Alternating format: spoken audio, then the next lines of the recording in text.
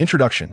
Following the preparations prior to the finale of Nezha's demon-slaying journey, and after the grand conclusion, Princess Longji chooses to embrace life anew. Nezha and the little dragon maiden join forces post-marriage to vanquish demons. In this rebirth, Princess Longji encounters the little dragon maiden once more amidst a series of subtle and intricate tales. Nezha and the little dragon maiden share a loving bond, traversing life hand in hand, culminating in a meeting at the pinnacle between the little dragon maiden and Princess Longji. Chapter 1. The Songbird's Sword. In your previous life, you safeguarded my peace for an eternity now. As you rise from the ashes, I vow to protect you in this life. We shall meet at the summit.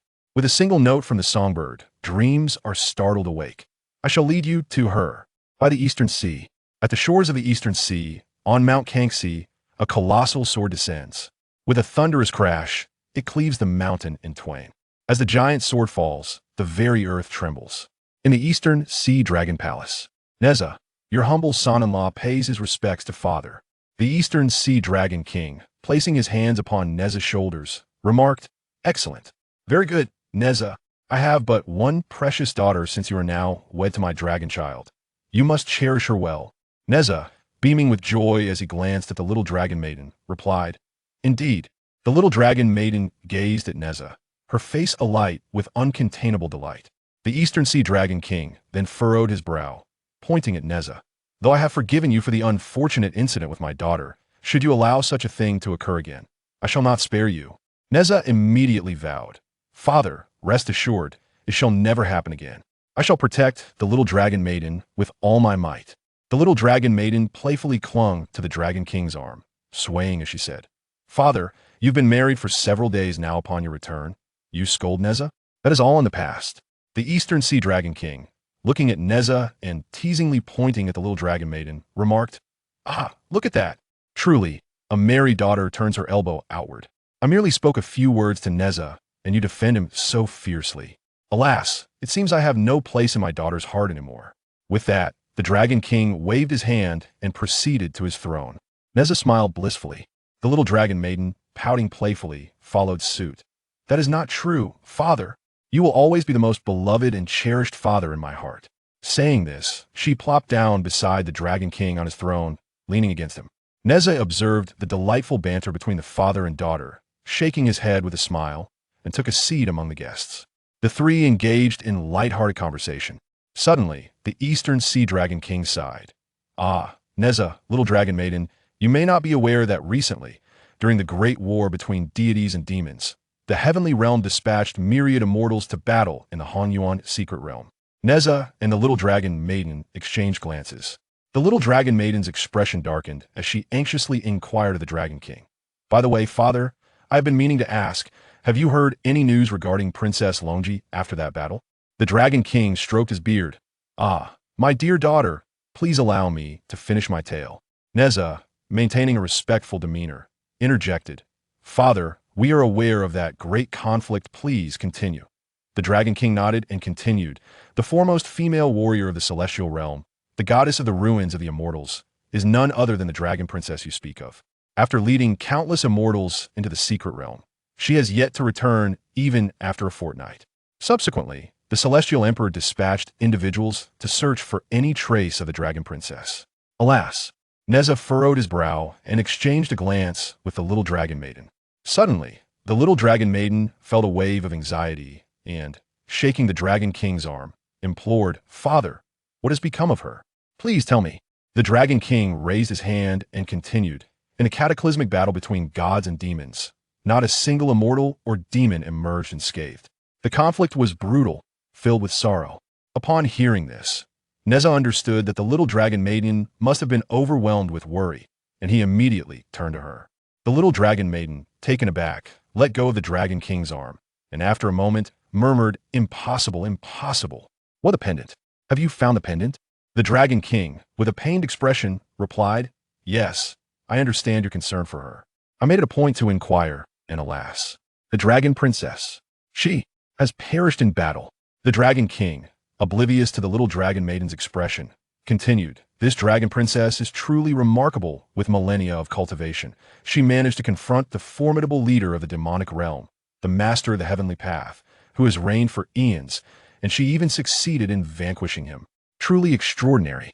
The Dragon King turned to Nezha and remarked, "What you do not know is that even your ancestor, the primordial heavenly sovereign, might not have triumphed against this master, let alone defeat him in battle.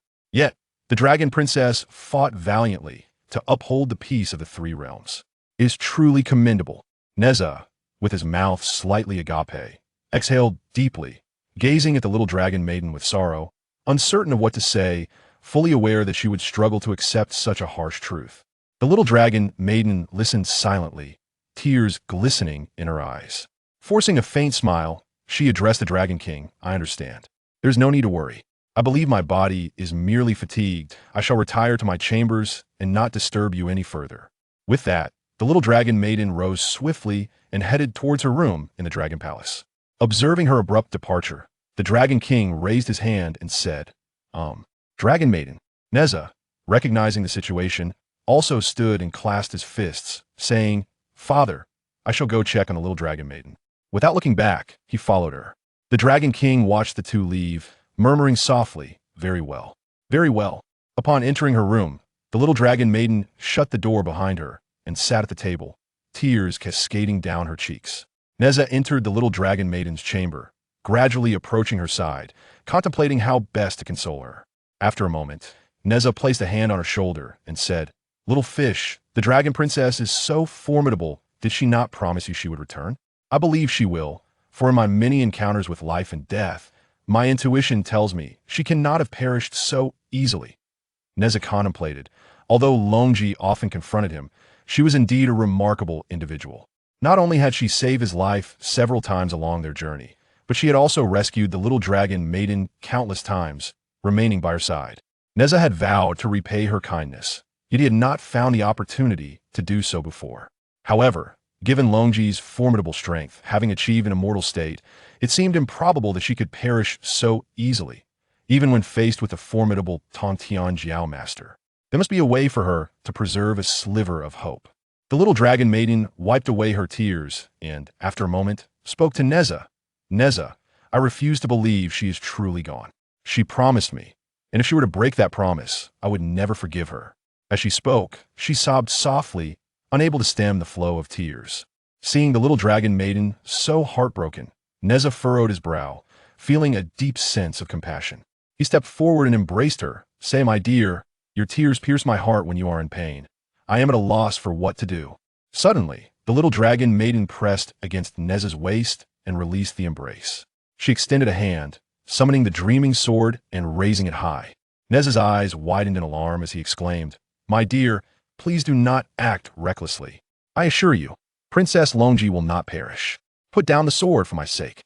With one hand, the little dragon maiden wiped her tears and replied, "My dear Lotus Root, that is not the issue. Look." Following her gaze, Nezha scrutinized the dreaming sword for a moment before asking, "What is the matter with the dreaming sword?" The little dragon maiden explained, "The Ingti sword, which I share with her, originates from the same source as the dreaming sword. They resonate with one another. If Zhou were truly dead, my dreaming sword would sense it, but it does not.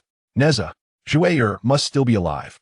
Nezha glanced at the dreaming sword and then at the little dragon maiden, nodding resolutely. "Very well. We must unravel this mystery. I too refuse to believe that Princess Longji has perished. My dear, wait here for me. I will go to the heavenly court and inquire with Yang Jian and the others to ascertain the truth. We shall see the living if they are alive, and the dead if they are deceased. My dear, do not cry, I shall return soon."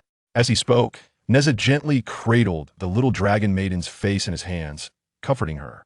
Determined to ease her worries, Nezha resolved to do whatever it took. The little dragon maiden grasped Nezha's hand and nodded, saying, "Husband, I will wait for you here. The sooner you leave, the sooner you will return." Nezha nodded and prepared to turn away. At that moment, the Dragon King of the East Sea entered and said, "Then let us depart together.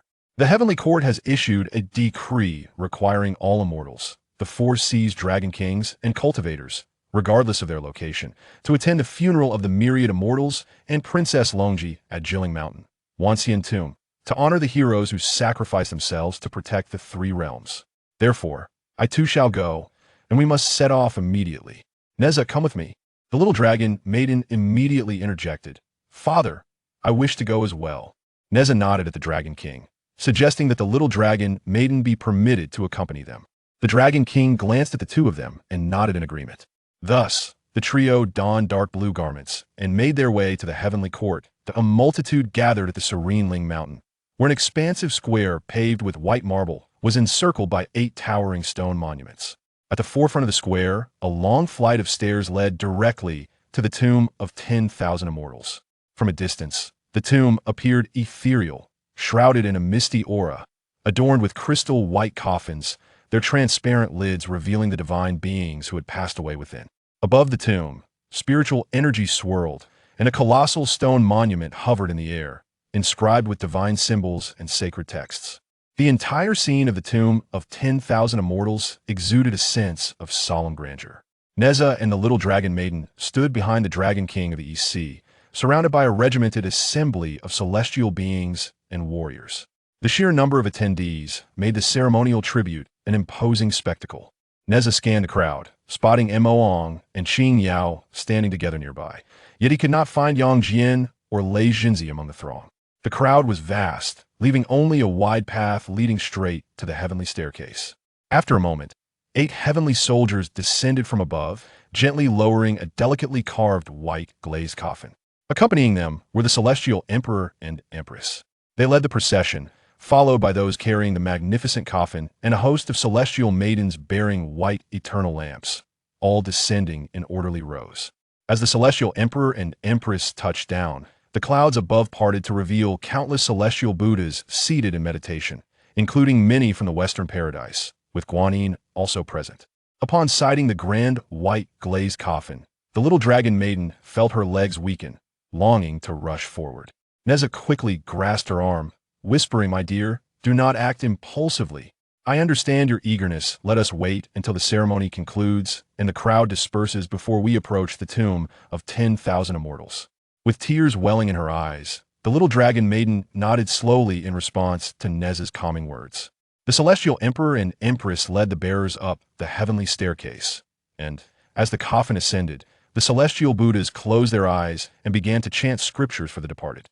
A profound silence enveloped the square, the recitation echoing like a lament for lost souls, mingled with the howling winds, creating an atmosphere of profound sorrow. After a time, the coffin settled in the center of the tomb of 10,000 immortals, aligned with the towering stone monument above. As the coffin came to rest, the assembled deities, Buddhas, and celestial warriors closed their eyes in a moment of silent tribute. The tomb of 10,000 immortals lay to honor those divine beings who had made remarkable contributions to the celestial realm or the 3 realms, a privilege reserved for the deceased. This sacred site, enveloped in spiritual energy, ensured that the bodies remained incorruptible, preserving even the faintest traces of consciousness or the remnants of their souls, which might, after centuries of spiritual nourishment, potentially coalesce and revive. The body of Princess Longji, once retrieved from the secret realm, was brought here, earning the reverence of countless immortals. The ceremony continued for an extended period before finally concluding, with the celestial beings dispersing. Nezha finally located Yang Jian and the others, rushing forward to grasp Yang Jian's arm. Yang Jian looked upon them in astonishment, questioning their presence. Without hesitation, Nezha inquired, "Elder brother, is it true that the one lying within that white coffin is indeed Princess Longji?" Yang Jian nodded and remarked, "Indeed. Apart from Princess Longji, who else possesses the right to such grandeur?" The little dragon maiden anxiously inquired, "Impossible. With Zhuang's formidable cultivation, she could not possibly be dead. Even if she were, why can't the heavenly emperor and empress revive her?" Yang Jian replied, "When her body was brought back, every effort was made to resurrect Princess Longji, but it was in vain. Her essence has been extinguished, even her soul is no longer within her body. What remains is merely a hollow shell, beyond the possibility of revival." The little dragon maiden immediately collapsed to her knees, her mind a blank slate, tears streaming down her face as she repeatedly murmured, "Impossible. Impossible." Suddenly, she grasped Yang Jian's arm and asked, "What about Zhuang's sword? Why does my dream of awakening yield no response? Where's the Ingti sword?" Yang Jian shook his head, stating, "It is said that every secret realm has been searched, yet the Ingti sword remains lost. It has vanished without a trace, and it is unlikely that it was destroyed for not even a fragment has been found. With wide eyes, the little dragon maiden, her gaze reddened, stared at Longji before turning to the enormous white coffin at the distant Wanshan tomb. Nezha bent down to support the little dragon maiden, understanding her thoughts, and said, "In that case, my dear, I shall accompany you to take a look." The two rose and hurried towards the white coffin. Chapter 2. The Great Sword of Kangxi Mountain. As the little dragon maiden neared the white coffin, her hurried steps abruptly halted. She nervously shuffled closer. Nezha reached the white coffin first and beheld Longji within the transparent lid. Unable to bear the sight, he slowly closed his eyes and sighed deeply. Furrowing his brow, he glanced at the little dragon maiden, his eyes glistening with unshed tears. The little dragon maiden, her eyes reddened, observed Nezha's expression and shook her head, insisting, "Nezha, that cannot be Zhuang inside, can it?" "Surely not. It can't be Zhuang, right?" Suddenly, she raised her hand, emphatically pointing at the white coffin, exclaiming, "Nezha, speak. That cannot be Zhuang, can it?" Nezha, with both hands resting on her arms, closed his eyes tightly and urged, "Little dragon maiden, don't go any closer." The little dragon maiden shrugged off Nezha's grip and advanced towards the white coffin. Nezha embraced her from behind. Witnessing the lifeless form of Princess Longji within the coffin, how could she accept it? How could she bear it? Nezha implored, "Little dragon maiden, please remain calm." The little dragon maiden shouted, "Nezha, let me go. I must see her." Nezha gradually released his hold, his heart aching as he watched the little dragon maiden approach the white coffin. Upon reaching the coffin, the little dragon maiden gazed at Longji through the transparent lid, still breathtakingly beautiful, adorned in an exquisitely crafted white phoenix gown, her makeup meticulously applied, and a splendid phoenix crown atop her head. Yet, despite her beauty, she lay motionless in the chilling white coffin.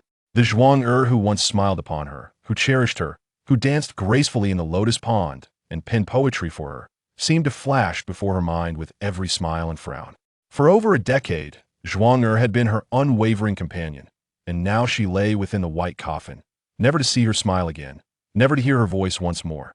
The little dragon girl's lips trembled slightly as she reached out to caress the white coffin. Sensing that Princess Longji was indeed lifeless, her soul departed, leaving only a shell behind. A gaping hole pierced through her chest, and numerous vital celestial meridians throughout her body lay severed. In her eyes, the seemingly omnipotent Zhou had undergone such tribulations. What fortitude did she possess to slay the lofty Tongtian patriarch, whose cultivation surpassed her own? She must have exhausted her every ounce of strength, sacrificing her very essence. It was beyond imagination how the once indifferent Longji, who had remained unfazed by everything for millennia, ultimately fought valiantly for the peace of the three realms.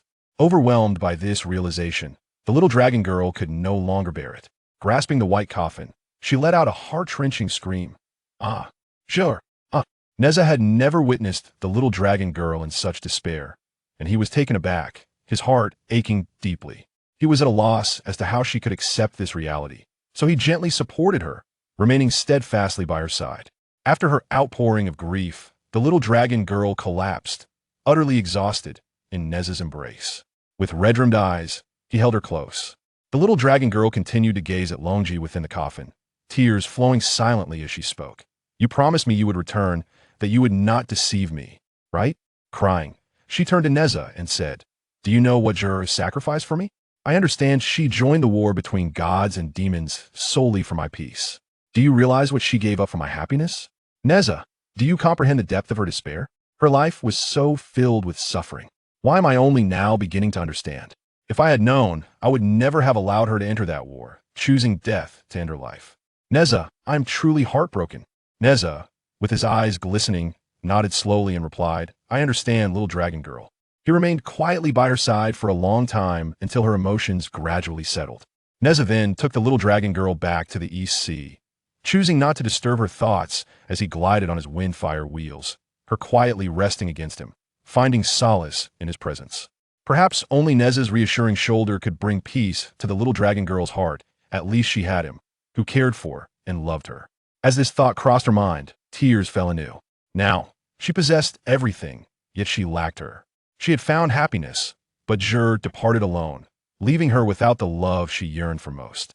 Her tears soaked Nezha's clothing, and though he felt a pang of sorrow, he turned his head slightly, allowing her the space to reflect quietly accompanying her through this moment. The two returned to the East Sea, where the Dragon King of the East Sea, aware of the little dragon girl's sorrow, refrained from intruding upon her grief. Nezha remained quietly in her chamber, and when a maid brought tea, he promptly took it, gesturing for her to leave. After a while, Nezha turned to the little dragon girl and said, "Take care of yourself, my dear. It pains me to see you like this. I know you're troubled. Please, talk to me. It might ease your heart." The little dragon girl, wearied and despondent, slowly shook her head and grasped Nezha's hand, saying, "My dear husband, I am fine. It is just that I feel immense sorrow for Zhou. I firmly believe she will return. Will you wait with me?" Nezha, his gaze flickering as he looked at the little dragon girl, nodded and replied, "Of course. I shall wait with you, no matter how long it takes. She is not only your dearest friend, but also my savior. She will undoubtedly return." The little dragon girl, touched by Nezha's kindness, finally revealed a faint smile. In truth, only Nezha truly understood her. He was always willing to accompany her, and after their marriage, he cherished her even more, becoming her greatest source of comfort. Suddenly, the Dragon King of the EC entered, saying, "Nezha, my child, I know you are both feeling low. I did not wish to bring this up, but I have just received word from my shrimp soldiers that a tremendous change has occurred at the EC shore. A colossal sword, whose origin is unknown, has split Kangxi Mountain in two. I intend to investigate it personally. You two stay here in the Dragon Palace and await my return." Nezha rose from his seat, saying, "Father, may I accompany you?" The Dragon King waved his hand, glancing at the little dragon girl. "No need. You should stay and keep her company. I will return shortly." Just as the Dragon King was turning to leave, the little dragon girl suddenly seemed to recall something and called out, "The giant's sword." "Father, wait." The Dragon King turned back, puzzled. "What is it, my child?" The little dragon girl rose abruptly and declared, "Father, Nezha and I will accompany you." The Dragon King replied this. Nezha looked at the Dragon King and then at the little dragon girl, grasping her arm, and asked, "Is there something peculiar about the giant's sword?" The little dragon girl nodded, a sense of urgency in her voice. "Nezha, do you remember what our senior brother said? Zhu's sword is missing." Nezha immediately understood and said, "Then let us go together." Thus, the three of them departed from the East Sea, soaring towards the shore. After a brief moment, they arrived at Kangxi Mountain and beheld the enormous sword that had cleaved it in two. The little dragon girl stepped forward, her eyes wide with excitement, and exclaimed, "It is her. It is truly her. Nezha, it is indeed her." Nezha gazed up at the colossal sword and asked, "Little dragon girl, are you certain this is Longji's sword?" The little dragon girl nodded vigorously, saying, "Yes. I have seen Zhou transform the Ingti sword into a gigantic form, just like this. It alters the appearance of the sword, with a white light in the center and dazzling blue lights on either side. This is it. It is Ingti." Nezha nodded and said, "Very well. In that case, let us retrieve the giant's sword and investigate." The little dragon girl and the Dragon King nodded in agreement. Together, the three of them cast a spell, attempting to shrink the giant's sword and reclaim it. However, despite their combined efforts, the sword remained unyielding, and they exchanged glances of confusion. Nezha turned to the Dragon King and said, "Father, please wait here for me and the little dragon girl. We will explore the sword." The Dragon King nodded, saying, "Be careful." The little dragon girl and Nezha vanished, soaring into the body of the sword. Upon their arrival before the colossal sword, the two individuals concentrated their mystical energies, closed their eyes, and recited in unison, "Divine weapon, manifest and take form, gather spirit and essence, unveil the sword's soul."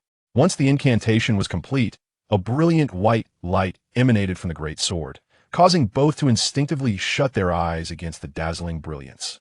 When they opened their eyes again, they found themselves drawn into the sword's ethereal realm, a vast expanse of whiteness.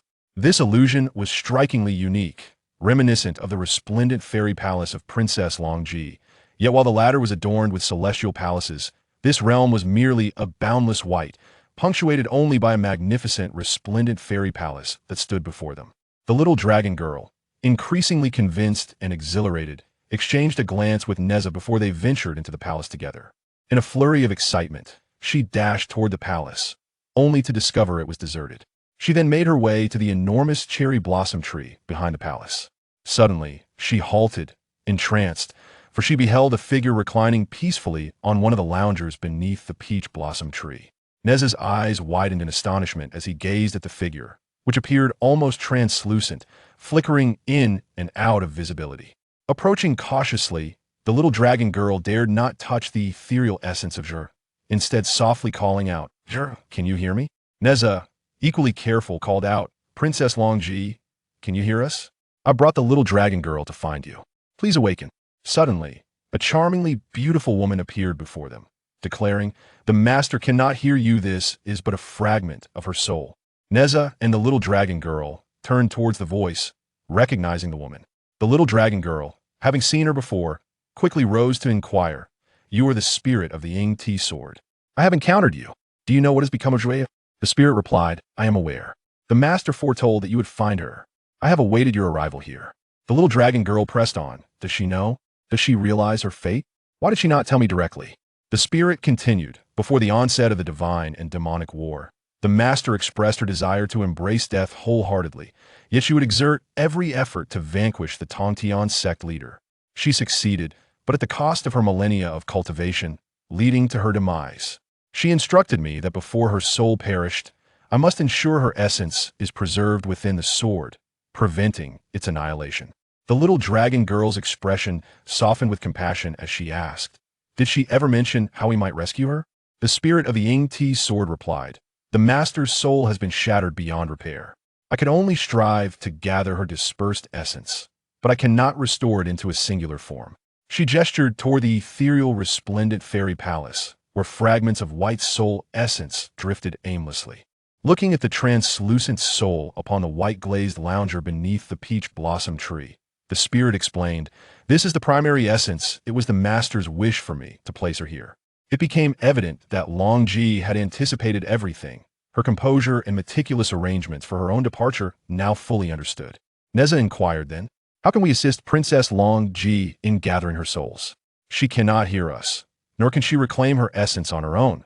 The Oriole sighed and said, "I have attempted this numerous times without success. Those drifting souls seem to lack awareness and cannot receive any magical energy, making it impossible for them to merge with the main soul. If they cannot merge, they will eternally remain incomplete souls, thus unable to be revived.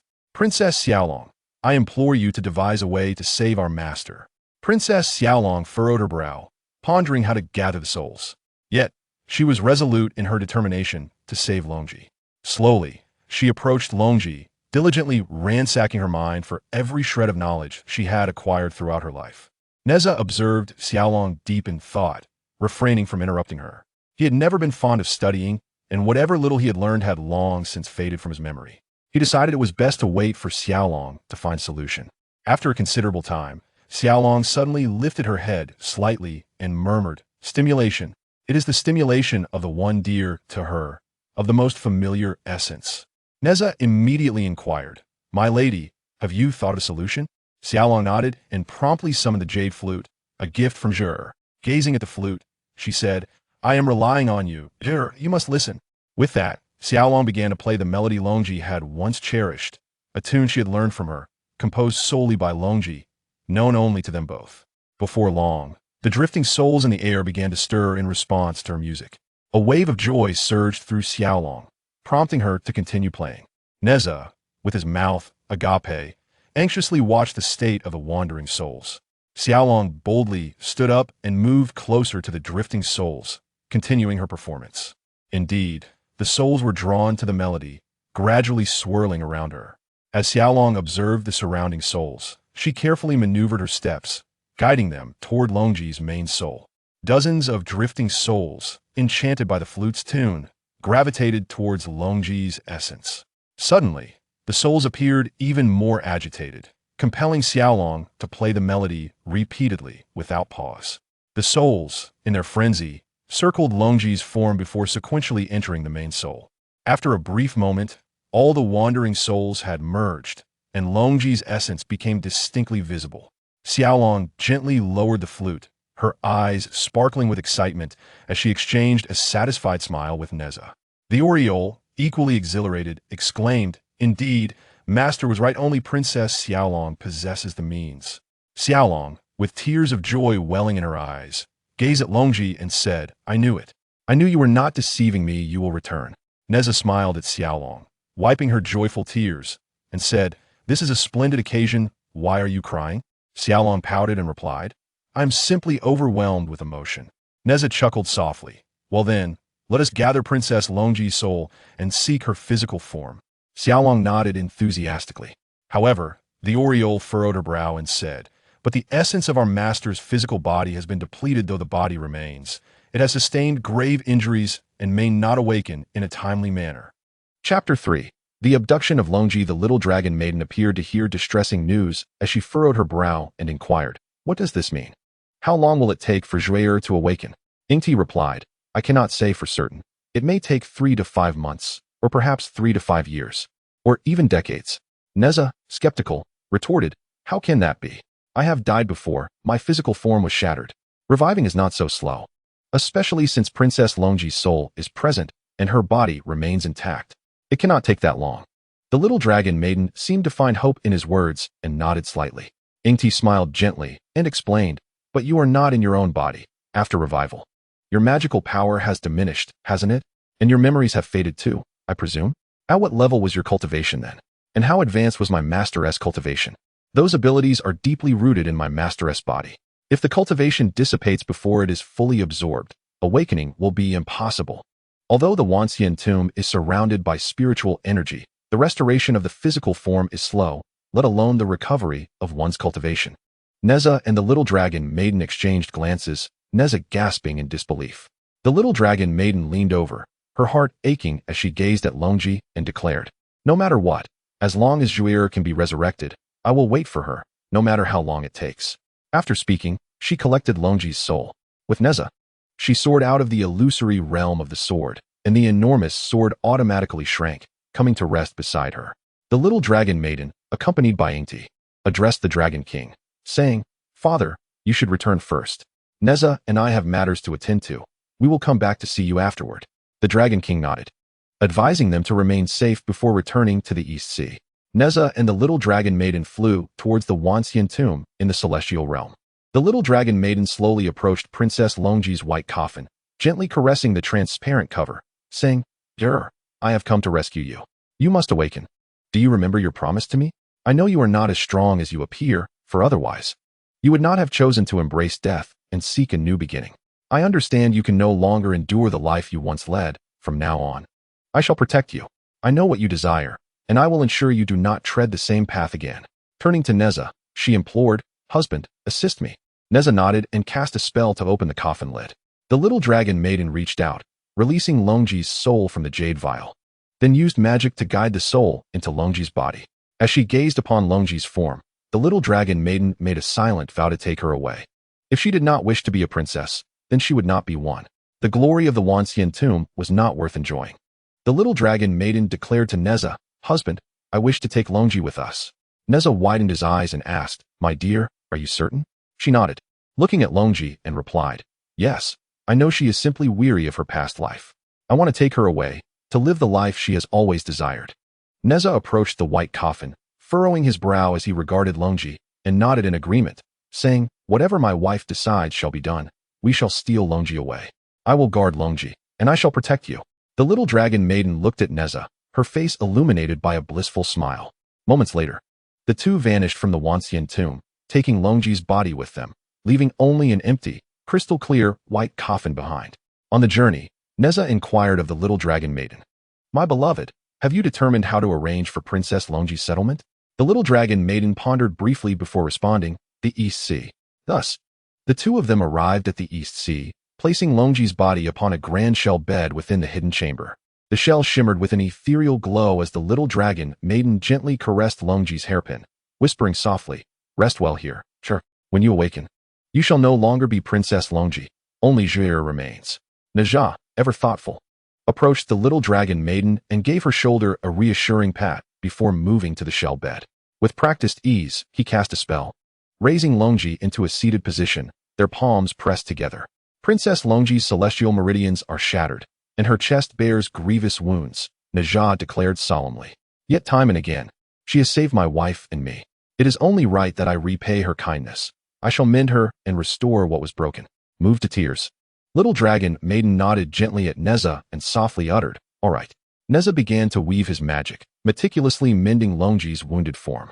His brows furrowed as he gazed upon her delicate, serene face, those exquisite features veiled beneath closed eyelids. It stirred a whirlwind of emotions within him, realizing that even the mighty and seemingly invincible Longji now lay in need of his aid. The shattered meridians proved agonizingly difficult to restore. For 3 long days, Nezha channeled his energy, palms pressed against Longji's.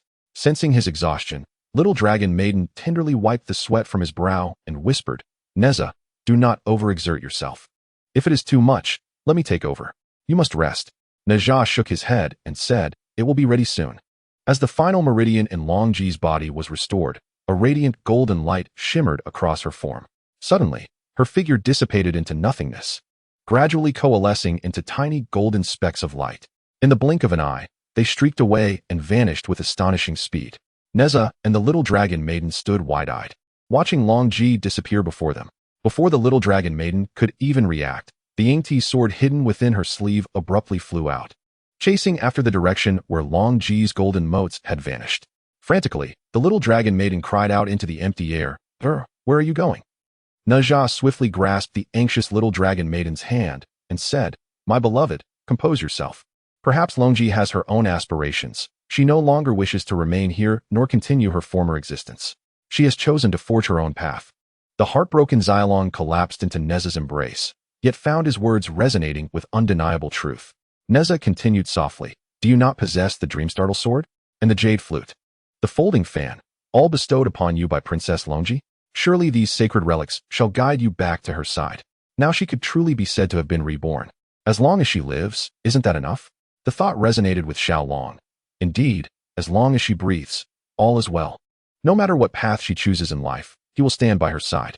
Xiaolong knew holds steadfast to the belief that their destinies shall intertwine once more in the future. After many days of toil, it was time to return home. Nezha and the little dragon girl had just arrived at the Li residence when they saw Li Jing staring blankly at a confidential letter. Noticing his expression, they approached him. "Father," Nezha inquired, "what is this?" Li Jing, upon seeing the two return, immediately regained his cheerful countenance and said, "Nezha and Longer have returned. It's nothing. Just some matters concerning the imperial court.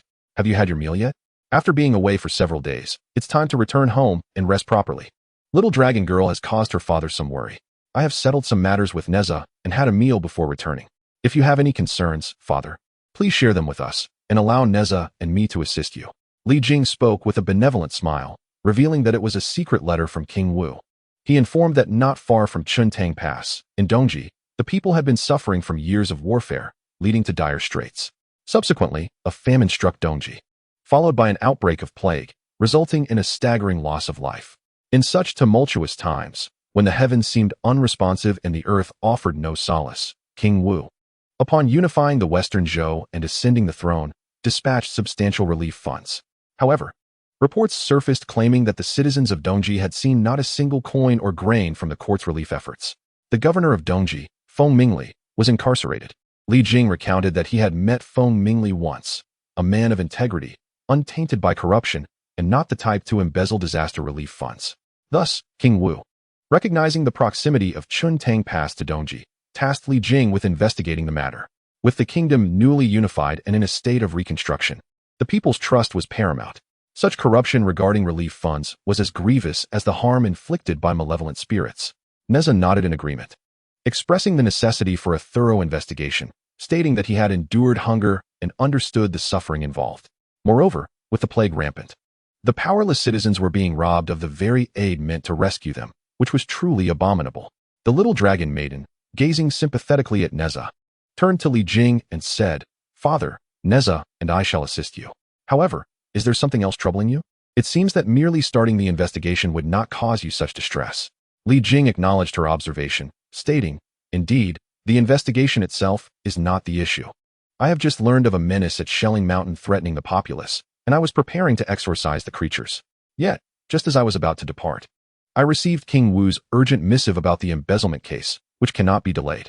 I find myself quite stretched thin." Nezha, dismissing the gravity of the situation, responded, "I thought it was nothing of great concern. Allow us to handle the investigation into the relief funds while you attend to the matter at Shelling Mountain." Li Jing placed a reassuring hand on Nezha's shoulder and said, "Very well, Your impulsiveness indeed requires tempering through experience.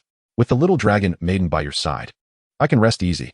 Remember, especially with large-scale embezzlement cases, the implications are far-reaching. Ensure that you investigate thoroughly and do not wrongfully accuse the innocent. Understood?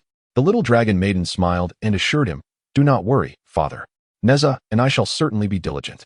With that, the three retreated to their quarters to rest, preparing for their respective journeys the following day. Chapter 4.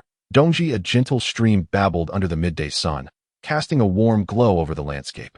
An elderly couple, having finished gathering firewood, was making their way home when, unexpectedly, a woman fell from above, startling them. The old woman exclaimed, "Look, dear. What on earth just fell from the sky?" The old man reassured her, "Do not be afraid, my dear. I shall investigate." Approaching the fallen figure cautiously, he peered closely and gasped, "My dear wife, come quickly. It is a person, a young girl." The old woman, astonished, approached to examine the girl more closely, exclaiming, "Oh, she is a beauty, like a celestial maiden.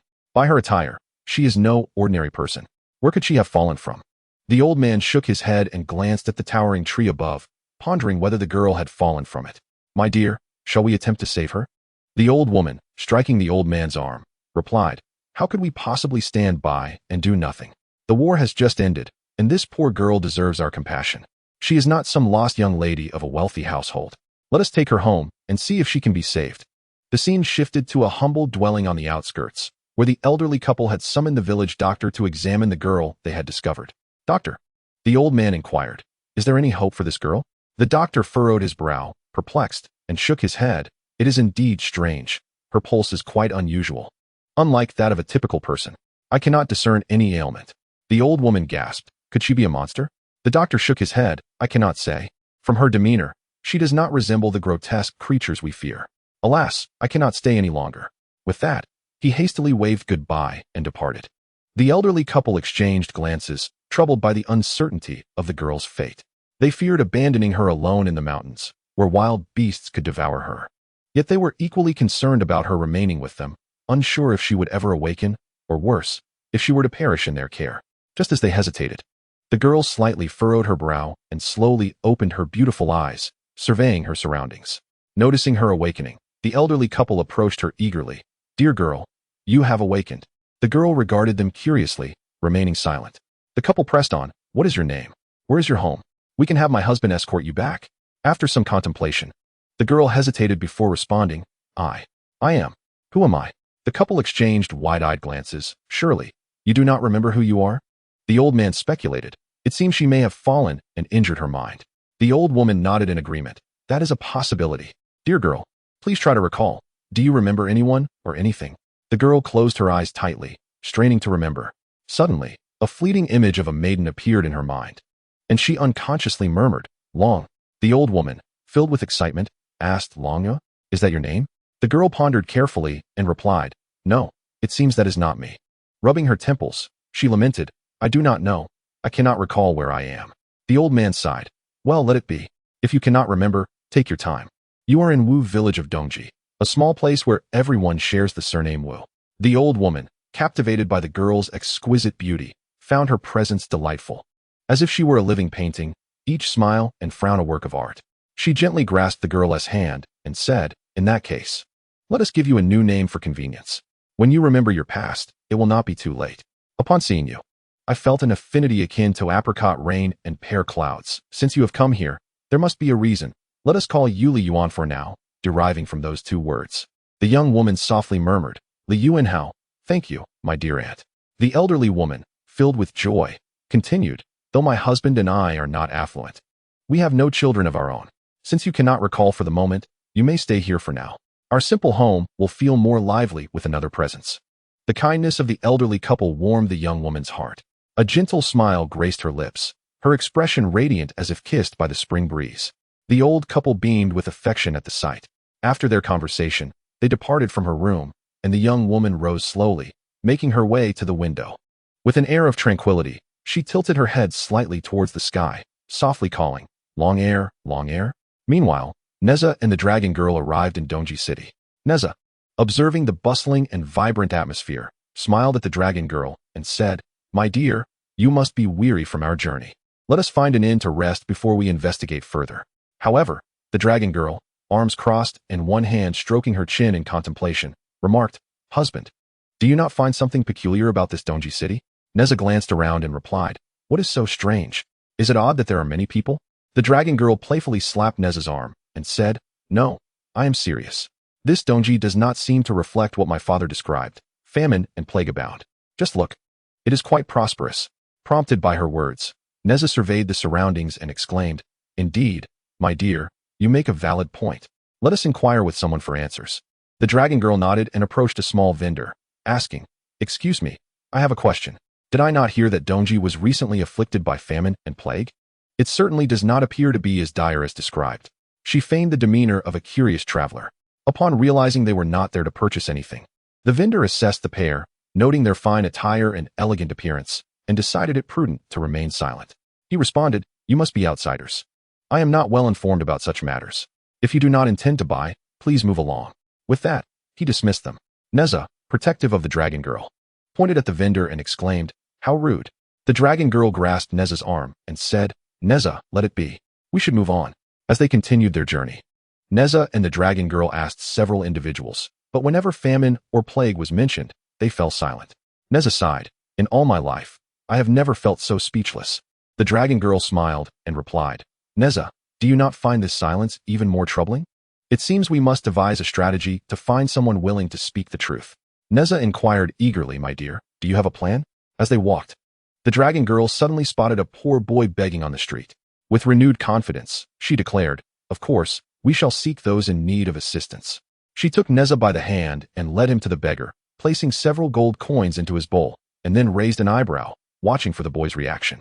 The beggar lifted his head, catching sight of two elegantly dressed individuals, and repeatedly bowed, expressing his gratitude for their generosity. "Thank you, young master and lady. Thank you. Thank you." The little dragon maiden raised an eyebrow at Nezha, confidently addressing the beggar, "It's nothing, just a trivial matter. Would you like to indulge in some delicious food? The kind that fills you up?" The beggar paused, swallowing hard as he eagerly nodded. Thus, the trio made their way to a tavern in Longji, where the beggar nearly pressed his face against the plate in his eagerness to eat. Nezha was reminded of his own days on the Divine Mountain, when he and Linger faced hunger, also eating with their faces nearly in their bowls. Nezha and the little dragon maiden watched with amusement as the beggar devoured his meal. With a grin, the little dragon maiden asked, "Was it good?" The beggar, now satiated, nodded while gazing at the two with his grimy face.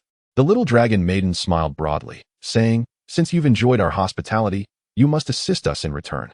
The beggar immediately clasped his fists in gratitude, exclaiming, "Dear benefactors, whatever you need, I will do my utmost." The little dragon maiden nodded, thoughtfully stroking her chin. "You need not do much. Just inform us, wasn't Longji recently plagued by famine and disease? How is it that it now appears so prosperous? Is there some hidden truth?" Upon hearing this inquiry, the beggar's expression darkened, and he lowered his head, remaining silent for a while.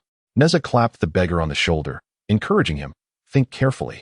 You're just a beggar without any ties. What do you have to fear? Besides, look at us. Do we seem like the kind of people you should be afraid of? So, tell us what you know, and we shall ensure your safety." As he spoke, Nezha gestured for the little dragon maiden to hand him some money. She regarded him with disdain, but ultimately retrieved a bag of coins and handed it to him.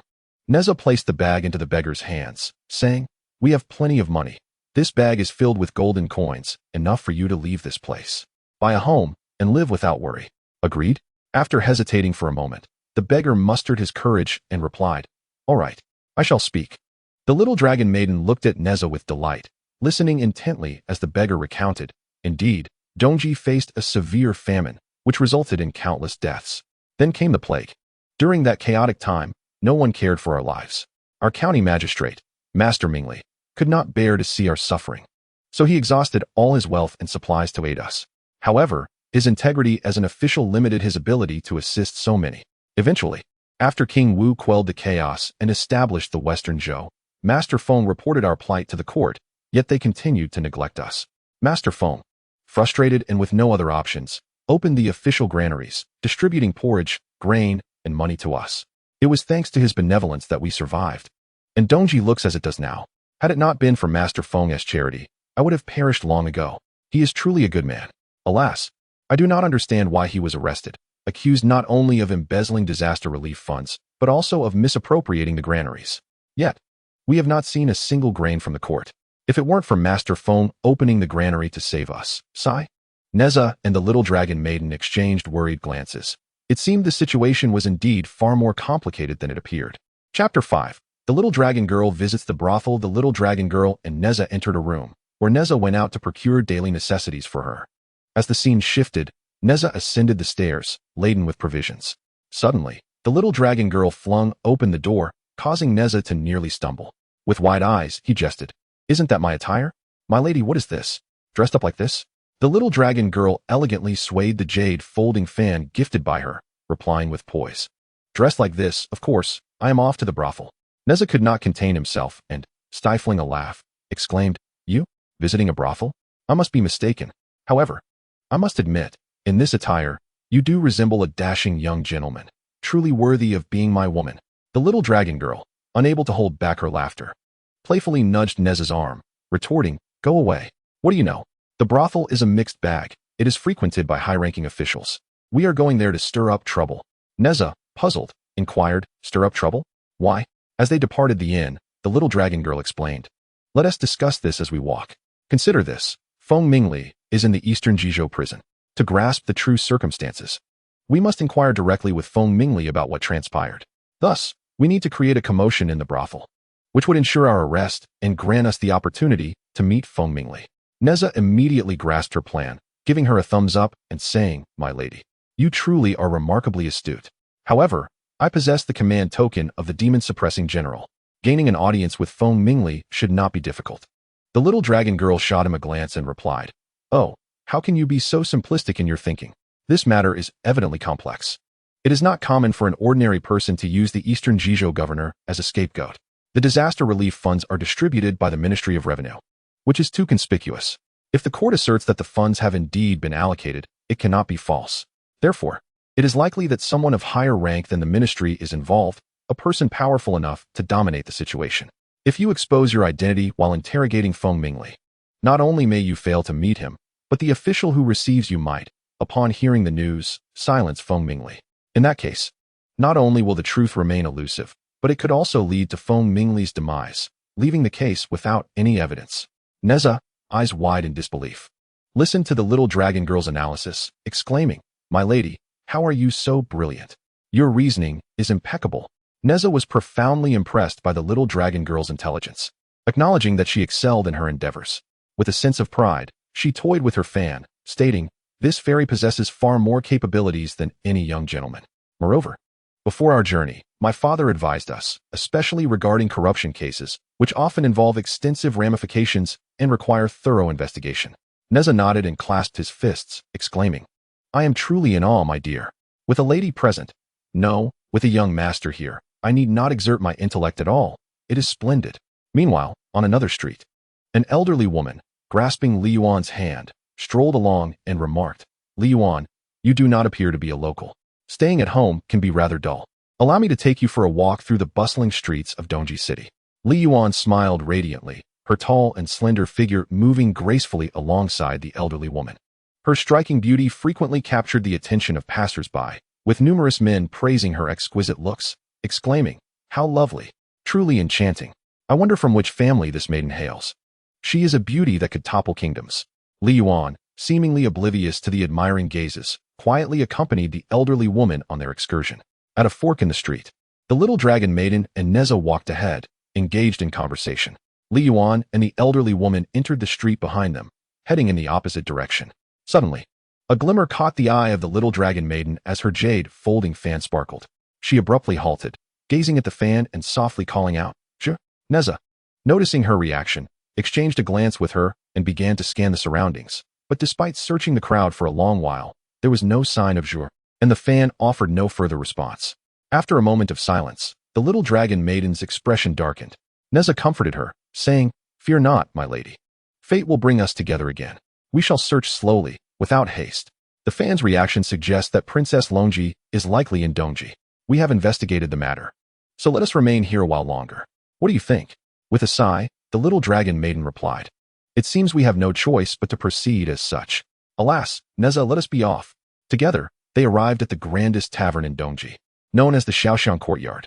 As they approached, a throng of young women welcoming guests rushed forward, exclaiming, "Sisters, come quickly.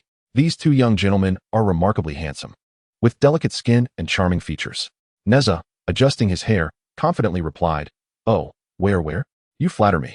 Yet, before he could finish, a group of girls surrounded the little dragon maiden, exclaiming, "Especially this young gentleman. His looks are simply divine, so fair and tender. He must be from a noble family." Nezha, feeling somewhat exasperated, muttered, "Hey, what about me?" The little dragon maiden, with a playful flick of her fan, cast a roguish glance at Nezha. At that moment, another young woman approached Nezha and said, "Well, I must admit, I quite fancy this gentleman. With his sharp brows and bright eyes, he is exceedingly handsome. I adore this one." As she reached out to touch Nezha's cheek, the little dragon maiden widened her eyes and swiftly intervened with her fan, declaring, "Do not touch him." Everyone froze, bewildered by her outburst, and the little dragon maiden quickly clarified, "This young master has rather unique preferences." She lowered her voice and whispered to the girls, "He does not have an interest in women." Nezha, overhearing this, widened his eyes in disbelief and exclaimed, "What did you just say? I do not like women?" The girls immediately recoiled from Nezha, casting him curious and judgmental glances. Nezha felt utterly humiliated. Little dragon girl burst into laughter, embracing the maidens as they entered the Xiaoshan courtyard, while Nezha, feeling helpless, trailed behind them in solitude. Upon entering, little dragon girl exuberantly declared, "Prepare the finest seats for us. We demand the most luxurious accommodations you possess." The madam of the establishment, her eyes gleaming with avarice, approached the two and said, "Esteemed young sirs, we do have some splendid rooms available. Would you care to follow me?" Nezha crossed his arms. A hint of displeasure in his tone, retorted, "Do you look down upon us? I urge you to prepare the best suite at once." "Did you not hear what I said? The finest." With that, Nezha gestured toward little dragon girl, indicating he desired money. Little dragon girl, shaking her fan in exasperation, pouted and produced a bulging purse, handing it to Nezha. He promptly presented the purse to the madam, who, upon opening it, was momentarily blinded by the gleam of gold. Her mouth agape in admiration.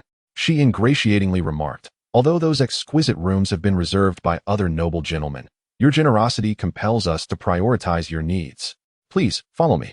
The pair was then escorted to a lavish private room, adorned with an abundance of fine food and drink. Little dragon girl reveled in the company of her companions, laughing heartily, while Nezha, seated across from her with arms crossed, sulked, observing her delight with a pout reminiscent of a petulant child, vowing to teach her a lesson later that evening. As they dined, an imposing, rotund young aristocrat, with a fierce glare, barged into the room, pushing aside the madam. He glowered at Nezha and little dragon girl, exclaiming, "Who dares to seize my private room? Are you courting death?"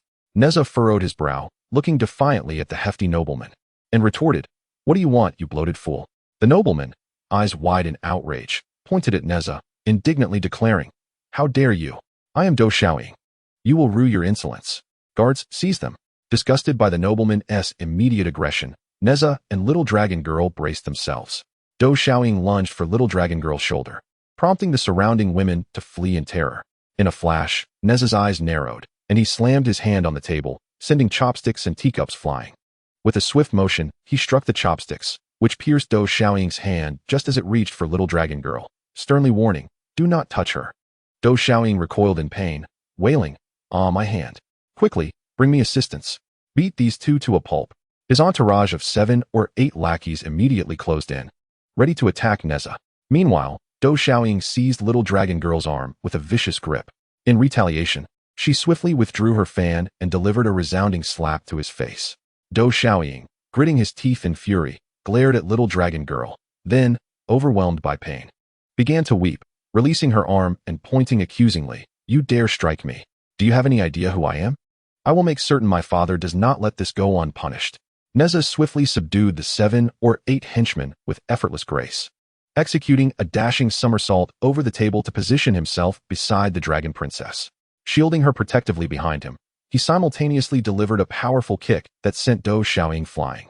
The dragon princess swayed playfully behind Nezha, clapping her delicate hands with mischievous amusement as she watched the corpulent Zhou Shaoying tumble through the air. Consumed by rage yet immobilized by his excessive girth, Zhou Shaoying struggled in vain to rise from his undignified position. At that moment, a shadowy figure clad in black suddenly emerged, hurling 2 poisoned daggers toward Nezha and the dragon maiden. With lightning reflexes, the dragon maiden swiftly pulled Nezha behind her, shielding him protectively as she cried out, "Nezha, beware!" Nezha's piercing gaze locked onto the deadly projectiles streaking toward the dragon maiden. With 2 fingers pressed together, he summoned his mystical energy, unleashing a surge of power that intercepted and deflected the venomous blades mid-flight. Zhou Longnu gracefully circled her palms before her chest, summoning the essence of myriad waters. With a swift palm strike directed at the assassin, the airborne assailant was instantly struck down by Zhou Long. The assassin landed in the center of Xiaoxiang Hall's grand chamber, whereupon Nezha and Zhou Long immediately gave chase. The 2 figures descended from the 2nd floor simultaneously. Upon landing, the assassin immediately sprang to his feet. Nezha and his companion landed beside the assassin, one after the other. Having endured a palm strike from the dragon maiden yet remaining unscathed, it was clear this was no ordinary man, but a demon. Yet his face remained veiled, leaving Nezha unable to discern his identity. The assassin lunged at Nezha, unleashing a flurry of poison darts in rapid succession. However, the 2 were well prepared, evading each projectile with ease. They pursued the assassin from the 1st floor to the 2nd, then hurled him back down in a chaotic whirlwind of destruction, leaving the Xiaoxiang Hall in utter disarray. At this moment, Dou Xiaoying staggered to his feet, cheering on the assassin. Yet the assassins were no match for Nezha and the dragon maiden, swiftly being struck down one after another. Nezha summoned his fiery spear, while the dragon maiden unsheathed her Dreamstart sword, pointing it at the fallen assailant. "Who are you?" they demanded in unison, their voices sharp with suspicion. "Why have you dared to ambush us?"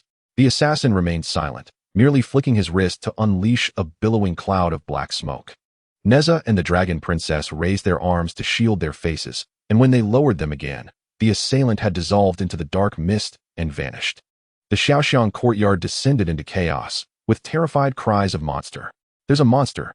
echoing through the air. Dou Xiaoying, too, was shaken with fear. Just as Nezha and the dragon princess sheathed their weapons, a troop of soldiers suddenly appeared at the entrance, surrounding them in a tight formation. With a smirk brimming with confidence and defiance, Nezha remarked, "Here comes another group with a death wish." Zhou Long gently tugged at Nezha's arm and whispered softly, "My dear, those are Imperial guards. Do not resist. We must surrender to imprisonment." Nezha snapped back to his senses and immediately struck a nonchalant pose, hands on hips. Among the officers, a leader barged in, scurrying over to Dou Xiaoying with servile deference. "Young Master Dou," he fawned, bowing obsequiously. "My deepest apologies for arriving late and allowing you to endure such distress. Are these the 2 troublemakers?" Dou Xiaoying clutched his injured hand, grimacing in pain as he nodded vehemently and bellowed, "Give them to me. Lock these 2 up immediately. I shall have my father execute them. How dare they strike me?" "Humph." The petty officer nodded obsequiously, groveling as he replied, "Yes, yes, absolutely." Then he bellowed, "Guards, take these 2 reckless fools away." Nezha and the dragon princess surrendered without resistance, being escorted into the prison dungeon.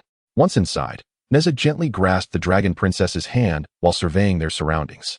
The cell was spacious, housing numerous prisoners, mostly impoverished commoners, with roughly a dozen souls crammed into this single confined space. Upon their entrance, the surrounding prisoners cast peculiar glances at the 2. One individual whispered, "Did you see that? This is the infamous broken sleeve. And look, they are holding hands and even embracing. How shameless." Nezha was momentarily rendered speechless, his hand awkwardly shielding his face as he glanced at the little dragon maiden, who chuckled softly in response. Soon after, the little dragon maiden approached an empty spot and was about to sit down when she suddenly noticed a cockroach scurrying through the rotten straw on the floor. Startled, she turned around and clung tightly to Nezha. He reassured her, "It's just a cockroach. There's no need to be afraid." The onlookers regarded the pair with increasing disdain, turning away in disbelief. Feeling embarrassed, Nezha approached the straw, squashed the cockroach, and tidied the straw, encouraging her, "It's all right now. Come and sit." The little dragon maiden hastily ran over and took a seat beside him. In a hushed tone, she asked, "Nezha, with so many people here, who is Lord Feng Mingli?" Nezha, equally unsure, cleared his throat and called out loudly, "Hey, who among you is Lord Feng Mingli?" The crowd glanced at him, but no one spoke. Only a middle-aged man in the adjacent cell slowly turned to look at Nezha. Nezha met the gaze of the man and, along with the little dragon maiden, approached the edge of their cell. Feng Mingli also stepped forward. The East GG prison consisted of interconnected cells separated merely by wooden planks. Feng Mingli, perplexed, inquired, "I am Feng Mingli. May I ask who you 2 are?" The little dragon maiden's eyes sparkled with excitement at the unexpected ease of their encounter. Lord Feng, we wish to inquire about the allocation of relief funds from the court. We believe you may have been wronged, but do you have any knowledge regarding the funds? Nezha casually produced the talisman of the demon-subduing general, displayed it briefly, and then tucked it away. Feng Mingli's eyes widened in shock as he knelt, clasping his fists in supplication. My lords, I am innocent. I have not embezzled a single coin of the relief funds, nor have they ever come into my possession. I implore you to advocate for me. Tears welled in his eyes. Nezha quickly extended his hand through the planks to support Feng Mingli, stating, I understand. We are here as agents of the Martial King to investigate this matter. Please, share any grievances you may have. The little dragon maiden nodded in agreement. Feng Mingli hesitated before responding. I do not know where the funds have gone, but I am certain this matter is connected to a particular individual. Nezha furrowed his brow and asked, who? Feng Mingli closed his eyes and sighed. This person holds great power. I fear I may have to accept my fate. Alas. Nezha exchanged a worried glance with the little dragon maiden, who anxiously urged, please do not resign yourself to this. The Martial King has dispatched us to thoroughly investigate this case, and regardless of this individual's status, you must reveal their identity.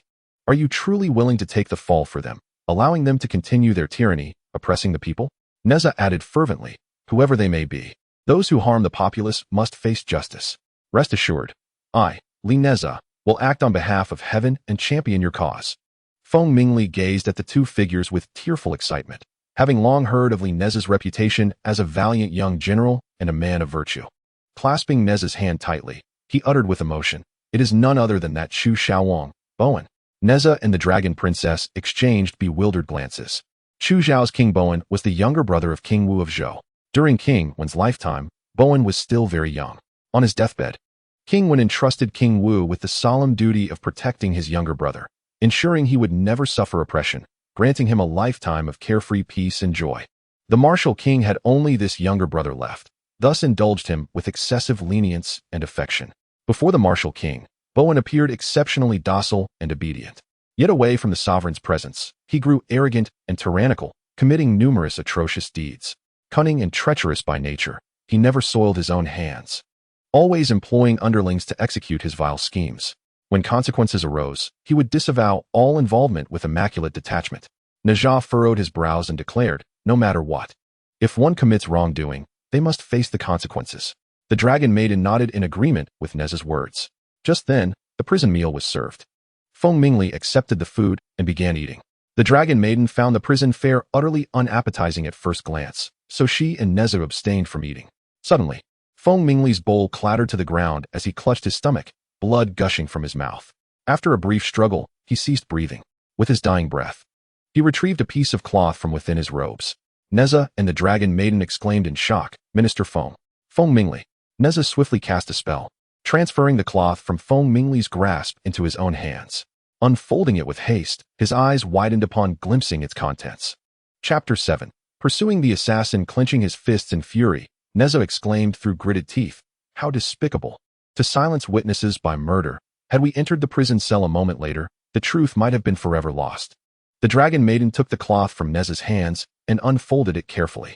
Within lay meticulous records of official grain distributions from various regions, each entry clearly documented and bearing the imprint of a thumbprint. She turned to Nezha and said, this means Feng Mingli distributed only the official granary's provisions, without embezzling the court's disaster relief funds. These documents are of utmost importance. We must safeguard them well. We must clear Lord Feng's name of all false accusations. Nezha nodded solemnly, his eyes burning with righteous indignation as he watched the poisoned Feng Mingli being dragged away. In Wu village, Li Yuan often found herself gazing at the solitary peach blossom tree in her courtyard. Her beautiful eyes fluttered softly as she tilted her head, occasionally reaching out to touch the delicate petals. It stirred within her a vague familiarity, as though she had once lived in a place graced by such blossoms. Though her past remained shrouded in mist, she found solace in her carefree existence, unburdened by the weight of forgotten memories. She made no effort to force recollection, sensing only weariness and resistance when she tried. Yet one mystery lingered, the fleeting image of a woman who had once flashed through her mind. Who was she? And why did her presence leave such an indelible mark? Li Yuan slightly furrowed her brows, lost in contemplation. Yuaner, what are you pondering? The elderly lady gazed admiringly at the picturesque pear blossom and spoke. With a gentle smile, the pear blossom replied, It's nothing. I simply found this peach tree exceptionally beautiful and couldn't help but admire it a little longer. Her voice was delicate and tender, utterly enchanting. The elderly woman chuckled with delight and said, "Hee hee, this is merely an ordinary peach tree. I've never seen it bear any fruit, so what's there to admire? My dear Yuana, would you be so kind as to make a trip to town for me? The Song family from town commissioned some embroidered handkerchiefs for me. I don't possess many skills, just some basic embroidery." The elderly Madame Song admired my needlework and requested I create these handkerchiefs for sale to earn some coins. "While my porridge simmers on the stove, would you kindly deliver these for me?" With a gentle smile, Li Yuan accepted the basket and glanced at the handkerchiefs. "Very well," she replied. Meanwhile, in the Longji prison, Nezha and the little dragon girl sat in frustration when suddenly, a group of guards arrived, unlocking the cell doors. Among them waddled the portly Dou Xiaoying. Nezha cast a sidelong glance at Dou Xiaoying, his lips curling into a smirk. "Perfect timing. I was just looking for someone to vent my frustrations on." Xiao Longnu and Nezha rose together. Dou Xiaoying quickly opened the door. "Humph. You two are done for today?" As the jailer opened the cell door and surrounded Nezha and the little dragon girl, Nezha confidently grasped her hand and smirked. In a flash, his legs lifted one after the other, each kick swift and precise, sending the guards tumbling to the ground in an instant. Without hesitation, he strode out of the cell, his face abruptly inches from Dou Xiaoying's. His piercing gaze locked onto the man as a wicked grin curled his lips. Dou Xiaoying gulped, his courage crumbling under the intensity of Nezha's stare. Trembling, he snatched up a wooden club and struck his own head, knocking himself unconscious in sheer terror. With a disdainful scoff, Nezha turned away sharply. The prisoners inside the cell immediately dropped to their knees, pleading, "Noble ones, take us with you. We are all innocent, imprisoned only because we refuse to betray our conscience and falsely accuse Lord Feng." Nezha tilted his head slightly and declared, "Then what are we waiting for? Follow me, young master." Nezha strode ahead, leading the dragon princess by the hand. Suddenly, she found him strikingly dashing and gallant at this moment. Enthralled, she gazed at him with bitten lips as he pulled her along. Before they had gone far, a troop of guards emerged from the prison cells. Nezha released the dragon princess hand and stepped forward. With a swift motion, he kicked up the sash hanging at his waist, caught it midair, and flung it behind him with effortless grace before charging forward with breathtaking flair. His reflexes were lightning fast, his strikes precise. A single sweeping palm strike felled the first guard rushing toward him. Then, pivoting sideways, he sprang onto the adjacent wall, landing behind the fallen guard. Within moments, a flurry of punches and kicks dispatched over a dozen soldiers. Meanwhile, the dragon princess shielded the prisoners behind her, waiting for Nezha to clear the path. Soon, the group escaped the Eastern Ji prison, only to be met by a larger force of guards, arrows nocked and aimed from all directions. Nezha and the dragon princess stood at the forefront, protecting the fugitives. Then, a middle-aged official in court robes stepped forward and bellowed, "How dare you? What kind of place do you think the Eastern Ji prison is? That one can come and go as they please?" Nezha sneered coldly and said, "Then what do you intend to do? What is your name?" The middle-aged man was flanked by a gaunt elder who pointed at Nezha and declared imperiously, "How dare you? You are unworthy of even uttering Lord Dou's esteemed name." Dou Chao waved his finger and pointed at Nezha and the little dragon girl, saying, "Are these the two who injured my son?" The gaunt old man nodded obsequiously, his malevolent gaze fixed fiercely upon Nezha as he spat out, "Indeed. It is precisely these two individuals." Dou Chao waved his hand impatiently, commanding coldly, "Loose the arrows. These insolent commoners deserve no mercy. Their lives are worthless anyway." Having spoken, archers from all directions simultaneously loosed their arrows. Witnessing this, Nezha shielded the dragon princess behind him, took a resolute step forward, slightly crouched, crossed his arms before spreading them wide.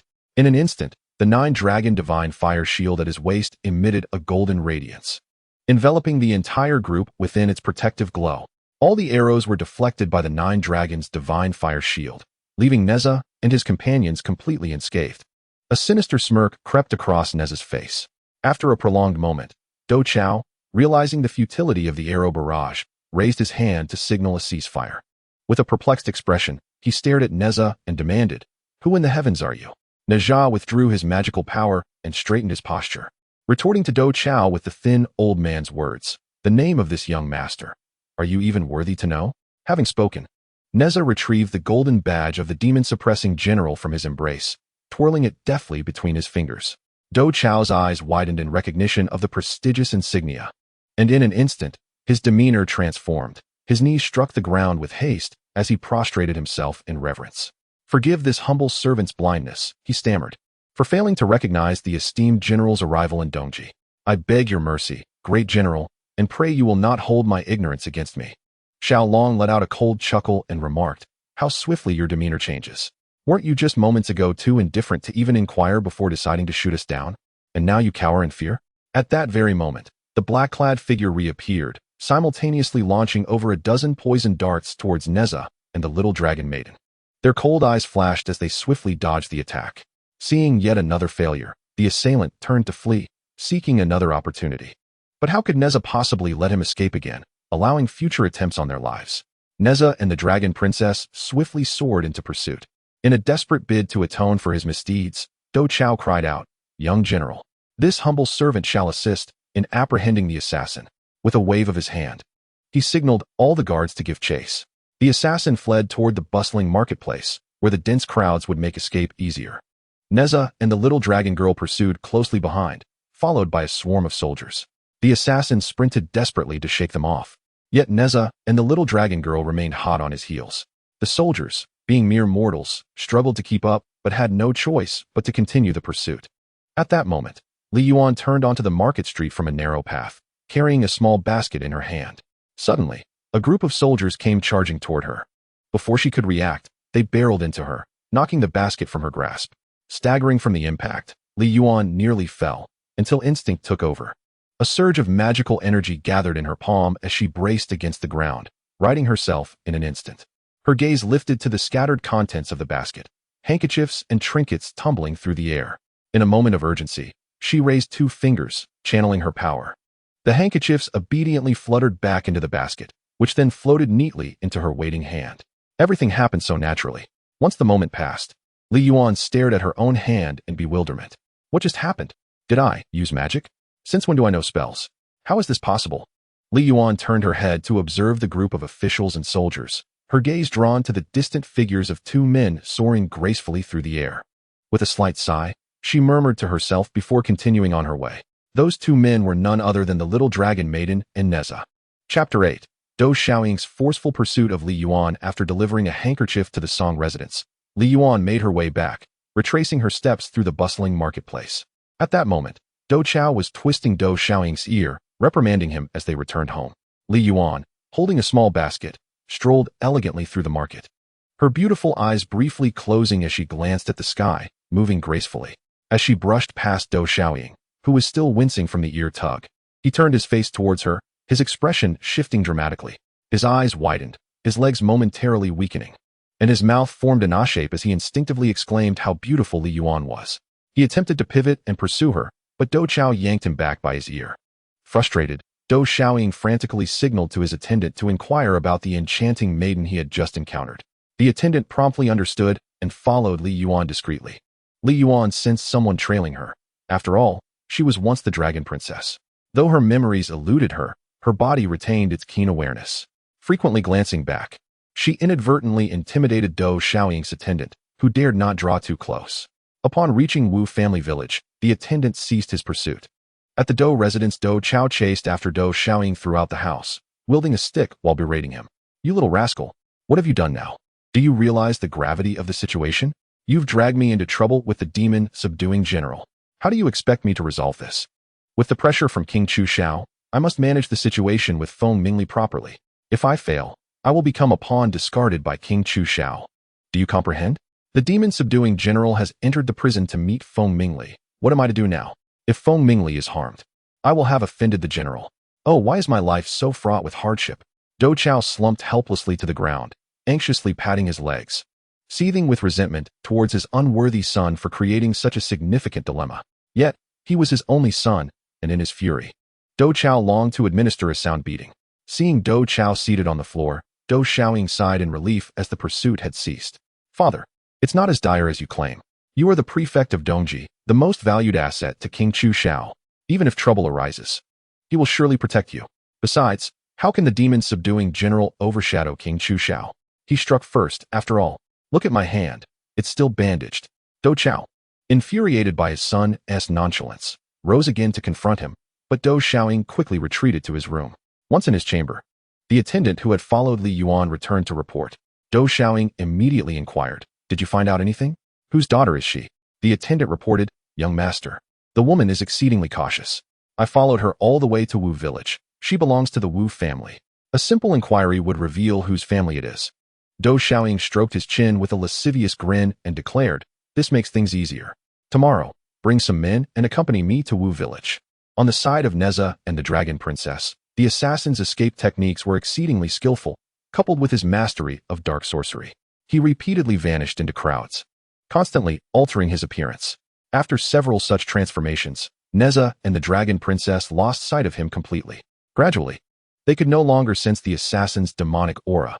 He must have fled far beyond their reach. Frustrated, Nezha stomped his foot and cursed, "Blast it." Once more he slipped away. "Let it be, my dear," the Dragon Maiden said to Nezha with a sigh. "The night grows late, and we've lost his trail. We should return to the inn for now." Nezha nodded and said, "Very well, let us depart. This seems our only course of action." At that moment, a group of panting soldiers approached from behind and inquired, "My lord, might you consider lodging at the prefect's residence instead? How could we possibly allow a distinguished guest like yourself to lodge in a mere inn?" Nezha sneered coldly and replied, "Unnecessary. I find such accommodations utterly unsuitable." With those words, he turned without looking back and led the little dragon girl back to the inn. That night, Nezha and the little dragon girl pondered deeply. Who was this assassin, and why had they been followed all the way here? Upon arriving in Longji, it became evident that this must be connected to the recent disaster relief funds and grain case. Xiao Long pondered aloud. Could Nezha possibly be King Chu Xiao? Nezha does not rule out this possibility, given that King Wu places such great importance on this matter. King Xiaowang of Chu must certainly be aware and will dispatch individuals to East Jiji to assassinate the imperial investigator. And we, indeed, are the imperial investigators sent to conduct the inquiry. It must be so. Xiao Long sighed, expressing her astonishment at the character of King Chu Xiaowang, the brother of King Wu. She lamented that he not only tormented the common people, but also conspired with the demonic entities. "My dear," she implored, "the hard-won realm you have fought so diligently for on behalf of King Wu must not fall into the hands of these malevolent beings." Nezha proclaimed, "My dear wife, we must thoroughly investigate this matter." The little dragon maiden remarked, "How could GFA, who was so kind-hearted, have a brother who failed to follow in his virtuous footsteps? Alas, it truly tarnishes the reputation of such a wonderful person like GFA." Unbeknownst to her, Nezha's expression betrayed his irritation upon hearing her praise for GFA. With a disdainful glare, he looked at the little dragon maiden as she lauded GFA, repeatedly referring to him as Brother GFA. Unable to contain his frustration any longer, he slammed his hand on the table and exclaimed, "I say, why does everyone have to be your brother? First it was Brother Moong, and now it's Brother GFA. If they are so exceptional, why don't you go seek them out?" Nezha exclaimed in frustration, startled by his outburst. The Dragon Princess replied, "Brother, are you out of your mind? We're already married. Why are you still consumed by such petty jealousy?" Nezha lifted his chin haughtily and retorted, "Even after marriage, you still keep praising your brother GFA. How wonderful he is, how perfect he is. Yet I never hear a single word of praise from me. Why must you lavish compliments upon others so freely?" Nezha recalled how the Dragon Princess had been incessantly praising Ao Bing, and how she spent every day strolling around with GFA, his heart souring with each thought. Suddenly, the Dragon Princess chuckled, nudging Nezha's arm playfully as she teased. "Ah, my dear Lotus Root, when did you become so possessive? Merely a few words from me, and you're so infuriated?" Xiao Longnu tilted her head slightly with a hint of delight as she gazed at Nezha. Nezha, feeling somewhat bashful from her words, turned his head away and muttered, "My possessiveness has always been strong. You just never noticed before." Dragon Maiden gazed at Nezha with a mischievous smile, remarking, "The way you're jealous for me is rather delightful." Nezha, flushed with frustration, glared at her carefree grin. His eyes widened as he pointed accusingly, only to be met with her bashful, tender smile. Withdrawing his finger, he lifted his chin defiantly, then swept her into his arms. "Allow me to demonstrate," he declared, his voice laced with possessive intensity, "just how fiercely I claim what is mine." The Dragon Maiden was swept up into Nezha's arms, clinging to his neck as she threw her head back in uncontrollable laughter. "Oh, you enormous Lotus Root," she gasped between peals of mirth. "You're absolutely hilarious." Nezha himself struggled to contain his amusement before unceremoniously tossing the giggling maiden onto the bed. Just as Xiao Longnu was about to flare up in anger, her expression suddenly transformed. She rolled playfully across the bed before striking an alluring pose. propped on one elbow with her other hand twirling the sash around her slender waist. Arching an eyebrow provocatively at Nezha. Nezha mirrored her gesture, his crescent moon eyes crinkling with amusement. With a delicate lift of her jade-like hand, Zhou Longnu crooked a finger toward him, her voice dripping with honeyed tenderness. My lord, the night grows late. Ever the straightforward one. Nezha nodded eagerly and leaned in, utterly bewitched, all traces of their earlier quarrel forgotten. The moment he drew near, Zhou Longnu seized his collar, yanking him onto the bed and pinning him beneath her. Softly, she murmured, my love, in my heart, there is only you. Having spoken, she took the initiative to kiss Nezha. Nezha encircled the little dragon maiden's slender waist with both arms, savoring her tender kiss. Though their marital bond was profoundly affectionate, this was the first time the little dragon maiden had been so forward to appease him. Nezha's proud and willful nature felt immensely gratified. His heartbeat accelerating wildly, he adored her beyond measure. The little dragon maiden herself was somewhat flustered, yet for the sake of soothing her beloved husband, she had no choice. Who could blame her, when her love for him ran so deep?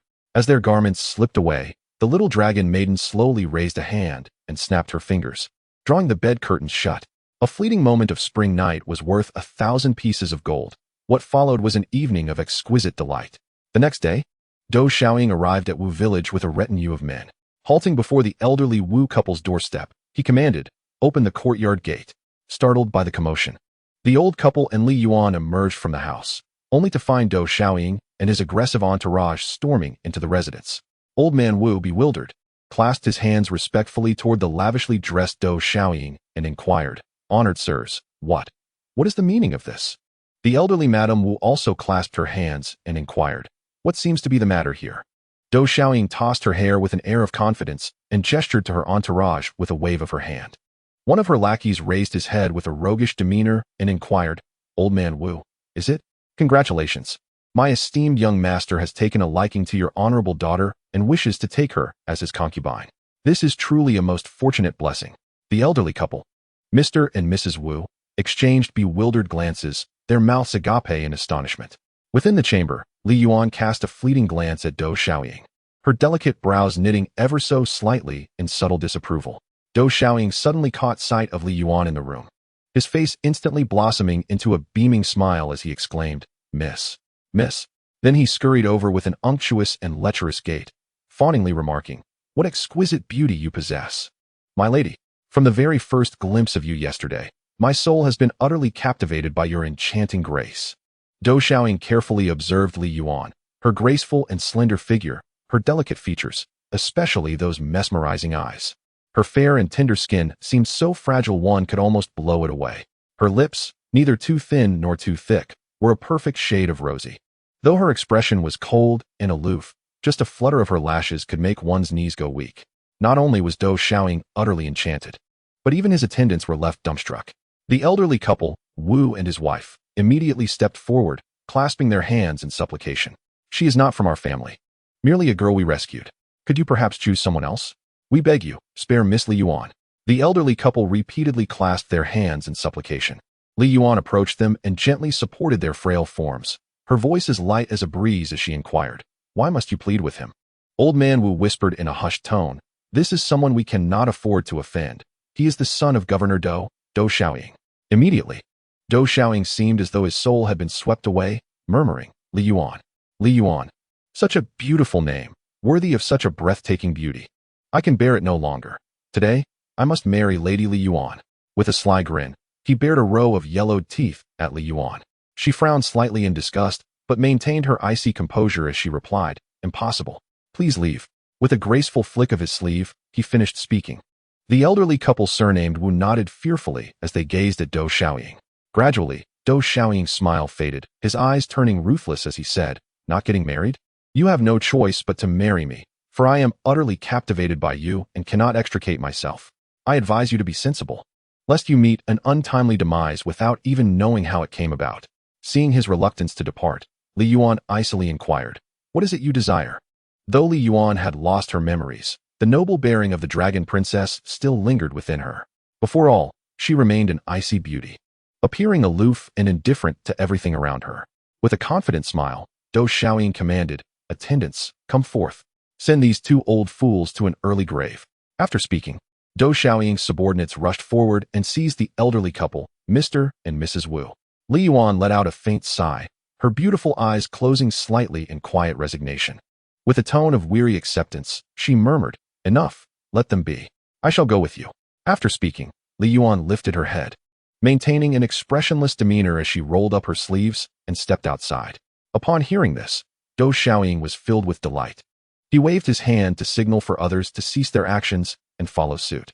Dou Xiaoying wore a sycophantic smile, eagerly trailing behind Li Yuan, unable to contain his laughter. Chapter 9. The Dou residence. Li Yuan accompanied Dou Xiaoying to the Dou residence, remaining silent throughout the journey, her demeanor still imbued with an air of fearless composure. Logically, a woman confronted with such circumstances would be expected to weep and wail, consumed by overwhelming fear. Yet, Li Yuan felt no trepidation. She was perplexed by her own lack of concern for her well-being. It was as if her heart had ceased to function, devoid of any flutter of anxiety. How peculiar. Was it possible that she had once been a mere stone? Or perhaps an ice block? Li Yuan pondered these thoughts all along the way. Well, since I'm already here, I might as well make the best of it. I'll figure out a strategy once I arrive. Upon arriving at the Dou residence, as soon as he stepped through the gate, Dou Xiaoying was met with his father Dou Chao's piercing glare that could kill a man. Under that withering gaze, he reluctantly escorted Li Yuan into his own courtyard. Dou Chao, seething with rage, turned to his attendants and commanded through gritted teeth, "Go summon that insolent whelp before me at once." "At your service, my lord." Dou Xiaoying led Li Yuan to a finely appointed chamber in the eastern wing. Upon entering, Li Yuan glided effortlessly to the table, seating herself with natural grace. She poured tea with elegant poise, inhaled its delicate aroma, then slowly closed her exquisite eyes as she savored the brew. Witnessing Li Yuan's effortless charm and every captivating expression, Dou Xiaoying nearly leaped for joy. Approaching with obsequious flattery, he inquired, "Does this humble accommodation meet your approval, fair Lady Li Yuan? Rest assured, my affection for you is genuine and unwavering. You shall never suffer any indignity under my care. Please settle in with peace of mind, whatever you require. Simply voice your needs. The Dou residence lacks for nothing that might bring you comfort." Li Yuan sipped her tea, never once glancing at Dou Xiaoying from beginning to end. With a faint exhalation through her nose, she simply uttered "hum." For reasons unknown, Dou Xiaoying found himself utterly captivated by this very demeanor of hers, breathtakingly beautiful yet aloof, embodying his very ideal of a goddess. Just as Dou Xiaoying was staring at Li Yuan, nearly slack-jawed with admiration, a servant of the Dou family approached and announced, "Young master, the Lord summons you at once." Dou Xiaoying frowned impatiently and snapped, "Understood, understood. Cease your incessant nagging. I shall depart momentarily." Dou Xiaoying turned his head, his expression shifting as he bowed obsequiously with a smile, saying, "Miss Yuaner, please wait for me. I'll be back in a moment." Li Yuan couldn't be bothered to respond. Sipping her tea indifferently, Dou Xiaoying, inwardly delighted, scampered off. Once he had left, Li Yuan immediately rose to her feet. Observing the guard stationed at the door and the maidservant standing nearby, she addressed the latter with a commanding tone, Might you step inside with me for a moment?" The maidservant lowered her head and softly replied, "Yes, my lady." The maidservant followed Li Yuan inside and closed the door behind them. In the grand hall of the Dou residence, Dou Chao gripped a ruler in his hand. Upon seeing Dou Xiaoying enter, he could no longer restrain himself and lunged forward to strike. The terrified Dou Xiaoying, with his hefty frame of over 200 pounds, immediately began darting about in evasion, a surprisingly nimble figure for his size. "Father!" Dou Xiaoying cried out, "Must you resort to violence without even a word of discussion?" Dou Chao gasped in fury and exclaimed, "I might as well beat you to death, you worthless wretch. With disaster looming over us, you still bring women home. Are you deliberately trying to expose our secrets to the world? Must you derive satisfaction only from the annihilation of the entire Dou family?" Dou Xiaoying spoke thoughtlessly while eating. "Father, what has the Dou family done to warrant such fury from you? Moreover, even if something were to befall the Dou family, how could it possibly be my fault?" Dou Chao's trembling finger pointed at Dou Xiaoying as he spat out through gritted teeth, "Not your fault? Then pray tell, whose fault is it?" "You vile beast," Dou Xiaoying retorted, "Father, when I first fought with someone at the age of 6, you told me that I am the son of Dou Chao, and that anyone who dares to bully me should be met with retaliation. You stated that your principles in Longji are the law, and it is you who has instilled this in me. Now, how can you blame me?" The ruler in Dou Chao's hand slipped from his grasp and fell to the ground, leaving him momentarily stunned. He subsequently sank to the floor, slowly uttering, "Yes, you are right. Your current state is entirely due to my inadequate guidance. It is my fault, and I deserve this punishment." As he spoke, Dou Chao picked up the ruler from the ground and began to strike his palm, 1 inch at a time. Dou Xiaoying was utterly speechless. The old man, instead of hitting him, had turned to striking himself. What a ridiculous spectacle. With a resigned sigh, he approached and said, "Father, that's enough." "Very well. I shall refrain from causing any disturbances for the time being and maintain a low profile while you deal with that so-called great general. Please, let us not continue like this. As for that rescued maiden, let it be for now. I won't act recklessly." Dou Xiaoying spoke with an air of having made a great sacrifice. Old Dou Chao immediately ceased his torrential tears and asked, "Truly? Are you willing to behave properly? Do not dare to bring any trouble upon me.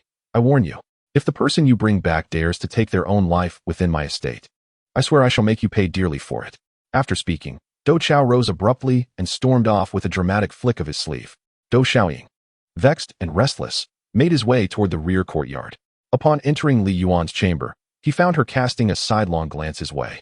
With effortless grace, she set down her teacup, one hand steadying the sleeve that had cradled it, and spoke in a measured, unhurried tone. "You've returned. Have you settled upon the day you shall wed me?" Dou Xiaoying initially wore a troubled expression, but upon hearing Li Yuan speak to her so earnestly and at length, her face immediately brightened with excitement. No rush, she chuckled. "So, when would you like to wed? How about right now?" Ha ha ha. A lascivious grin spread across Dou Xiaoying's face as he leered at Li Yuan, practically drooling with desire. Li Yuan frowned slightly and rose to her feet, saying, "I've heard that proper weddings here require an 8-man sedan share, formal matchmaking, and selecting an auspicious date according to tradition. There are many customs to observe. Have you made all these preparations?" Dou Xiaoying approached Li Yuan with fawning servility. Just as he reached out to caress her jade-like shoulder, she gracefully sidestepped, evading his touch. Stumbling forward into empty air, Dou Xiaoying whined, "Miss Li Yuan, you see, I cannot offer you the grand ceremony of 8 sedan chairs, nor a proper matrimonial arrangement. My father would never consent. Don't you think?" Before he could finish, Li Yuan lifted her chin with dignified pride and declared, "Very well. But surely we must select an auspicious date? Otherwise, it would be inauspicious." Pei Yuan's beautiful eyes flickered with a sidelong glance at Dou Xiaoying, her gaze revealing a trace of disdain. After a moment's contemplation, Dou Xiaoying declared, "This request shall undoubtedly be fulfilled for you. Attendants, come forth." The attendant entered. "Young Master Dou Xiaoying, when is the next auspicious day?" he inquired. The servant counted on his fingers and replied, "My lord, the nearest one is in 3 days' time." Dou Xiaoying waved his hand dismissively and commanded, "Understood. Now be gone." Then his expression instantly transformed into a grin, revealing a row of yellowed teeth as he said, "Miss Li Yuan, you heard it too. In just 3 days we'll be wed. Let me steal a kiss from those fragrant lips." As he spoke, Dou Xiaoying reached out to grab Li Yuan's hands. Seeing this, Li Yuan turned aside once more and swiftly withdrew the sleeve near her hand. Dou Xiaoying grasped at empty air again. Li Yuan spoke coldly, "You lack sincerity. You claim to adore me, yet cannot even wait 3 days. It seems a man's words are never to be trusted." Dou Xiaoying immediately extended his hand and vowed, "Whoever said that, I genuinely care for you. So it is merely 3 days. Grinding his teeth, Dou Xiaoying continued, "Very well. I shall wait for 3 days." Li Yuan turned around, her eyes reflecting a strong aversion towards Dou Xiaoying.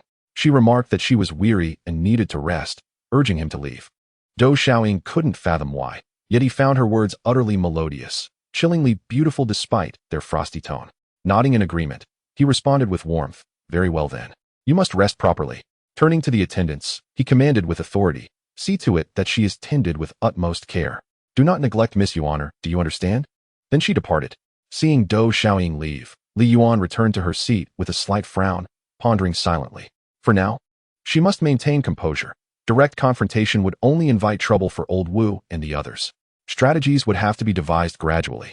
In moments of desperation before, she had wielded magic, yet now the memory of its invocation eluded her. When would these arcane arts manifest again? Alas. Very well then, this place is dreadfully dull. I shall take a stroll outside to seek some diversion. Li Yuan said to the attendant beside her, "I wish to take a stroll outside." The maidservant gasped in surprise and replied, "Oh, this simply cannot be. The young master has not granted you permission to leave." Li Yuan pushed open the door and declared, "Do you intend to keep me confined here? I merely intended to take a brief stroll. With so many of you accompanying me, surely you don't fear I might abscond?" The guards at the gate immediately stopped Li Yuan. Dou Xiaoying, who hadn't gone far, turned back and said, "Hey, what's going on here? Show some courtesy toward Miss Li Yuan." The guard advised the young master. Miss Li Yuan expressed her desire to take a stroll outside. Dou Xiaoying was in a dilemma. Li Yuan gave a light hum and said, "Just wandering around casually to clear my mind. Feel free to send someone to follow. I want to run away." Confident in his own authority, Dou Xiaoying nodded in agreement. "You there," he commanded. "Ensure Miss Yuan is well protected. Understood? If anything happens to Miss Yuan, none of you will be spared," he declared before flashing an ingratiating smile at Li Yuan. Meanwhile, Nezha and the Dragon Princess strolled down the street, still disguised in male attire. The princess turned to Nezha and inquired, "Where shall we go now?" Nezha smirked devilishly. "Since our identities have been revealed, naturally we shall pay a visit to that Dou residence." Dragon Maiden nodded gracefully and said, "Very well. Since Feng Mingli has already been slain by him, we shall proceed directly. We must compel him to reveal the mastermind behind this, even if by force. Ideally, we should devise a way to make him implicate Lord Chu Xiao. An additional piece of evidence would greatly aid our investigation. Nezha, let us make haste." The two individuals arrived at the Dou residence. As they stepped into the grand hall, behind them, Li Yuan was accompanied by the guards as they exited the Dou residence, following closely behind Nezha and his companion. Chapter 10, Master Sure. Nezha and the little dragon maiden arrived at the Dou residence. Dou Chao immediately approached with a respectful gesture, saying, "I was unaware of the esteemed general's visit. I beg your pardon for not offering a proper welcome." Nezha smiled wryly, placing a hand on Dou Chao's shoulder, and remarked, "Ah, Dou Chao, if I were to truly hold you accountable, I fear your transgressions would extend far beyond mere shortcomings in hospitality." The little dragon maiden also approached Dou Chao from the other side, gently resting her jade folding fan upon his shoulder. "Lord Dou," she said, "we do not wish to make things difficult for you. You are aware that we encountered Feng Mingli in the prison yesterday, and you witnessed firsthand your clandestine execution of him. How, then, shall we account for this to the King of Wu?" Nezha pondered for a moment and then addressed Lord Dou, stating, "It is evident that in your effort to conceal the truth, you ordered the assassination of Feng Mingli. The whereabouts of the relief funds are likely intertwined with your actions. Lord Dou, your guilty conscience has driven you to eliminate Feng Mingli. Thus it can be surmised that you have embezzled the disaster relief funds. Alas, this transgression is indeed grave. It could lead to the annihilation of the entire Dou family." Xiao Longnu nodded in agreement. Dou Chao was drenched in sweat, standing frozen between them. Suddenly, Dou Chao knelt down and cried out, "Your humble servant is wronged. I swear upon my life, Your Honor, I did not embezzle the disaster relief funds and provisions. This accusation is utterly unjust. I implore you, do not report this false claim to the Martial King, for such a charge would bring utter ruin upon my household. Even with 10 times the courage, I would never dare commit such a heinous act that warrants the extermination of one's entire clan." The two of them crouched down, with Nezha sneering coldly as he spoke. "If it wasn't you, then who was it? You'd better think carefully before answering." Dou Chao wiped his sweat nervously and stammered, I truly don't know about this matter. Didn't someone already report Feng Mingli? It must be him." Xiao Longnu remarked. "Feng Mingli is the governor of Dongji County. While you hold the higher position of prefect, the disaster relief funds and provisions must also pass through your hands. How is it that you remain entirely unaware, yet so adamantly accuse him? Yet you remain unscathed. Do not presume us to be easily deceived, or else the Martial King would not have dispatched us both to investigate this case." Dou Chao knelt on the ground, contemplating that betraying Prince Chu Xiao would surely mean death. These two men were merely attempting to intimidate him. Though offending them was unwise, they likely lacked concrete evidence. Otherwise, they would have gone directly to the king instead of interrogating him here. Prince Chu Xiao was absolutely not to be crossed. He must grit his teeth and deny everything, then later secretly inform the prince to deal with these two. With this resolve, Dou Chao clenched his jaw and declared, "This humble official truly knows nothing and is innocent. If your excellency harbors doubts, you may inquire with Feng Mingli instead. If your excellency insists on falsely accusing this humble official, I have nothing more to say. At most, His Majesty can issue an imperial decree to grant me death as proof of my innocence." Nezha clenched his fists in fury, ready to strike. The dragon princess frowned and restrained him with a gentle pull, shaking her head to dissuade rash actions. Their threats proving futile, the pair departed the Dou residence. Gnashing his teeth in frustration, Nezha spat bitterly. Who would have imagined Dou Chao's lips would remain sealed tighter than a vault? Not a single word could we pry from him. "Detestable," murmured the dragon maiden. The mention of Nezha only serves to prove that the mastermind behind this wields greater influence than even a mighty general like yourself. Thus, the suspicion falls ever more heavily upon King Chu Shao. We can now conclude with near certainty, it must be him.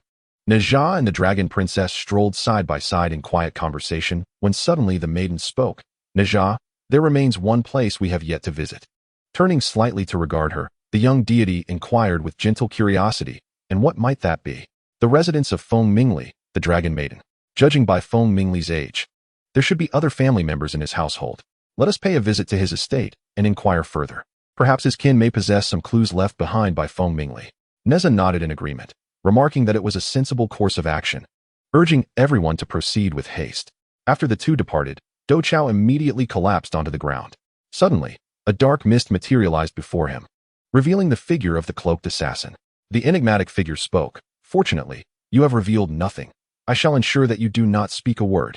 Bear in mind, should you divulge the whereabouts of King Chu Shao, you shall undoubtedly find that your life will not permit you to utter such words. Dou Chao stepped back repeatedly, exclaiming, Shadow Envoy, I assure you, I shall never betray King Chu Shao. I implore you to convey my humble pleas to His Majesty. As for the General of Demon Suppression, I earnestly request that King Chu Shao address this matter swiftly, for my lowly position renders me unable to bear such offense. With a cold chuckle, the figure in black vanished. In the Western Zhou dynasty, at the residence of Prince Chu Shao, the Shadow Envoy returned to the prince's manor and, clasping his fists towards the figure beside Prince Chu Shao, Bowen reported, My lord, Nezha and the little dragon girl have traced their investigation to Longji and have already begun suspecting the Dou family. This humble servant is inept, despite multiple assassination attempts. Their powers surpass mine, and I have failed each time. The figure beside Bowen remained silent, his back turned. Bowen lounged lazily in his seat, tossing aside the nuts in his hand and dusting his palms. Ah, no matter. Nezha's prowess is well known to me. That you could not defeat him is hardly surprising, he remarked, then glanced at the figure beside him, awaiting his response. Slowly, the man turned around. He was clad in an exquisitely tailored black robe, its intricate embroidery a testament to its refined elegance. His figure was striking, accentuated by a gleaming black vine-like belt that coiled around his waist, a distinctive touch. A pristine white mask, finely crafted, concealed his entire face, while atop his head rested a sleek black coronet that soared skyward. In appearance, he was the very image of a noble, enigmatic prince, graceful, imposing, and shrouded in dark allure. The figure turned around, and a deep, hoarse voice of a middle-aged man resonated, uttering the name, Nezha. How intriguing. Pay him no heed. I shall dispatch my own men to deal with him. But tell me, has that Feng Diqing been located yet?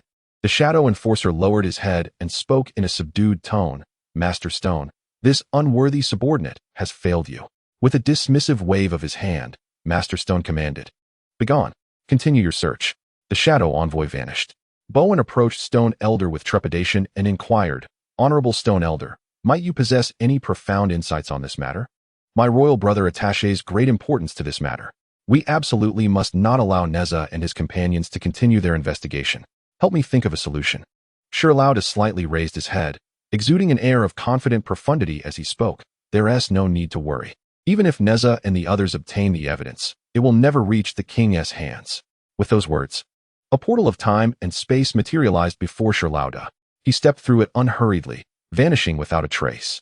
His figure reappeared in the depths of a tranquil forest, where an eerie silence prevailed. Ahead lay a mystical barrier. With his hands clasped behind his back, Shirlauda strode into the barrier, and in an instant, the surroundings transformed. Before him now stood a breathtaking forest palace, an ethereal paradise. Towering trees adorned with resplendent blossoms encircled the scene, while butterflies danced gracefully through the air. Shirlauda strode forward with regal bearing, ascending to the throne at the heart of the palace. With effortless elegance, he reclined against the armrest, exuding an aura of indomitable authority. Turning slightly, he addressed the rows of guards stationed along the grand hall. Go, he commanded, his voice carrying the weight of command. Summon the 4 beast kings. The guards responded in unison, as you will. After a brief moment, the 4 beast kings materialized within the grand hall, bowing their heads in reverence as they addressed, Elder Stone, our liege. What summons brings us hither? Stone Elder inquired with leisurely composure. A trifling matter, replied the master. There are 2 individuals, Nezha and the Dragon Maiden, who possess certain items I require. You shall intercept them, but engage not in mortal combat. From the shadows shall I render assistance. The four beast kings. The tiger king manifests as a robust and virile male figure. The monkey king takes the form of a diminutive, wiry man with simian features, constantly fidgeting and scratching. Then there's the serpent queen, a breathtakingly exquisite maiden adorned in emerald hues, her delicate beauty captivating all who behold her. Lastly, the eagle king appears as a stern, sharp-eyed man with piercing gaze and hooked nose, his obsidian-ivory plumage occasionally rustling behind him with regal grace. The four men receive their orders without hesitation, clasping their fists in acknowledgement. Understood, they declared in unison. We shall strictly follow Boss Sher's command.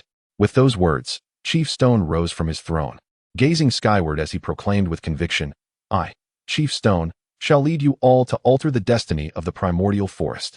The boundless forest, a vast wilderness spanning thousands of hectares, is an untamed realm of primal majesty. Within its depths dwell millions of monstrous beasts, yet for millennia, no human has dared venture inside, for those who enter never return. For mighty beast kings rule over all winged and four-legged creatures of this domain, all answering to the enigmatic and profoundly powerful sovereign of the boundless forest, the Stone Lord. For millennia, the celestial desolation forest has remained in tranquil peace, all thanks to the guardianship of Elder Stone. The demonic beasts within have cultivated diligently and obediently over the years, their strength far from ordinary. Yet the celestial realm has always harbored prejudice against those of beastly origin who pursue the Tao. Even those who achieve enlightenment and ascend are seldom welcomed in the heavens, much less entrusted with any significant role. Over tens of thousands of years, the beasts of celestial desolation forest have seen through this injustice. They would rather reign as nameless, unacknowledged kings in their own domain than endure the scorn of the celestial court after ascension. Elderstone could not bear to see them toil in cultivation for millennia without reaping rightful rewards. Determined to alter the heavens' bias against demonic beasts, she sought to change the fate of celestial desolation forest, ensuring it would not remain an outcast among the three realms. This had been the aspiration of every past beast king as well. 10,000 years ago, during the great war of gods and demons, the previous beast king volunteered their forces, selecting 3,000 of the forest's mightiest warriors to defend the three realms. Yet the celestial realm callously positioned them as mere shields at the forefront. The former beast king fell in battle, and even in death. The heavens denied them a resting place in the 10,000 immortals' mausoleum, declaring beasts unworthy of such honor. With no other choice, the newly ascended Elder Stone retrieved the fallen king's remains and buried them within the forest. Not a single name of the 3,000 sacrificed warriors was inscribed upon the memorial steels of that war. Such was the depth of their humiliation. Now, alone in the grand hall after the others had departed, Elder Stone removed her mask in quiet sorrow. Tears glistened upon her exquisitely beautiful face, delicate as pear blossoms kissed by rain. For Elder Stone was, in truth, a woman, one of breathtaking elegance, her grace rivaling even that of Princess Longji. Where the princess was a goddess of radiant purity, she was a sovereign of enchanting darkness. With solemn resolve, she whispered, this time, I pray we may truly alter the fate of celestial desolation forest. I, Sher Miaoyin, shall spare no cost. Let the heavens finally accept us, and grant the millions of beasts who follow me the rightful fruits of the Tao. Chapter 11. The tragic fate of Zhou Xiaoying Nezha and the little dragon girl arrived at the Feng residence, only to find its grand gates tightly shut. Despite their persistent knocking, no response came from within. A matronly figure from the neighboring house happened to pass by and, observing the two young strangers standing before the abandoned dwelling, approached with puzzled courtesy. My dear young masters, she inquired gently, why do you persist in knocking upon this vacant house? Nezha and the dragon princess exchanged bewildered glances, speaking in unison. An empty house? The dragon princess inquired. Elder sister, how could Lord Feng's residence be vacant when he holds the esteemed position of county magistrate? The woman sighed and replied, Since the incident involving Lord Feng, several groups of people have come to the county, ransacking the residence of Lord Feng and ultimately causing the death of Lady Feng. The household servants have either perished under intense interrogation or fled in fear. I have heard that Lord Feng possessed some crucial item, which is why such turmoil has ensued. Nezha immediately inquired about this important item and whether Lord Feng had any surviving relatives. The woman candidly replied that indeed, Lord Feng had a son, Fengdiching, who disappeared after his father was captured. According to local gossip, he fled overnight with the vital item in his possession, but his whereabouts remain unknown. Alas, the sudden misfortune that befell Lord Feng's family is truly lamentable. He was such a commendable individual. Suddenly, the woman interjected, "Please, do not attribute this information to me. I have said nothing." With that, she hurriedly departed. The little dragon maiden promptly grasped Nezha's arm and said, "Nezha, that Feng Daching must possess significant secrets. Otherwise, Feng Mingli would not have allowed him to escape under such circumstances." Nezha nodded in agreement, acknowledging his wife's astute observation. Such crucial documents must indeed pertain to this case, possibly serving as the most substantial evidence against King Chushao. But where could Feng Daching have fled to? The little dragon maiden, stroking her chin, pondered aloud as they walked, with Nezha trailing behind. Suddenly, she remarked, "If he fled with vital documents, it must be to seek justice and overturn the verdict. Where do you think he would go?" Nezha raised a finger and declared, "To the capital of the western Zhou, Fengjing." "Precisely," the little dragon maiden affirmed. "Only under the emperor's gaze can he seek to contest the ruling and have hope for justice." Nezha asserted, "We must hasten our pursuit of Feng Daching. King Chushao will undoubtedly be searching for him and will not allow him to enter the capital easily. He is likely to intercept and eliminate him before he reaches Fengjing. We must find Feng Daching before he does." The little dragon maiden nodded in agreement. The two returned to the inn to gather their belongings, preparing to set off for Fengjing. Just before their departure, Nezha suddenly recalled something that troubled him. "Little dragon maiden, we must not rush. The journey to Fengjing is long, and Feng Daching will not arrive easily. We have another matter to address." The little dragon maiden understood his thoughts and replied, "The tyrant, the Zhou family." Nezha nodded, saying, "The day is already waning. Tomorrow we shall deal with the Zhou family before we depart." At the Zhou residence that night, Zhou Xiaoying found himself unable to sleep. Consumed by thoughts of Li Yuan's enchanting beauty, his heart aflame with desire. Unable to bear it any longer, he suddenly rose before dawn and called out, "Bring someone to me." The servant, hearing the summons, rushed in and replied, "Young master, you can't wait any longer. Prepare the strongest aphrodisiac for me. I want the most potent one. Do you understand? And put it in Miss Li Yuan's breakfast." The servant hesitated for a moment, glancing at Zhou Xiaoying. Zhou Xiaoying shot him a fierce glare and struck him across the face, exclaiming, "Did you not hear what I said? Hurry up and do it." The servant, clutching his face, nodded repeatedly and hurried out. As dawn broke, the servant returned to announce, "Young master, it is done." Zhou Xiaoying's eyes sparkled with excitement as he asked, "Really? What kind of medicine did you procure? Has it been added?" The attendant lowered his head and replied, "Indeed, it is the dragon's softening powder. It is said that even immortals who consume it become weak and easily manipulated, which is quite formidable. Moreover, I have prepared an abundant amount for the young master's enjoyment." Zhou Xiaoying leaped up in excitement, patting the attendant on the shoulder, exclaiming, "Well done." As he jumped, his 200 pounds of flesh quivered, and he grinned, revealing a row of unsightly yellowed teeth. Li Yuan rose gracefully in the morning, and a maid brought in breakfast. Approaching the table with elegance, Li Yuan gazed at the congee and steamed buns, savoring every bite. With her innocent mind, she could not fathom the malicious intentions of the vile Zhou Xiaoying, nor did she use her powers for protection, consuming the breakfast laced with the dragon's softening powder.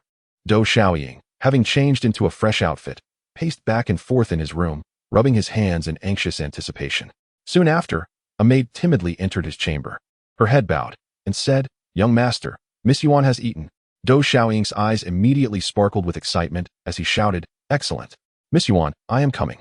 Moments later, Li Yuan felt a wave of fatigue wash over her, gently massaging her temples, murmuring, "What is happening? Did I not just awaken? Could it be the breakfast?" Realizing the truth, she struggled to rise, intending to escape as she sensed impending danger. However, as she opened the door, Zhou Xiaoying swiftly blocked her path, grinning lewdly.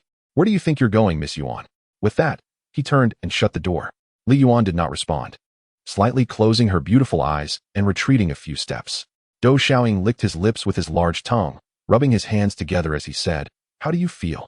Are you utterly weak? Fear not, I shall assist you." He lunged toward her. Li Yuan frowned slightly, summoning every ounce of strength to retreat and evade him. Zhou Xiaoying missed his target, feeling frustrated as he declared, "Let me tell you, today you will yield, whether you want to or not.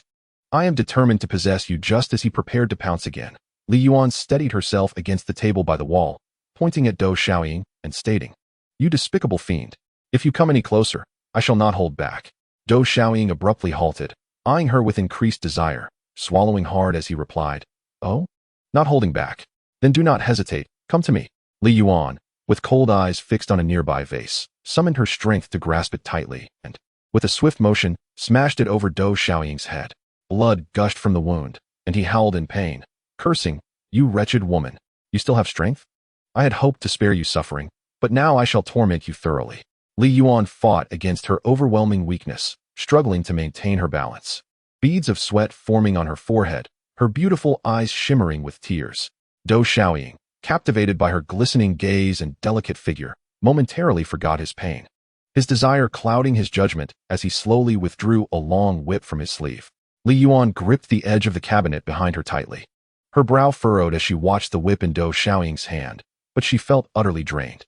Dou Xiaoying raised the whip, and with a swift strike, the soft and weakened Li Yuan was spun around several times, her sheer fabric billowing in the air.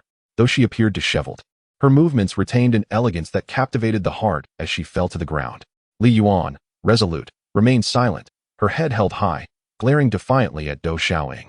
Dou Xiaoying, incensed by Li Yuan's gaze, rushed forward, bending down to seize her by the neck, exclaiming, "This is what you get for striking at me," and glaring. In a fit of madness, Dou Xiaoying drew a dagger strapped to her leg and plunged it into Li Yuan's chest. Li Yuan, drained of strength, offered no resistance.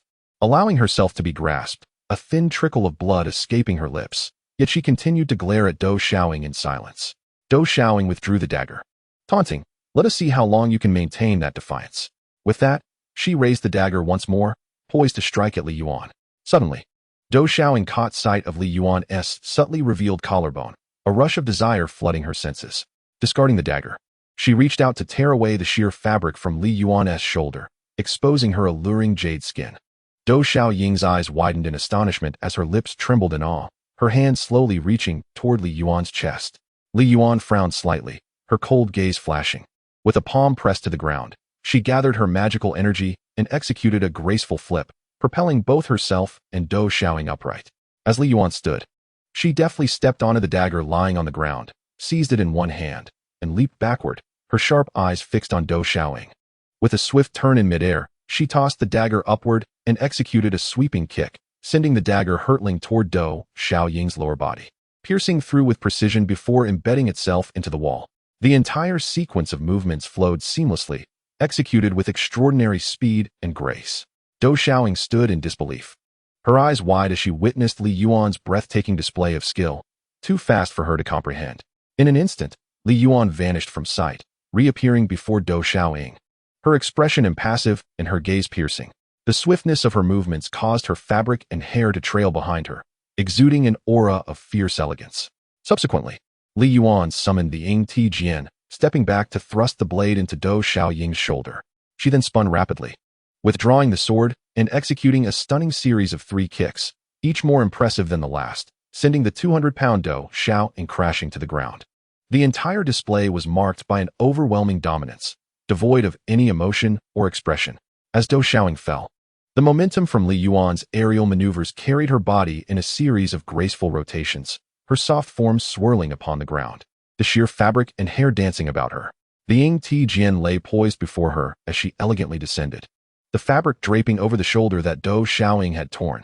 Having completed her sequence of movements, Li Yuan was utterly spent, lying gracefully upon the floor, a trickle of fresh blood escaping her lips as she turned her head to gaze at the agonized Dou Xiaoying, who lay incapacitated and wailing in pain. Dou Xiaoying felt a sudden warmth spreading through her trousers, her legs betraying her as she cried out in anguish, "Ah, ah, ah." The guards, alarmed by the commotion, rushed in only to be met with a scene of utter devastation, terror gripping them as they felt a chill run through their lower bodies. The Ying Ti Jian vanished from Li Yuan's grasp. In the main hall of the Dou residence, Nezha and the little dragon girl stormed in, confronting Dou Chao. Nezha lifted his fist, gripping Dou Chao's collar, and declared, "Do not presume that I am unaware of your nefarious deeds. Listen well. If you continue to allow your son to bully and oppress the innocent, endangering the populace, I shall ensure the demise of both you and your progeny." Suddenly, a guard rushed in, exclaiming, my lord, he." Nezha and the little dragon girl exchanged glances and released Dou Chao. Dou Chao, wide-eyed, bellowed, "What is happening? Speak." The guard responded, "The young master has been gravely injured by a woman he abducted. His life hangs in the balance." Nezha sneered, his arms crossed over his chest. The little dragon girl remarked, "To forcibly seize a maiden, he deserves this fate. Truly incorrigible." Dou Chao, Alarmed, and with no time to consider, Nezha and the little dragon girl urged, "Quick, take me to him." Nezha tilted his head toward the little dragon girl and said, "Let us go and see for ourselves." Chapter 12. The little dragon girl slays Zhou Xiaoying. The guards dragged the unconscious Li Yuan to the secret dungeon of the Zhou residence. As they did, Zhou Qiao, Nezha, and the little dragon girl turned a corner in the corridor, arriving at the chamber where Zhou Xiaoying had met his misfortune. Upon entering, they were struck by the tragic sight of Zhou Xiaoying, prompting Zhou Qiao to wail, "My son." The little dragon girl sensed something amiss. Upon entering the room, she felt a reaction from the dream sword and promptly summoned it. A glimmer of light flashed from the sword. Nezha and the little dragon girl exchanged startled glances, their eyes widening at the sword's response. They then turned their attention to the incapacitated Zhou Xiaoying, who had succumbed to pain and lost consciousness. The little dragon girl, deducing the situation, narrowed her gaze sharply and directed her sword toward the guard who had just reported, coldly inquiring, "Who is the woman that Zhou Xiaoying abducted?" Zhou Qiao roared, "Quickly, summon a physician." Nezha immediately intervened, blocking anyone from leaving, declaring, "No one shall exit this chamber until the matter is made clear, and no one shall attempt to save him." The little dragon girl coldly reiterated, "I shall ask once more, who is the abducted woman?" The guard trembled as he stammered, "I am not entirely certain, only that her name is Li Yuan, and she is exceptionally beautiful." Nezha and the little dragon girl exchanged astonished glances. Nezha quietly murmured to the little dragon girl, "Could there be a mistake? Perhaps Princess Longji has changed her name?" The little dragon girl firmly asserted, "Impossible. The dream sword does not err. That woman must be Zhou." She continued, raising her voice, "What has become of her? Speak." The guard continued, "When I entered, I saw that she had been stabbed in the chest, blood trickling from her lips. The young master attempted to assault Miss Li Yuan, administering Longyan's soft tendon powder. Suddenly, the guard knelt, pleading, "My lord, my lady, spare me. I know nothing. I merely acted on orders." The little dragon girl, trembling with rage, raised her sword and charged at him, shouting, "I shall slay you." Zhou Qiao, bewildered by the unfolding chaos, swiftly moved to surround himself with the guards. Nezha cast a fierce glare at the crowd, summoning his fiery spear, charging forward to sweep away the guards in his path, dispatching them all without mercy, ensuring they would not obstruct the way of the little dragon girl. Zhou Qiao immediately fell to his knees, begging for mercy, prostrating himself as he pleaded, "I implore you, spare my son. He has already been crippled. Please, show him mercy." Zhou Qiao continued to bow in desperation. The little dragon girl's beautiful eyes shimmered with tears as she approached the unconscious Zhou Xiaoying, her voice breaking as she shouted, "If I do not slay you, my heart's hatred shall remain unquenched." With that declaration, she raised her sword high and severed Zhou Xiaoying's head from his body. Thus, in his state of unconsciousness, Zhou Xiaoying met his demise.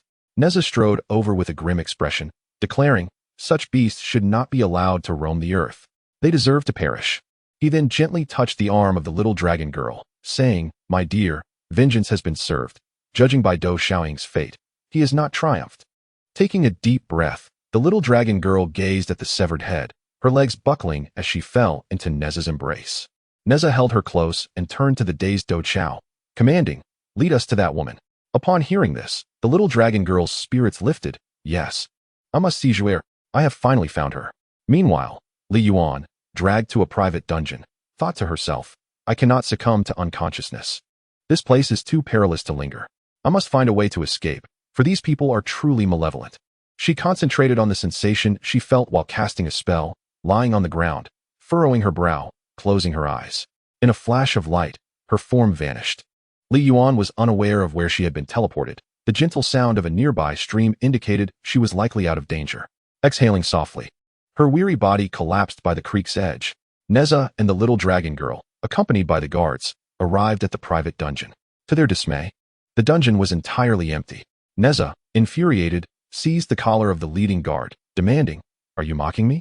The little dragon girl, her eyes reddened and brows furrowed, slowly approached the ground, as if drawn to something.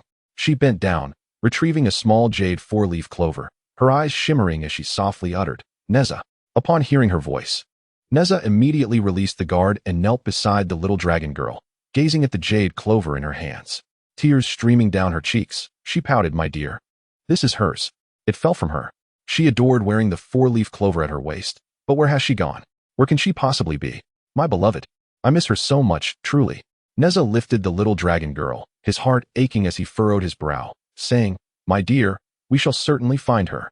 I will accompany you in the search." He then turned fiercely to the guards, commanding, "Tell us everything you know about this young lady, and do not omit a single detail." After listening to the accounts from the Zhou family, Nezha conjured a piece of cloth, his fingers moving in precise formation to inscribe something, before sealing it with a stamp and sending it flying away with a wave of his hand. As the effects of the potion faded, Li Yuan gradually regained consciousness. Upon opening her eyes, her gaze sharpened, and she rose swiftly, channeling her magical energy. Within moments, all her injuries had healed. Li Yuan gently exhaled, restoring her calm demeanor. She contemplated returning to check on the Wu couple, concerned about their safety following her escape and the potential repercussions from the Zhou family. With a heart full of worries for the elderly couple, she decided to head back. Meanwhile, Nezha and the little dragon girl, after learning about Longji's situation at the Zhou residence, arrived at Wu village in search of her. However, upon reaching the Wu couple's home, they found no trace of Longji and departed empty-handed. As Li Yuan passed through the town, she noticed a large contingent of soldiers hastening toward the Zhou residence. Frowning slightly, she concealed herself in the shadows, witnessing the capture of Dou Chao, along with the lifeless body of Dou Xiaoying, whose head appeared to be severed. Perplexed, Li Yuan tilted her head, reflecting that the downfall of the Dou family might indeed spare the Wu couple from further troubles. Yet, she felt an urgent desire to leave. Wishing not to be a burden to anyone, resolute in her solitude, she still felt compelled to glance back one last time. Having made her decision, Li Yuan returned to Wu village. Just as Nezha and the little dragon girl departed, she arrived to see the Wu couple anxiously awaiting her at their doorstep. With a gentle sigh, she murmured that perhaps they were indeed gone for good, and it would be best to leave. Raising her delicate hand, she channeled a hint of her magical energy, causing the peach tree in the Wu couple's yard to bloom and bear fruit almost instantaneously. The resulting fruits shimmered with a golden hue, golden peaches. The elderly couple gazed in astonishment, their eyes wide with disbelief as they beheld the miraculous spectacle. Li Yuan offered them a tender smile before turning to depart. Unsure of her next destination, she felt indifferent toward everything, embracing the notion of wandering freely. As she strolled through a lush, flower-filled countryside, she stretched her arms wide, gently closing her eyes to savor the caress of the breeze that danced through her silken hair. With her head tilted upward, she basked in the warm sunlight that kissed her face, a serene smile gracing her exquisite features. Chapter 13. Coastal village. Having relished the pastoral beauty, Li Yuan reluctantly bid farewell to such a splendid place, reminding herself of her vow to wander the world freely, like a carefree cloud or a wild crane. As she traversed a mountain path, uncertain of what lay ahead, she walked with a light heart. Suddenly, she sensed something amiss in the distance. After repeatedly employing her magical abilities, she felt her inner energy gradually awakening. Although she was uncertain of her true strength, it was sufficient for her journey thus far. With a slight furrow of her brow, Li Yuan quietly concealed herself among the grasses by the roadside, opting for discretion. Before long, a young man, disheveled and in tatters, appeared to be fleeing, pursued by a cloaked figure wielding a sword. The young man stumbled over a stone and fell, rolling onto his back just as the assailant's blade hovered ominously at his throat. Glistening with sweat and panic, the young man gazed up at the attacker, whose masked face obscured all but their peculiar eyes, distinctive pupils that clearly indicated they were no ordinary human. The man, panting and retreating, questioned, "Are you human or a demon? Why do you seek to kill me?"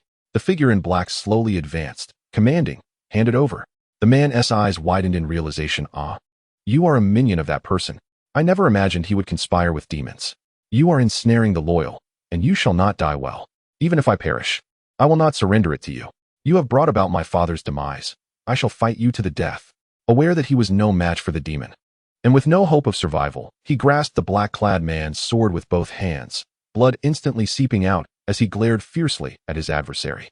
The black-clad man sneered, "Since you yearn for death, I shall grant it to you." With that, he drew his sword from the man's hands and prepared to strike. At that moment, Li Yuan exhaled softly, channeling her magical energy, and instantly disarmed the black-clad man.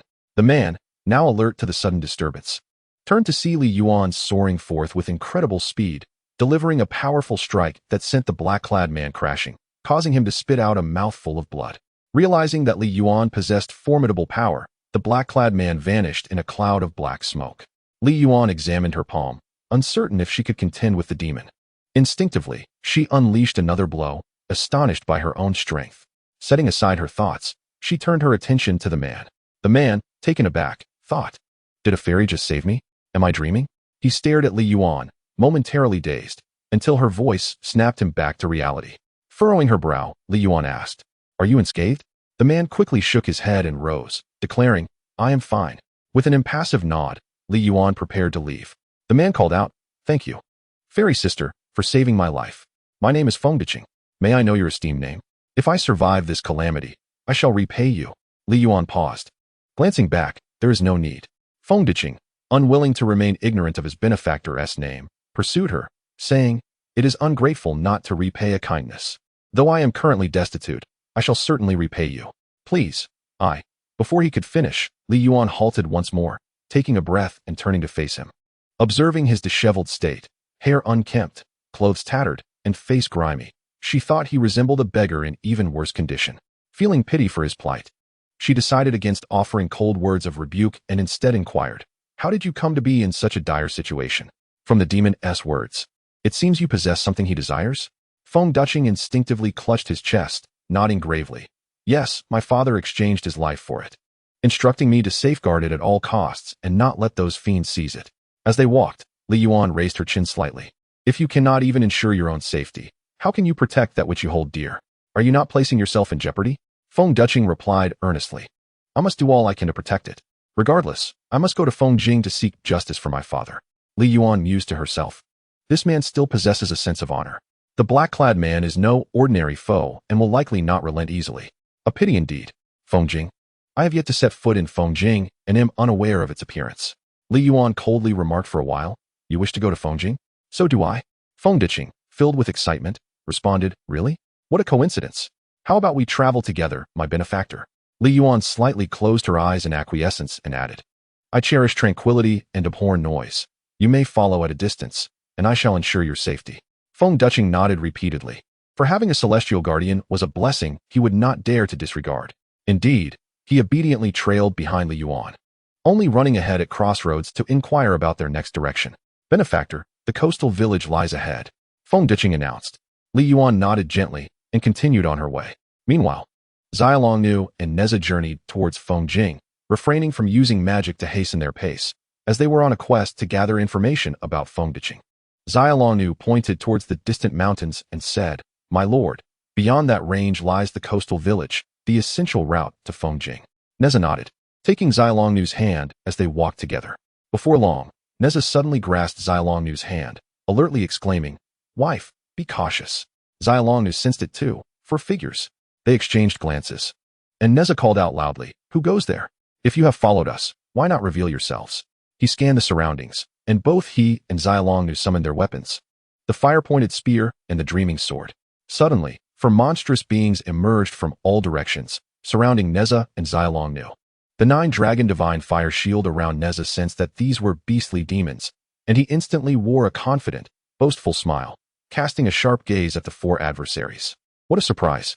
For beastly creatures have come to deliver themselves to us? The Tiger King's deep, resonant voice boomed.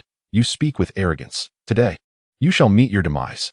In unison, Nezha and Zhou turned their heads, warning each other, be careful. They then engaged in combat, with the Tiger King and Monkey King attacking Nezha, while the Snake King and Eagle King focused on Zhou. Nezha, wielding the Qiankuan circle, fought evenly with the Tiger King and Monkey King. With a wicked grin, he declared, You have some skill. Now I shall get serious. In an instant, Nezha moved with incredible speed, the fire-pointed spear swirling around him as it struck the Tiger King, while the Qiankuan circle multiplied into dozens, rapidly assaulting the Monkey King.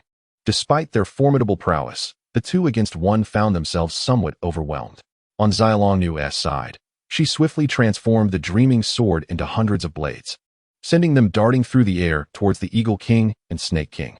The speed of the swords was both numerous and swift, and as Zhou gracefully leapt through the air, she struck at the Eagle King and Snake King, with her feet always landing upon a sword that would catch her. The sky was a dazzling spectacle, and she matched up evenly against the 2 adversaries. Suddenly, the Eagle King's eyes darted, and he turned to flee into the mountains, carrying away dozens of flying swords. In midair, the little dragon girl danced upon her sword, executing a dazzling array of sword formations as she launched her attack. The Serpent King on the ground sprinted after her, leaping gracefully as if diving into water, and upon landing, transformed into a colossal serpent, hastening across the land. During the fray, Nezha turned his head slightly, whispering, "My lady." Noticing that the little dragon girl had soared far away, he felt an urgent anxiety rising within him. However, the Tiger King and Monkey King were relentless in their pursuit, causing Nezha to become increasingly agitated, and he bellowed in exasperation. Channeling immense magical energy, he leapt backward, gathering power in his hands to wield the fire-tipped spear and the universe ring against his foes. Ascending into the air, he struck down upon them with a mighty palm. The little dragon girl pursued the Eagle King into the woods. Upon landing, she gripped the dream sword tightly, surveying her surroundings. Once they entered the forest, both the Eagle King and Serpent King vanished from sight. Big Stone, wearing a mask, gazed at the little dragon girl and remarked, "Indeed, you are a disciple of the Bodhisattva Guanyin. Your prowess is commendable. Yet, I wonder if you can endure being the target of scorn and know the bitterness of being wrongfully accused." Sensing the presence of the Serpent King and Eagle King nearby, the little dragon girl's sharp gaze scanned the area. Closing her eyes, she crossed her hands to the side, raising the dream sword. Suddenly, she opened her eyes, swiftly spinning and crouching down, simultaneously launching two dream swords towards the concealed locations of the Serpent King and Eagle King. With astonishing speed, the swords shot forth, catching both kings by surprise. They hastily gathered their magical energy to deflect the incoming blades, but the force was overwhelming. Despite their commendable defenses, they were still sent crashing into trees, spitting blood upon impact. Rising gracefully, the little dragon girl slightly raised her chin, extending her hand, and the two dream swords immediately returned to her grasp, merging seamlessly. At that moment, Big Stone transformed into a furious whirlwind, charging towards her. The little dragon girl swiftly positioned the dream sword before her, but it proved futile, as the gust merely swept through her body like a malevolent breeze. Bewildered, she blinked, unsure of what had transpired. Furrowing her brow, she pondered, "What just happened?" I felt a brief dizziness. This sensation is so familiar, reminiscent of when the Demon Emperor employed the celestial demon corpse dissolution technique. Indeed, Big Stone's peculiar technique had directly invaded her being, suppressing her demonic energy and concealing his presence. After vanquishing the Tiger King and Monkey King, Nezha felt no need to pursue them further. His concern for the little dragon girl propelled him forward, and he swiftly mounted the wind fire wheels to reach her in the woods. Moments later, he arrived by her side, landing with urgency as he enveloped her in a tight embrace. "My lady, are you all right?" "I was so worried." The little dragon girl, touched by Nezha's evident concern, felt a warmth in her heart. After they embraced, she smiled sweetly and shook her head, reassuring him, "My husband, I am fine. Though those two possess formidable skills, they are still no match for me." Nezha tenderly patted the little dragon girl's head and said, "My little fish, you mustn't do that again. Do not stray from my side even for a moment. It causes me great concern." The little dragon girl felt that Nezha's tenderness towards her after their marriage was boundless. Happily linking arms with him, she replied, "I understand, my dear lotus root. Let us be on our way." Chapter 14. The Coastal Village Murder Case. Li Yuan and Feng Daqing arrived at the coastal village. As expected, it was a village by the sea. Li Yuan gazed at the vast ocean, feeling the refreshing sea breeze. In the distance, she spotted a few households, likely belonging to local fishermen. Feng Daqing, standing several meters away, called out, "My lord, there's a village ahead. Shall we stop there for a while?" Li Yuan slightly turned her head, the breeze lifting her gauzy skirt and hair, making her look exceptionally beautiful. With a subtle smile, she replied, "Yes, that sounds lovely. I enjoy tranquility. Let us find a quiet spot." Feng Daqing nodded and proceeded ahead to make arrangements. Li Yuan strolled along the coast, admiring the scenery as she approached the village. Upon reaching the entrance of the village, Li Yuan, with a calm demeanor, lifted her gaze to the simple sign that read Coastal Village. Shortly after, she noticed Feng Daqing approaching with his head bowed. Confused, she frowned slightly. Feng Daqing, having observed her silence, said, "I found a secluded inn, but I lack funds." Li Yuan slowly reached for her waist and produced a white jade four-leaf clover, its translucent quality and superior craftsmanship evident. Feng Daqing, having been from a noble family, recognized its value immediately and shook his head repeatedly, insisting, "No, no. This is far too precious. We cannot exchange it for money." Li Yuan tossed the jade clover into the air, uninterested in further discussion, and walked inside. Feng Daqing caught the jade clover and, patting his chest, thought to himself, "My lord is truly generous. Such fine jade is treated so casually. A celestial indeed." Without further ado, He hurried to the village pawnshop to exchange it for a bag of shell coins. Then led Li Yuan through several narrow alleys to a quaint inn surrounded by a picket fence, where they could enjoy the coastal view. Satisfied, he entered without hesitation. Feng Duqing dutifully paid for a better room for Li Yuan while he opted for a modest chamber to save money. Nezha and the little dragon girl also arrived hand in hand at the coastal village. Observing the simple villagers drying their nets, the little dragon girl joyfully exclaimed to Nezha, "My lord, I love it here. The day is advancing. Let us stay in the village for the night." Nezha nodded, his face beaming with a smile. "Whatever my wife wishes, I shall comply." Playfully bickering, they entered the village and found a decent inn. Nezha called out, "Innkeeper, we require the best room available." The innkeeper promptly attended to them. The little dragon girl, as was her habit, reached for her purse, while Nezha never considered financial matters. After all, she belonged to the Water Clan, and they had an abundance of shell coins at their disposal.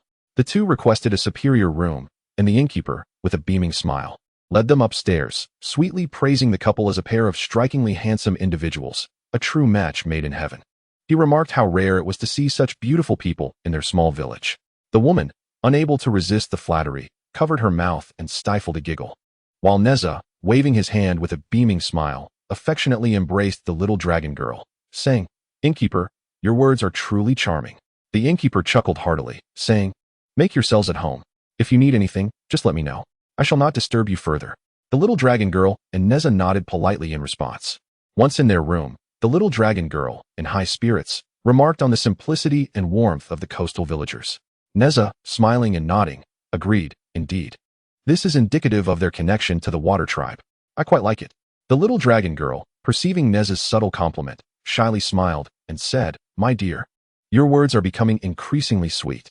Nezha playfully leaned closer, teasingly asking, "Is that so? Then, my lady, why not taste for yourself and see just how sweet I am?" He pouted his lips at the little dragon girl. Amused by Nezha's antics, the little dragon girl laughed and playfully swatted him, exclaiming, "Ha, go away."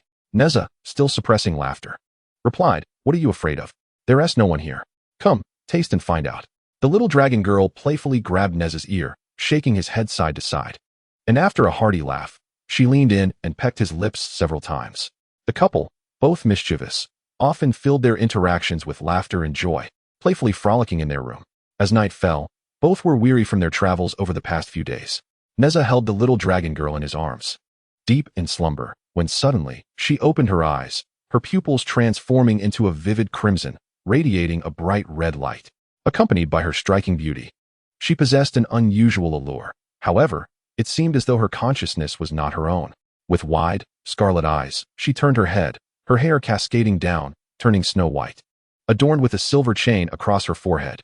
In that moment, the little dragon girl appeared as a white-haired enchantress, exhaling an aura of mystique towards Nezha, who furrowed his brow and sank deeper into sleep. Emotionless, she disengaged Nezha's embrace and exited the inn. The night was illuminated by a bright moon, with occasional barks piercing the stillness.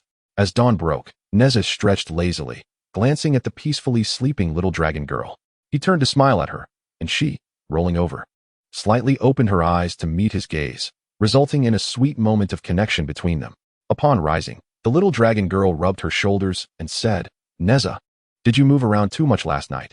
I feel a bit sore all over." Nezha pondered for a moment and replied, "I don't recall, my dear. Come, sit down. Let me give you a massage." Suddenly, they heard commotion from downstairs in the inn, and curious, they stepped out of their room to investigate. Arriving at the dining area, they found a crowd gathered, discussing animatedly. One man at a neighboring table remarked, "Have you heard the news? In the dead of night, over a dozen villagers perished." One man exclaimed, "I've heard the news. Our village is small, and I learned about it early this morning. How terrifying." The first man replied, "Indeed. The sight of those corpses was ghastly. Just thinking about it sends shivers down my spine." The other man widened his eyes and asked, "What? Have you seen the bodies? Quickly, tell me how dreadful it was." The first man lamented, "Oh, it's so gruesome that I cannot even find the words to describe it. Blood flowed from all 7 orifices. The bodies were shriveled, and the hearts had been extracted. It's utterly horrifying." The second man trembled slightly and said, "Is it truly that terrifying? Are you exaggerating?" The first man insisted, "What I described is still an understatement. How could such a tragedy occur in our village, with so many dying at once?" The second man declared, "This must be the work of no ordinary person. Only a monster would devour human hearts." Our village is plagued by a demon. I can't stay here any longer. I must hastily return home to pack and escape for a while. With only about 300 or 400 people in such a small village. Who knows if I'll be the next victim? I'm leaving now, brother. Soon after, the two men departed. Nezha and the dragon girl exchanged troubled glances before retreating to their room to discuss the matter. Nezha exclaimed, "How infuriating.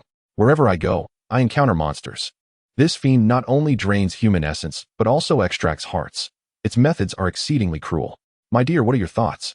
The dragon girl pondered, stroking her chin, and replied, "Husband, do you think it could be the 4 monsters that attacked us on the road?" Nezha shook his head. "I cannot say for certain." The dragon girl continued, "This village has a simple and honest populace. We must assist them in capturing the demon." Nezha agreed, "Absolutely. To kill over a dozen people in one night. Do they think I, the great general of demon suppression, am to be trifled with? I shall capture it and personally bring it to justice." With that, the two sought out the village chief. Nezha presented his golden badge to inquire about the situation, and a crowd of villagers quickly gathered around the chief's door, eager to beseech Nezha and the dragon girl to apprehend the monster.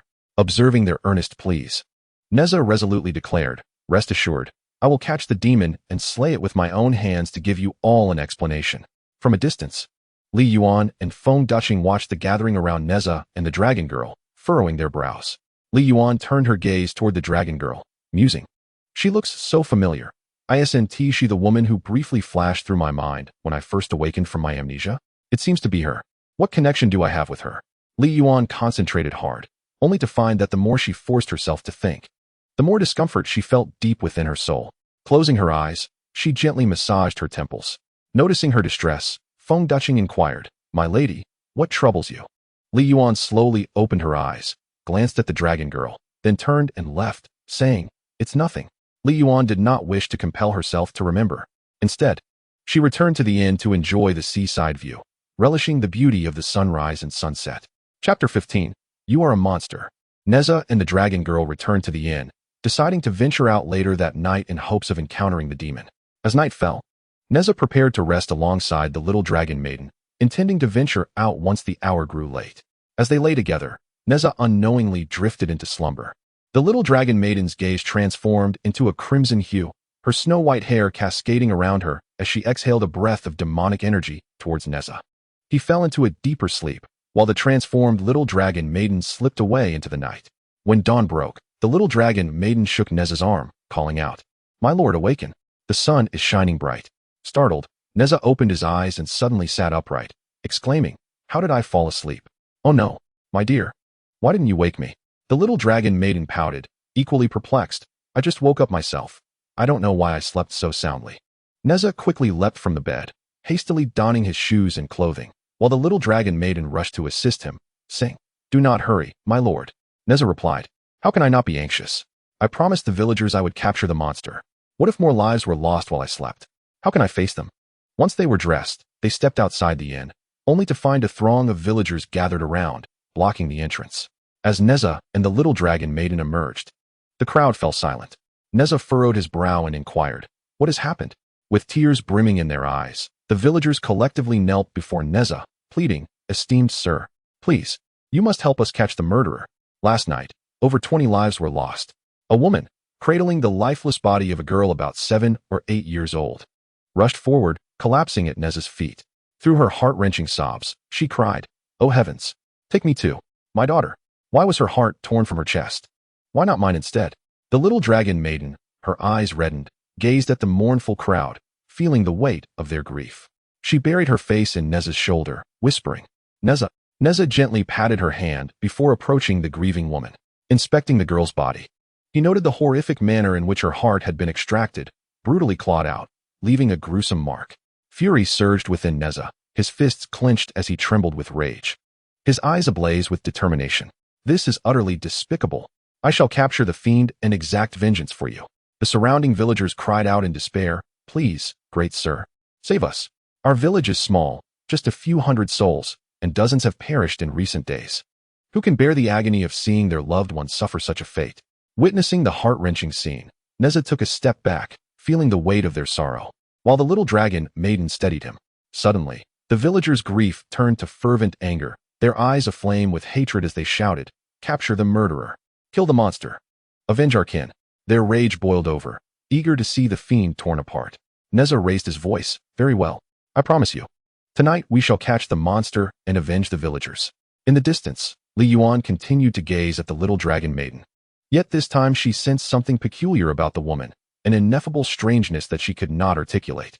Given the recent deaths of so many villagers, she could no longer remain an idle observer. Therefore, she resolved to venture out tonight to uncover the truth behind the events and determine the identity of the perpetrator. As night fell, the village lay enveloped in silence, interrupted only by the occasional barking of dogs. Nezha and the little dragon maiden sat at the table in solemn silence, awaiting the arrival of the night. This time, Nezha was determined not to succumb to sleep. He must capture the culprit at all costs. Time passed, and Nezha and the little dragon maiden sat in quietude, but Nezha soon felt his eyelids growing heavier and his head becoming increasingly foggy. He muttered to himself, I cannot sleep, must not sleep. Suddenly, with a thud, Nezha's head fell onto the table as he succumbed to slumber. The scene shifted, and the little dragon maiden's white garments transformed into a flowing red robe. Turning around, her crimson eyes glinted, and her hair gradually turned snow white. The demonized little dragon maiden caressed Nezha's cheek and said, Nezha, competing with me in cunning is far beyond your capacity. I am intrigued to see how you will react to the little dragon maiden in such a state. The feeling of being misunderstood by the world was overwhelmingly painful. With that, Shimeayan, donning the visage of the little dragon maiden, smiled wickedly. The demonized little dragon maiden vanished, embarking on a spree of madness and slaughter within the inn. A young woman found herself ensnared by the little dragon maiden, who was poised to scream monster, but had her mouth covered instead. Suddenly, the white-haired little dragon maiden emitted a sinister laugh and released the woman's mouth, allowing her to scream freely. The cry awakened the villagers, and Nezha suddenly jolted awake, springing up and bursting through the window of the inn, racing towards the source of the commotion. Li Yuan also emerged from the shadows, observing as the villagers brandished torches and pursued the source of the disturbance. Out of nowhere, a white-haired woman descended, clutching a young woman by the neck, landing before the villagers just as Nezha arrived. The little dragon maiden, adorned in her flowing red robe and with hair as white as snow, tightened her grip on the woman's throat and slowly turned to face Nezha, revealing a wicked grin. Nezha felt as if struck by a bolt of lightning, his eyes widening as he called out, Little dragon maiden. Her gaze suddenly transformed into one of ferocity. She extended a hand, revealing long, sharp claws, and mercilessly pierced the young woman's chest, extracting her heart before the horrified eyes of the onlookers. Nezha reached out and shouted, No. The villagers gasped in horror, their eyes aflame with rage as they raised their torches towards the white-haired demoness. They soon recognized her as the wife of the town's demon-slaying general. The crowd erupted in fury, demanding, Monster, return our loved ones to us. We will kill you. The little dragon maiden's blood-red gaze swept across the crowd, causing the villagers to stagger back in fear, silencing them momentarily. She discarded the woman's lifeless body as if it were a mere rag and slowly approached Nezha, one hand raised, holding the still-beating crimson heart, while the other caressed his face, seductively murmuring, What now?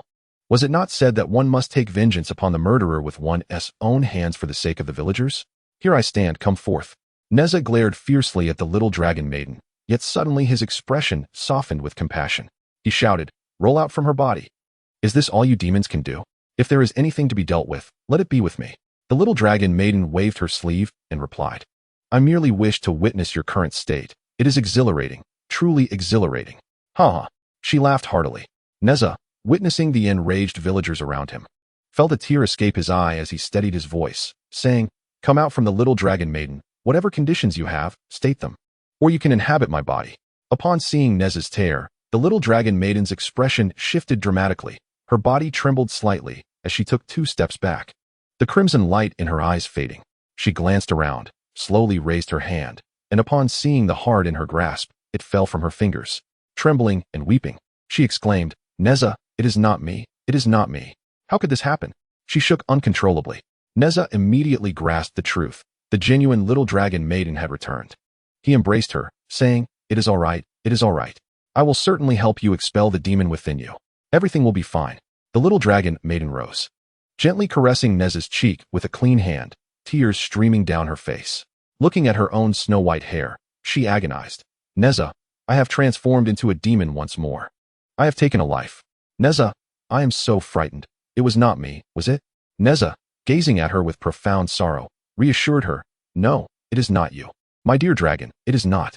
Yet the villagers, unable to comprehend, surged forward, their faces twisted with rage as they howled, "Kill the demon! Avenge our kin! Slay this heartless creature that has taken lives without a second thought." The villagers advanced with torches, their eyes filled with a fervor that seemed to thirst for the little dragon maiden's blood. Tears flowed uncontrollably from her eyes as she trembled incessantly. Nezha, sensing her terror, enveloped her protectively, declaring, "You must calm yourselves. It is not the little dragon maiden. It is the demon within her. She is merely possessed." But the villagers had already lost their reason, deaf to his pleas, intent on killing her. At that moment, the village chief shouted at Nezha, "You are the Grand General of Demon Suppression. How can you allow your wife to commit such atrocities? Have you forgotten your promise to us to slay the murderer with your own hands? The murderer stands before us now, and you hesitate. Over 40 lives have been lost." Nezha's fists clenched tightly, his body trembling as he unleashed his power, bellowing, "Silence!" The crowd was momentarily silenced by his formidable presence. He shouted with a voice that resonated, "If she truly is a demon, I shall slay her myself." The sound was thunderous, echoing in the air. Suddenly, Nezha sighed, tears streaming down his face as he turned to gaze deeply into the tear-streaked visage of the little dragon maiden, saying, "Yet as her husband, how could I ever forsake her?" He reached out to stroke her hair, observing her fear, guilt, sorrow, and utter despair, gently wiping away her tears and whispering, "The one who suffers the most should be the little dragon maiden. How could I ever harm my beloved wife? The demon is not her. Even if it were, I would gladly atone for the lives lost on her behalf." Xiaolong raised her head, her tear-filled eyes gazing at the gentle Nezha, revealing a mix of despair and gratitude. Chapter 16. The sealed memories. The sky gradually opened up, rain beginning to fall, yet it could not extinguish the torches held by the crowd, nor the fiery anger burning within their hearts. In the distance, Li Yuan silently observed the two surrounded by the masses, taking in the sight of the distraught woman, tears streaming down her face, to the point of collapse. Li Yuan slowly raised her hand to cover her aching heart, her brow furrowing in confusion. Why did her heart ache upon seeing the woman's sorrow? She, who had never shown interest in anyone, not even in the face of Dou Xiaoying's tyranny, felt a sense of panic. Why was this so? At that moment, Feng Dacheng approached, shaking his head as he remarked, "I never imagined that the wife of the demon-subduing general would be none other than the heart-eating white-haired demoness. It truly defies imagination. Benefactor, your magic is so formidable. Do you not intend to intervene?" Li Yuan, clutching her heart, cast a sidelong glance at Feng Dacheng, her mind solely focused on discovering the identity of the woman. Suddenly, a sharp pain pierced her head, and she gasped, clutching her heart, exhaling heavily. Closing her eyes, a torrent of memories surged through her mind, overwhelming her with a cacophony of images. The pain intensified, and she shivered uncontrollably, furrowing her brow as she bent down, supporting herself against a nearby wooden post. Seeing this, Feng Dacheng immediately leaned closer, inquiring, "Benefactor, what troubles you?" Taking a deep breath, Li Yuan suddenly opened her eyes, red-rimmed as she gazed at the white-haired demoness in the distance. Gasping for air, she sprang to her feet and fled back to the inn, where she promptly fainted. Nezha and his wife were besieged, and Xiaolong looked around at the villagers, some wielding bamboo poles, others brandishing wooden sticks, hoes, sickles, and pickaxes. Anything that could be used as a weapon was in hand. Each villager's gaze was filled with a fervent desire to tear her apart. Shaking her head, Xiaolong, with tear-filled eyes, slowly retreated. Having been showered with affection her entire life, she, beautiful and wise, had never witnessed such a scene, being regarded as a monstrous villain, a heart-eater. This realization gradually became unbearable for her. The torches illuminated the night, yet Xiaolong's heart was engulfed in profound darkness. She looked up to see Nezha shielding her protectively, shouting for the crowd to stay back. With a heavy heart, Xiaolong gazed at Nezha, unwilling to see him suffer under the weight of their accusations. Silently, she summoned the dreaming sword, lifting it with one hand, its radiant light flashing into Nezha's eyes. He gasped, turning in astonishment. Xiaolong. In a state of panic, Nezha turned around, extending his hands in a gesture of helplessness, pleading, "Xiaolong, what are you doing? Please, don't." Tears streamed down his face as he shook his head, his lips trembling in sorrow. No formidable demon or monster had ever brought Nezha to his knees. Only Xiaolong could evoke such a profound sense of helplessness within him. Xiaolong took a few steps back, positioning the sword against her neck, shouting, "Stay away." The ethereal gaze of the little dragon maiden, with her large, shimmering eyes, is slightly closed as tears cascade down her cheeks, mirroring the tearful countenance of Nezha. In a gentle tone, she implores, "My beloved, do not put yourself through this torment. I have once vowed that if I were to become a demon, you must take my life with your own hands. I am aware that you cannot do it. At this moment, I still possess my clarity, and I wish to cease the act of taking lives. I no longer desire this, my dear. Forgive me, for I can no longer accompany you. Promise me, take good care of yourself, and find Zhou for me." Nezha, with tear-filled eyes, tilts his head in the pouring rain, gazing at the little dragon maiden as he repeatedly pleads, "My lady, please. We have promised to be together for eternity. Do not heed the opinions of the world. I do not care. I only wish for your survival. Do not leave me. I implore you." The torrential rain drenches the onlookers as the little dragon maiden surveys her surroundings and slowly closes her eyes, preparing to wield the dream sword. Nezha, with widened eyes, dashes forward with remarkable speed, seizing the dream sword from her grasp. The blade lightly grazes her skin, and Nezha, gritting his teeth, clutches the sword with blood streaming from one hand. He forcefully wrenches the sword away, his palm sliding from the tip to the hilt, turning to face the villagers alongside the little dragon maiden, redirecting the sword. With his bloodied hand clasping hers, Nezha shouts at the villagers, "Stay back." The rain continues to pour upon the gathered crowd as the little dragon maiden observes Nezha's expressions and movements. He turns to her, taking her hand, and they flee the coastal village together. As dawn breaks, the rain ceases. Nezha and the little dragon maiden sit by the seaside, with the latter resting her head on his shoulder. Nezha wraps an arm around her, tenderly pressing his cheek against her forehead, while his other hand drips with blood. He gazes out at the vast ocean as the little dragon maiden, donned in a crimson robe with flowing white hair, slowly opens her eyes. She lifts her hand to touch her silken strands, acknowledging her ghostly appearance, her eyes welling up with tears as she looks at Nezha, who meets her gaze. Understanding her unspoken thoughts, Nezha gently caresses her hair, assuring her, "Fear not, I will certainly find a way to expel the demon within you." The little dragon maiden, her lips trembling as she observes Nezha's bleeding hand, clutches it with concern, asking, "My beloved, does it hurt?" Nezha shakes his head, replying, "Such a trivial wound means nothing." With a deliberate incantation, the little dragon maiden heals the deep gash on Nezha's hand. She gazes at him, her heart heavy with fear. "I am so frightened. What if I were to harm you?" she says, wiping away her tears, her voice tinged with sorrow. Nezha tenderly wipes her tears and embraces her, murmuring, "It will not happen. I do not mind, and I will never leave you, no matter what. Always remember, you have me."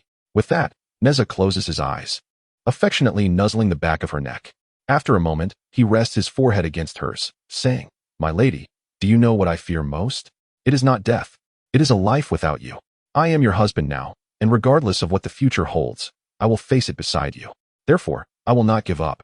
And you must never give up either." As the dragon girl and Nezha pressed their foreheads together, tears streamed down her cheeks, for she understood the depth of Nezha's feelings.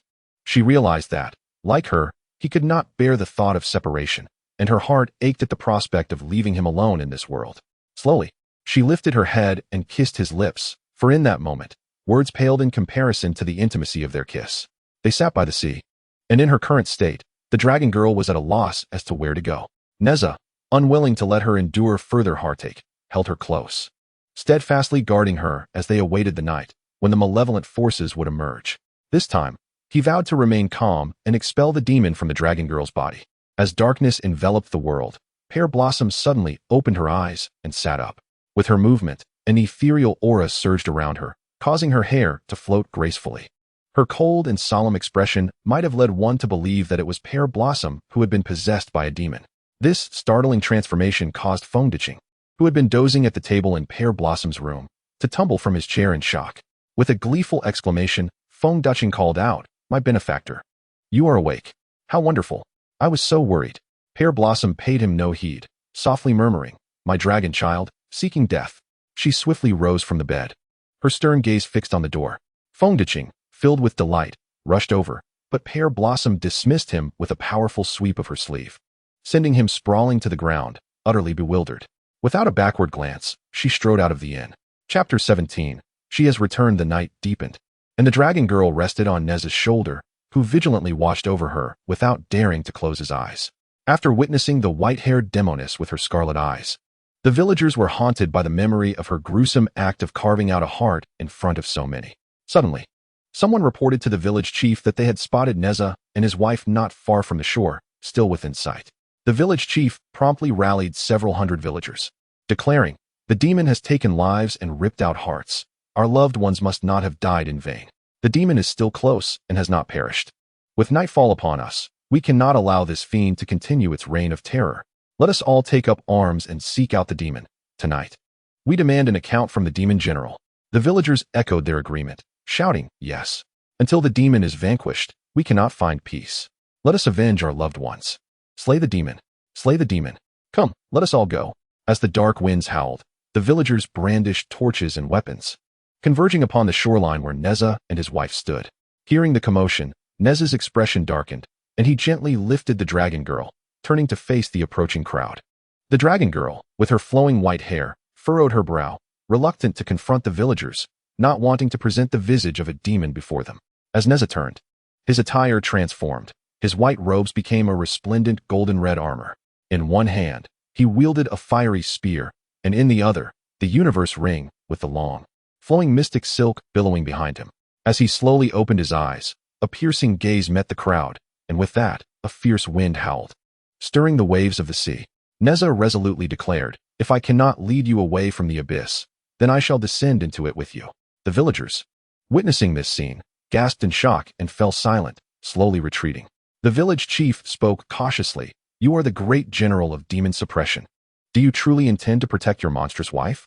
She bears the blood of dozens upon her hands." Among the crowd, a man shouted, "You have a wife. And so do we, husbands, children, parents. As the demon suppression general, we do not expect you to slay her with your own hands. But you cannot prevent us from avenging our loved ones." This statement instantly ignited the villagers' wrath, and they raised their weapons, chanting for vengeance on behalf of their kin. "For our loved ones. For our loved ones. Slay the monster. Slay the monster." Nezha tightened his grip on the fiery spear and warned in a low voice, "Do not force my hand." The little dragon maiden covered her head, tightly shutting her eyes, but suddenly, she opened her crimson eyes, clearly influenced by the villagers' provocations. Unleashing the demon within her, she dropped her hands, raised her head, and gazed at Nezha standing before her, her lips curling into a wicked smile as a dagger materialized in her hand. While Nezha was caught off guard, the dagger silently plunged into his back, its blade fully embedding itself within him. Nezha's eyes widened in shock, his mouth slightly agape as he exhaled slowly and turned to face the little dragon maiden. At that moment, she, with her scarlet eyes and a sinister grin, looked down at Nezha, who was gradually kneeling. The demonized little dragon maiden leaned closer, asking, "Does it feel good?" Nezha furrowed his brow and replied, "Little dragon maiden, I am Nezha. I am Nezha." The crimson glow in her eyes faded as she stared at the bloody dagger in her hand, and the wounded Nezha, screaming, "Nezha! Ah!" Her heart-wrenching scream echoed, her white hair billowing in the wind, the sound chilling and mournful. The village chief, witnessing this chaos, trembled and exclaimed, "She has gone mad. She has gone mad. Everyone quickly, kill the monster." The crowd, fierce and menacing, charged forward. The little dragon maiden, consumed by her anguish over Nezha's injury, continued to scream, oblivious to the villagers rushing towards them. Just then, a figure draped in a silver and white veil descended from the sky, hovering gracefully before them. With an aura of immense celestial power emanating from her outstretched hands, she repelled the hundreds of villagers, creating a resonating shockwave that echoed for miles. The villagers were thrown back, yet as they fell, they paused for a moment before collapsing to the ground, unharmed. Rising to their feet, they beheld the woman who had descended from the heavens, radiating a pure and divine light, exuding an aura of sanctity, nobility, and unassailable authority. The woman held her head high, her expression impassive, as the sea breeze tousled her garments and hair, rendering her beauty otherworldly. After a prolonged gaze, the villagers knelt down, pleading, "Great deity, please save us, spare us from the monster. We beseech you." The woman spoke with a calm yet penetrating voice, "I shall eliminate the demon myself. You must depart at once." Her tone was commanding and unequivocal. The villagers immediately sprang into action, clutching their weapons as they hurried back. The little dragon maiden gazed in shock at the woman before her, crying out, Zhou, save Nezha, save Nezha." Even in her dire state, her thoughts were consumed by Nezha. Princess Longji regained her memory, the omnipotent, icy, and domineering beauty who regarded all matters with indifference, had returned. In the distance, Feng Duching emerged, stunned at the sight before him, frozen in place. Princess Longji, with her hair billowing, looked down at the frail, white-haired little dragon maiden. After a slight furrow of her brow and a flash of cold light in her beautiful eyes, she extended her hand, channeling a surge of magic towards the little dragon maiden's forehead, devoid of any emotion or expression. As the magic flowed from Longji, the little dragon maiden's eyes instantaneously turned a crimson red. Nezha, witnessing the transformation of the little dragon maiden's pupils, exclaimed, "Princess Longji, please save the little dragon maiden and expel the demon within her." Longji nodded slowly, saying, "Understood. Quickly, rise and stand back." Nezha, possessing unwavering trust in Longji, spread his arms and soared backward, distancing himself from the corrupted little dragon maiden, awaiting Longji's intervention. He knew of Longji's affection for her and believed she would not harm her. Longji observed the slowly rising, enchanting yet malevolent little dragon maiden. The demonized version of the little dragon maiden proclaimed, "Even the deities of the heavenly palace have come. How delightful! None of you from the heavenly court are virtuous. You all look down upon us demon beasts." With that, a flash of crimson light flickered in her eyes as if challenging Longji. Longji calmly lowered her head, closing her beautiful eyes as she declared, "You are not yet worthy to compare your dominance with mine." As she spoke, the surrounding waves surged violently, crashing and soaring dozens of meters high. Longji's eyes snapped open, and a fierce wind whipped her hair behind her as she tilted her body slightly, raising her head. Her eyes glowed with a brilliant blue light, illuminating the vast sky around her with an almost blinding radiance. In that moment, Longji's overwhelming authority was beyond description. The little dragon maiden, no, at this moment, she should be called Shimiaoyin, let out a piercing scream. Shimiaoyin raised her hand to shield herself from the searing blue light. As the brilliance in Longji's eyes faded, she lowered her hand, only to discover that Longji had already appeared before her. Longji brought her fingers together, a glow emanating from their tips, and swiftly pointed towards the little dragon maiden's forehead. In an instant, Shimiaoyin's essence was forcefully ejected from the little dragon maiden's body, as if her soul had been catapulted out, utterly defenseless.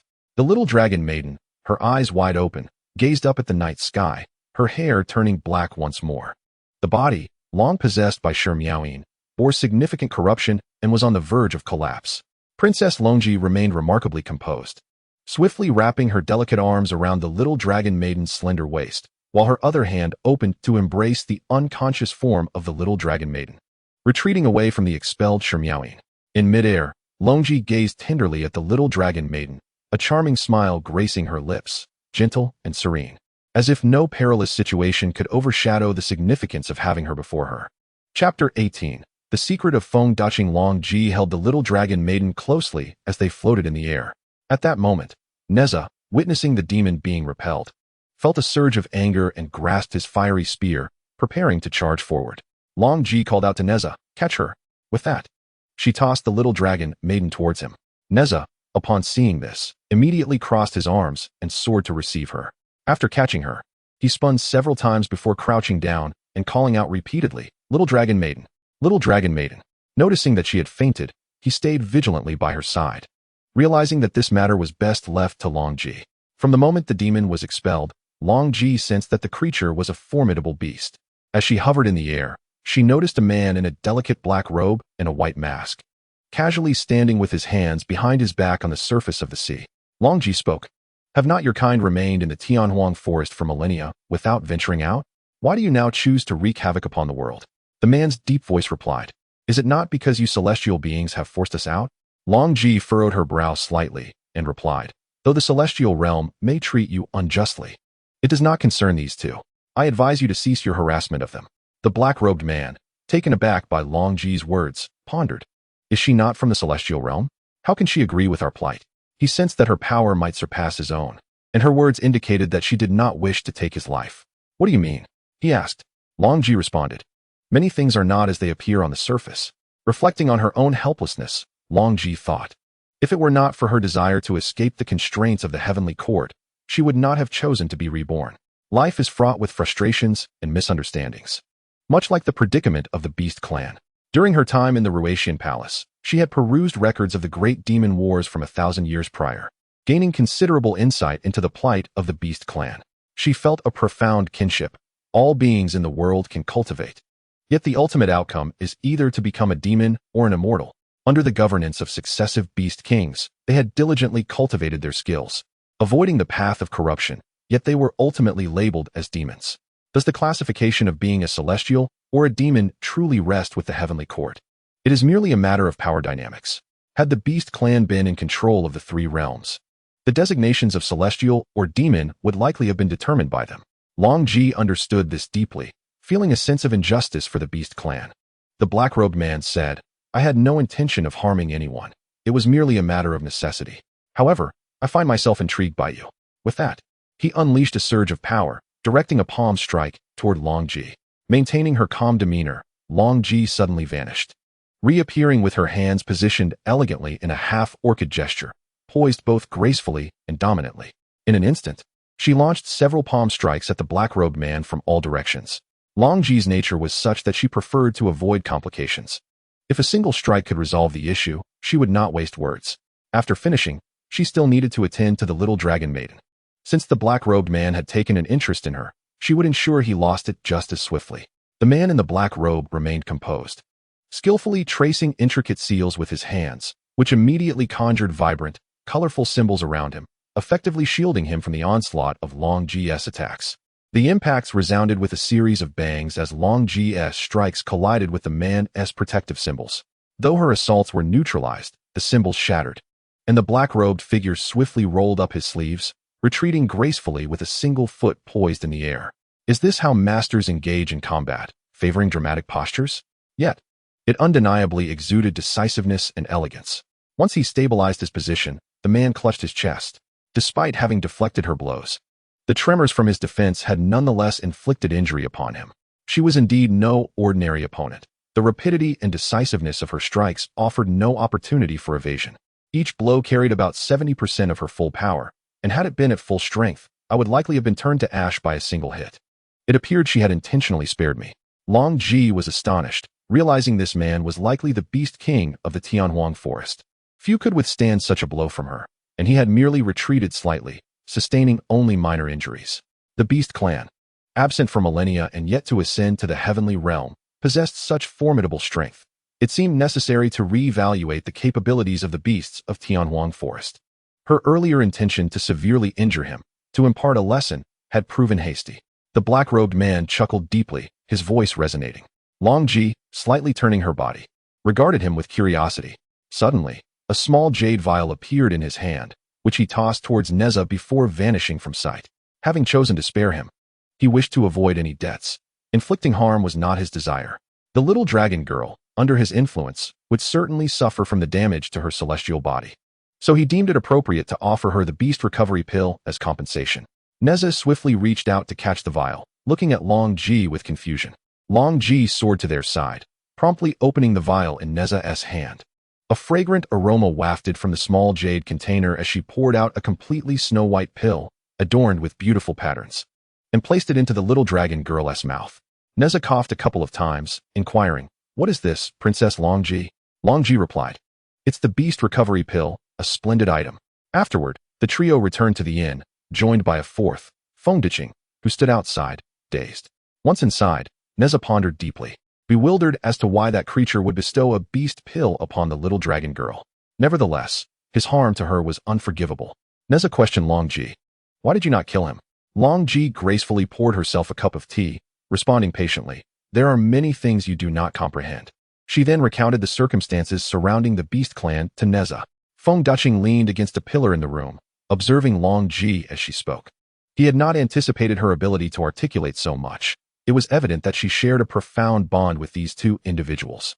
Although he could not grasp the content of their discussion, he found himself captivated by her every expression, each smile and frown compelling him to gaze longer. After a considerable time, once Longji concluded her narrative, she maintained her composure and, still gazing forward, remarked with a serious tone, "Have you seen enough? You have no business here, and you cannot comprehend what is being said. It would be best for you to rest." Fengdiqing gradually regained his composure. Realizing that Longji was addressing him, he clasped his hands together and said, "Very well, my benefactor, you may converse without my interruption." Just as he was about to turn away, Nezha suddenly leaped up, exclaiming, "What? You claim your name is Fengdiqing?" Upon finishing his words, Nezha grimaced, feeling a twinge of pain from the blade on his back.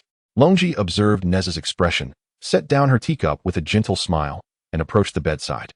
Gazing at the slumbering little dragon girl, Nezha dashed in front of Fengdiching and inquired, "Did you just say your name is Fengdiching?" With a look of bewilderment. Fengdiching replied, "Indeed, a man of honor does not change his name or his surname. I am Fengdiching." Nezha immediately scrutinized the young man, noting his ordinary appearance and youthfulness, which bore a slight resemblance to Feng Mingli. He muttered, "Ah, how convenient. Young man, you have made our search much easier." Fengdiching instinctively recoiled 2 steps, regarding Nezha with a hint of wariness. "What do you seek from me?" Nezha clapped Fengdiching on the shoulder, reassuring him. "You need not be alarmed. I am no villain. We are here on the orders of King Wu to investigate the embezzlement case involving the grain of Dongji. We have discovered that your father was wronged and, prior to his victimization, entrusted you with something of great importance. Fearing that you might be targeted by the sinister forces behind this, we have been in pursuit of you." Fengdiching, placing a hand on his chest, exhaled in relief. He had indeed been pursued relentlessly, rendering him somewhat sensitive. Realizing the gravity of the situation, he immediately knelt and implored, "Your Excellency, I beseech you to seek justice for my father. He lived a life of integrity and would never engage in corruption. To avoid colluding with King Chuxiao, he was wrongfully accused.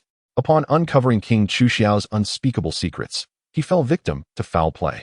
My entire family has perished, and now, I fear I am the last one left." Nezha promptly assisted Fengdiching to his feet, resolutely stating, "Rest assured, the heavens are vast and justice will prevail. Even King Chuxiao, should he have transgressed, will face the consequences of his actions. By the way, what did your father entrust to you?" From his bosom, Fengdiching produced a piece of cloth, carefully wrapped around a finely crafted piece of cowhide inscribed with dense characters. After examining it for a moment, Nezha's expression turned grave. He hastily concealed the cowhide, furrowing his brow tightly, and took a deep breath before incredulously uttering, "The Western Zhou is in peril." Chapter 19. The Savage Tribe. At that moment, the little dragon girl stirred slightly. Nezha quickly tucked away the cowhide and approached her side, anxiously whispering, "Little dragon girl. Little dragon girl." She slowly opened her eyes, murmuring, "Nezha." Suddenly, her eyes widened as she looked at Longji, exclaiming, "Huh?" In an instant, the little dragon girl was fully alert. Longji's beautiful eyes sparkled as she gazed at her, breaking into a radiant smile and tilting her head slightly. "Awake now? Do you feel better?" The little dragon girl, feeling considerably rejuvenated, looked joyfully at Longji and Nezha, sitting up and saying, "I feel much better." "Ah." She extended her arms, inviting Longji for an embrace. With a gentle smile, Longji tilted her head and leaned in, sharing a tender embrace with the little dragon girl. Nezha watched the two with a contented smile, thinking to himself, "How wonderful. The little dragon girl is unharmed, and Princess Longji has been found. Oh, formidable challenges must be addressed step by step." Nezha turned to gaze at the leather in his hand, his smile gradually fading, and a slight frown creased his brow. Perhaps it would be best to step outside first. This matter could be discussed later. Rising, Nezha exited the room alongside Fengdiching. The little dragon maiden sweetly watched as Nezha and his companion departed, then pushed open the door to Longji, saying, I have finally laid eyes upon you." Suddenly, the little dragon maiden, in a fit of annoyance, turned her head aside and continued, "Humph. Without a word, you simply abandoned me. Do you have any idea how worried I was? When I beheld your white coffin, it shattered me." Longji's lips parted slightly, questioning, "Did you visit the heavenly realm's 10,000 immortals' tomb? What did you witness there?" The little dragon maiden pouted, her eyes wide with a pleading expression as she nodded. Longji, feeling a pang of sympathy, gently caressed the strands of the little dragon maiden's hair and said, "It is all in the past. However, I no longer wish to be the princess of Longji. From now on, I shall simply be your Zhou. What do you say?" Longji tilted her head, affectionately gazing at the little dragon maiden. With reddened eyes, the little dragon maiden, moved to the core, bit her lip and embraced Longji tightly, declaring, "From now on, do not leave me easily. I understand you do not wish to return to the heavenly court, so let us walk together with Nezha. We shall traverse the mortal realm, vanquishing demons and evil, living out our days here. If you do not wish to reside at the Great Lotus Root's home, then you may stay in the East Sea. How does that sound? I will visit you frequently." Longji bit her lip, looking somewhat troubled as she replied, "But I still wish to explore the mortal realm. There are many places I have yet to visit." The little dragon maiden, unwilling to entertain such thoughts, interjected, "We shall travel together, regardless. I will not permit you to leave again. From now on, I will sleep beside you every night. You shall not escape." Longji placed a hand on her forehead, jokingly lamenting, "If I occupy your nights, will not Nezha resent me?" The little dragon maiden clung tightly to Longji's arm, asserting, Do not concern yourself with him. I refuse to let you depart again. After all this time, if you leave me once more, I shall starve myself." Longji chuckled softly, shaking her head. "Is there anyone who threatens in such a manner? Well, we shall see how I feel." The little dragon maiden gazed with delight at Longji's exquisite features, suddenly pouting and planting a kiss on her fair cheek. Longji turned, wide-eyed at the little dragon maiden, realizing the gentle warmth she had just felt was indeed from her kiss. The little dragon maiden rolled her eyes and stuck out her tongue, shaking her head while making a silly face. The two conversed joyfully within the room. Meanwhile, Nezha stood by the fence, gazing at the sea view. His brow furrowed as he slowly picked up the leather in his hand and sighed deeply. Feng Ducheng approached Nezha's side, observing the shoreline and remarking, "Who would have thought? The king of Chu from the western Zhou, brother to the martial king, now stands one step below the heavens, and yet contemplates colluding with the barbaric tribes." Nezha replied, "This matter is of great significance. The world has just regained its peace, and our western Zhou soldiers, having endured 14 years of warfare, have suffered greatly. I have heard that the barbaric tribes are exceedingly savage, each member towering in stature, with enormous beasts as their national symbols. I have learned that the smallest among them stands over 2 meters tall, with astonishing combat prowess that cannot truly be considered human. If war were to truly break out, I must lament that the western Zhou stands little chance of victory." Feng Ducheng nodded in agreement, expressing that the barbarian tribes are situated far from our central plains, separated by hundreds of hectares of desolate forests, and have traditionally kept their distance from us. It is bewildering how King Chushao has managed to forge such an alliance. Alas, were it not for my father inadvertently acquiring this piece of parchment, we would remain oblivious to King Chushao's intentions. Suddenly, Nezha exclaimed, "I cannot comprehend the motives of King Chushao. Is not the western Zhou his own nation? Is he unaware that we have toiled for 14 arduous years to establish it? King Wu has treated him with kindness. Why then does he acquiesce to the demands of the barbarian tribes? Is the throne truly of such paramount importance? One must consider, if he gains the throne but loses the western Zhou, rendering it a vassal state of the barbarian tribes, he would merely be a puppet emperor. Is it worth such a sacrifice?" Feng Ducheng shook his head, lamenting, Wealth, status, and power have always been the elusive pursuits of humankind. King Chushao has been blinded by the allure of power. General, what are your intentions moving forward?" Nezha pondered for a moment, gazing at the parchment, and remarked, "Does it not state that King Chushao is hoarding vast amounts of wealth and provisions, collaborating with the barbarian tribes? He has provided them with maps for their assault on the western Zhou, as well as defensive and troop deployment strategies. Their aim is to dismantle our crucial supply lines, coordinating with King Chushao to secure a long-term alliance, fostering trade and mutual prosperity, with the ultimate goal of supporting him as the king of the western Zhou. Yet, is it truly that simple? Do you trust the words of those barbaric tribes?" Feng Ducheng shook his head in response, "Of course not. Their ambitions are insidious. How could their intentions be so straightforward? If it were so simple, the Chen family would have allied with the barbarian tribes long ago, rather than waiting until now." Nezha nodded. "Indeed, this matter must be reported to King Wu at once, so preparations can be made. However, I fear that should conflict arise, the western Zhou would stand no chance of victory." Alas, as darkness descended, Nezha returned to the room of the little dragon lady. Sitting on the bed as he inquired with concern, "My dear, is your health improving?" The little dragon lady grasped Nezha's hand and asked with worry, "Nezha, what of your injuries? Do they still pain you?" Nezha shook his head, replying, "I had nearly recovered when Princess Longji fought the monsters. It is but a minor injury, insignificant to one such as myself, who practices the way." The little dragon lady gently touched Nezha's cheek, saying, "My love, I am so sorry." Nezha's eyes widened in surprise. "Why do you apologize, my dear? You did not harm me. It was that monster who caused the injury." "Alas, enough of that, my dear. Princess Longji, I have matters to discuss with you." Longji interjected, "From now on, I shall no longer be known as Princess Longji. You may call me Longji, or simply Zhou as Dragon calls me." Nezha smiled, "Very well. Longji it shall be." The little dragon lady inquired, "My love, what is it that you wish to convey to us?" Nezha presented the parchment to both the little dragon lady and Longji. The little dragon lady furrowed her brow, her eyes widening as she looked at Nezha, then at the parchment, exclaiming in disbelief, "Heavens, this cannot be real." In ancient texts, I have come across accounts of a savage tribe, formidable adversaries indeed, towering at a height of 2 to 3 meters. Their combat prowess is astonishing. Had it not been for the vast expanse of the Tianhuang forests separating them from the central plains, they would have undoubtedly encroached upon the region long ago. What could be the thoughts of King Chushao? Nezha sighed. Longji, having finished her reading, nonchalantly flicked her sleeve and resumed sipping her tea, indifferent to the matter. Chapter 20. Tianhuang Forest. Old Master Shi returned to the palace of King Chushao, taking his place upon the throne with a nonchalant flourish of his sleeve, raising one leg in a manner both carefree and audacious. Bowen promptly approached, feigning servility, and inquired, "What troubles you, Old Master Shi? Have Nezha and her companion been dealt with?" Old Master Shi shook his head, replying, "No, they are protected by a formidable individual, and I have no intention of eliminating them." He idly stroked the ring on his thumb. Bowen, puzzled, asked, "What if they uncover evidence of my embezzlement of disaster relief funds?" Gazing at the distressed Bowen, Old Master Shi slowly rose and approached him step by step, asking, "Are you concealing something from me? Is your sole purpose to assist in reclaiming the embezzled disaster relief funds? Nothing more?" Bowen, with a flicker of unease in his eyes, responded, "Of course not. How could I dare deceive you?" Old Master Shi mused to himself, having gleaned the information he sought.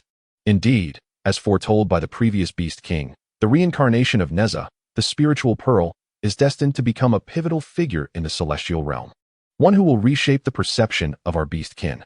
I have only promised the Savage King to assist King Chushao with a singular task, yet I have already aided him in multiple ways. Successfully embezzling the disaster relief funds is a heinous act, and I am weary of entanglement in such affairs. Returning to his throne, Old Master Shi languidly declared, "If you have no further matters, I shall take my leave. Take care of yourself." Bowen immediately sprang to his feet, exclaiming, "That cannot be. The evidence is still in the hands of Fengdiqing, and Nezha and her companion remain alive. What if?" Before he could finish, Old Master Shi's eyes flashed with menace as he interrupted, "You are indeed hiding something from me. What evidence?" Old Master Shi coldly uttered a single word, "Speak." Bowen stammered, "It's of little concern to you. The Savage King has promised to support me as the king of the Western Zhou, provided I deliver the mainline strategy, defense plans, and troop deployment maps for the invasion of Western Zhou. By now, the Savage King has likely set forth with his tribe. It has been several months. Circumventing the Tianhuang Forest will expedite their arrival." After a prolonged silence, Old Master Shi spat out a single word, "Fool." With that, a portal of time and space manifested before him, and Old Master Shi stepped through, vanishing from sight. Bowen plummeted from the air, landing with a thud. He thought to himself, "I can only delay for now, seeking an excuse to wander away for a while, evading the situation for a few months. By then, even if my brother obtains the evidence and the proof, he will not find me. Once the Savage King reaches the Central Plains, I shall simply wait for him to vanquish my brother, and I will ascend as the great king." Just like that. Upon Stone Elder's return to the celestial wilderness forest, he summoned the 4 great kings of the beasts and inquired, "Pray tell, what news do you bring regarding the barbarian tribe's recent activities?" The Tiger King pondered for a moment, then responded with a perplexed expression, "There has been no commotion. They seem rather well behaved." Stone Elder sighed. You, Barbarian King, had promised me that as long as I assisted King Chushao with a certain task, you would refrain from encroaching upon my celestial wilderness forest and would not set foot in the Central Plains. For millennia, the Beast Kings and the Barbarian Kings have upheld this agreement. Yet this new Barbarian King, upon ascending to the throne, has proven to be so untrustworthy. To utilize my efforts while I am absent, plotting an incursion into the Central Plains. How detestable. Do you presume that I, Stone Elder, am to be trifled with? The 4 great Beast Kings exchanged glances. The charming and playful Snake King stepped forward and remarked, "Stone Elder, what concern is the life and death of the Central Plains to us? The humans persistently hunt our kin on the outskirts of the celestial wilderness forest and seek to subjugate the barbarian tribe. Why should we extend any goodwill toward them?" Stone Elder, with head held high and hands clasped behind his back, replied, "This is the custom established by generations of Beast Kings to protect humanity for thousands of years. Alas, all I can do is this. It is, after all, their own strife. As long as they do not invade my celestial wilderness forest, they may do as they please." The 4 great Beast Kings nodded in agreement. Stone Elder continued, "By the way, the time for your ascension tribulation approaches, and since you cannot transform into immortals, you must continue to strive for breakthroughs. It is perilous. During this period, half of those who attempt it perish while the other half are grievously injured, with success being exceedingly rare. We can scarcely attend to human affairs. Prepare yourselves well. When the time comes, I shall protect you in your tribulation. Hopefully, you will succeed and survive, sparing us the need to choose a new Beast King." The 4 great Beast Kings expressed their gratitude, Thank you, Elder, for your concern. We shall descend to prepare for our cultivation. After their departure, Stone Elder removed his mask, revealing a finely crafted visage, his full lips exhaling a gentle sigh. His beautiful eyes shimmered with moisture as he gazed skyward, lamenting, why must the demonic beasts endure such cruelty? Nezha has chosen to live among mortals with the little dragon girl for eternity. Where lies the turning point for our kin? I truly wish for no further casualties during their tribulations. The following day, Nezha, the little dragon girl, Longji, and Feng Daching set forth on their journey, eager to return to the western Zhou without delay. Along the way, Nezha inquired of Longji, what are your thoughts on the impending assault of the barbarian tribe against our western Zhou? With an air of nonchalance, Longji adjusted her sleeves and glanced at Nezha, replying, it scarcely concerns me. What opinion could I possibly hold? The little dragon girl quickly approached, linking her arm with Longji's and playfully imploring, oh, Longji, since we are merely passing time, do share your thoughts. Longji cast a sidelong glance at the little dragon girl, a hint of a smile gracing her lips as she responded, if I were to express my opinion, I would say that Western Zhou stands no chance of victory. Surrender would be the wiser course. Nezha rolled his eyes, retorting, oh, splendidly articulated. It amounts to saying nothing at all.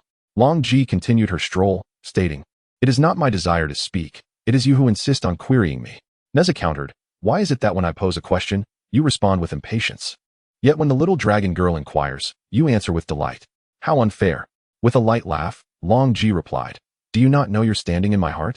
Nezha pointed an accusatory finger at Longji, while Feng Daching stifled a laugh nearby. Nezha immediately exclaimed, what business is it of yours? Why are you laughing? Feng Daching hastily waved his hand, stifling a chuckle, and replied, nothing, nothing, let us hurry on.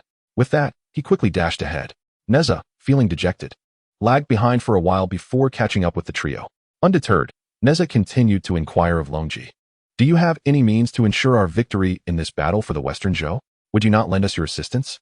Suddenly, Longji halted, turning to Nezha with an impassive expression, tilting her head and stating, I have no desire to involve myself in the disputes of mortals, and what is destined to occur will inevitably come to pass. You cannot guarantee the eternal existence of the Western Zhou. The succession of dynasties is a natural occurrence, and your insistence is futile. If you seek war, do not involve me.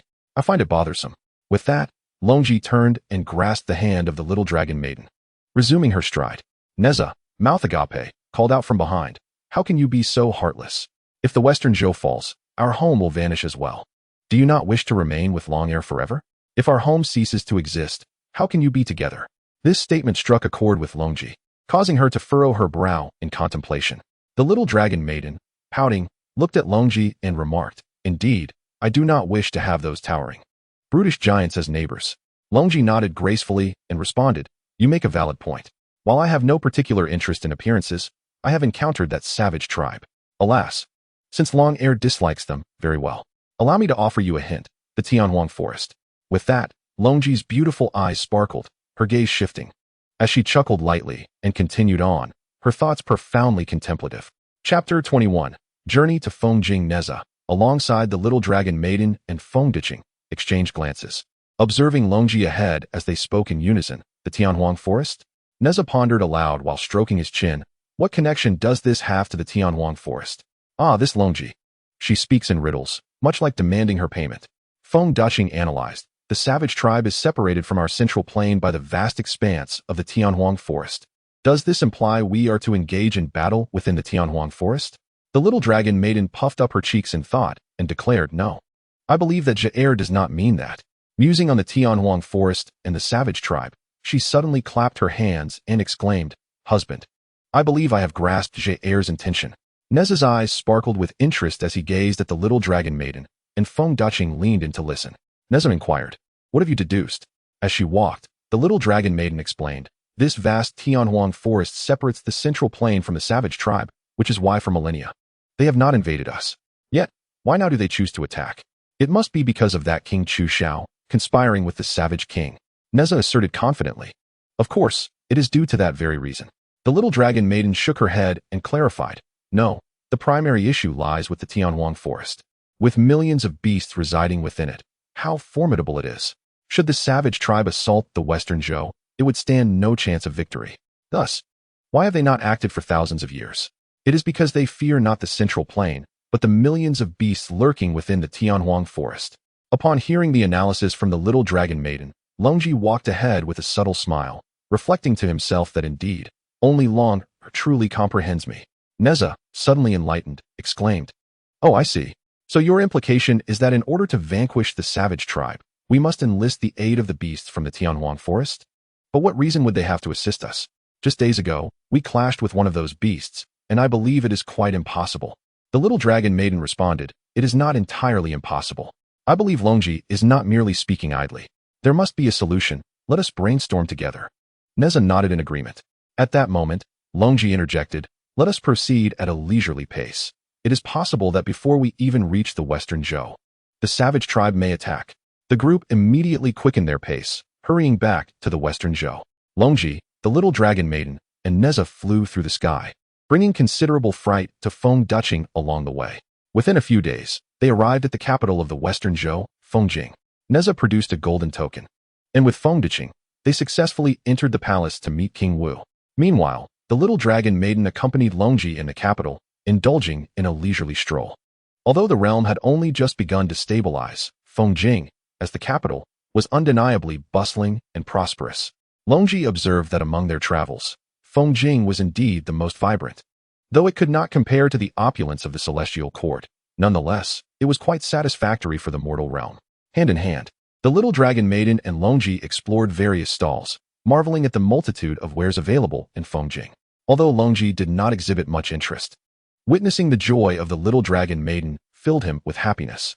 The little dragon maiden, in turn, was elated by Longji's companionship, experiencing a delightful sense of restoration reminiscent of their days together in the celestial palace. The little dragon maiden playfully held various hairpins up to Longji's head, and although she wore a simple adornment, Longji's natural beauty shone through, enhancing her ethereal and noble presence. The little dragon maiden, akin to a water lily in bloom, was equally charming. The two exquisite maidens walking through the streets naturally became a captivating sight. At that moment, several affluent young gentlemen appeared, racing their horses down the street. The little dragon maiden, thoroughly enjoying her shopping, was oblivious to the approaching commotion, but Longji, hearing the distant sounds of hooves, let out a disdainful chuckle, thinking how amusing it was that the people of Fengjing engaged in horse racing at the marketplace. Addressing the little dragon maiden, Longji suggested, "Longer, let us move over there and take a look." The little dragon maiden nodded enthusiastically, and the two walked hand in hand to the edge of the street. The little dragon maiden selected two masks, playfully holding one up to Longji's face and the other to her own, reveling in the moment. Longji, too, picked up a mask, contemplating this mortal trinket. Just then, the little dragon maiden noticed a vendor selling sweet syrup sticks across the street. Elated, she dashed over to purchase some, eagerly anticipating sharing them with her beloved upon his return. As the two affluent young gentlemen continued their horse race into the eastern street, they collided with several vendors along the way. Hearing the sound of hooves approaching, Longji set aside the mask to observe what lay ahead. To her astonishment, Zhou found herself across a wide thoroughfare, bustling with pedestrians. At that moment, she noticed two affluent young gentlemen galloping towards her on horseback. Her eyes widened as she spotted a 3-year-old boy, blissfully unaware of the impending danger, standing in the middle of the road. Without a moment's hesitation, Zhou leaped forward, realizing that the oncoming horses were about to collide with the child. Longji, observing her impulsive act, furrowed her brows and sighed softly, following suit. With remarkable speed, Zhou crouched down, enveloping the boy in her arms. In her haste, 3 sugar water sticks fell to the ground, shattering upon impact. As she beheld the towering steeds rearing up, poised to trample them, she closed her eyes, shielding the boy with her body while slowly channeling her magic. The child, frightened, let out a piercing scream. After what felt like an eternity, Zhou sensed no hoofbeats striking down upon them. She cautiously opened one eye. To her relief, she saw Longji extending her palm, immobilizing the surrounding chaos, allowing only themselves to move. With a gentle smile, Longji reached out her other hand towards Zhou, her demeanor as refreshing as a spring breeze. Zhou reciprocated, and Longji gracefully lifted both her and the boy, twirling them to the edge of the street before releasing her spell. The startled horse reared back, unseating its rider, who tumbled to the ground. The other young gentleman, who had been racing alongside, immediately halted, dismounting to assist his fallen companion, inquiring if he was unharmed. The fallen gentleman, brushing off the dust from his attire, indignantly exclaimed, who was so blind as to not see that I was racing. Zhou, still fuming, stepped forward, pointing at him and rebuking. You recklessly rode your horse through the streets and nearly caused an accident. Do you think you have any right to complain? Longji then guided the boy away, coming to stand beside Zhou. The two young gentlemen turned their heads to behold the striking figures of Zhou and Longji, momentarily speechless.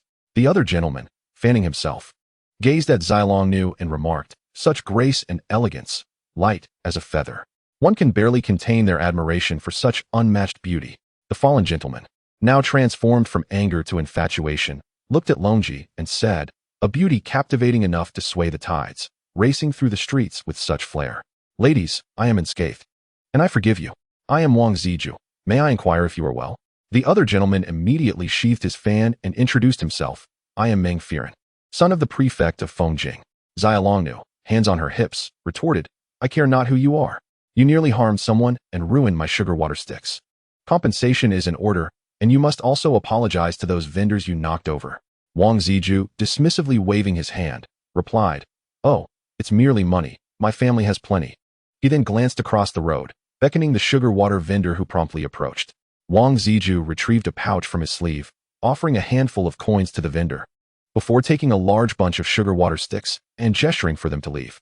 "Here you are, my dear," he said, presenting the sugary treats to Zhou. The playful little dragon girl, with her hands on her hips, extended one hand to retrieve 3 sugar sticks, declaring, "You only broke 3. I only want 3. Prince Zhou did not press the issue, immediately raising his voice to those around him. "Who else wishes to offer gifts?" Yet, no one responded.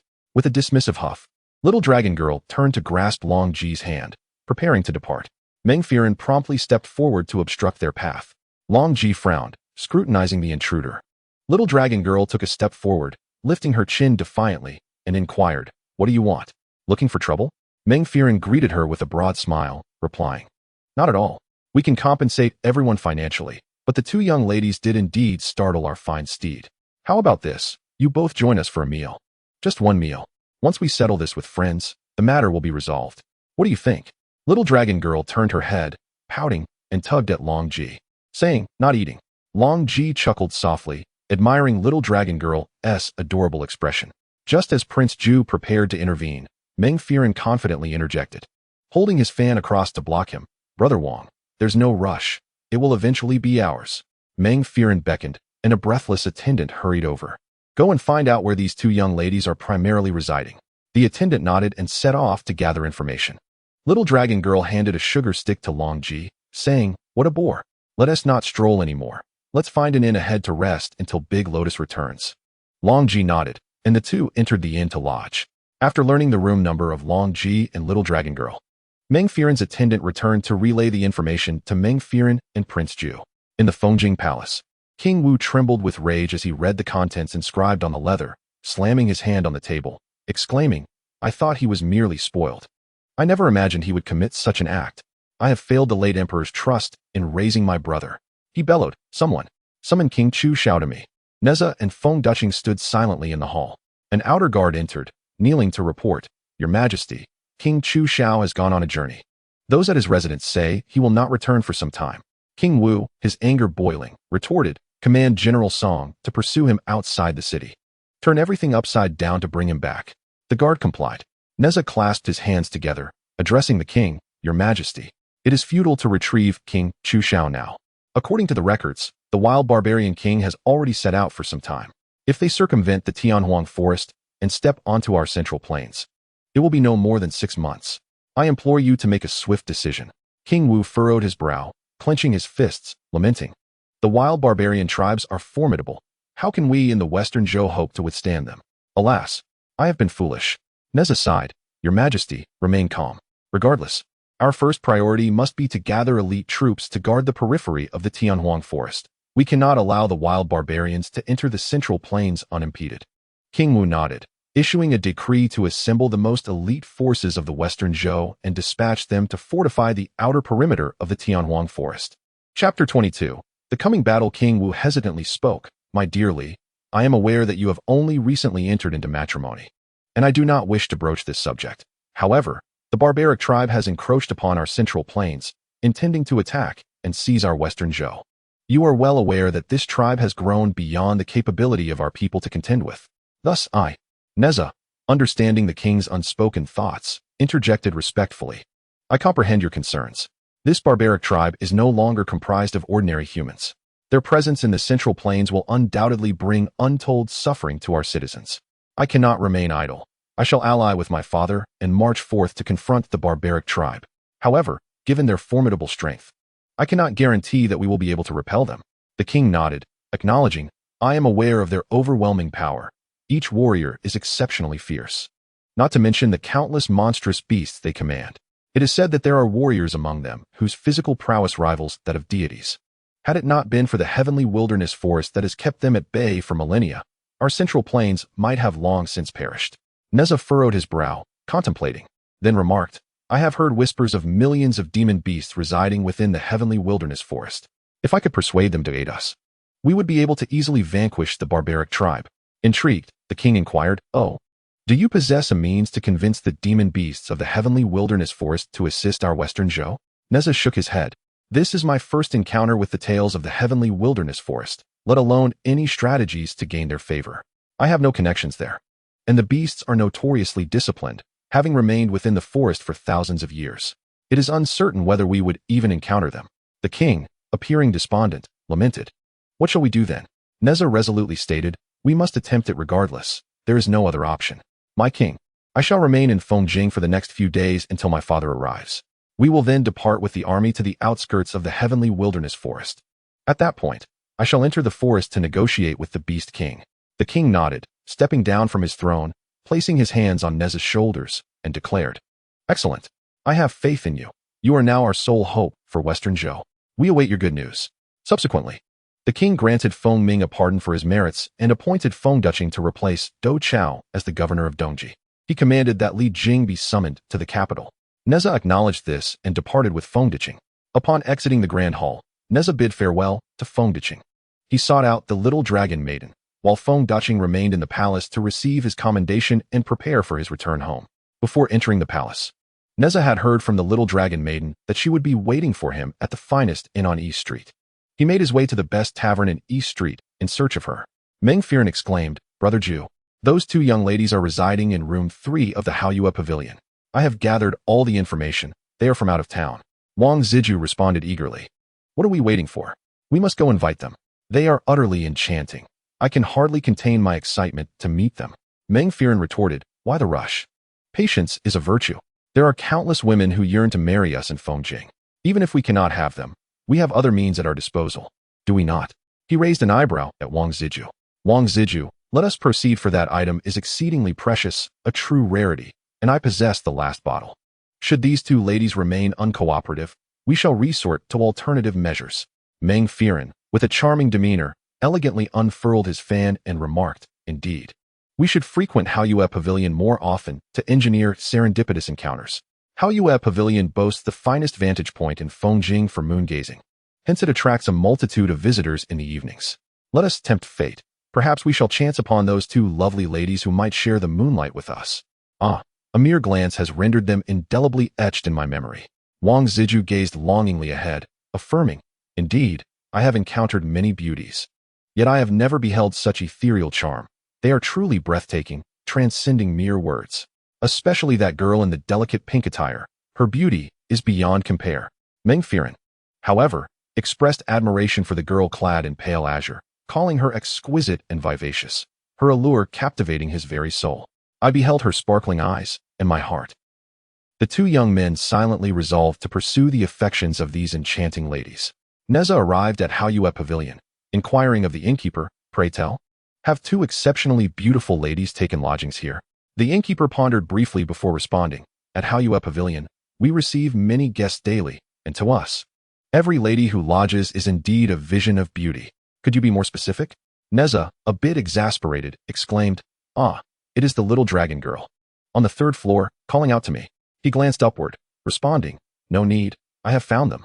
With joy, he waved back at the little dragon girl. Nezha ascended the stairs, taking her hand, and said, My dear, have you been waiting anxiously? Let us converse inside. Upon entering the room, he immediately poured a cup of tea for the little dragon girl and Longji, declaring, We are poised for battle against that band of ruffians. The little dragon girl seated herself and inquired, My beloved, have you conferred with King Wu? When shall we embark? Longji asked. Have you deliberated on seeking the Beast King's aid in the Tianhuang forest? Nezha glanced at them and nodded. No rush. I shall wait for my father to arrive in Fengjing. Over the next few days, I'll show you around.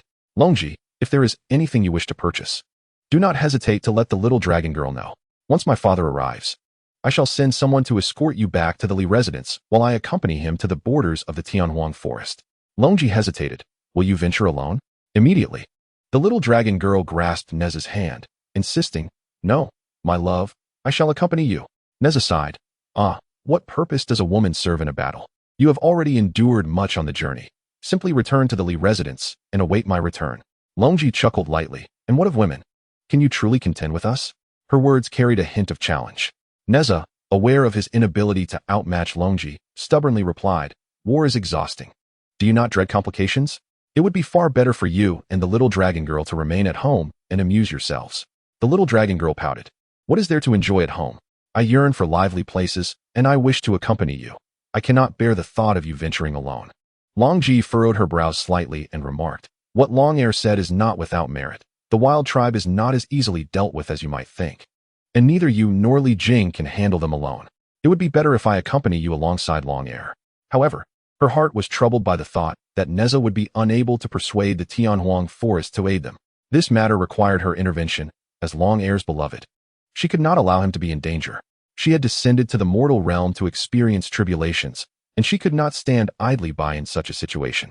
Nezha hesitated for a moment, grasping the little dragon maiden's hand, and said, My dear, I am merely concerned for your safety. I am aware of the challenges we face, which is why I am even more reluctant for you to accompany me into danger. Do you understand? He affectionately caressed the little dragon maiden's cheek. Longji had long since grown accustomed to their displays of affection and was immune to their sweetness. She remained calm and unperturbed, even finding it strange if they did not express their love. The little dragon maiden held Nezha's hand and said, You worry for me, but do you not think I worry for you as well? If I accompany you along with Zhou, we can offer you advice. If you go alone, I would be exceedingly anxious at home. Nezha pondered for a moment and realized that, indeed, he had never been apart from the little dragon maiden since their marriage. He was quite attached to her, and the thought of being separated, even for a little while, filled him with reluctance. Just one day apart would leave him feeling unsettled. He nodded in agreement and said, Then, my dear, Longji, let me make one thing clear. While you are in the army, you must heed my orders. You are not to leave without informing me where you are going. Longji, I acknowledge your prowess, yet I possess more experience in military matters. Longji chuckled lightly and replied, You are so tedious. I understand. She thought to herself, I have lived for nearly 8,000 years. What storms have I not weathered? When the great war of the immortals occurred, you were still unaccounted for. You dare speak to me of experience? Very well. I shall grant you face for the sake of Long. Nezha spoke earnestly. I only wish the best for you both. Enough of this. I shall go take a bath and change my clothes. Your room is in room 2 of the Tianzi building, Longji interjected immediately. The little dragon maiden giggled softly. Nezha had initially wished to share a room with her, but felt too bashful to express it. So he awkwardly replied, Hee. All right, I shall go to the next room. If you need anything, just call for me. After Nezha left, the little dragon maiden looked at Longji. Initially, Longji had been calmly savoring her tea. But after exchanging a glance with the little dragon maiden, they both burst into laughter. Chapter 23. The spirit capturing water that night. The Haoyue pavilion was bustling with activity. Nezha had bathed and changed into fresh attire, preparing to invite the little dragon maiden to enjoy the moonlight. It was said that the Haoyue pavilion offered the finest view in Fengjing for moon watching, complete with a specially constructed platform for the purpose. At night, the canopy would be removed, allowing spectators to sit, sip tea, and enjoy snacks while gazing at the moon, a thoughtfully designed experience. Nezha arrived at the room of the little dragon maiden and Longji, adjusted his attire, and knocked on the door. The little dragon maiden opened it, and Nezha bowed slightly, extending his hand with great politeness, saying, My dear, would you care to join me in admiring the moon tonight? The little dragon maiden covered her mouth with her sleeve, smiling shyly. After a brief cough to compose herself, she proudly extended her hand in a playful manner, saying, Well, since you are so earnest, I shall grant you this favor. Nezha chuckled and glanced into the room, inquiring about Longji, expressing concern over leaving her alone. The little dragon maiden, casting a sidelong glance, retorted that it was Longji who had abandoned her in the room, disappearing into the night as darkness fell. She voiced her discontent. However, Nezha felt quite pleased, relishing the opportunity to enjoy the moonlight with the little dragon maiden, savoring their rare moment of solitude. Meanwhile, Longji soared through the night sky of Fengjing, alighting on the rooftop of the tallest building. She felt a profound connection to the moon, which hung large, round, and luminous, gently illuminating the night. As she gazed at the moonlight, she closed her eyes slightly, allowing the gentle breeze to caress her, bringing a refreshing sensation that was utterly delightful. Her hair danced in the night wind, and from this vantage point, she could admire the enchanting nightscape of Fengjing and observe the moon gazers on the nearby Haoyu Pavilion terrace. Longji wore a smile reminiscent of a spring breeze, her beauty illuminated by the night, resembling a picturesque painting. She cherished her solitude, recalling how, during her time in the heavenly realm, she would often seek out a small star, sitting upon it and daydreaming while gazing at the moon. Gradually, she opened her eyes, gently unfurling her sleeves as she settled down, resting against the rooftop's edge with one foot raised, her hand resting upon it, while the other supported her as she reclined lazily, gazing at the moon. Then, Longji conjured a jug of wine, placing it beside her. With a playful blink, the jug poured a glass of wine that floated gracefully into her hand. She tilted her head back, slightly parting her lips, as the wine arched beautifully through the air, reaching her mouth. In this moonlit ambience, Longji savored her drink, relishing the moonlight in a carefree manner. As she indulged, Longji noticed Nezha and the little dragon maiden not far off at the moon-viewing terrace, seemingly delighted in each other's company. She felt happiness for the little dragon maiden, embracing the tranquility of time. As long as her dear one was content, she would resolve any troubles that arose, which brought her joy as well. Longji softly murmured to the moon, pondering what trials she was enduring this time, wishing for this moment to last forever, desiring not to return to her past life. Meanwhile, Nezha admired the moon, gesturing animatedly as he exclaimed, "Wow, my dear, look at that magnificent moon. It's truly beautiful." The little dragon maiden, her eyes sparkling as she gazed up, echoed, "Indeed, the Haoyu Pavilion lives up to its reputation. It is an exceptional spot for moon gazing. I wonder where Zhou has wandered off to. She should be here to appreciate such exquisite moonlight." In high spirits, Nezha proposed, "My dear, let me tell you a joke." The little dragon maiden, intrigued, looked at him with eager eyes and replied, "Yes, please do." Meanwhile, below, Meng Firen and Prince Zhou were amidst the lively crowd at the Haoyu Pavilion, searching for Longji and the little dragon maiden. Prince Zhou scanned the surroundings and, upon noticing something, nudged Meng Firen, saying, "Firen, look up there on the terrace. Doesn't that woman's silhouette look familiar?" Meng Firen, eyes alight, exclaimed, "It's her. I can't forget her once I've seen her. But who is that man beside her?" Prince Zhou furrowed his brow and remarked, "Indeed," observing their laughter and joviality. "It seems their relationship is far from ordinary. And what of the other lady?" Meng Firen replied, "I have no idea. The two ladies are together. She is here, and the other must certainly be as well. Regardless, let us proceed upstairs. I am quite eager to see what dandy has captured the affections of my woman." The two then ascended the stairs, their garments in hand. Nezha recounted a joke he had heard in the barracks, in the desert, where the winds blow fiercely and tornadoes abound. An official once sought to understand the impact of storms on the people. He casually approached a passerby and asked, "Good lady, how has this storm affected you?" The passerby, upon recognizing the official, replied, "Ah, it has had quite a significant impact. Firstly, firstly, I am your grandfather." Nezha could hardly finish his tale, laughing uncontrollably, his hand resting on the shoulder of the little dragon girl, utterly unable to contain his mirth. The little dragon girl, not having heard the entirety of Nezha's jest, began to laugh at his comical demeanor, her face partially concealed by her jade fan as she chuckled heartily. At that moment, Meng Firen and Prince Zhou arrived on the rooftop. Observing the two laughing heartily across from them, their expressions filled with discontent, Meng Firen promptly opened his fan, fervently fanning himself to quell his frustration, unable to tolerate the sight of his enchanting beauty laughing with another man. Prince Zhou patted Meng Firen's arm, saying, "Do not be angry. Even if that man is her beloved, we possess the spirit-invoking water, and mine is the enhanced version. Let me assure you, even deities cannot escape its effects. We shall find an opportunity to present it to that young lady. Once she opens her eyes to see you, she is bound to fall in love. Hee. As for the other lady I admire, I have yet to catch a glimpse of her." Longji, savoring her wine from a nearby high-rise, could clearly observe the revelers on the rooftop. With a discerning gaze, she also noticed the two men, who were furtively eyeing the little dragon girl, whispering amongst themselves. Longji merely watched them with a sidelong glance, continuing to enjoy her drink, curious to see what these two intended to do. Prince Zhou summoned his attendant with a discreet gesture, instructing him to clear the rooftop of onlookers. The attendant nodded in acknowledgement.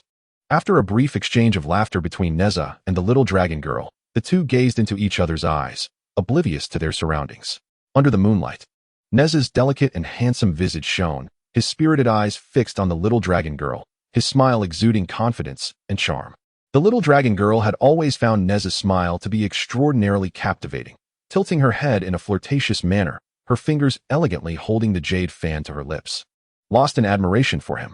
Within, Nezha mused, the little dragon girl is truly beautiful in the moonlight. My words fail to capture her essence. She is simply exquisite. Especially those lively eyes fixed upon me. How exhilarating. Forget it, a man must take the initiative. Kiss her, kiss her, kiss her. With that thought, Nezha slowly raised his hands, placing them gently on the little dragon girl's shoulders, the two sharing a deep, affectionate gaze, a perfect pair illuminated by the moonlight. However, the two individuals remained oblivious to the fact that the onlookers gradually dispersed, leaving only themselves and the scheming Meng Firen and Wang Ziju nearby. Noticing that the two seemed poised to deepen their connection, Meng Firen swiftly approached and interjected, "Ah, my lady, what a coincidence. Are you enjoying the moonlight with your friend?" He spoke with a tone laced with sarcasm. Nezha and the dragon girl instantly became aware of their surroundings. Nezha, feeling a mixture of embarrassment and irritation due to the interruption, chose to remain silent. The dragon girl furrowed her brow, casting a puzzled glance at them. "Is it you two? Are you acquainted?" After uttering this, she prepared to take Nezha's arm and depart. Meng Firen and Wang Ziju exchanged knowing glances and immediately stepped forward to block their path. The dragon girl, somewhat agitated, retorted, "What do you want from us? This is truly bothersome." Nezha quietly inquired, "Do you know them?" The dragon girl replied, "I do not, but I find these two rather unpleasant."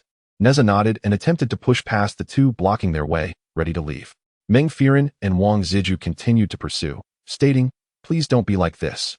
You don't appear to be locals, you must be new here. Having more friends is never a bad thing, so why not?" He continued, "Let us all remain calm. My brother and I would like to treat you to drinks and snacks, as a gesture of friendship. We are not bad people." Wang Ziju chimed in, "Exactly."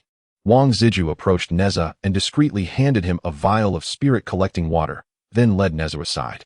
Longji, observing from a higher vantage point, saw through their intentions and chuckled softly. "I didn't expect the after-effects of 3,000 years of peach blossom brew to be quite potent." With that, Longji gently tossed the wine jug into the air, allowing the liquid to cascade elegantly into her mouth like a slender silver thread. With keen eyes, she scrutinized the four on the rooftop, wiping her lips as she remarked, "Time to sober up." Following her words, she soared gracefully toward the rooftop. Nezha, now pulled aside by Wang Ziju, remarked, "Buddy, I felt an instant connection with you. If you encounter any trouble in Fengjing, do not hesitate to seek out my brother and me." Meanwhile, taking advantage of their conversation, Meng Firen discreetly opened the vial of spirit-collecting water, pouring a small amount onto his fan. Seizing the moment when the dragon girl turned her head to glance at Nezha, he fanned her with the enchanted object. Chapter 24. A chaotic scene. Instantly, the dragon girl was blinded by the water from the fan, closing her eyes and rubbing them. Meng Firen swiftly leaned closer, eager for her to see him first upon opening her eyes. Suddenly, Longji swooped in from behind, pulling the dragon girl away and spinning her around several times. As she slowly opened her eyes, she found Longji smiling charmingly before her. Slightly inebriated, Longji then turned her gaze sharply towards Meng Firen, unleashing a surge of magical energy from her fingertip. Meng Firen was immediately struck and sent flying through the air, the vial of spirit-collecting water slipping from his grasp. The ethereal spirit water cascaded through the air in an instant, an event that transpired with remarkable swiftness. Nezha quickly turned his head, exclaiming in surprise, "What is this?" Soon, he found himself dazzled by the spirit water, rubbing his eyes in confusion. Longji promptly waved her sleeve to disperse the spirit water before her, then closed her eyes. Meng Firen and Prince Zhou also found themselves blinded by the spectacle, vigorously rubbing their eyes. Once Nezha opened his eyes, he cast a worried glance at the little dragon maiden, while Prince Zhou observed Nezha. Longji surveyed the scene, and Meng Firen directed his gaze towards her. The air was filled with bottles of spirit water, cascading from the rooftop to the first floor. causing everyone in the moonlit pavilion to shut their eyes and rub them in disarray. This situation had escalated. The pavilion could be hosting nearly 100 guests that night, and the ensuing chaos was predictable. The little dragon maiden gazed adoringly at Longji, her hands clasped in delight, exclaiming, "Oh, my Zhou, you have come. Zhou, look at this enchanting moonlight tonight. Stay with me to admire it." Longji cast a sidelong glance at the little dragon maiden, ignoring her, and with a sharp gaze, addressed Meng Firen and Prince Zhou. "I advise you both to abandon your intentions, otherwise, I shall ruin you." Nezha, also entranced, rushed over to embrace the little dragon maiden, exclaiming, "Oh, my little dragon baby, we shall always be together." As he spoke, Nezha pouted and kissed the little dragon maiden, who stretched out her arms towards Longji, seeking a hug. Behind Nezha, Prince Zhou held on to his handsome companion, pleading, "Don't run away, my dear. What is so appealing about that wretched woman? My handsome companion belongs to me."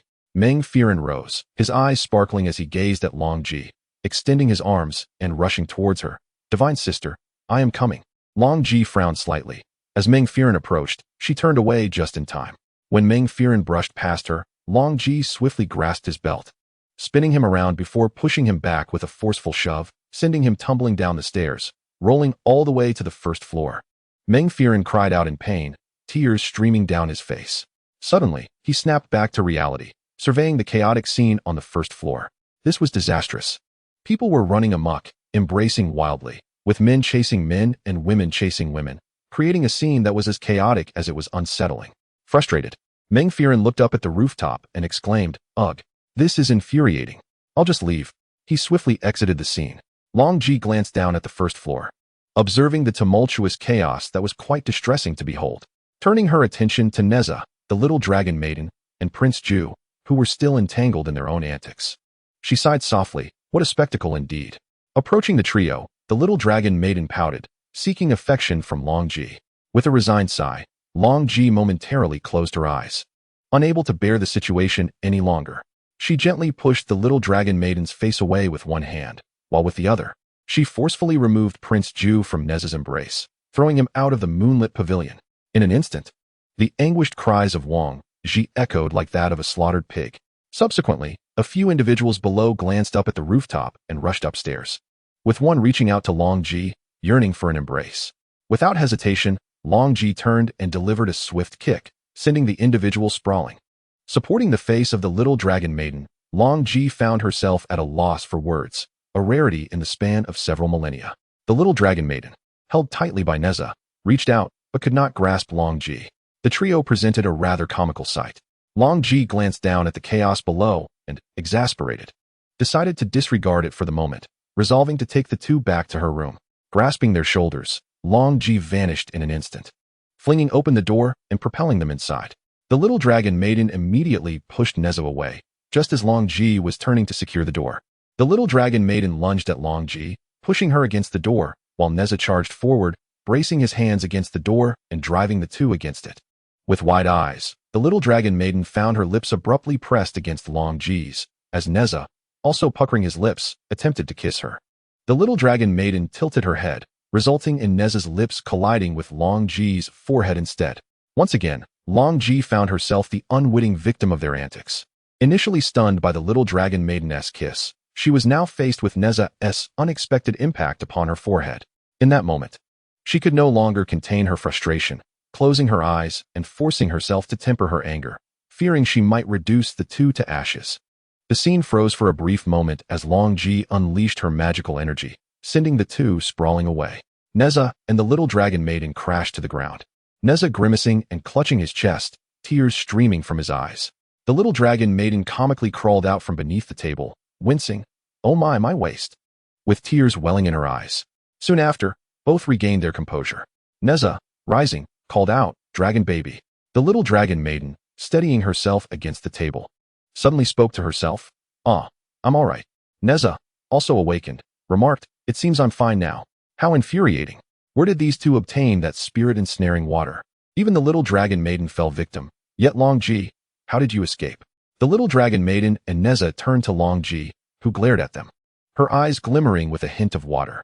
They recalled the disorienting scene from moments ago, and suddenly, with wide, round eyes, they bared their teeth, simultaneously gasping in horror. They thought, Oh no, she is about to erupt. We're doomed. Like two frightened mice, Nezha and the little dragon maiden hunched over, whispering, she can't see us. She can't see us. Attempting to sneak away from under Longji's watchful gaze. Observing their fearful demeanor, Longji took a deep breath, reminding herself to remain calm. After all, what storms had she not weathered? It was merely a matter of these two taking advantage of her. Seeing that their tears from earlier seemed to have resolved the matter, she realized there was still a throng downstairs to contend with. She decided to let them off this time, promising to deal with them later. With that, Longji exhaled softly, turned, and opened the door, stating, stay put. Having said that, she stepped outside and elegantly leaped down from the third floor.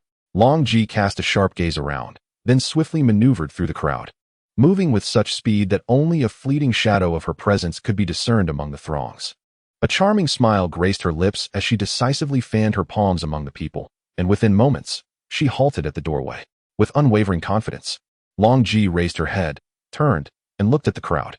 Everyone momentarily froze, feeling a fiery sting on their cheeks, the pain bringing tears to their eyes, marked by the vivid imprints of her palms.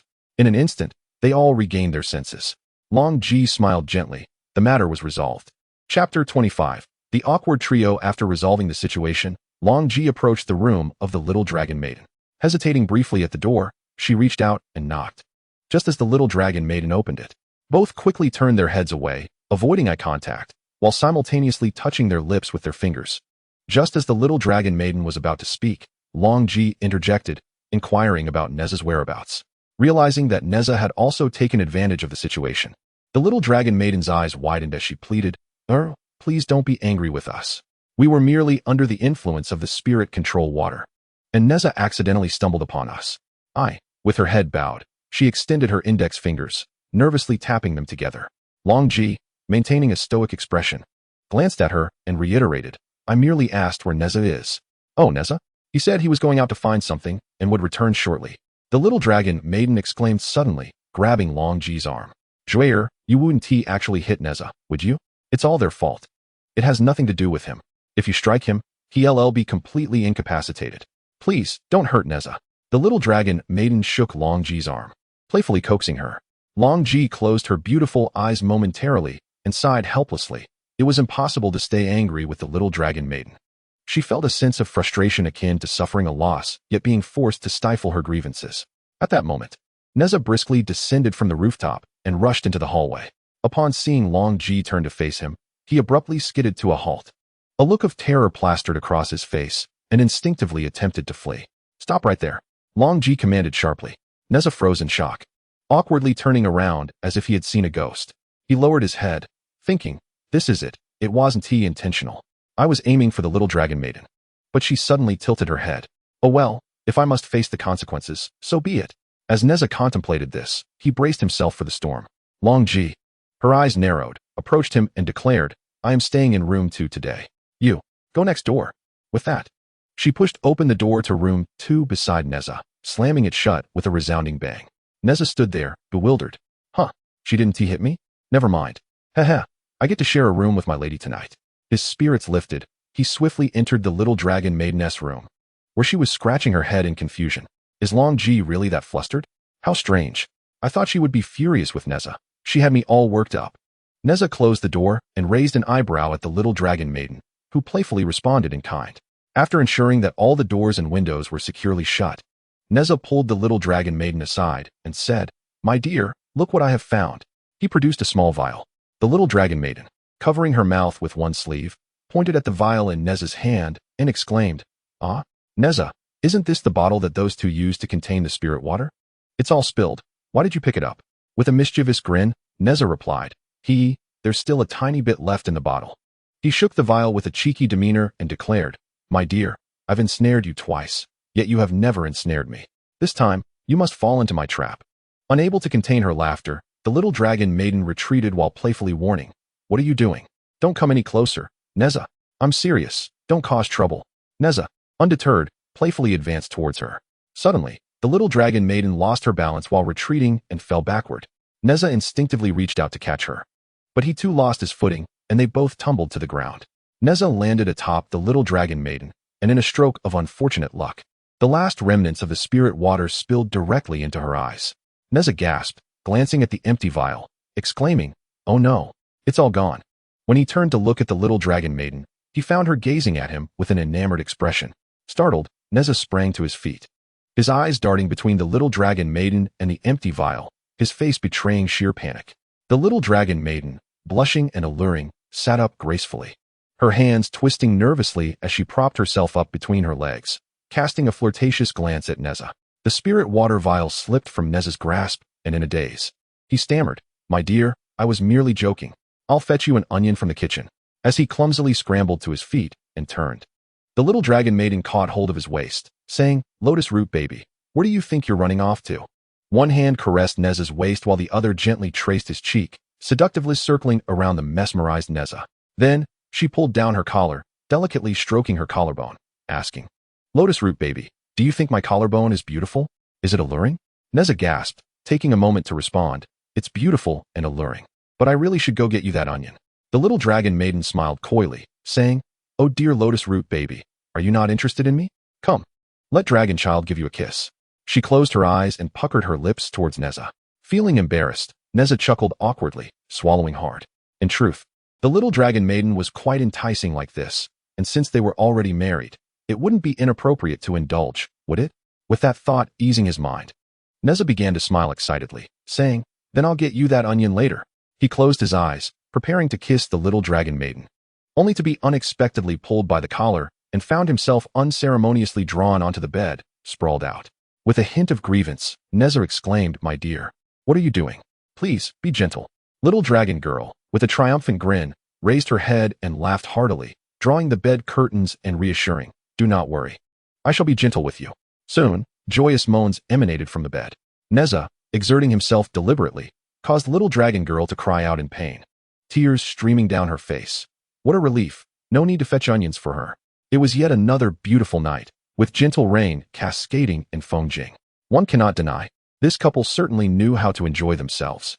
At that moment, Longji lay in her room, frowning as she tossed and turned, troubled by the thoughts of how one had stolen her long-guarded first kiss, while the other claimed her forehead. Little dragon girl was forgivable, after all. Recalling the softness of her lips brought a pleasant sensation, revealing that kissing could feel this way. Longji reminisced about that time when little dragon girl had been under the influence of the spirit capturing water, albeit an accidental kiss. The warmth, softness, and sweetness of that moment lingered in her mind. Little dragon girl tilted her head slightly, her lips moving in a quest for more kisses. Merely thinking of it stirred an inexplicable feeling within her. However, Nezha too, to experience both soft lips upon her forehead and mouth. Even the cold-blooded Longji felt a tinge of shyness. Suddenly, she sat up in bed, murmuring to herself, "Calm down. There is no need to dwell on it. It was just a kiss." I remained composed, my heart undisturbed. Yes, I shall keep my distance from these two. And so it was.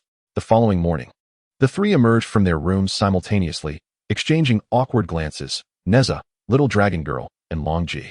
Without delay, they turned their backs to one another, descending the stairs from opposite sides. Upon reaching the ground floor, they encountered Feng Daching arriving at the inn.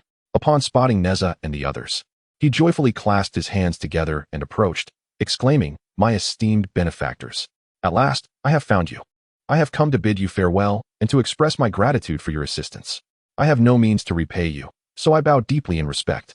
Should you require my aid in the future, I shall do my utmost to repay your kindness."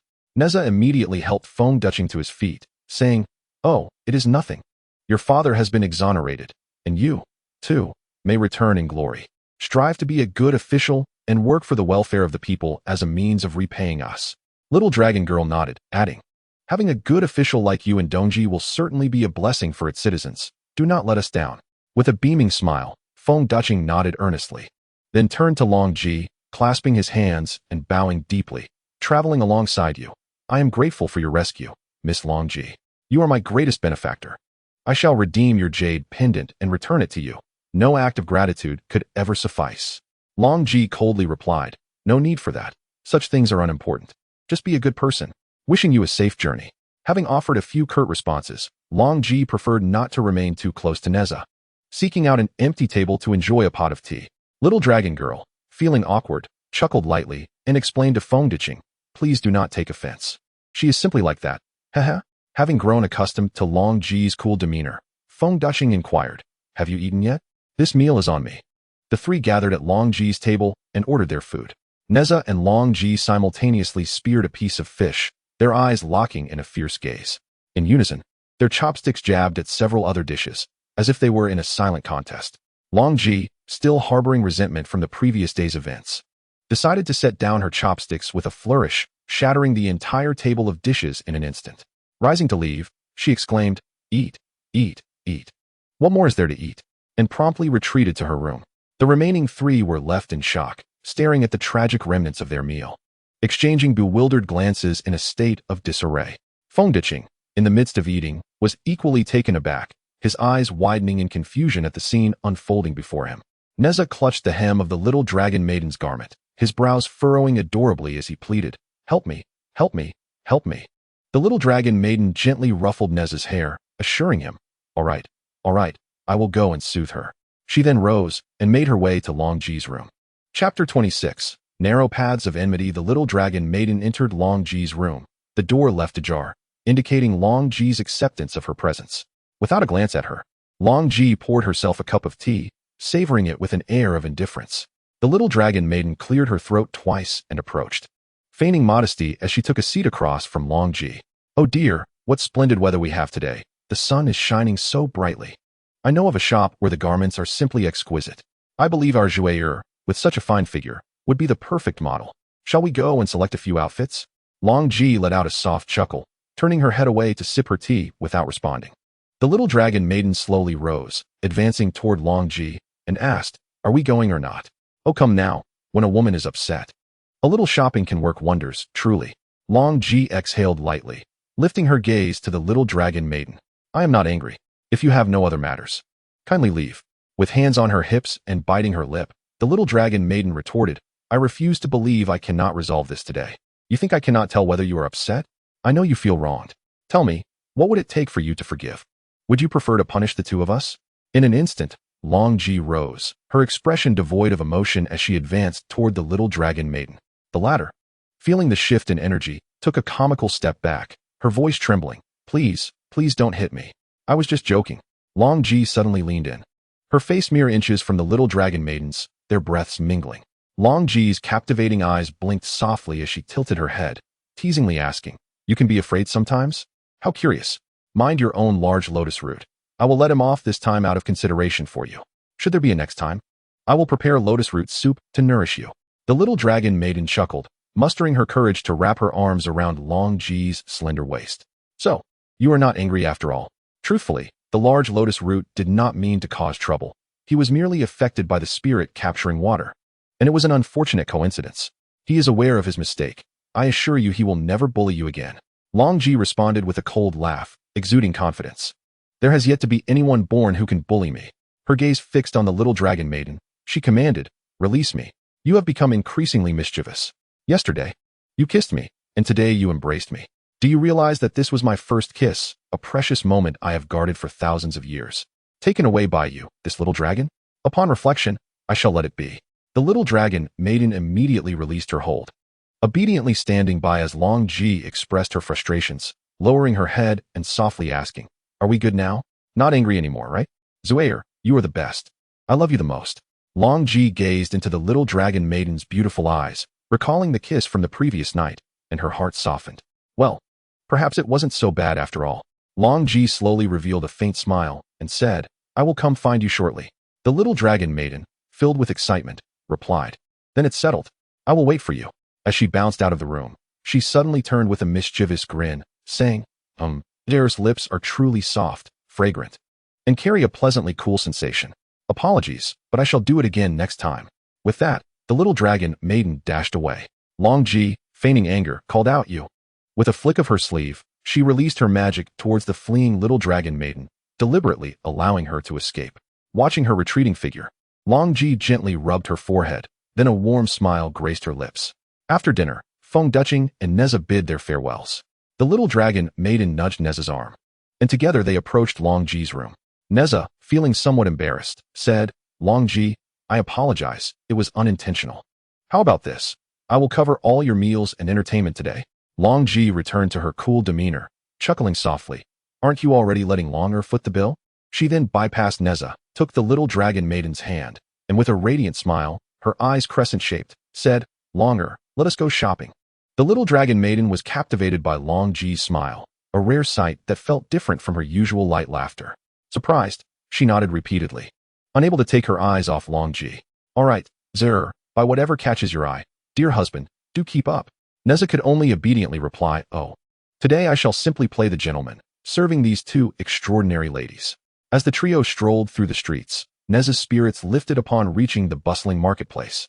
To stave off boredom, he summoned his 5 magical treasures. As Feng Xiaogu emerged, he exclaimed, "Boss, you finally let us out." "Haha. I couldn't wait to have some fun upon arriving in Fengjing. I smell buns ahead." Feng Xiaoji's eyes sparkled with excitement as he continued, with preserved vegetable filling. He then dashed off to buy buns. Nezha chuckled at Feng Xiaoji's enthusiasm. The goddess of fire smiled at the little dragon maiden and Longji, saying, "Boss, were you afraid of being bored alone, which is why you called us out?" The celestial ribbon remarked, "I was in the midst of my training." Nezha, concerned about appearances, replied, "Now that we are in Fengjing, I merely wanted to take you all out for some merriment." Turning to the celestial ribbon, he added, "Oh, training all day can be quite tedious. It's nice to venture out occasionally." Duan Wuzhu took a deep breath and remarked, "Ah, Fengjing is indeed bustling. Since the master has spoken, let us go for a stroll." With that, he opened his arms and dashed ahead. Shen Huan and Huan Tianling also accompanied him on this excursion. Meanwhile, Huolong approached Nezha and said, "I find myself yearning for the Li residence.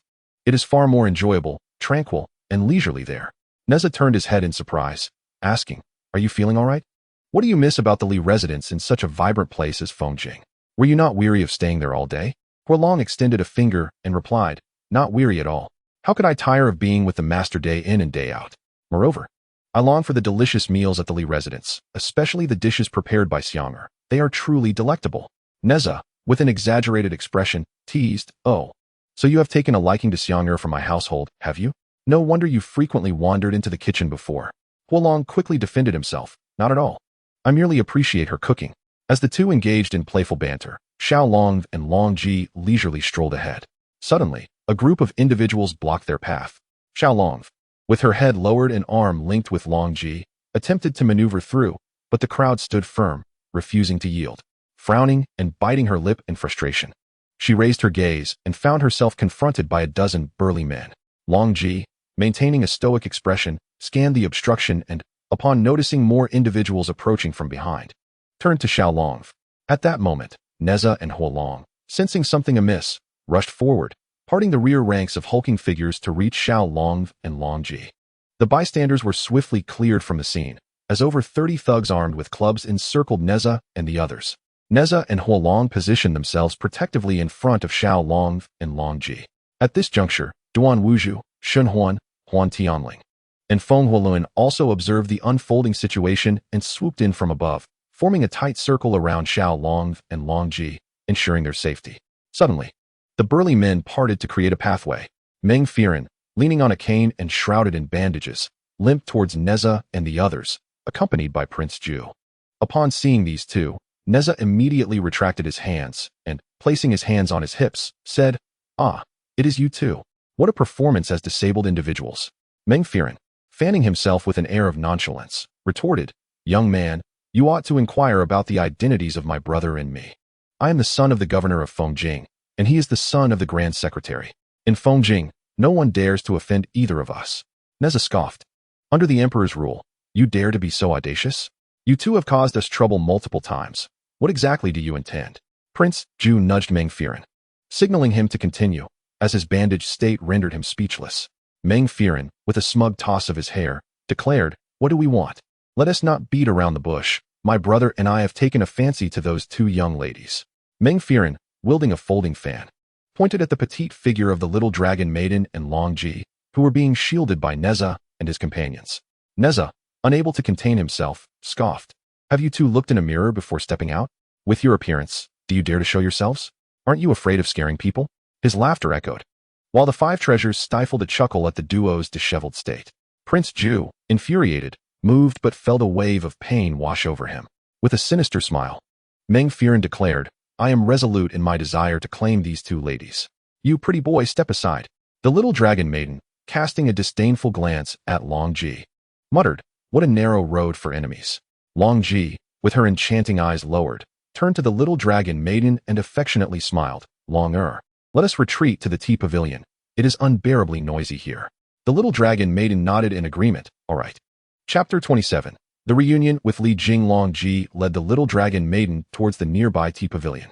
Observing this, Meng Firen prepared to intervene. But Nezha promptly stopped him, exclaiming, "What business do you have with this young master?" Nearby, two burly men attempted to obstruct Longji and the little dragon maiden. Swiftly, Longji flicked her sleeve and charged towards the tea pavilion, sending the assailants flying without even glancing back. Seating herself beside the little dragon maiden, Longji expressionlessly poured tea for her, as they both savored their drink in tranquility. Meng Firen, gritting his teeth at the sight of Longji's elegance, became increasingly restless, bellowing, "Attack!" A throng of over 30 surged forward, while the little dragon maiden, clutching her teacup, occasionally cast worried glances at Nezha. Longji gently reassured her, "Fear not, they are merely mortals." The little dragon maiden nodded, "I understand." Amidst the chaos, a combatant was kicked by Feng Xiaoge, crashing into the table occupied by Longji and the little dragon maiden.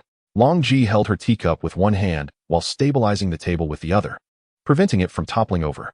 The assailant, noticing the two ladies, turned to strike Longji with a club. Longji, with a piercing gaze, subtly leaned to the side, causing the blow to miss. The attacker swung again, but with a deft throw of her teacup, Longji gracefully leaned back, evading the strike while maintaining a flawless grip on her cup, not spilling a single drop. The little dragon maiden, seated beside her, swiftly kicked the assailant away, elegantly retracting her leg and exchanging a knowing smile with Longji as they resumed their tea. Having spent time with Longji, the little dragon maiden had begun to adopt a hint of her composed and graceful demeanor in the face of adversity. In the ensuing turmoil, as a club and an attacker soared towards their table, Longji observed the incoming threat. In a swift motion, she kicked the table aside while retreating, and the little dragon maiden quickly grasped the teapot, causing the assailant to miss entirely, preserving the table's integrity.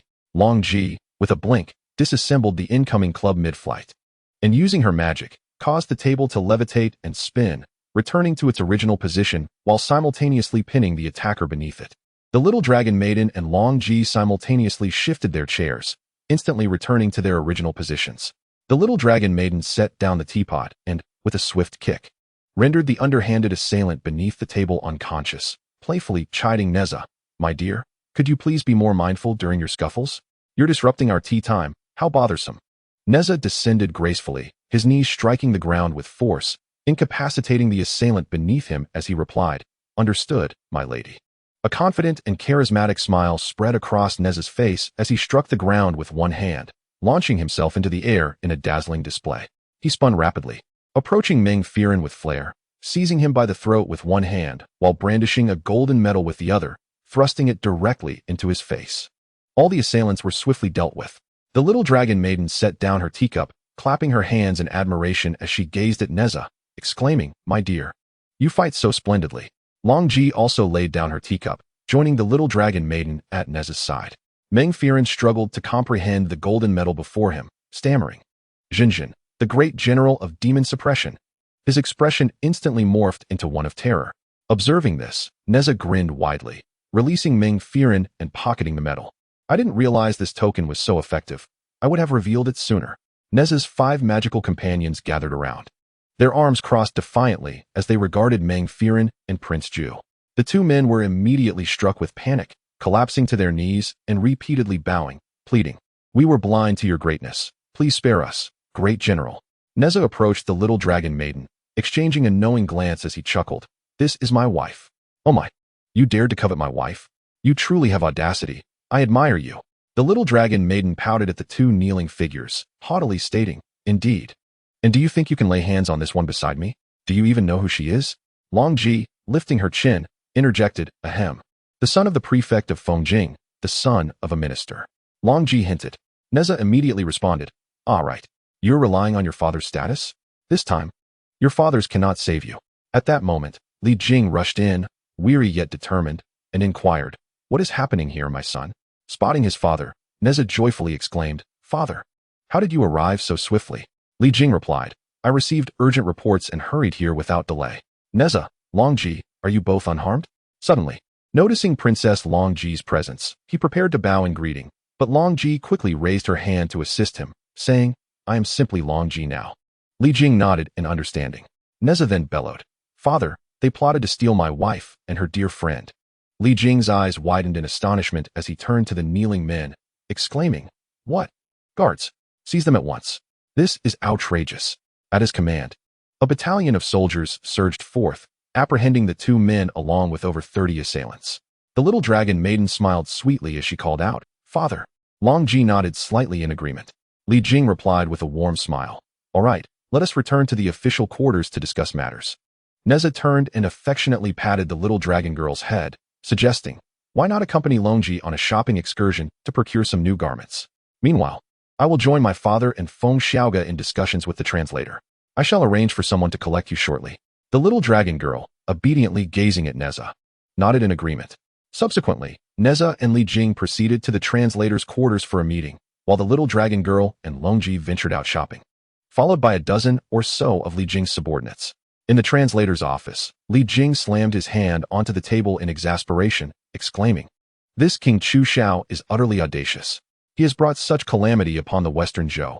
How shall we extricate ourselves from this predicament?" Nezha advised, "The only course of action now is for my father and me to accompany the troops and head towards the borders of the Tianwang forest, seeking the aid of the forest's beasts for our Western Zhou army." Li Jing nodded, conceding, "It seems we have no alternative. But will the Beast King agree to assist us?" Nezha replied, "I cannot say for certain. We can only endeavor to persuade him. By the way, Princess Longji is also accompanying us.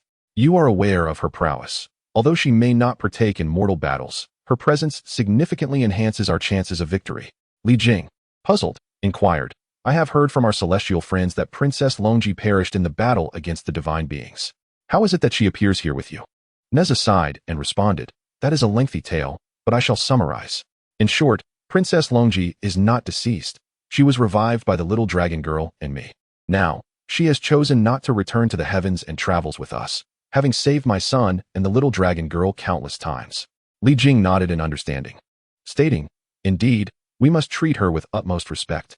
Since she does not wish to return to the heavenly palace, let her reside at our Li residence. And you, young man, must not provoke her. You know who she is." Nezha widened his eyes in indignation, retorting, "What do you mean? How could I possibly bully her? Father, it is she who often teases me. Are you her father or mine?" Li Jing shook his head, chuckling at Nezha's youthful exuberance. Chapter 28. The whole army sets off. Days later, the sound of a trumpet resonated. Li Jing and Nezha, leading 50,000 elite soldiers, departed from the Fengjing Palace after receiving their orders. The grand square of Fengjing Palace was filled with the imposing presence of 50,000 troops. This time, only the finest soldiers of the Western Zhou were selected. The war against the barbarian tribes was no ordinary military campaign. Even if the entire nation mobilized over 100,000 soldiers, it would be futile. The inherent disparity in strength was a significant disadvantage. The inhabitants of the Central Plains were smaller and weaker than the barbarians. Thus, it was more prudent to assemble the most elite forces. For the survival of the Western Zhou hinged upon this singular endeavor. Unexpectedly, the newly established Western Zhou faced such a grave crisis so swiftly. With solemn expressions, Li Jing and Nezha mounted their horses and exited the Fengjing Palace. Behind Nezha rode the little dragon girl, adorned in gleaming white armor, her silver robes flowing elegantly, crowned with a striking headdress, exuding an aura of fierce grace. As the wife of the general of demon suppression, it was not unusual for her to accompany her husband into battle. In the military camp, the absence of Longji was palpable. Nezha slowed his horse to approach the little dragon maiden, inquiring, "My lady, where has Longji gone? Did she not accompany you?" The little dragon maiden replied softly, "I do not know. She spoke mysteriously of summoning a few old acquaintances. I am uncertain. She suggested we proceed without her, as she has little interest in warfare." Nezha responded with a simple "Oh." The citizens of Fengjing stood along the eastern street, waving their hands and showering flowers as they bid farewell to Nezha and his companions. Among the generals in the vanguard, Nezha and the little dragon maiden were undoubtedly the most striking figures. It is well known that the armor of soldiers is typically black or bronze to minimize visibility during battle, thereby avoiding becoming targets for the enemy. However, Nezha and the little dragon maiden donned their distinctive armors. Nezha wore a golden red lotus armor, exquisitely crafted to showcase the youthful general's charm. Coupled with his confident demeanor and radiant smile while riding, he drew numerous screams of admiration from the women of Fengjing, who trailed after him. As though he were performing rather than heading into battle, the little dragon maiden pouted, casting a disapproving glance at Nezha's behavior. Wondering what there was to be so proud of. Unwilling to be outdone, she slightly turned her head towards a group of young noblemen, offering them a charming smile and a wave. Upon seeing her gesture, the noblemen were utterly enchanted, exclaiming, "Ah, ha ha, did you see that? She waved at me." The female general acknowledged me. "Mother, I have made a name for myself." "You are mistaken, she was waving at me." This prompted a minor altercation among them. Observing the commotion, the little dragon maiden quickly resumed her composed demeanor, as if realizing she had stirred trouble. Her armor was equally remarkable, gleaming in pure white, symbolizing both her identity as a woman and the formidable power of the dragon lineage. The sight of a woman clad in white armor commanded respect and instilled fear in the hearts of adversaries, showcasing a strength that defied gender stereotypes. Once they exited the city and found themselves on a deserted mountain path, Longji gracefully dismounted and silently landed on the vacant saddle beside the little dragon maiden. With a smile, she asked, "Zhou, where have you been? We thought you had vanished." Longji, draped in ethereal fabric, gazed at the little dragon maiden with her enchanting eyes, extending her hand to present a pair of golden and silver water tokens, saying, "Here, these are for you." She continued, "I do not favor crowds. My return now seems most opportune."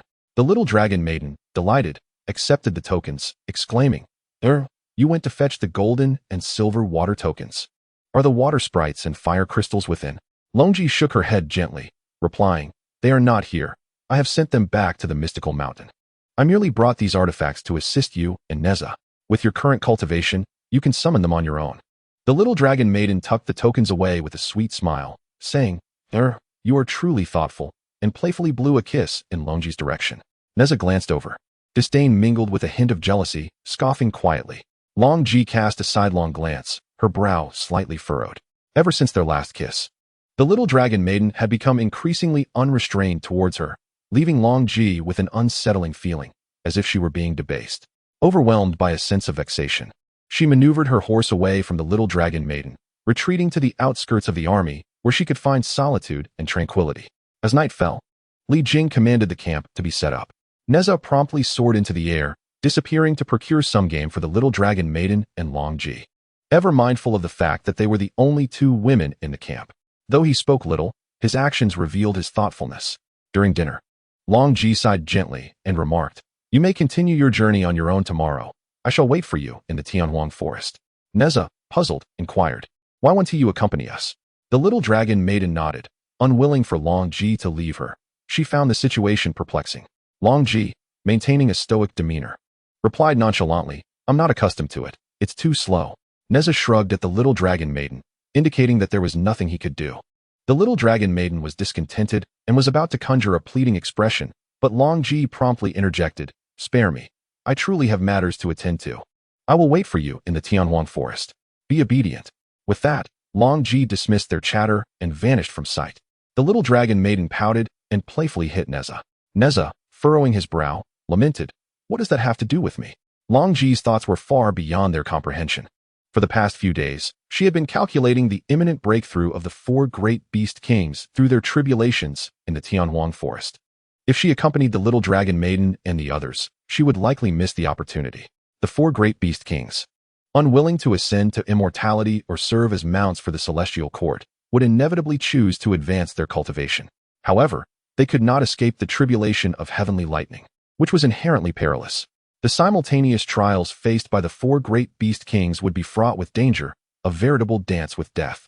She aspired to assist the four great beast kings in successfully navigating their tribulations, thereby securing leverage in negotiations to aid in the assault against the savage tribe. With this thought, Longji resolved to venture forth alone. Her brow slightly knitted, she soared through the clouds at great speed towards the Tianhuang forest. Days later, upon reaching the expansive and boundless Tianhuang forest, she surveyed her surroundings before plunging into the depths of the forest with utmost haste. It took her several days to traverse the outer perimeter of the Tianhuang forest. This was her first visit, and she could not help but marvel at its vastness.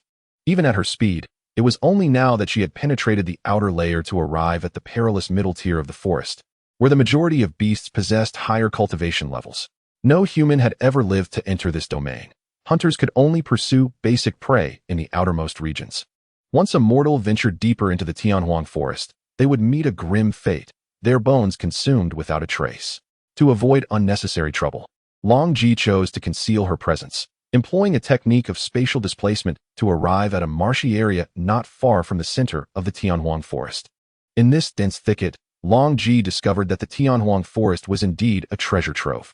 Along the way, he sensed countless celestial materials and earthly treasures, rare medicinal herbs that are seldom seen in the mortal realm over millennia. Within the Tianhuang forest, they can be said to abound like the stars in the sky. Furthermore, due to the forest being uncharted for tens of millions of years, these treasures only seem to multiply without end. However, Longji held no interest in such things. As he searched for the lair of the Beast King, he sensed a barrier ahead. With a graceful flick of his sleeve and a slight smile, he exclaimed, "At last. I have found it." Chapter 29. Entering the Tianhuang forest in recent days, Nezha and the little dragon girl had set out with the army. One night, as Nezha gazed at the sky, he let out a quiet sigh. Noticing Nezha's furrowed brow, the little dragon girl approached and asked, "Is my lord troubled?" Nezha nodded, and the little dragon girl gently wrapped her delicate arms around his waist, leaning against his back. "Whatever you wish to do, I shall accompany you," she declared. Nezha smiled and suddenly turned to her, saying, "My dear, I wish to venture into the Tianhuang forest ahead of the army. If we proceed at the pace of the troops, we may reach the border only to engage in battle with those barbarians. I am anxious. The Tianhuang forest spans hundreds of hectares, and finding the Beast King will not be easy. I believe Longji is right. We cannot delay any longer." The little dragon girl nodded, gazing at Nezha. "You are correct. Let us hasten our departure and meet with Longji in the Tianhuang forest, aiming to persuade the forest's beasts to aid us by the time the army reaches the border." Nezha grasped the little dragon girl's hand with excitement. "Excellent. We should not tarry. Let us set off at once." After informing Li Jing of their plan, they bid farewell, agreeing to meet at the border of the Tianhuang forest in 3 months. Nezha and the little dragon girl flew swiftly towards the forest. Longji approached the barrier, observing its vast expanse. From the outside, the forest appeared devoid of anything remarkable, a mere illusion that could only deceive the untrained eye. To those with substantial magical prowess, it was merely a simple ruse. With a confident smile, Longji twirled a flower in his hand, enveloped in a luminous aura, and vanished from sight beyond the barrier. Upon entering the barrier, Longji beheld a chaotic scene, where serpentine dragons and numerous beasts were engaged in fierce combat. These creatures were colossal, with formidable powers. Some had taken on human forms, while others remained in their beastly shapes. It was evident that those who had transformed into human forms had seen the world, while many beasts had never ventured beyond the Tianhuang forest since their birth. Longji stealthily navigated through the battling beasts, occasionally passing by a gigantic creature that barely acknowledged him. He furrowed his brow slightly at the sight of the colossal beast that brushed past him, yet maintained his composure. As he ventured deeper, an eerie silence enveloped the area, devoid of the sounds of combat, yet it felt ominously quiet. Longji elegantly perched upon a tree, surveying his surroundings. As he glanced sideways, he noticed a venomous snake, its forked tongue flicking, staring intently at him. Longji frowned slightly and sighed, dispelling his invisibility. As he descended gracefully to the ground, a soft and melodious female voice echoed, "I was unaware of such a formidable presence gracing my Tianhuang forest. What brings you here?" Longji remained silent, her expression unyielding as she gazed towards the source of the sound. Gradually, a dark silhouette emerged and approached, revealing a young maiden adorned in emerald garments, her delicate features exuding an enchanting charm, her figure strikingly graceful. Trailing closely behind her was a throng of venomous snakes, moving in perfect unison. Despite the maiden's captivating appearance and seemingly harmless demeanor, the sight of the serpents, their tongues flickering ominously, sent a chill down one's spine. Longji slightly turned her head, scrutinizing the young woman before speaking. "You are one of the 4 beast kings of the Tianhuang forest, the Serpent King." The Serpent King gracefully advanced, her voice melodious. "You possess remarkable discernment, esteemed one." A sweet smile graced her lips. The more cold-blooded the creature, the more its ethereal form appeared innocuous, rendering it utterly endearing. Longji raised her chin slightly and declared, "In 5 days, an extraordinary phenomenon shall occur. The 4 beast kings will transcend their tribulations. Your leader from the Tianhuang forest must be quite anxious at this moment." The smile on the Serpent King's face abruptly vanished as she regarded Longji with a perplexed gaze. How do you know this? Who exactly are you? With an air of nonchalance, Longji elegantly stepped forward. I am one who can assist you in achieving a safe breakthrough. The Serpent King, somewhat skeptical, pondered. This individual was certainly extraordinary, having silently infiltrated their midst, yet even their leader had struggled to find a solution. How could she possibly succeed? The Serpent King pursed her lips, appraising Longji, before forming a hand seal and retreating gracefully, launching an attack towards her. Longji closed her beautiful eyes momentarily, then suddenly opened them with piercing intensity, emanating a formidable aura that effortlessly nullified the incoming strike. The Serpent King was taken aback. Longji coldly remarked, "Do you believe me now? Take me to your leader." The Serpent King nodded, dismissing the multitude of serpents, and led Longji into the palace of the Beast Kings within the forest. Meanwhile, Nezha, riding on the wind and fire wheels, soon arrived at the outskirts of the Tianhuang forest with the little dragon girl. She surveyed the surroundings and said, "My dear, it is likely that Zhou has already reached the depths of the Tianhuang forest. We must not waste any time. Let us hasten our pursuit." Nezha agreed, indeed. The two continued at full speed deeper into the forest. Upon reaching the boundary, Nezha halted the little dragon girl and, with keen eyes, observed ahead. "Beloved, do you sense something amiss up ahead?" The little dragon girl furrowed her brow and remarked, "There is a barrier here." Nezha nodded, and the two exchanged knowing smiles. The presence of a barrier indicated that a powerful being was nearby, suggesting they were not far from locating the Beast King.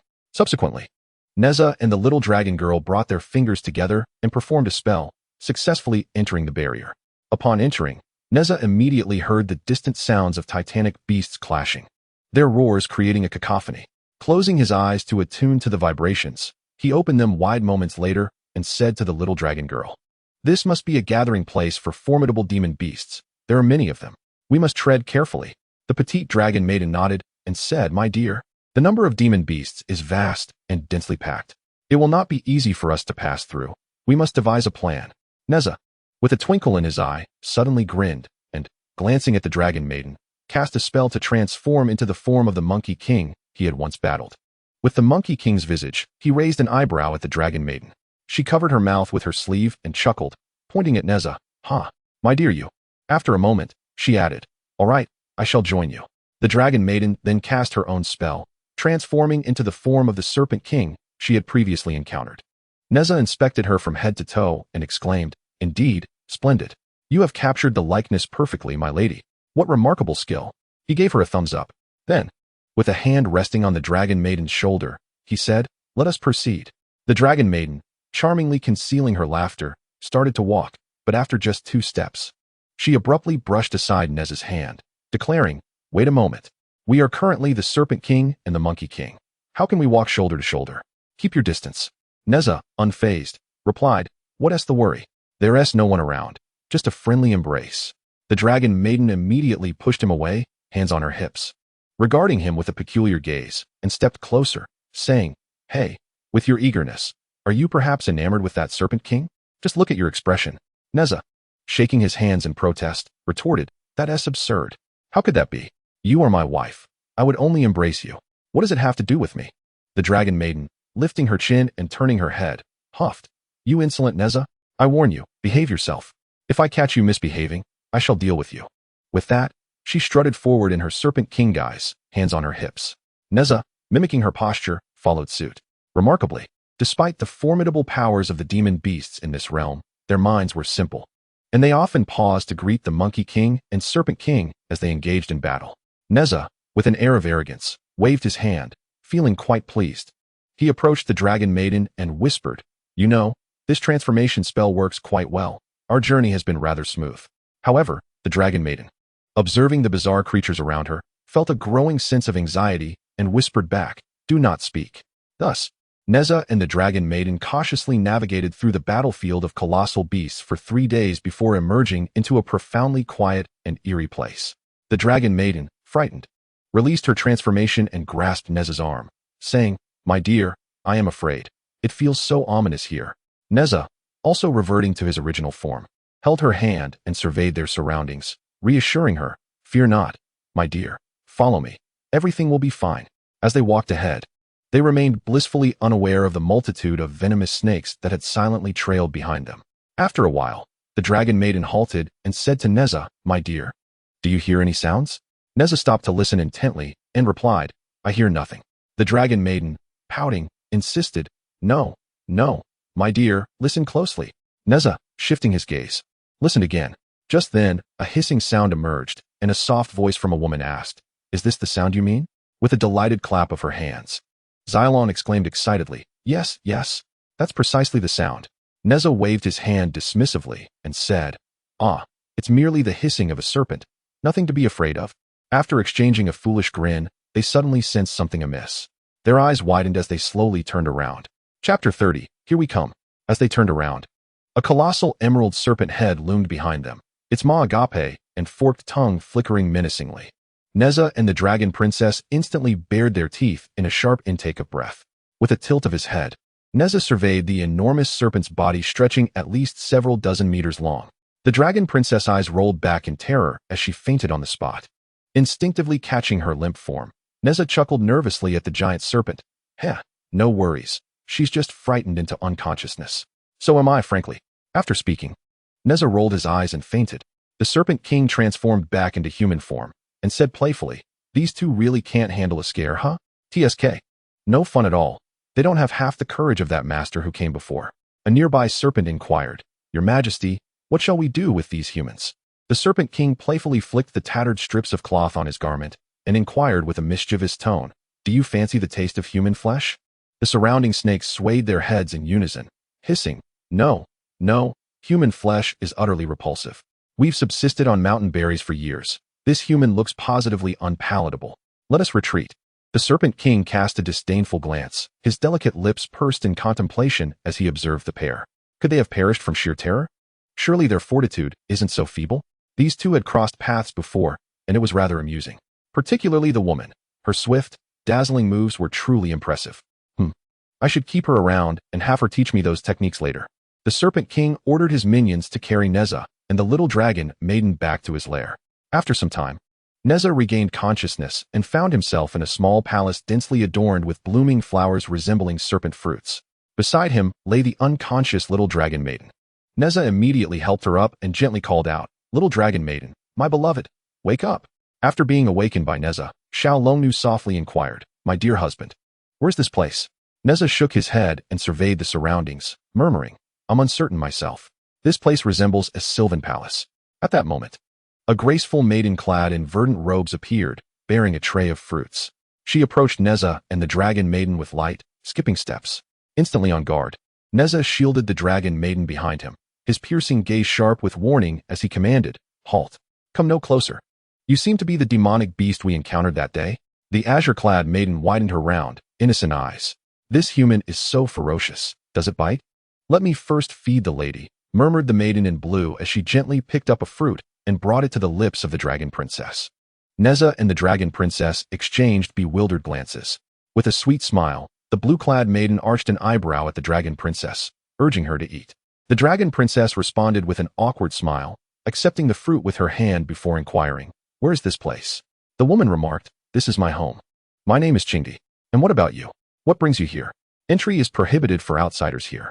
However, with a mischievous grin, Qingdi gazed at the little dragon girl. Immediately, Nezha raised his head warily and inquired, What are your intentions? I caution you, do not even contemplate laying a finger on her. If you have any grievances, direct them solely towards me. Since you can't defeat me anyway, Qingdi remarked with a disdainful glance. Indeed, I may not be a match for you alone. But I never claimed to be solitary here. How would you fare against tens of thousands of millennium-old serpents? Nezha and the little dragon maiden exchanged glances. Nezha declared firmly, You are absolutely forbidden from laying a finger on her. The wisest course of action would be to release us immediately. Qingdi responded with bewilderment, Release you? No. I caught you, I want to keep you. Xiao Long exclaimed in astonishment. Keep us? Qingdi crouched down excitedly and said to little dragon maiden, Yes. Raising you all brings me joy. I adore that swift sword technique of yours. Please teach it to me. Then, gazing at Nezha with hesitation, he continued, As for him, as long as you instruct me, I certainly won't treat him unfairly. Nezha and the dragon princess were utterly speechless. The Serpent King actually intended to keep them as pets. Never in their lives had they encountered such absurdity. Nezha thought to himself that for now, they should maintain composure and seize the first opportunity to escape. Qingdi rose and said, However, I have matters to attend to tomorrow. Stay here and behave yourselves. There are fruits if you get hungry. I'll come play with you later." With that, Qingti departed. Once he was gone, Nezha and the dragon princess stood up, surveying their surroundings before deciding to flee this dreadful place. But scarcely had they stepped beyond the palace when they were met with a dense swarm of venomous snakes closing in on them. Xiaolong trembled fearfully behind Nezha, who tilted his head and remarked, "Aren't you from the aquatic clan? How could one of your kind possibly fear serpents?" Xiaolong whispered softly, "With so many venomous serpents, are you not afraid?" Nezha lifted his chin proudly and declared, "Fear is not in my nature. However, the sheer multitude is overwhelming. Making escape seem impossible. We should retreat and devise a strategy." The two returned to Qingti's palace. Stone Elder Qingti, why have outsiders been frequently intruding into our celestial desolate forest lately? Qingti bowed respectfully and said, "Boss, I truly do not know.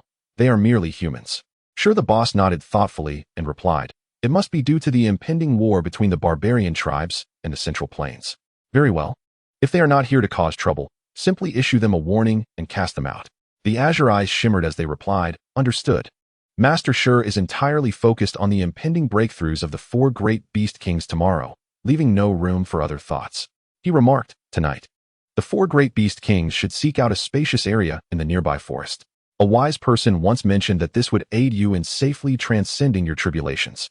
I am quite eager to see if she truly possesses such capability." After the four great beast kings bowed respectfully, they exited the palace of Lord Stone and arrived at a nearby open space. The four of them sat in a row, cultivating their energy and preparing to face the impending breakthrough and heavenly tribulation on the morrow. The next day, the atmosphere shifted dramatically. Lord Stone appeared before the four beast kings, his figure shrouded in concern as he gazed at the meditating figures before him. Then, Longji, clad in pure white robes, emerged gracefully from behind. With a sweeping motion of her sleeves, she strode forward confidently to stand opposite Elder Sure. Lifting her chin with unwavering resolve, she addressed the four of them. The four beast kings face an arduous trial in their breakthrough. Each must endure 81 heavenly thunderbolts, totaling 324 strikes. Every bolt is devastatingly fierce. Countless ascendants have perished beneath such tribulations, their fates sealed by the merciless wrath of the heavens. Elder Sure nodded solemnly and sighed. Though our demonic beast kin cultivate profound essence, and though each among us possesses formidable strength, the survival rate of past beast kings has been woefully low. Alas, the unalterable fate. If the master truly possesses the means to ensure the safe breakthrough of all four individuals simultaneously, I, Stone the Elder, pledge to you, whatever condition you may demand, I shall strive with all my might to fulfill it." Longji smiled confidently, lifting her chin as she declared, "That's precisely the statement I was hoping for." Despite his words, Old Man Sure still found it hard to believe as he spoke.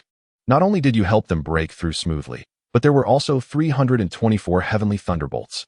Even a great Luo Golden Immortal might not be capable of such a feat. How could you possibly achieve this? Longji merely lowered her exquisite eyes with a faint, ethereal smile. With a graceful flick of her sleeve, a resplendent crystal bed materialized before the four meditating beast kings. The bed, exquisitely crafted, mirrored Longji's own refined elegance. She glided to its side, reclining with languid grace, her posture a study in effortless poise. Propped on one elbow, her other hand resting delicately upon her thigh, she regarded the solemn quartet with an air of nonchalance. "Nothing of consequence," she murmured, her voice like distant wind chimes. "Merely a millennium's cultivation lost. What use have I for such excess anyway?" Longji thought to herself, "This is the only way. So be it. I shall return after enduring this tribulation." Stone Elder widened his eyes in disbelief and exclaimed, 1,000 years of cultivation? And you're just giving it away like that?" Suddenly, a tender and melodious youthful voice chimed in. "We cannot allow you to bear the loss of a millennium's cultivation alone. Indeed, you still have us by your side." Dragon Girl. Longji slightly furrowed her brows as she witnessed Nezha and the dragon maiden descending from the heavens. With a bewitching smile, Nezha extended a single finger and proclaimed, "This young master shall wager a century's worth of cultivation." Xiaolong patted Nezha's arm and said with a faint smile, "Oh, have you lived for 100 years already?" With a sweet smile, Xiaolong turned to Longji. Longji exhaled softly and rolled her eyes. "Here we go again." Nezha chuckled and said, "Well, we're here to help you through the tribulation anyway." Xiaolong nodded gently and said, "You still have me and Nezha. We will accompany you together." Longji knew the two of them would not relent. With a dismissive wave of his hand, he declared, "Let us begin." for the heavenly thunder approaches. Upon encountering Nezha and the little dragon girl, Master Shi was initially taken aback. But soon he felt a deeper sense of assurance and profound emotion. Chapter 31. Breakthrough. Moments later, the sky transformed with an accelerated tumult. As if all the ordinary clouds were hastily dispersing, making way for an expanse of ominous dark clouds. The atmosphere turned somber in an instant. Nezha, the little dragon maiden, Shi and Longji immediately cast their sharp gazes upon the gathering storm above. Nezha softly exclaimed, "It has arrived." After exchanging glances, Nezha soared into the midst of the four great beast kings, crossing his arms as he proclaimed, "Dragon 9 Divine Fire Shield." As Nezha uttered his command, the 9 Dragon God Fire Shield soared from his waist, enveloping him and those around in a vast sphere of divine flames. The little dragon maiden circled her hands before her chest, exclaiming, "Wanshui Jingyuan." Instantly, a substantial layer of water coalesced around her, which she elevated with her hands. As she intensified her magical power, the ascending water layer swiftly crystallized into ice, gradually thickening. Stone Elder swiftly formed intricate seals with his hands, radiant symbols manifesting around him. These complex runes swirled in an enchanting dance, and with a forceful push from Black Elder, the symbols expanded, enveloping everyone within. Meanwhile, Longji remained still, observing the three wielding their powers while quietly watching the movements of the thunder in the sky. The tribulation's thunder must be faced head-on. The more one attempts to resist, the more ferocious it becomes. If merely relying on one's own barrier could suffice to pass the tribulation, then ascension would be attainable for every practitioner with slight cultivation. The very essence of cultivation lies in defiance against the heavens, a feat not easily achieved. Longji contemplated how many strikes the others could withstand, pondering alternative strategies, and noticed Nezha with a faint, enigmatic smile. Suddenly, Longji conjured a teapot and began to savor the tea, as there was little else to do in this idle moment. As the clouds gathered, lightning flashed around them, and simultaneously, the four beast kings were struck by 4 bolts of ferocious lightning descending upon them. Each bolt was as thick as a barrel, carrying immense force. This was merely the initial thunder. As it struck, the massive layer of ice that the little dragon maiden had ascended into the sky shattered with enormous cracks. Moments later, with a series of resounding booms, the fractures multiplied, culminating in a deafening crash as the meter-thick ice layer disintegrated. Nezha and the little dragon maiden gazed in disbelief at this scene, astonished that this was only the first bolt of thunder from the 4 beast kings, and there were still over 300 more to come. Oh heavens! Longji, without needing to look, blew on her tea, already aware of the outcome. Stone Elder, too, was unperturbed, for he understood the ferocity of the heavenly thunder. He was the beast king who had survived his own breakthrough alongside the thunder, thus leading millions of beasts for millennia. In the sky, the thunder flashed with auroras, seemingly sensing the resistance of those below, and became collectively enraged.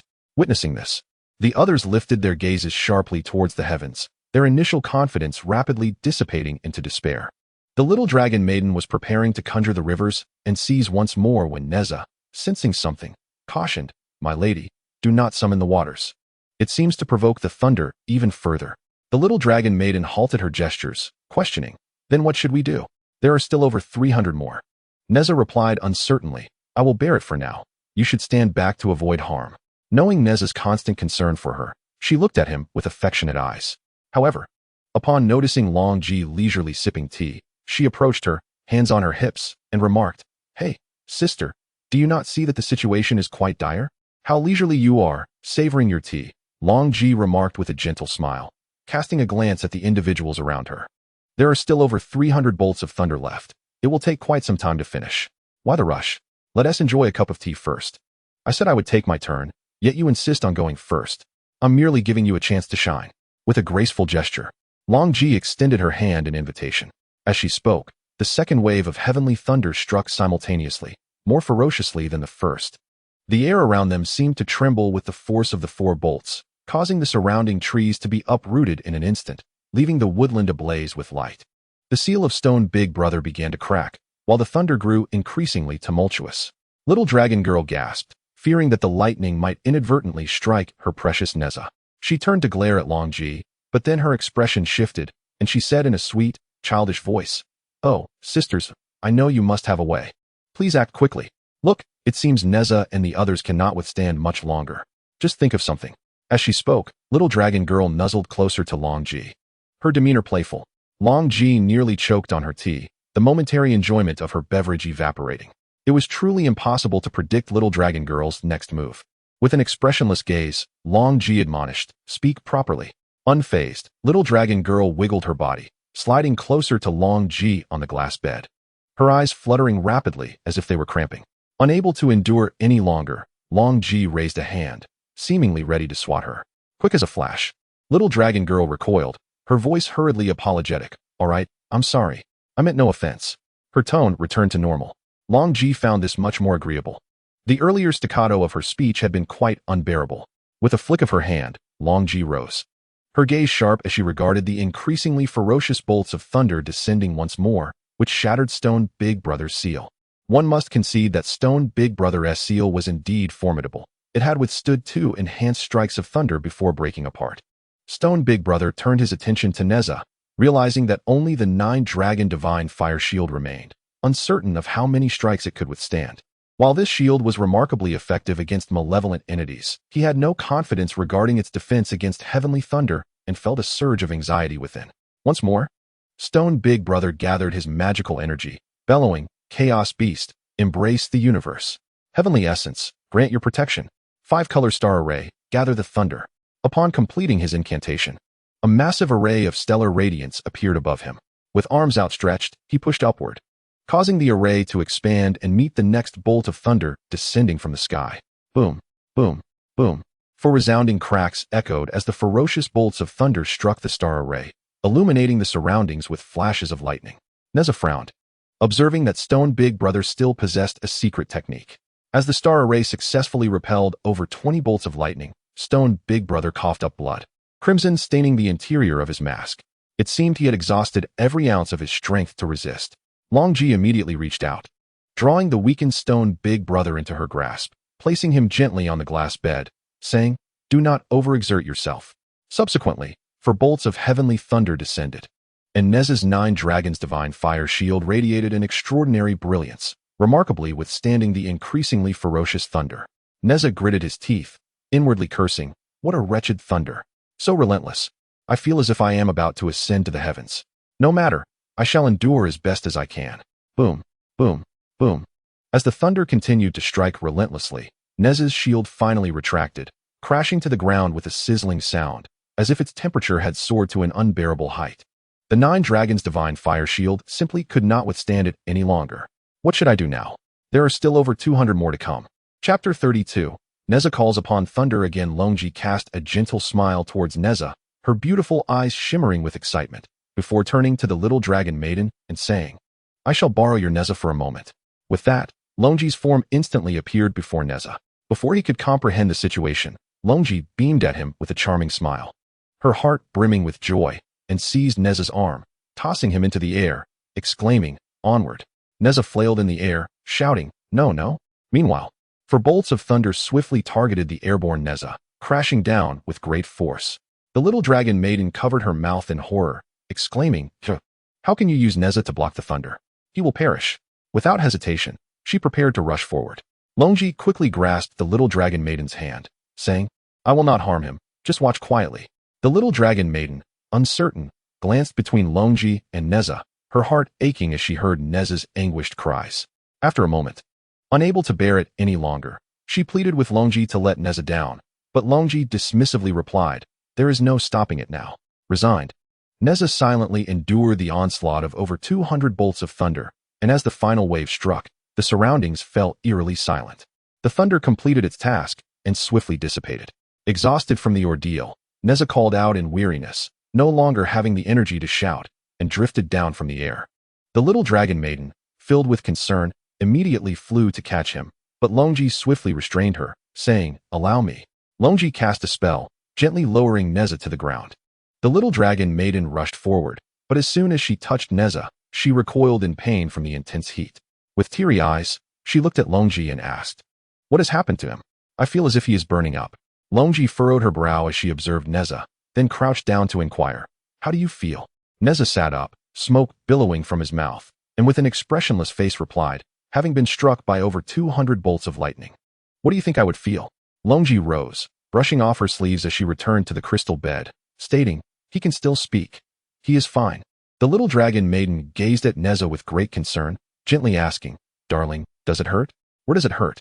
Let me see. Nezha rolled his eyes and surveyed his surroundings, saying, It seems like it doesn't hurt anymore. I feel quite invigorated. Strangely enough, I feel as if I am brimming with strength. With that, Nezha immediately stood up, puffed out his chest, and gazed ahead with a proud demeanor. Little dragon girl immediately burst into tears, wiping her eyes as she lamented, My husband has been struck senseless. Please, return my husband.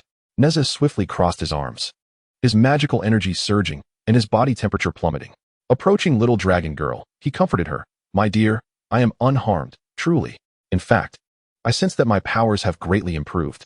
I feel invigorated, my body lighter, and most exhilaratingly, I am brimming with strength. Little dragon girl ceased her weeping and inquired solemnly, Oh, is that so?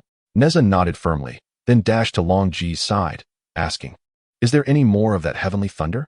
Could you conjure some? Hee, I found it quite exhilarating. Longji shot him an exasperated glance and replied, There is none left. You will have to wait for the next trial of the 4 great beast kings. With a flick of her sleeve, Longji declared, Now? Step aside, it is my turn to act. The 4 great beast kings are at a critical juncture in their breakthroughs, and I must ensure their safe passage. She then sat cross-legged, her hands gracefully weaving intricate patterns before her, forming a delicate half-orchid gesture. A radiant white light enveloped her, and as her beautiful eyes slowly opened, she extended a hand forward, gently channeling her magical energy. Concurrently, her essence flowed into the bodies of the 4 great beast kings, granting her insight into their meridians. With utmost caution, Longji guided the complex meridians of the 4 great beast kings through a gradual breakthrough. The intricate pathways of their demonic forms were notably more elaborate than those of ordinary practitioners. It was no wonder that their ascension was fraught with peril. The meridians had bifurcated into numerous channels, and any further division posed grave dangers. The dense network of their pathways required careful reconfiguration to facilitate continued cultivation. A single miscalculation in this delicate process could result in catastrophic failure, loss of cultivation at best, and death at worst.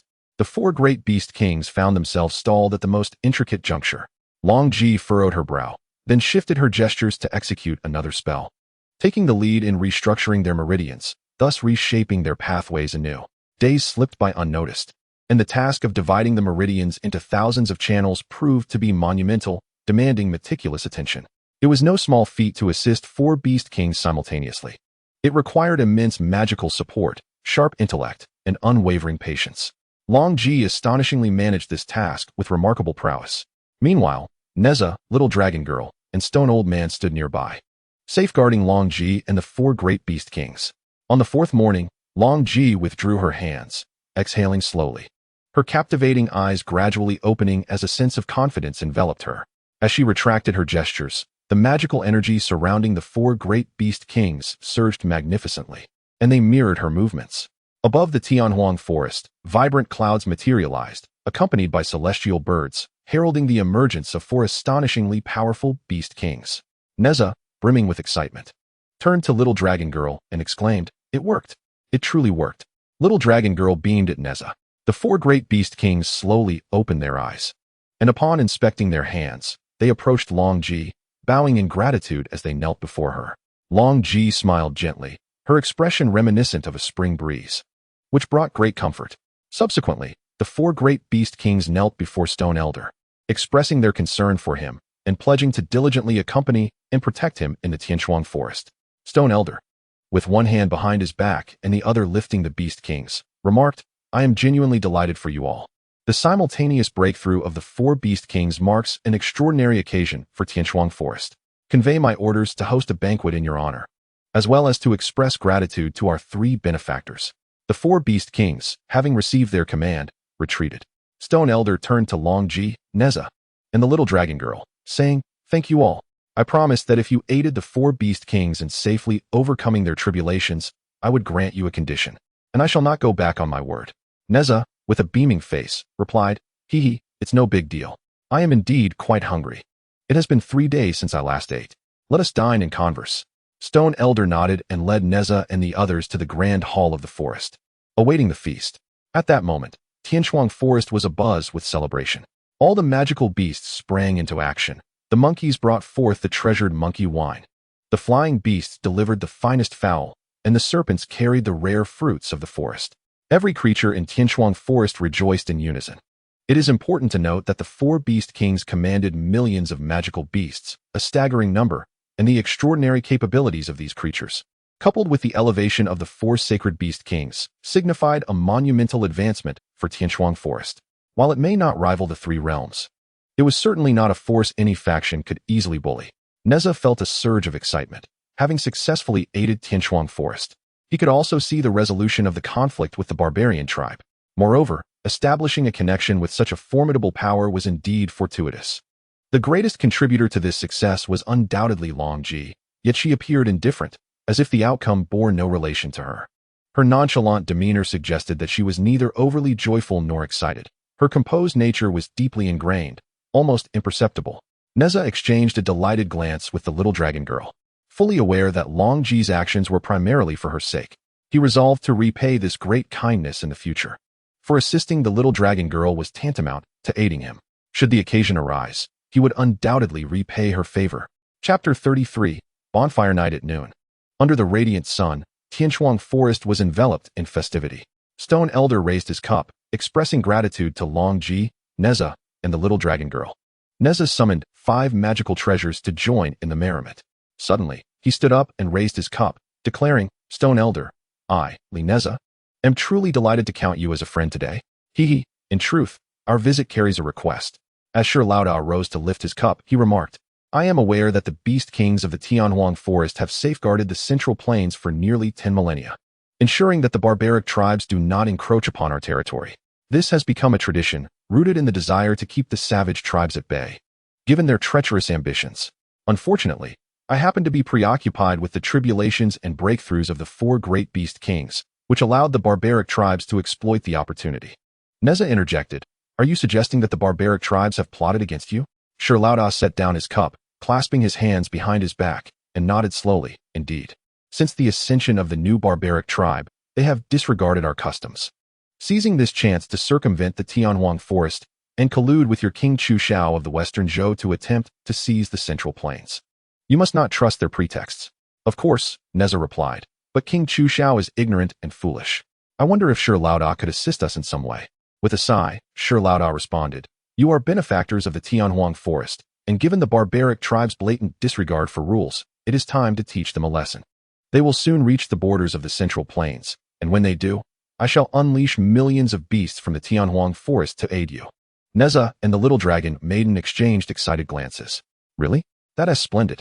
I initially thought you were a ruthless killer, but it seems fortune has favored us. Thank you, Laoda." The little dragon maiden stood and declared, "Laoda, I truly believe you are not a merciless individual. However, I am still perplexed about your actions back in the coastal village." Laoda hesitated for a moment before saying, "I merely wish to verify certain matters." He fell silent thereafter. The little dragon maiden, eager to understand, noticed Laoda's reluctance to elaborate and refrained from pressing further. Nezha gently squeezed the little dragon maiden's hand in reassurance, aware of her thoughts. Subsequently, the gathering erupted in merriment, with the beast kings hosting a bonfire celebration, bringing joy to Nezha and the little dragon maiden. The little dragon maiden glanced at Longji, who sat apart, merely drinking. With a mischievous smile, she dashed over and said, "Zhou, come join us. Let's have some fun." She leaned down, grasping Longji's arm. Longji withdrew her arm and replied, "I have no interest. What is there to enjoy in a crowd?" The little dragon maiden retorted, "How can you know if it's enjoyable if you don't even try?" Longji scoffed lightly, "It's evident it's not fun. I'd rather drink. I'm not going." The little dragon maiden, her eyes twinkling, teased, "You must be clumsy and unable to dance, which is why you refuse." "Alas, I shall not press you." Longji chuckled softly, setting down her cup, and suddenly approached the little dragon maiden step by step, saying, "Perhaps you have forgotten the Zhou Grove by the lotus pond, where the delicate lotus blossoms bloom, and the gentle breeze dances with the attire of the beautiful songstress, swirling in 1,000 chaotic movements. With the lotus, one may reminisce, as autumn aligns 2 hearts in harmony." Unbeknownst to her, each time Longji locked eyes with the little dragon maiden, despite being only slightly taller, she felt her presence diminish instantly. The little dragon maiden, pressured, took several steps back, suddenly flinging her sleeve and stamping her foot, exclaiming, "Fine. If you don't want to play, then don't, you insufferable dullard." With a disdainful flick of her tongue and an exaggeratedly comical turn, she departed without a glance. Longji, uninterested in her incessant prattle, vanished without a trace. At that moment, the Serpent King, Qing Ti, approached Nezha and inquired, "Is that one who flutters about your wife?" As Qing Ti gestured animatedly, Nezha proudly proclaimed, "Of course. Though I am handsome and gallant, endowed with formidable powers, my standards are not so lofty. I have merely married the sole princess of the East Sea, the sovereign of the four seas." With a hint of disdain, Qing Ti scrutinized Nezha and remarked, "I merely asked if she is, yet you ramble on unnecessarily, which I cannot comprehend." Nezha, pursing his lips, retorted, "What exactly do you wish to achieve? Let me be clear, we are not your pets, so cease your scheming." Qing Ti appraised Nezha from head to toe and said, "Although you are quite handsome, I prefer that sister. I admire her fluttering skills and wish to learn them." Nezha rolled his eyes and replied, "What is there to learn from her few tricks? Allow me to show you this."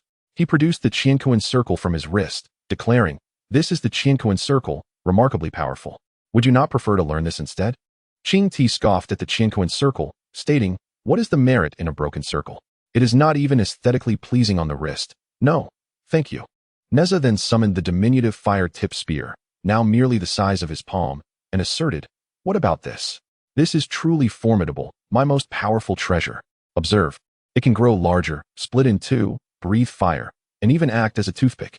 As he demonstrated by using the spear to pick his teeth, Qing Ti, unimpressed, replied with a chuckle, "I have no interest." With that, the Serpent King rose to depart.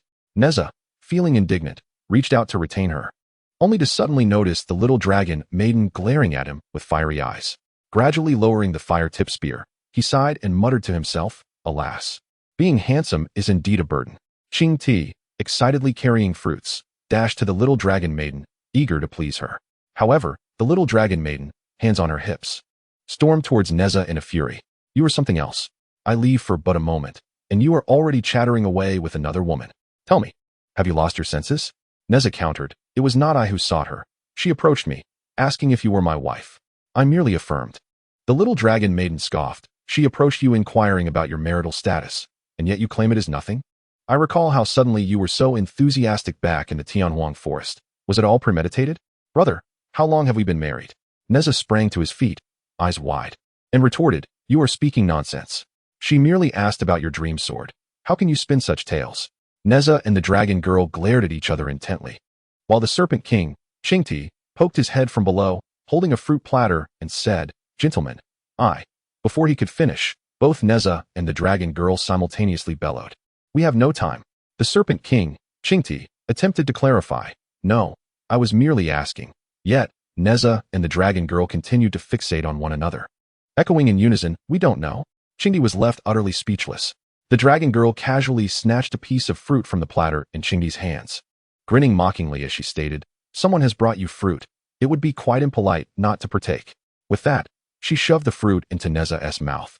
In a fit of anger, Nezha spat the fruit out, striking the dragon girl on her forehead.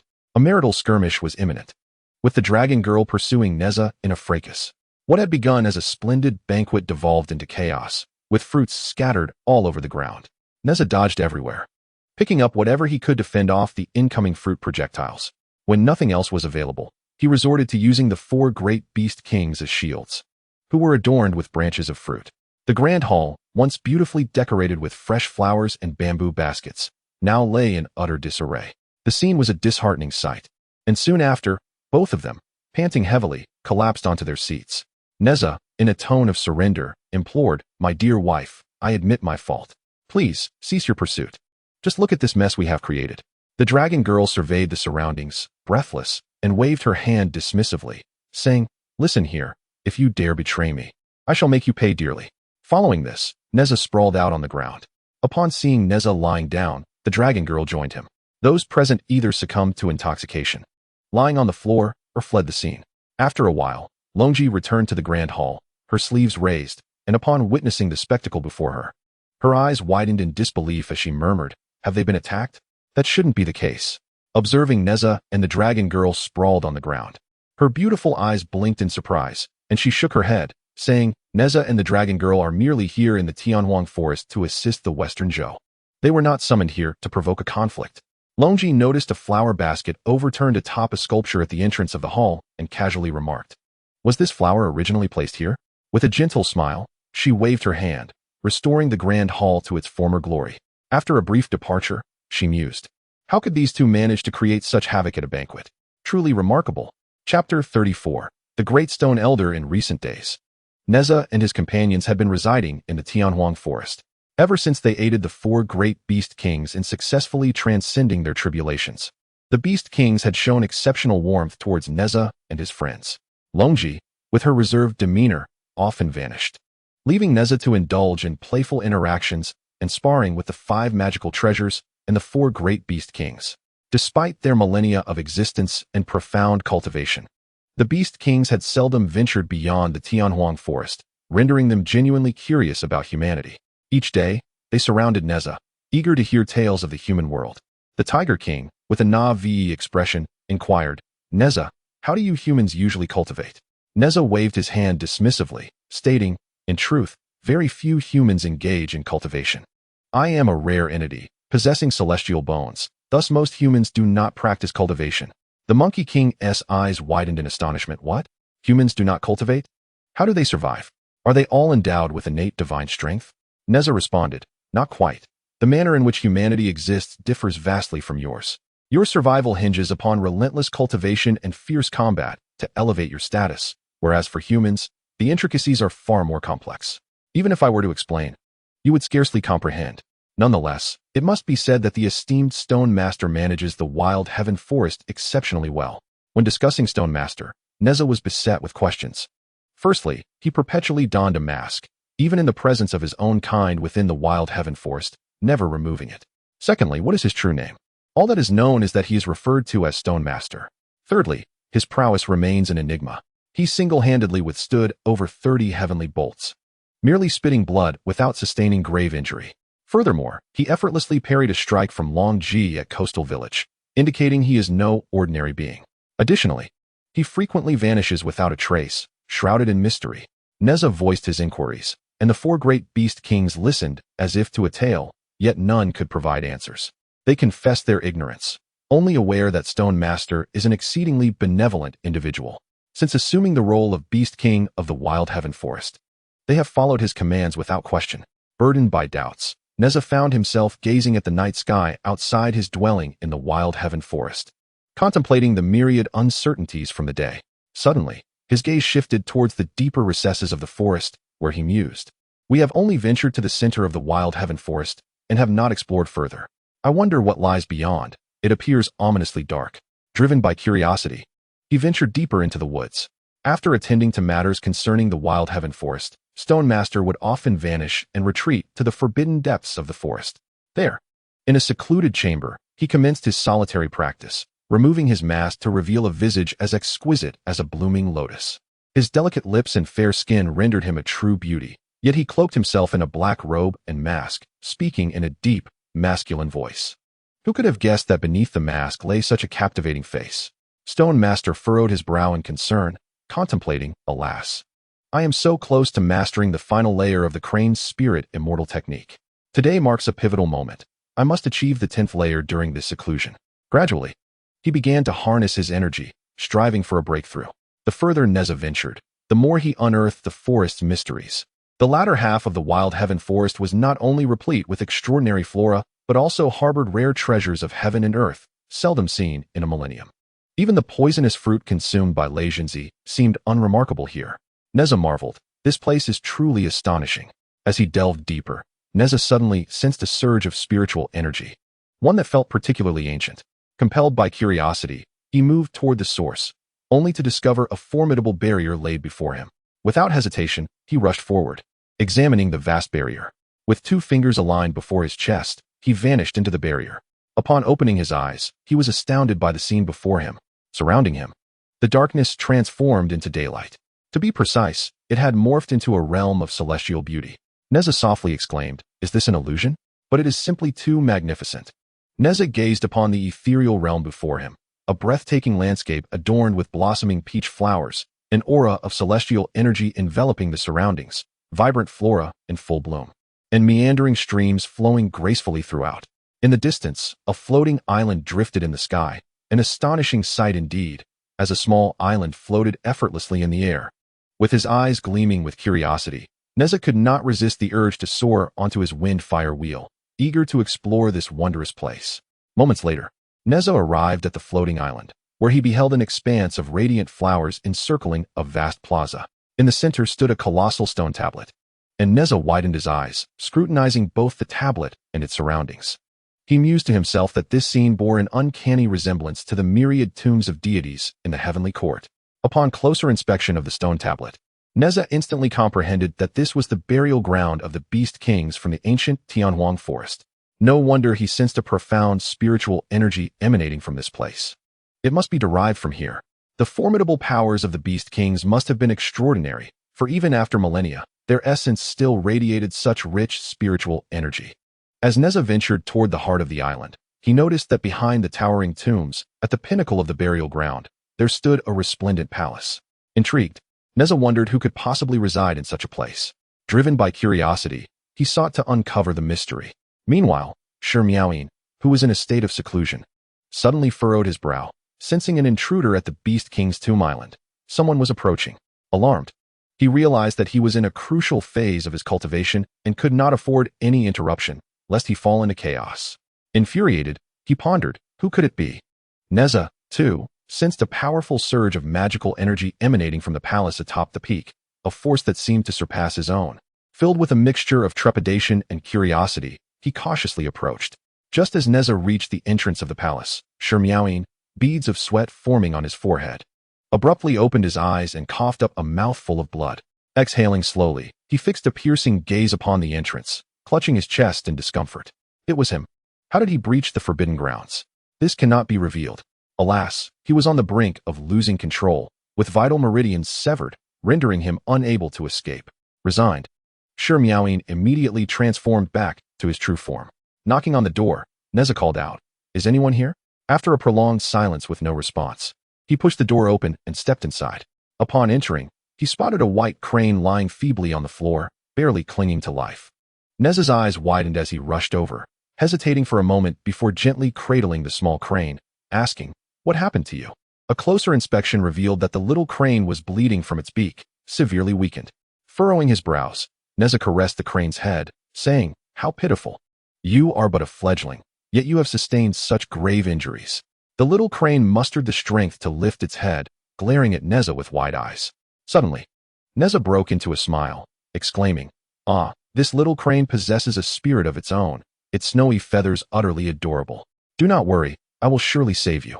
As he gently stroked the pristine feathers of the little crane, it reacted even more, fixing its gaze intently on Nezha.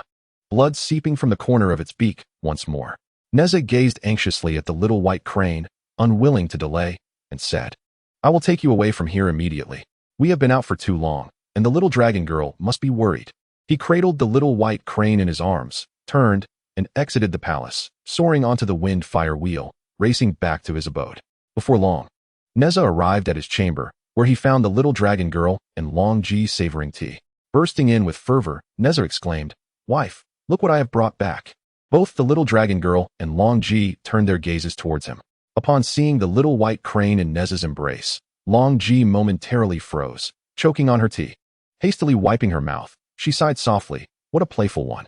The little dragon girl's eyes gleamed as she rushed over to take the little white crane, exclaiming, "Oh, how adorable. What a beautiful little celestial crane. Nezha, where did you find it? Oh dear, it seems injured." Seeing the joy on the little dragon girl's face filled Nezha with happiness as well. He pointed towards the depths of the Tianhuang forest and said, "I found it in the woods.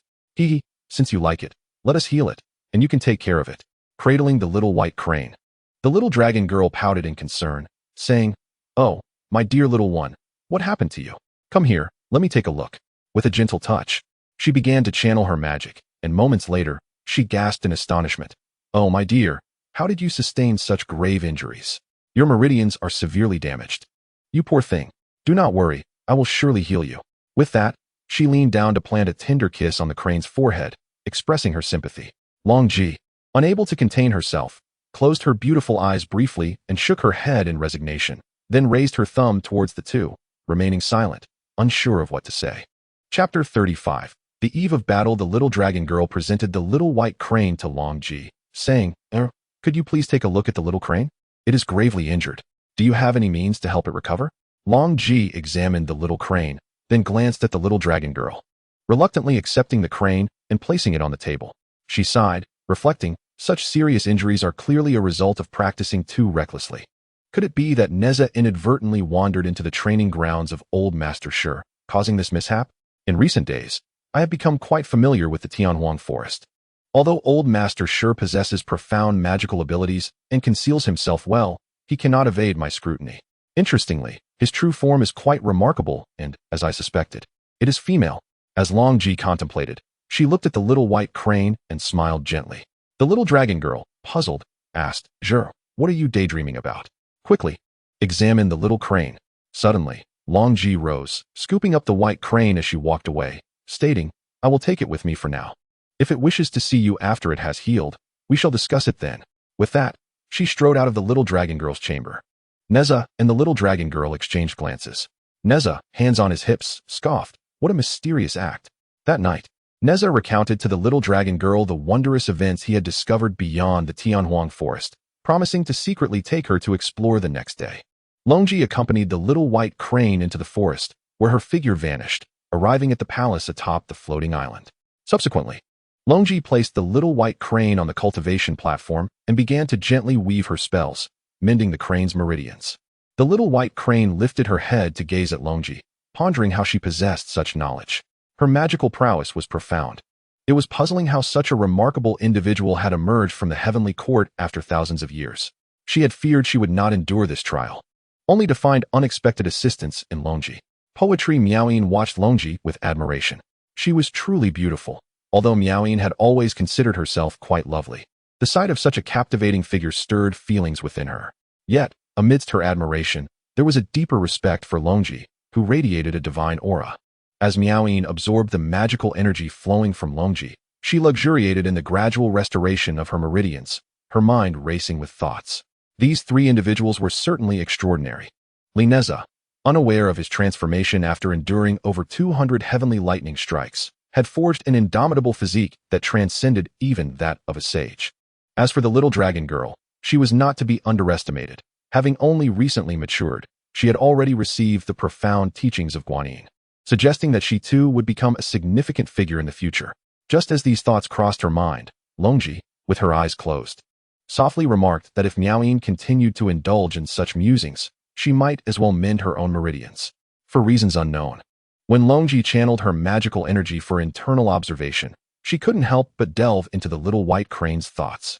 Upon hearing the name of the little dragon girl, she wished to prevent any further wandering of the crane's mind.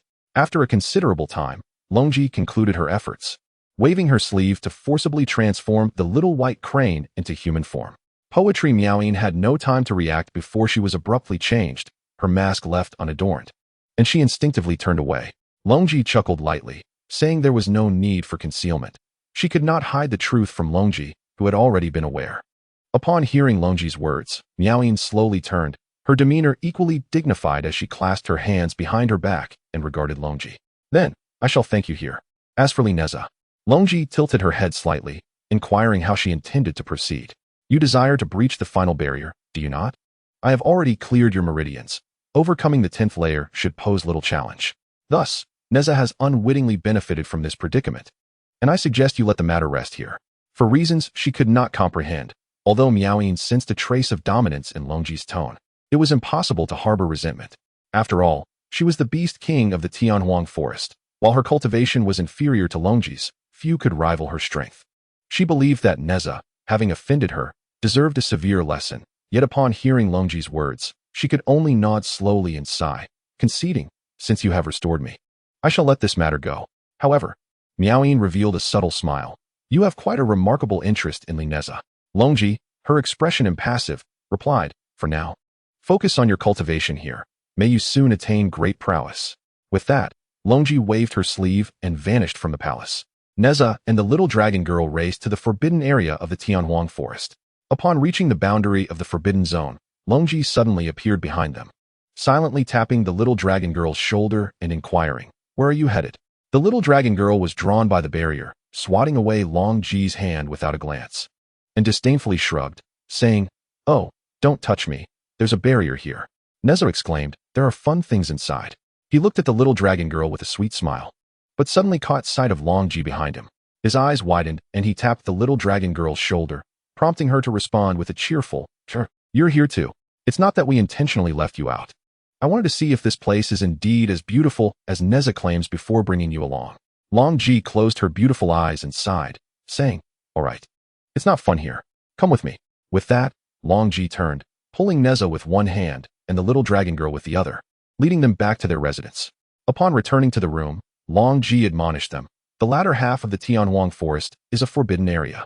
Do not venture there casually in the future, or the consequences will be dire. Just stay here and await the arrival of Zhou. Although Nezha and the little dragon girl could be mischievous at times, they were not disobedient. Moreover, the couple held Longji in high regard and thus refrained from entering the forbidden area again. Time passed swiftly. Nezha practiced his spear skills during his leisure and gradually noticed that his body was entirely different from before. If the Lord of the Nine Nether Realms could have easily crushed his meridians and bones in the past, now it seemed that he could only strike against a steel plate. Nezha was overjoyed and rushed to the little dragon girl, proclaiming, "Little fish, I'm no longer fragile. I'm now iron and steel." The little dragon girl, though puzzled by Nezha's excitement, joined him in joyous laughter, asking, "Is that true?" Nezha nodded vigorously, replying, "Yes. My dear, ever since I was struck by heavenly lightning, I seem to have transformed into iron bones and steel veins." With that, Nezha placed his hands on the little dragon girl's shoulders and reassured her, "Little fish, rest assured, I will be able to protect you even better now." The little dragon girl exclaimed with excitement, "Really? Great Lotus, that's wonderful." They embraced each other jubilantly, leaping with delight. A few days later, Li Jing reached the border of the Tianhuang forest. The wild barbarian tribe had finally circumvented the vast Tianhuang forest. The imposing figure of the wild barbarian king stood proudly, gazing towards the central plains, declaring, "At last, we have arrived in the central plains." Holding two large blades, he gestured towards the central plains, commanding, "Warriors, set up camp here. Soon we shall conquer the central plains." At his command, hundreds of thousands of wild barbarian soldiers below erupted in a frenzy, brandishing their weapons and roaring with fervor. Their massive physiques and simple garb presented an image of raw savagery. The wild barbarian king wore a satisfied smile, albeit one that appeared rather foolish, muttering to himself, "Victory belongs to the strong. Unification will not be delayed, as long as I am here." The wild barbarian king brimmed with confidence, viewing the central plains people as frail, akin to helpless patients, easily crushable without a hint of resistance. They had bypassed the Tianhuang forest without setting foot within, for the forest remained a realm unto itself, untouched by the affairs of the three realms, and would certainly not concern itself with the conflicts of the mortal world. The wild barbarian king has indeed miscalculated. He could never have anticipated that solutions outnumber difficulties. A handful of young individuals are poised to alter his fate. To command a territory, one must rely not solely on brute force, but on wisdom. Nezha is conferring with the four great beast kings as the deadline of 3 months approaches. Soon, the wild barbarian king will set foot in the central plains, inevitably encountering his father, which will likely ignite a fierce battle. There can be no further delay. Although there has been no sign of Master Stone, he had instructed the four great beast kings to heed Nezha and his companions, ready to unleash 1,000,000 demon beasts from the forest to assist Li Jing. Chapter 36. The battle commences. Li Jing's army stands at the ready on the borders of the Tianhuang forest. He gazes anxiously towards the distant mountain peaks, pondering the outcome of Nezha's discussions with the beast kings. Reports from scouts indicate that the wild barbarian king is amassing a formidable force of several 100,000 troops on the opposite mountain. And given the barbaric nature of the wild barbarian tribe, a battle could erupt at any moment. Li Jing orders his men to remain vigilant, instructing them that if combat begins, they must position themselves with their backs to the Tianhuang forest.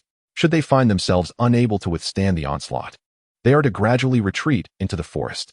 Having fought alongside Nezha for many years, Li Jing possesses immense trust in his abilities and can only hope to hold off the wild barbarian king until Nezha arrives to provide assistance. After years of warfare, Li Jing has become calm and composed in the face of adversity. Returning to his tent, the wild barbarian king approaches the 12 Taoist priests, clasping his hands in greeting. "Esteemed Taoist priests, what are your plans for this battle?" As his words resonate, the 12 white-haired Taoists slowly turn, their stern faces embodying an ethereal grace, each appearing youthful despite their age. The foremost among them speaks, "This battle must be swift, not prolonged. I foresee a powerful adversary emerging in the central plains. We cannot afford to be careless. Tomorrow, you shall lead your troops to seize the western border. Should any formidable opponents arise, leave them to us 12 Taoists." The wild barbarian king smiles with satisfaction. "That is splendid. The military strength of the central plains is not to be feared. My only concern lies with their practitioners. I have heard that many talented individuals reside there. Since the Taoist priests have spoken thus, I shall proceed with confidence into the central plains." The leading Taoist nods and then closes his eyes, falling silent. The 12 Taoists, hailing from a highly esteemed lineage of cultivators, are the most gifted among their kin. Proud by nature, they once wielded their swords across the central plains thousands of years ago. However, their arrogant demeanor earned them disdain from the primordial heavenly sovereign, who deemed their bloodlust excessive. Rejecting a life of mediocrity under heavenly dominion, they established the Tiandao villa on the borders of the wild barbarian tribe, fostering a cordial relationship over the centuries.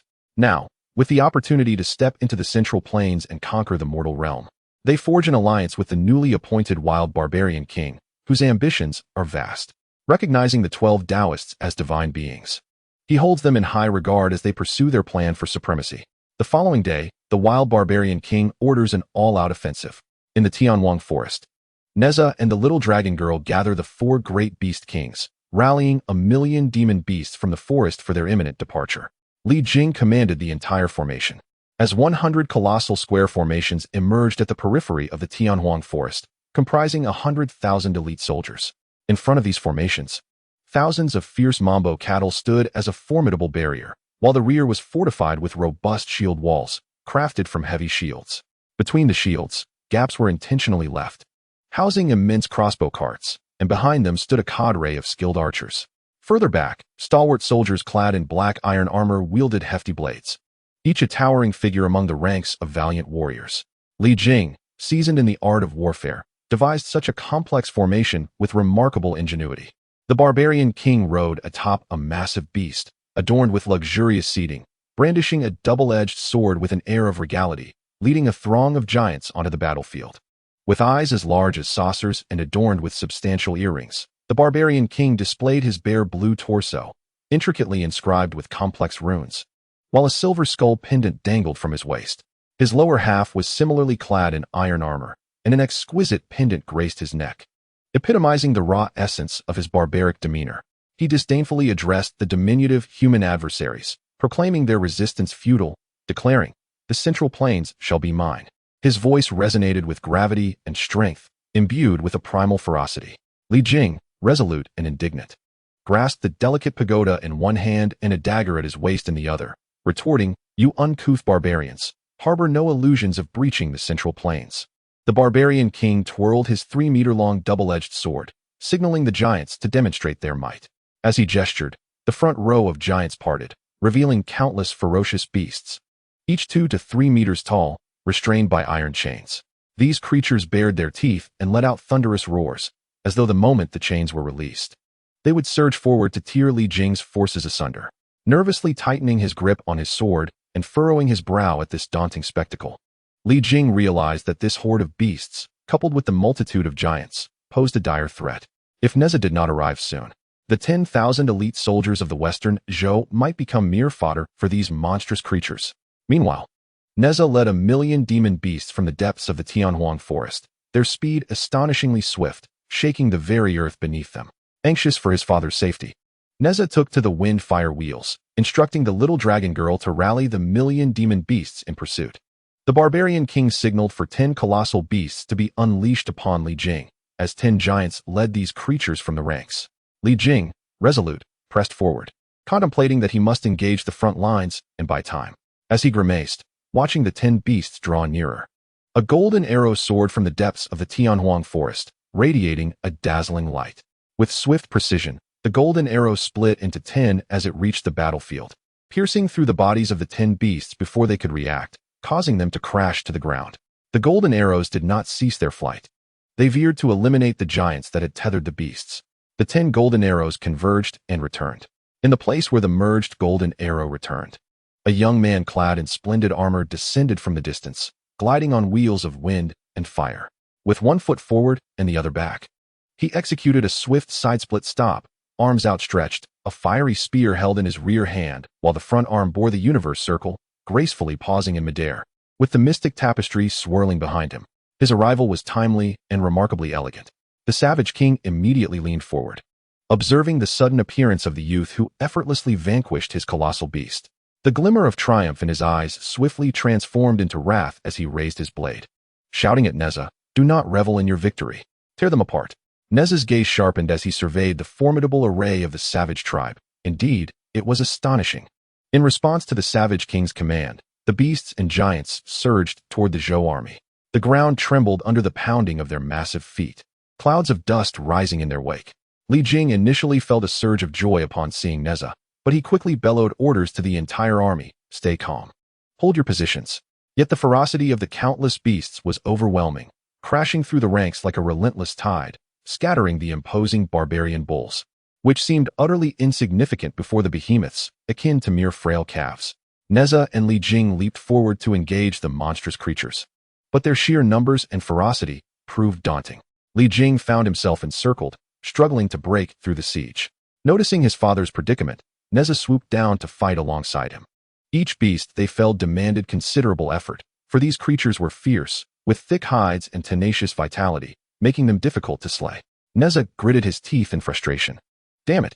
During the fray, he turned to Li Jing and urged, "Father, the Zhou army cannot withstand for long. We must retreat with all our might to the Tianhuang forest, quickly." Li Jing promptly issued the command to retreat toward the Tianhuang forest while fending off the onslaught.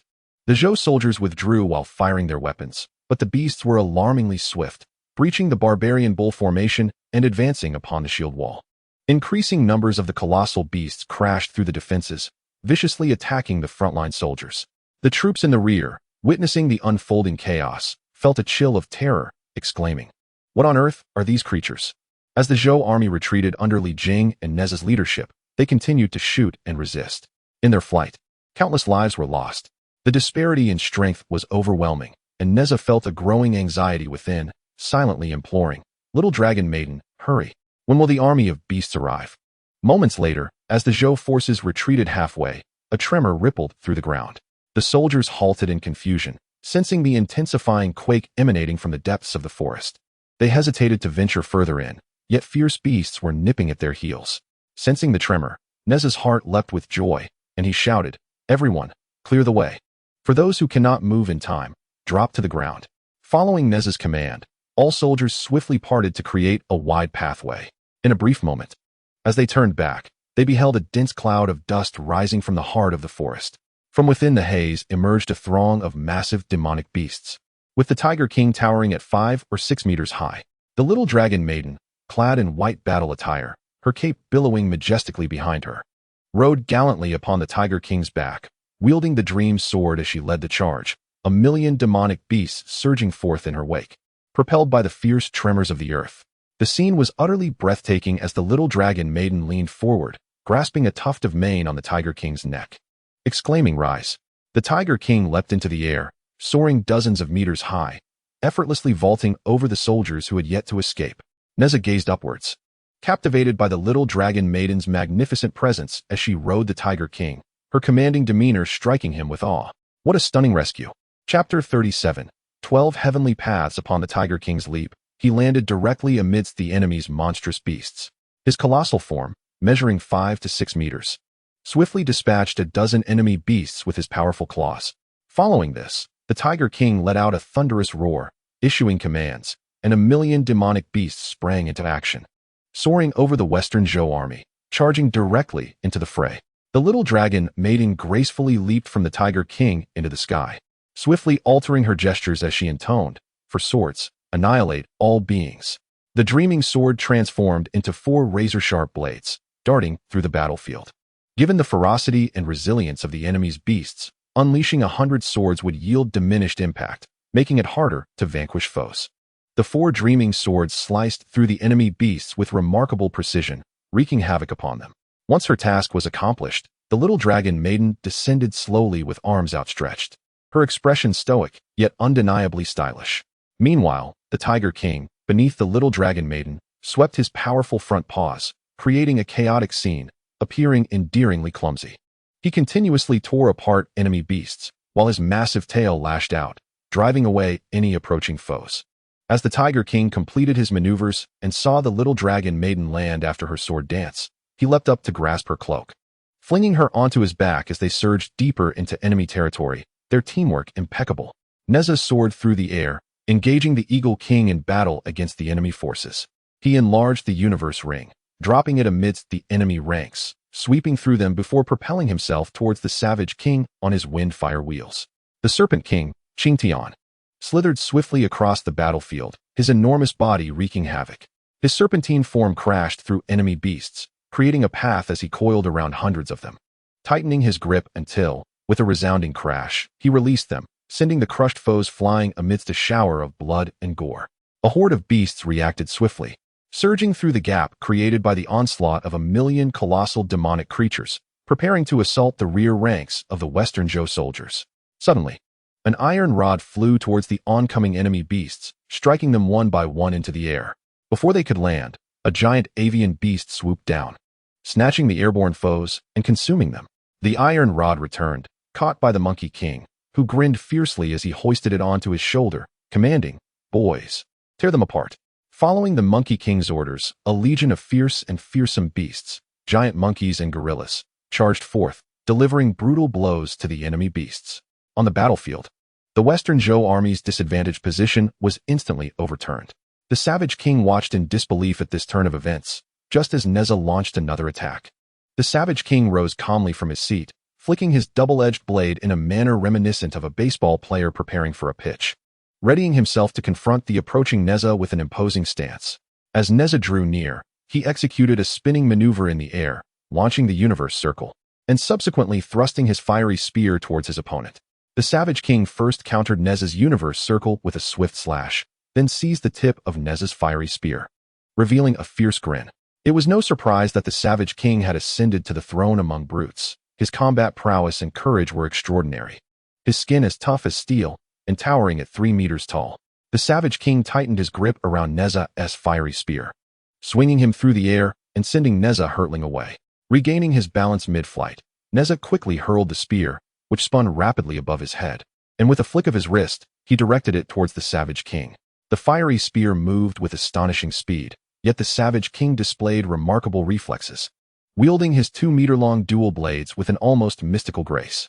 Though his movements appeared clumsy, the spear failed to make contact. In the air, Nezha released the universe circle, swiftly tapping his legs in a playful manner, sending the circle soaring upwards. Suddenly, Nezha appeared directly above the Savage King, a mischievous smile gracing his lips as he inverted himself, holding the universe circle aloft with both hands. He thrust it downwards, sending the circle plunging toward the Savage King, who, amidst his struggle with the fiery spear, noticed the descending circle above him.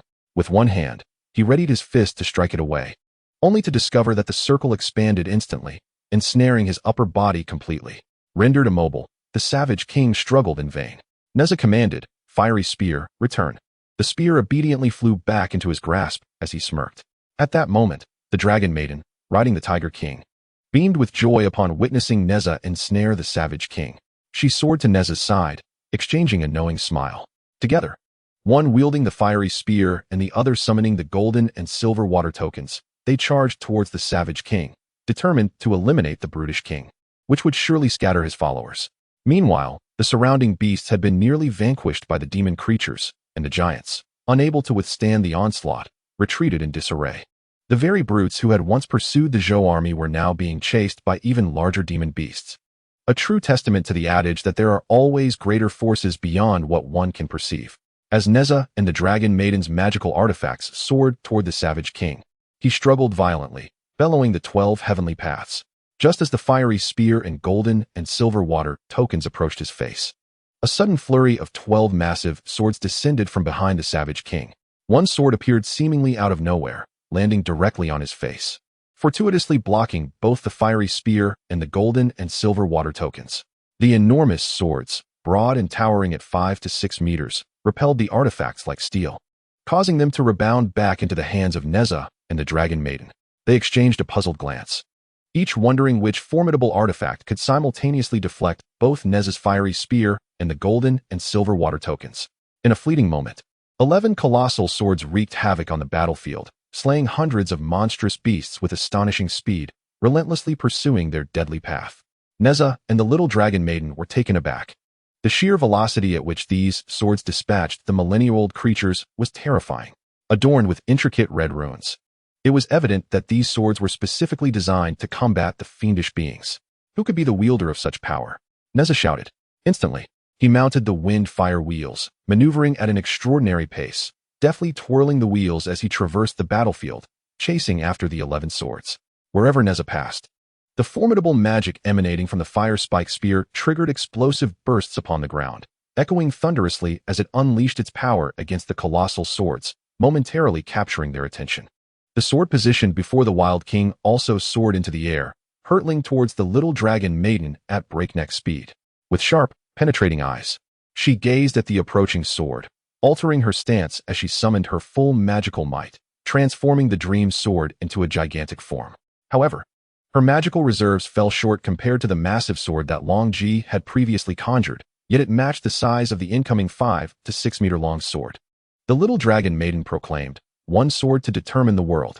Of course, it was a basic version of that legendary attack. She shifted her posture and initiated her assault, compelled to use this move for the first time due to dire circumstances. Meanwhile, Nezha attracted the attention of all 11 swords, engaging them in aerial combat. He summoned the Chinquan circle, which expanded and split into several circles, clashing with the massive swords in the sky, creating a dazzling display of magical artifacts.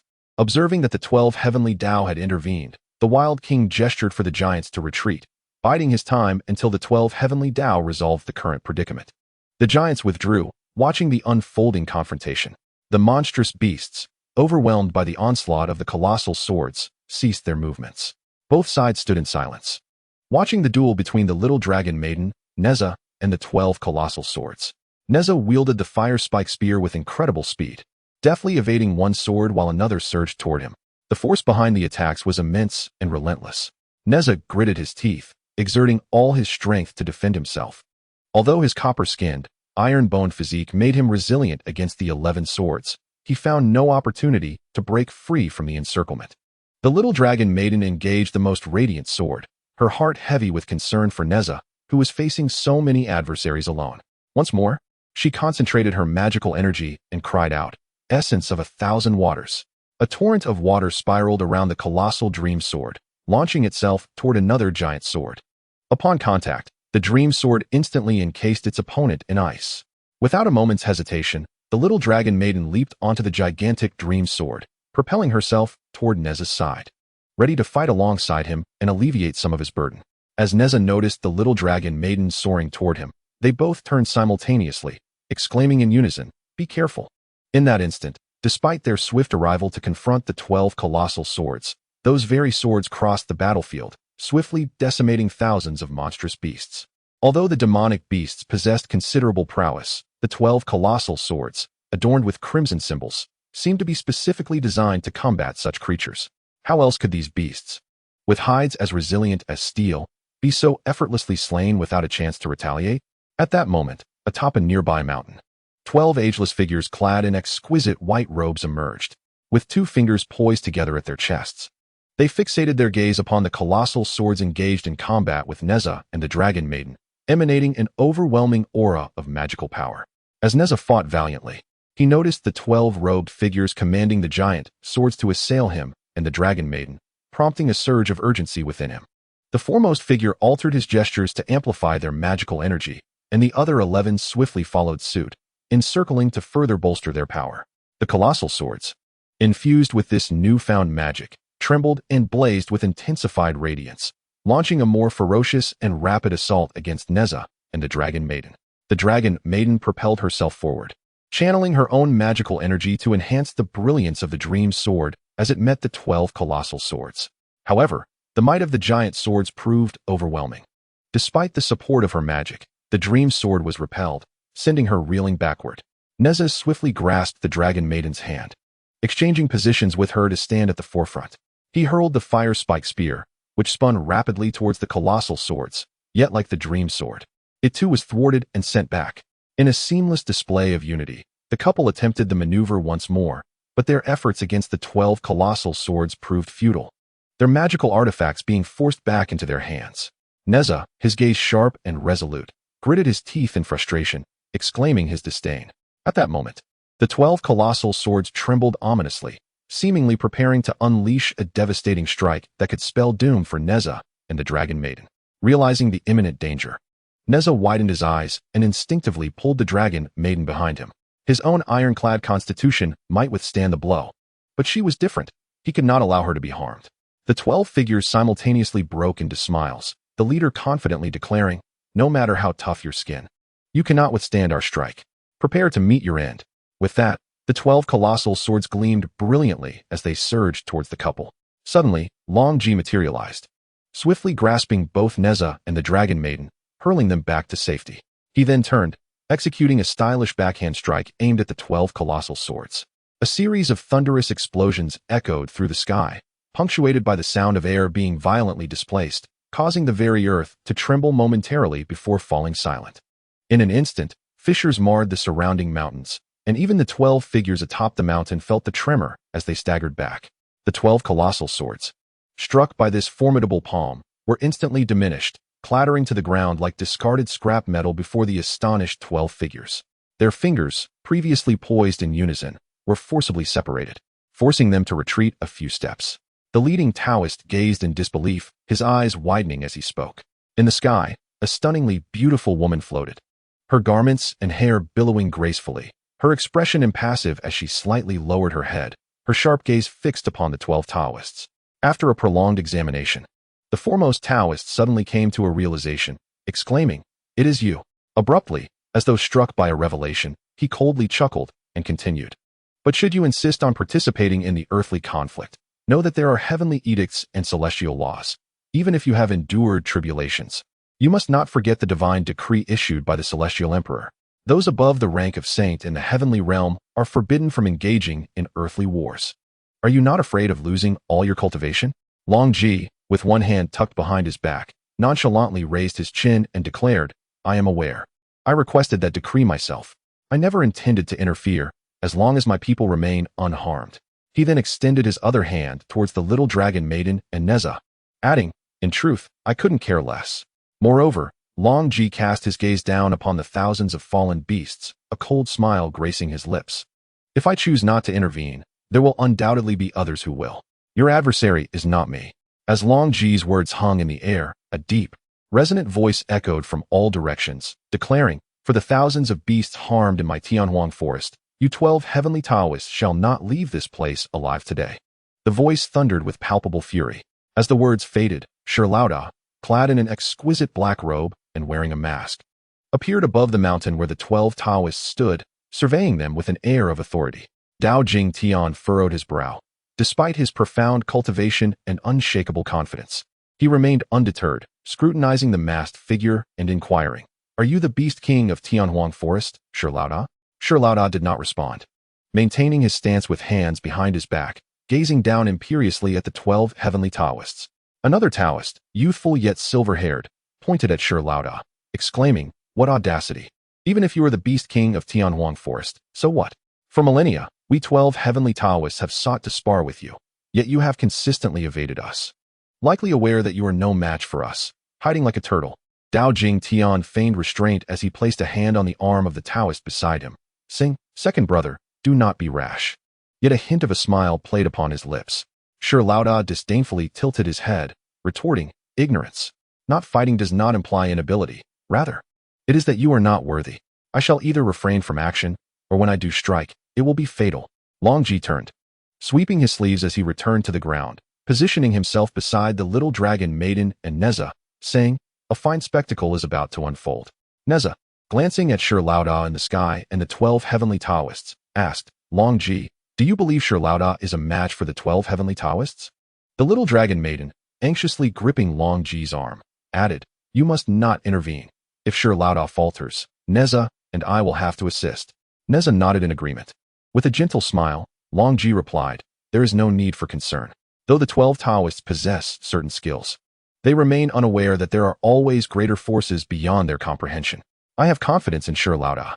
Dao Jingtian, with an air of self-assurance, stroked his beard and declared, since it is thus, we shall not bully you. I will engage you in combat. Should you prevail against me, you may then contend with my 11 brothers. What say you? Nezha, scoffing, retorted, such cunning. Do you not realize that it still amounts to facing all 12 of us? You did not specify that we should fight you one at a time. These 12 old Taoists have no shame. Longji and the little dragon maiden exchanged gentle smiles. Shirlauda waved his hand languidly and replied, no need for that. You 12 may come at me all at once. It will save me time. Dao Jingtian, somewhat elated, readily agreed. Very well. You have my word on it. With that, the 12 celestial Taoists raised their swords and simultaneously soared towards Shirlauda to launch their assault. As Dao Jingtian advanced, he proclaimed, Shirlauda, should you lose to my 12 brothers, you must retreat with your million-beast horde to the Tianhuang forest, never to show your face again.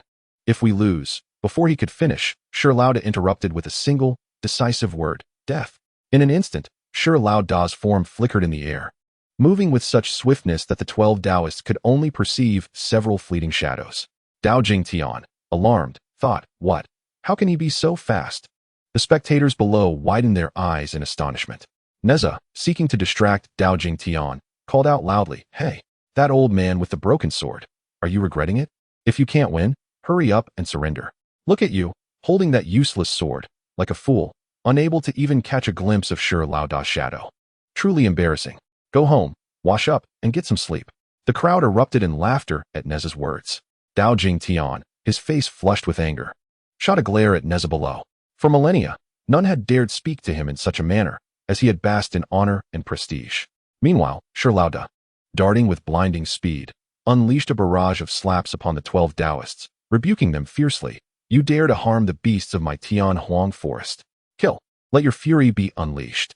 The 12 Taoists, feeling deeply insulted, gathered their formidable energies, magnifying their swords once more, sweeping through the sky in a grand display. Realizing the magnitude of Shirlauda's power, Dao Jingtian gasped in horror, exclaiming, this is dire. Shirlauda, no, his cultivation has surpassed us by leaps and bounds. He has become a revered master. How can this be? With such overwhelming strength, how could we possibly contend with him? In the blink of an eye, Shirlauda's speed reached its zenith. Light as a feather, he danced amidst the 12 colossal swords, instantly appearing before Dao Jingtian. With delicate, white hands, he reached out to grasp Dao Jingtian's throat. Startled, Dao Jingtian gathered his energy and struck at Shirlauda, retreating swiftly. However, with a flick of his sleeve, Shirlauda effortlessly deflected the blow and soon had a firm grip on Dao Jingtian's neck. With a swift series of slaps, Dao Jingtian's cheeks were met with Shirlauda's hand. Nezha watched in delight, reveling in the spectacle. Yet, he pondered, despite Shirlauda's formidable prowess, what was it with a grown man so fond of slapping others? Regardless, it was quite enjoyable. The situation for Dao Jingtian was utterly humiliating. Yet he deserved every bit of it. His despicable nature and penchant for treachery drove him to devise strategies aimed at slaying the beasts of the Tianhuang forest. Despite having no enmity with that realm, his sole aim was to conquer it. Shirlauda was fully aware of his intentions. With both hands and feet, he unleashed a flurry of blows, raining down hundreds of punches and kicks upon Dao Jingtian, akin to striking a sandbag. At that moment, all Dao Jingtian could think of was death, overwhelmed by embarrassment. He struggled to voice his despair, exclaiming, I wish to perish. Shirlauda let out a cold laugh, remarking that it would not be so easy, especially with the presence of his 11 other brothers. With a swift motion, Shirlauda shoved Dao Jingtian onto the rocky slope from which he had descended, the impact shattering the stone beneath him. Shirlauda then quickly turned to the other 11 Taoists, commanding, celestial beasts, engage in combat. Heaven and earth, unite. Upon uttering these words, the space surrounding the 11 Taoists instantly froze. Nezha widened his eyes in astonishment, witnessing the 11 Taoists suspended in midair, unable to move. The ability to manipulate such powerful figures with ease was indeed remarkable. Longji, too, was taken aback. She had assumed that Shirlauda would prefer a swift victory like hers to avoid trouble, but the poetic Shir had a ferocious temper, subjecting the 12 Taoists to utter humiliation. Without delay, Shirlauda swiftly condensed the 12 Taoists into a single mass, hurling them towards Dao Jingtian's small hillock. He then turned, flicked his sleeves, and drove 12 swords back, positioning them precariously above the heads of the 12 individuals. A mere inch off, and the blades would pierce their skulls. With a commanding presence, Shi Laoda placed his hands behind his back, leaning forward to regard the so-called 12 Taoists, and asked imperiously, "Is this the strength you take pride in?" Dao Jingtian, his face bruised and reddened, glared at Shi Laoda. This time, he had encountered a formidable opponent, and the realization of his terrifying strength left him aghast. How could he possibly salvage this situation? Nezha and the little dragon girl exchanged glances, both feeling a twinge of sympathy. Despite Dao Jingtian's treachery, such disgrace seemed excessive. Shi Laoda inquired, "Do you wish to beg for mercy?" As Dao Jingtian glanced at his 12 brothers, he slowly rose to his knees and clasped his hands, declaring, "We concede. We beseech the esteemed one to spare our lives. We vow never to set foot in the Tianhuang forest or the Central Plains again." Shi Laoda, with a sardonic smile, retorted, "When you slaughtered thousands of beasts in the Tianhuang forest, did you ever consider showing mercy? I have refrained from engaging you repeatedly, yet you persist without relent." He pointed at the red runes inscribed on their swords, continuing, "And you sought to create such malevolent devices with the intent to annihilate the beasts of my forest. As the leader of 100,000 creatures in the Tianhuang forest, I must be ruthless to establish my authority. It is astonishing how fearful you 12 Taoists are of death. Your infamous reputation ends here." Upon hearing these words, Dao Jingtian slumped despondently to the ground. Nezha, though recognizing the moral flaws of the 12 Taoists, could not help but feel pity for them, once mighty figures, now reduced to this pitiful state. The little dragon girl and Nezha exchanged glances, both unable to bear the sight. In the sky, Stone Elder, with a clenched fist, began to channel his magical energy, preparing to deliver a fatal blow to the 12 heavenly paths. Nezha and the little dragon maiden flew forward, urging him, "Stone Elder, please, consider this. The 12 heavenly paths are already in such a pitiful state." The little dragon maiden nodded in agreement, adding, "Though they are despicable, they are also quite wretched now. Stone Elder, could you possibly spare them?" Stone Elder paused, contemplating their words as he gazed at the two. Dao Jingtian widened his eyes in disbelief, astonished that these adversaries were pleading for mercy on behalf of their foes. While Stone Elder remained silent, after a moment of hesitation, he continued to gather his magical power and struck towards the 12 heavenly paths, declaring, "I shall spare your lives, but from this moment forth, all enmity between you and the wild forest ends here. Take heed."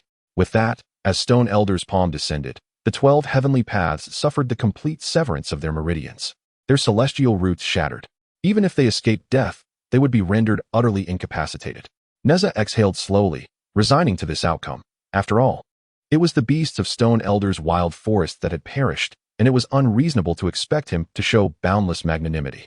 As Nezha and the little dragon maiden descended to the ground, their inherent goodness shone through, even when confronted with their enemies. They could not bring themselves to execute them in their fallen state. Yet, Stone Elder glared at Nezha from above, irked by the fact that this youth had nearly incapacitated him before, and now, due to the pleas of these two, he had chosen to spare his nemesis, leaving him in a state of inexplicable agitation. Nezha shouted at the wild barbarian king, "You ugly brute, do you still wish to fight? Your powerful backing has vanished." The wild barbarian king clenched his fists, signaling a retreat. The 12 heavenly paths had become utterly useless. Previously, he had intended to use them to fend off the beasts of the wild forest, but now, retreat was his only option. The casualties had already been severe, and further conflict would only lead to total annihilation. Nezha and his companions watched joyfully as the wild barbarian army dispersed. Nezha and the little dragon maiden exchanged excited glances. This fierce battle had finally come to an end. However, they could not afford to relax, for the ambitions of the wild barbarians were insatiable, and they could strike again at any moment. The smile on Nezha's face gradually faded. There are always greater beings beyond one's understanding. The journey ahead is long and arduous. Each time he believed himself to be strong enough, he was reminded of the 12 heavenly paths, who, though seemingly formidable, paled in comparison to Stone Elder. And beyond that lay the likes of Longji. Alas, I will certainly grow stronger, to protect those dear to me and safeguard the world. As Nezha pondered these thoughts, he looked towards the little dragon maiden. Chapter 40. Nezha's intoxication. After arranging the troops, Li Jing planned to observe for a few days, waiting for the wild barbarians to completely retreat before setting forth to report back to Fengjing. Following the battle, Stone Elder led 1,000,000 beasts back to the wild forest, and night had fallen. The beasts were all in high spirits, having participated in such a grand battle for the first time. witnessing so many new experiences and emerging victorious. Seeing their leader, Stone Elder, so commanding, they eagerly brought forth wine and fruits to celebrate. Nezha and the little dragon maiden were equally exhilarated, toasting at the table and continuously praising Stone Elder for his impressive display of power in this encounter. Longji regarded the enigmatic Shirlauda with newfound respect. Despite the myriad secrets he harbored in the depths of his cunning, there was an unmistakable clarity in his affections and aversions that she found somewhat admirable. At the banquet, the Serpent King, Qing Ti, expressed her desire to apprentice under the little dragon maiden to learn the art of swordsmanship. When transformed into human form, Qing Ti wielded a serpentine sword, and her passion for swordplay was profound. However, the Tianhuang forest lacked any credible swordsmanship to study. The little dragon maiden hesitated, saying, "Is that truly appropriate? Qing Ti possesses formidable powers, rivaling my own. What capability do I have to mentor her?" Shirlauda, buoyed by the resolution of a long-standing rivalry, interjected, "You mustn't say such things. The little dragon maiden has rendered great service to our Tianhuang forest. Your swordplay is exquisite, and it only grows stronger in the face of adversity. Given Qing Ti's eagerness to learn, you are more than qualified to be her instructor. Besides, it would be beneficial for her to broaden her horizons with you. As you know, while my beast kings possess substantial strength, they lack experience in the world. It is high time for them to undergo some trials, and I believe you two will make a splendid pair. Please, do not decline." Nezha, having consumed several cups of wine, boisterously declared, "I am in agreement. Little Yugon, taking on a disciple is indeed a splendid endeavor." The little dragon maiden bit her lip and shot Nezha a glare before conceding, "Very well, I shall do my utmost to teach Qing Ti." The Serpent King, Qing Ti, was elated by the little dragon maiden's consent. After harboring her wish for so long, it was finally realized. "Thank you, Lauda. Thank you, master," she exclaimed, her fondness for her new mentor evident as she clung to the little dragon maiden throughout the evening. Despite having lived for over 2 millennia and being significantly older than the little dragon maiden, her lack of experience rendered her naively charming, endearing her to the latter. Seeing the little dragon maiden's joy, Nezha drank a few more cups and laughed. "Ah, does that not make me the grandmaster then?" "Ha ha." The little dragon maiden glanced at Nezha with a smile. Shirlauda, however, cast a sharp glare at Nezha, feeling an inexplicable surge of annoyance. This ruffian had trespassed into his Tianhuang forbidden grounds, nearly leading the little dragon maiden to perilous madness. Had it not been for the esteemed Longji's intervention, he would have faced dire consequences in that battle. He resolved to find an opportunity to set things right, for his temper was not one to be trifled with. As Nezha, slightly inebriated, noticed Shirlauda's intense gaze, he curiously remarked, "Hey, Black Lauda, why are you staring at me? I must inform you. I am already committed and have no interest in men, so give up that notion." Upon hearing these words, Longji nearly choked on her drink, then chuckled lightly, finding the situation amusing. The little dragon maiden grasped Nezha's arm, saying, "You've had too much to drink, haven't you? What nonsense are you spouting?" Nezha, undeterred, retorted loudly, "I'm not talking nonsense. I've observed that remarkable individuals often possess peculiarities. Look at Black Lauda, he's shrouded in mystery. I've caught him gazing at me several times without reason. Don't you think he is up to something?" He drunkenly pointed at Shirlauda while speaking to the little dragon maiden. Instantly, the little dragon maiden covered Nezha's mouth, awkwardly smiling at Shirlauda. She then whispered to Nezha, "It's Shirlauda, not Black Lauda. Be quiet and stop talking nonsense." Shirlauda, hands clasped behind his back, silently clenched his fists, turning slightly to suppress his temper as he replied, "I have no such thing." Upon hearing this, Nezha became animated and dismissed the words of the little dragon girl, exclaiming, "Impossible. How could you, when I am so dashing?" Stone Elder, feigning calmness, replied in a low voice, "Are you too intoxicated to comprehend? What I meant to say is, there is none. Dashing." He extended his palm and continued, "Do you wish for me to lie down for you?" The little dragon girl immediately grasped Nezha's arm, saying, "Nezha, don't create trouble for me. Just stop talking." Nezha lifted his cup and took a hearty swig, declaring, "Do not deny it. I shan't discriminate against you. Do you remember that time in the coastal village when you schemed against the little dragon girl? Later, you merely glanced at me by the seaside and provided the antidote. Ah, that look of unrequited love truly tugged at one's heartstrings. Alas, my heart belongs solely to the little dragon girl." Suddenly, Nezha's smile vanished, and he took another sip of his drink, speaking somberly, "Did you know? The little dragon girl and I have faced life and death together countless times. And all along I have harbored feelings for her, though I was unaware. Love, once it stirs within, cannot be silenced, even if one tries to conceal it. He pointed at Stone Elder with a fierce gaze, saying, "Look, look, that is the very look." Nezha continued, "Furthermore, after your battle with the 12 heavenly paths, you glanced at me, knowing I am not available, and that I could never harbor feelings for a man. I cannot accommodate two in my heart. Hence your affections for me shall inevitably be unrequited. You ought to relinquish any thoughts of me." The onlookers were taken aback, and the little dragon girl was equally stunned. The Tiger King, in his naivety, asked, "Nezha, is that truly the case?" Stone Elder, both amused and infuriated, replied, "I truly wonder where you derive such confidence." Nezha responded, "I understand you perceive me as youthful and accomplished, charming and helpful to the Tianwang forest. You harbor gratitude towards me, yet it is merely a trivial assistance. At every banquet, you are nearly absent, and now that I am about to leave, you linger merely to gaze upon me a moment longer. I am fully aware.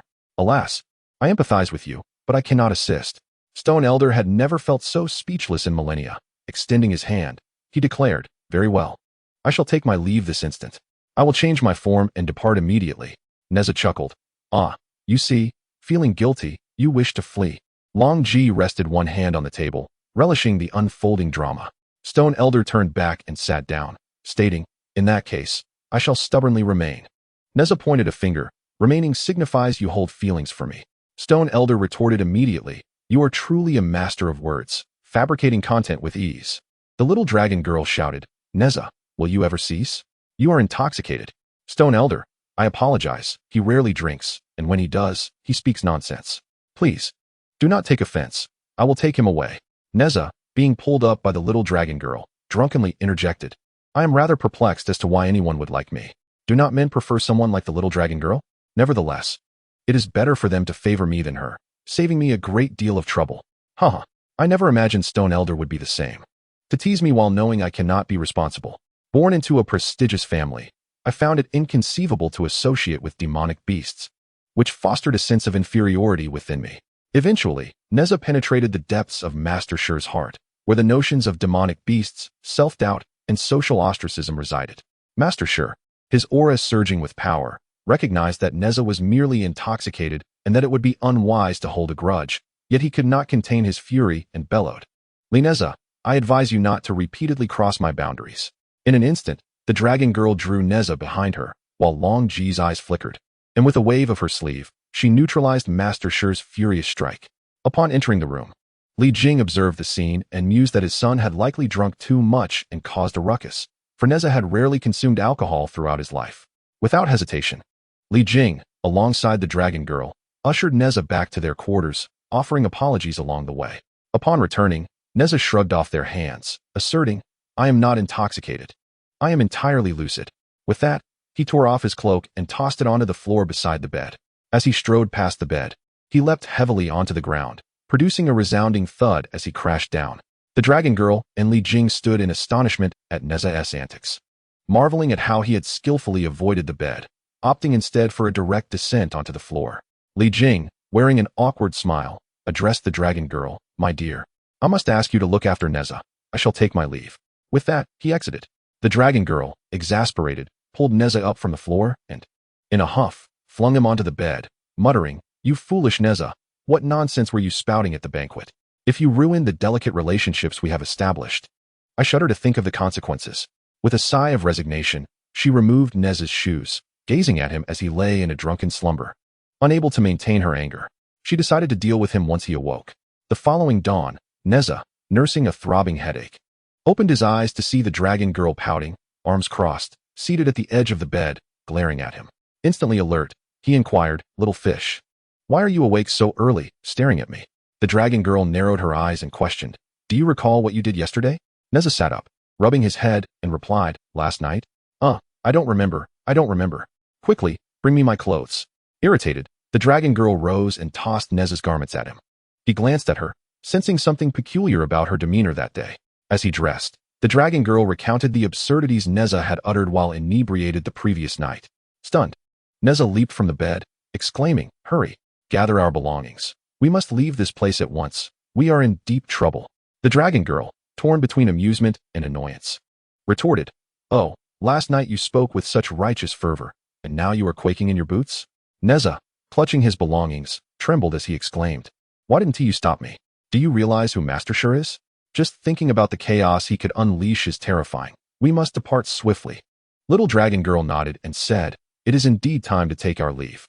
We should apologize to old Master Shur later. We cannot avoid this. You were merely inebriated, and a sincere apology should suffice.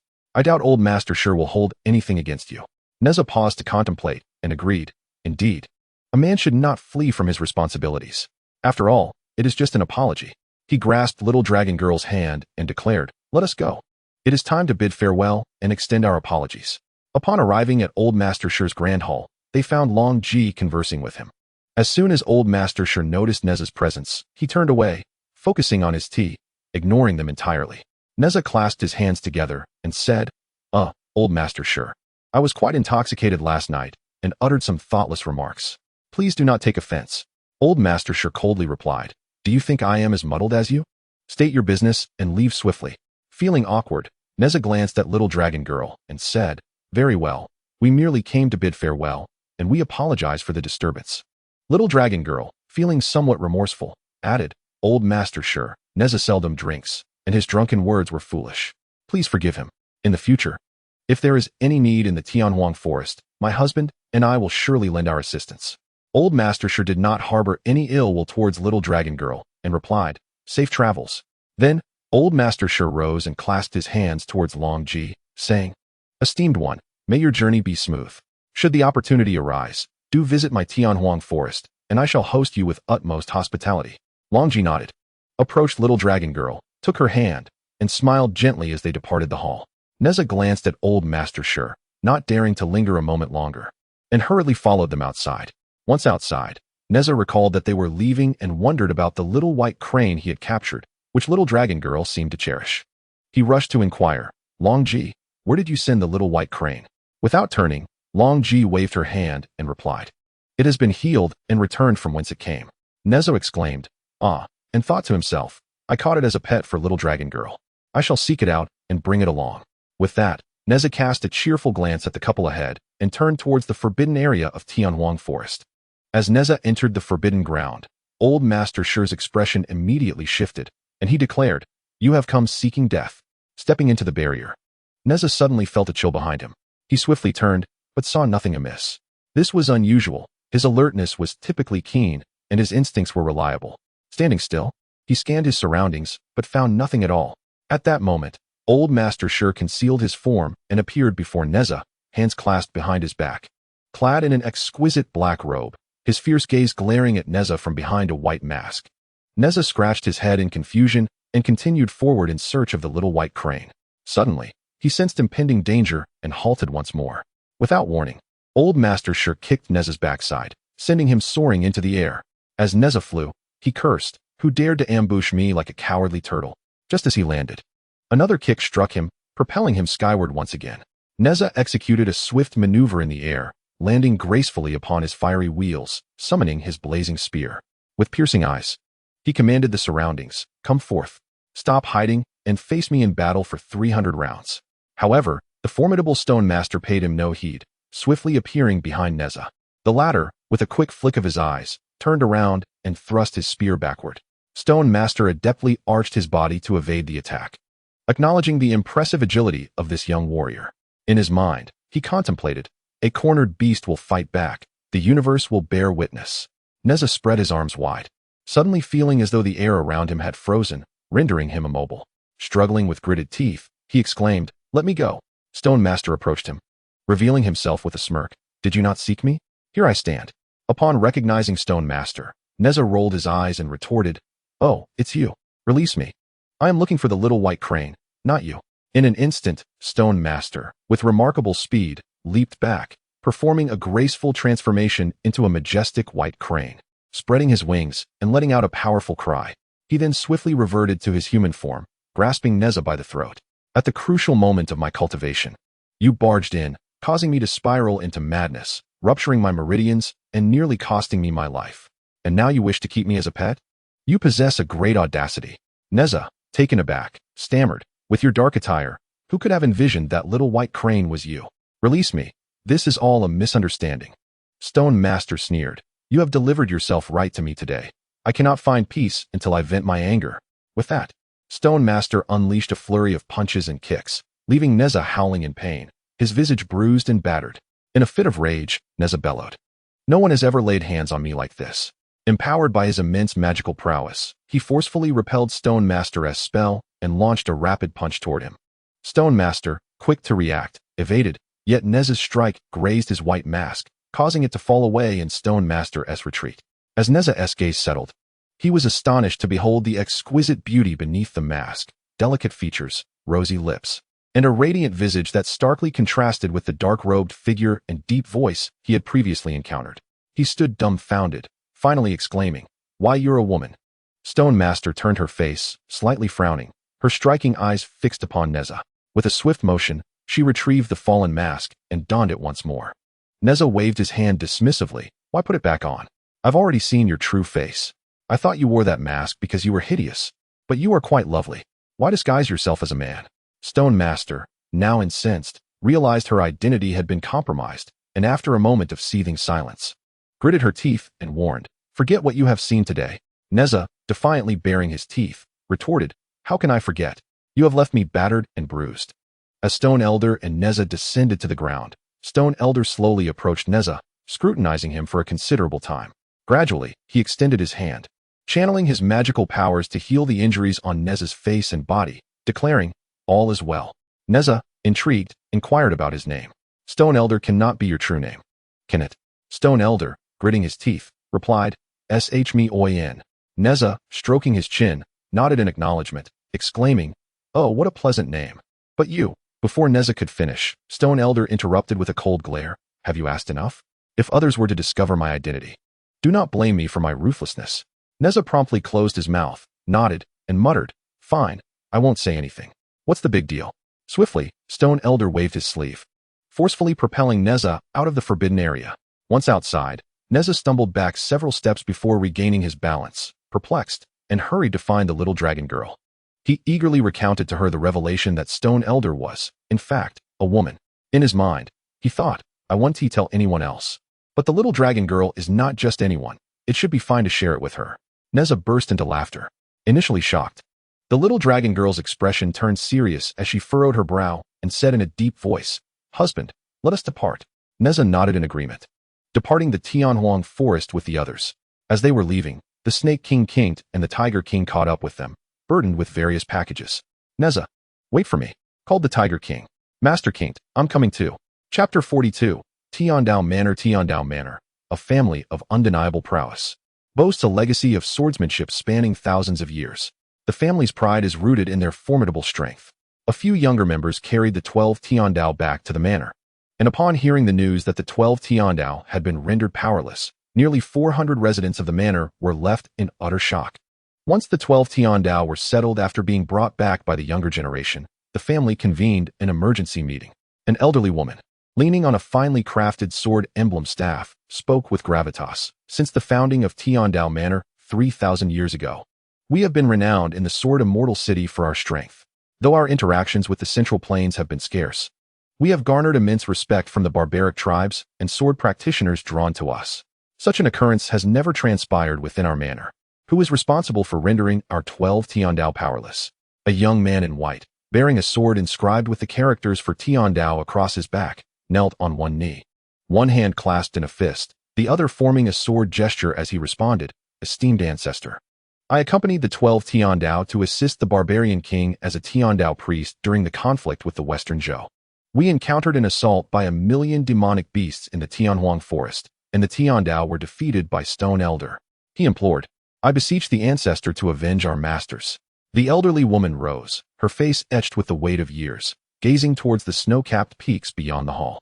With a sigh, she struck her staff upon the ground and declared, "This grudge must be avenged. Otherwise, the reputation of Tiandao Manor will be swept away by that Stone Elder." The youth in white continued, explaining that this matter arose due to two other individuals, one namely Nezha, a formidable general of the Western Zhou's demon suppression, whose father also held the title of National General of the Western Zhou, and his wife, the Little Dragon Maiden, daughter of the Dragon King of the East Sea, the Sovereign of the Four Seas. These two persuaded the formidable Stone Elder of the Tianhuang forest to conspire against us, leading to the downfall of the Dao ancestors. The elderly woman raised her hand and said, Understood, you may leave. She was the revered sword ancestor of the Tiandao Mountain Manor. Despite her advanced age, she had once been an exceptional swordswoman in her youth. For over 1,000 years, she had been married into the Tiandao Mountain Manor, the daughter-in-law of the illustrious founder, Dao Juetian. After Dao Juetian vanished 3 millennia ago, he entrusted the family legacy to his son, Dao Sihai, and daughter-in-law, Xin Xiulin. Together, they have presided over the Tiandao Mountain Manor for millennia, producing outstanding descendants known as the 12 Tiandao.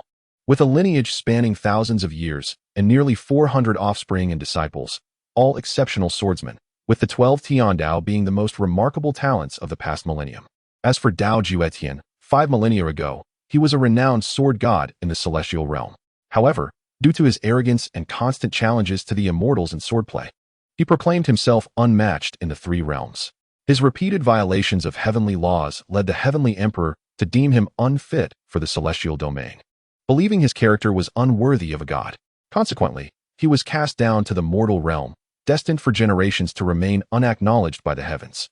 Filled with resentment towards the heavenly emperor's lack of discernment and convinced that the celestial realm was unworthy of his service, Dao Juetian established the Tiandao Mountain Manor upon descending, imparting his sword techniques to his descendants. 2 millennia later, having perfected his unparalleled swordsmanship, he too vanished from sight. The elderly woman, Xin Xiulin, made her way, unsteadily, to the snowy peak opposite the Tiandao Mountain Manor. This peak harbored an icy cavern. While other regions basked in perpetual spring, this snow-capped mountain remained a realm of eternal blizzards, a forbidden zone for the Tiandao Mountain Manor, accessible only to Xin Xiulin. Upon reaching the depths of the icy cavern, she knelt on a mat and lamented, as a daughter-in-law, I, Xin Xiulin, feel guilty towards the sword god for failing to protect the Tiandao Mountain Manor, allowing the 12 Tiandao to be reduced to mere shadows of their former selves. I am filled with shame. As her words echoed, the icy winds howled through the cavern, producing a haunting sound. Moments later, a white-haired elder with disheveled hair and wide eyes emerged from the icy walls, furiously questioning, the 12 Tiandao have been rendered incapacitated? Are you jesting? Xin Xiulin quickly bowed her head, responding, I dare not speak lightly, esteemed one. The 12 Tiandao were defeated by the formidable stone elder of the Tianhuang forest. In collusion with Nezha and the little dragon maiden, reduced to mere shells, their meridians shattered, and their celestial roots dispersed. Henceforth, they shall never wield a sword again. With a deafening roar toward the heavens, the wild-eyed elder unleashed a cry that sent gales racing through the surrounding mountains, bending the branches of trees within 100 miles. The tempest surged forth, even unsettling those within the Tiandao Mountain Manor. Moments later, the frenzied elder emerged from the icy wall, standing before Xin Xiulin, his eyes wide with fury. The 12 Tiandao are the most exceptional descendants of my Tiandao Mountain Manor, and they dare to cripple my kin. Are they forcing me? Dao Juetian, back into action? Stone Elder, I shall see 1,000,000 beasts of the Tianhuang forest buried alongside you. Nezha and the little dragon maiden, you shall pay a grievous price for this transgression. Xin Xiulin remarked to her father that Nezha and the little dragon girl had emerged as a renowned couple of youthful heroes, vanquishing countless demons over the past few years. They were hailed as the most exceptional representatives of the new generation in the Central Plains. Nezha had been bestowed the title of the 3rd Prince of Nezha by the Celestial Court, demonstrating extraordinary prowess. The little dragon girl, having once studied under the revered Guanyin Bodhisattva, was equally formidable. In the wake of the 12 heavenly Dao's demise, very few could contend with their descendants. Should further losses occur, the Tiandao Mountain Manor might still rely on the likes of Stone Old Master from the Tianhuang Forest, who was rumored to have reached the level of a venerable, on par with your own cultivation. Dao Juetian addressed Xin Xiulin, proclaiming that at all costs, they must mobilize their family's influence to deal with the pair known as Nezha and the little dragon girl. Monitor their every move, and if possible, eliminate them. Once I break free from this seal, I shall personally confront Stone Old Master.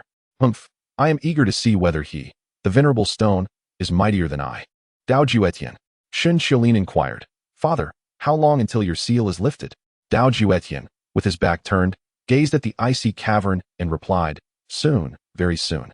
After their conversation, Xin Xiulin returned to the manor and produced an exquisite bamboo tube. She instructed a junior beside her, Go. Deliver this letter to the Queen of Mandala without delay.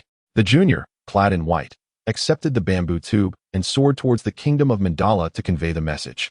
Meanwhile, Nezha and his companions exited the Tianhuang forest and regrouped with Zhou, confirming that the savage tribe had fully retreated. They set off for the capital to report back. The journey was pleasant. However, the little dragon girl remained despondent. Noticing her discontent, Nezha, ever perceptive, sensed that something was amiss. After setting up camp for the night, he led the little dragon girl back to their quarters and inquired, "My dear, what troubles you? Are you unwell?" The little dragon girl shook her head and replied, "I'm fine. Perhaps I am just a bit exhausted."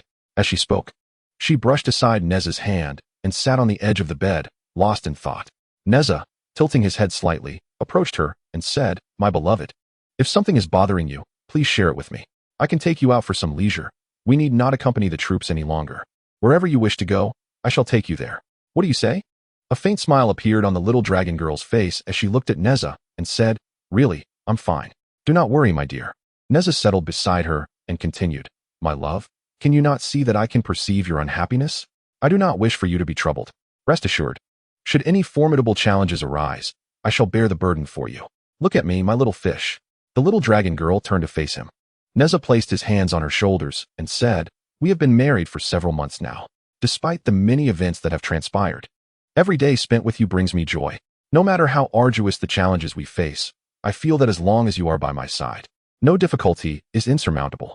I have kept my promises to you and will protect you through lifetimes. Therefore, should you have any concerns, do not hesitate to share them with me. I am here for you." The little dragon girl gazed enchantingly at Nezha as he spoke, gently nodding and with deep affection. She uttered, "My beloved, I trust you. Yet perhaps I have overthought things. It might be the instinctive intuition of a woman. I feel that Shimian is capable of revealing her true identity to you. Furthermore, during your drunken state, the words you spoke have lingered in my mind.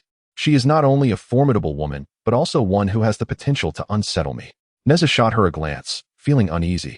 As he refrained from admitting that it was due to offending Shimian that he had suffered her wrath, leading to this secret revelation, he reassured the little dragon girl, "I stumbled upon this secret inadvertently. It is entirely unrelated to your thoughts.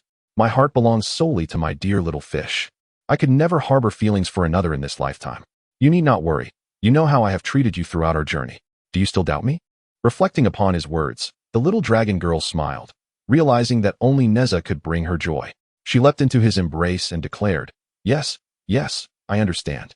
Now, my beloved lotus root, you must promise me that in this life and the next, your heart will belong only to me." Nezha gently patted her back and replied, "Indeed, my little fish, I swear to you." But the little dragon girl swiftly seized his outstretched hand, exclaiming, "I believe you.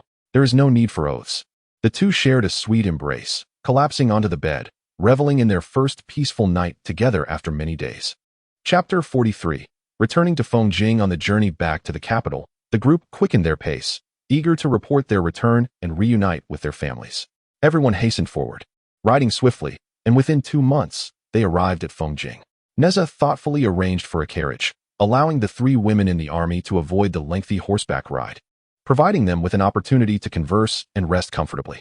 It must be noted that since marrying, Nezha had become more attuned to the needs of women, displaying greater thoughtfulness. He was not only a valiant warrior, but also a devoted husband, caring for the little dragon girl with tenderness. Along their journey, she meticulously attended to his every need, ensuring that he need not concern himself with the trivialities of daily life.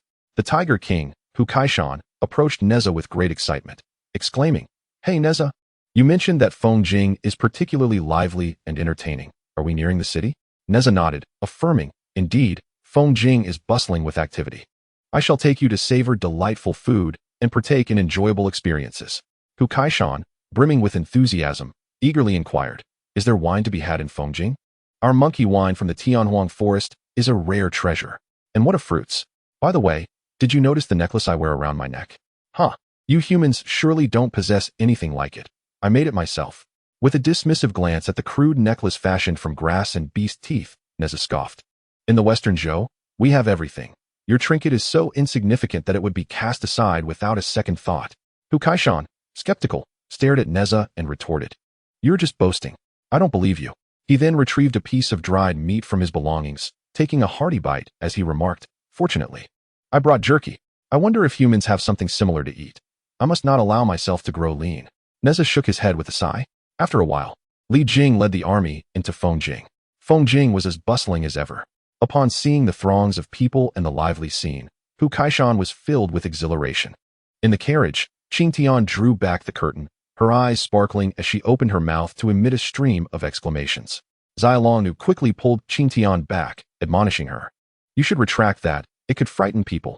Longji elegantly stifled a laugh with her hand. Qing Tian, with an adorable pout, replied, Oh, understood, master. Upon entering Fengjing, Nezha rode his horse to the side of the carriage and said, Zai Longnu, please take Longji, Hu Kaishan, and Qing Tian to the interpreter's residence while my father and I seek an audience with the king. Zai Longnu nodded and instructed the carriage to halt at the interpreter's abode. Nezha and Li Jing, accompanied by their troops, proceeded into the royal palace, where King Wu personally welcomed them. Meanwhile, Zai Longnu and Longji settled at the interpreter's courtyard, finding little to organize, and thus commenced sipping tea. They observed Hu Kaishan and Qing Tian busily toting a multitude of bags and packages, moving in and out for quite some time. Zai Longnu, puzzled, waved at Hu Kaishan and inquired, Wait, where did you acquire all that? Hu Kaishan approached their table with an enormous bundle, placing it down with a flourish. Sister-in-law, you don't understand. These are essentials for my journey. Treasures. Longji raised an eyebrow skeptically. Treasures? What do you mean? She casually unwrapped Hu Kaishan's bundle, revealing a jar and questioning. What is this?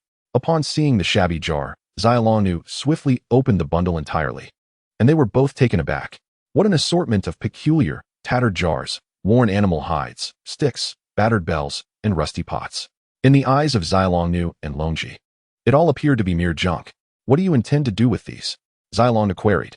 Is there anything lacking in Fengjing? Hu Kaishan shrugged nonchalantly. How should I know if such items exist in your realm? They are treasures in our Tianhuang forest. You simply do not understand.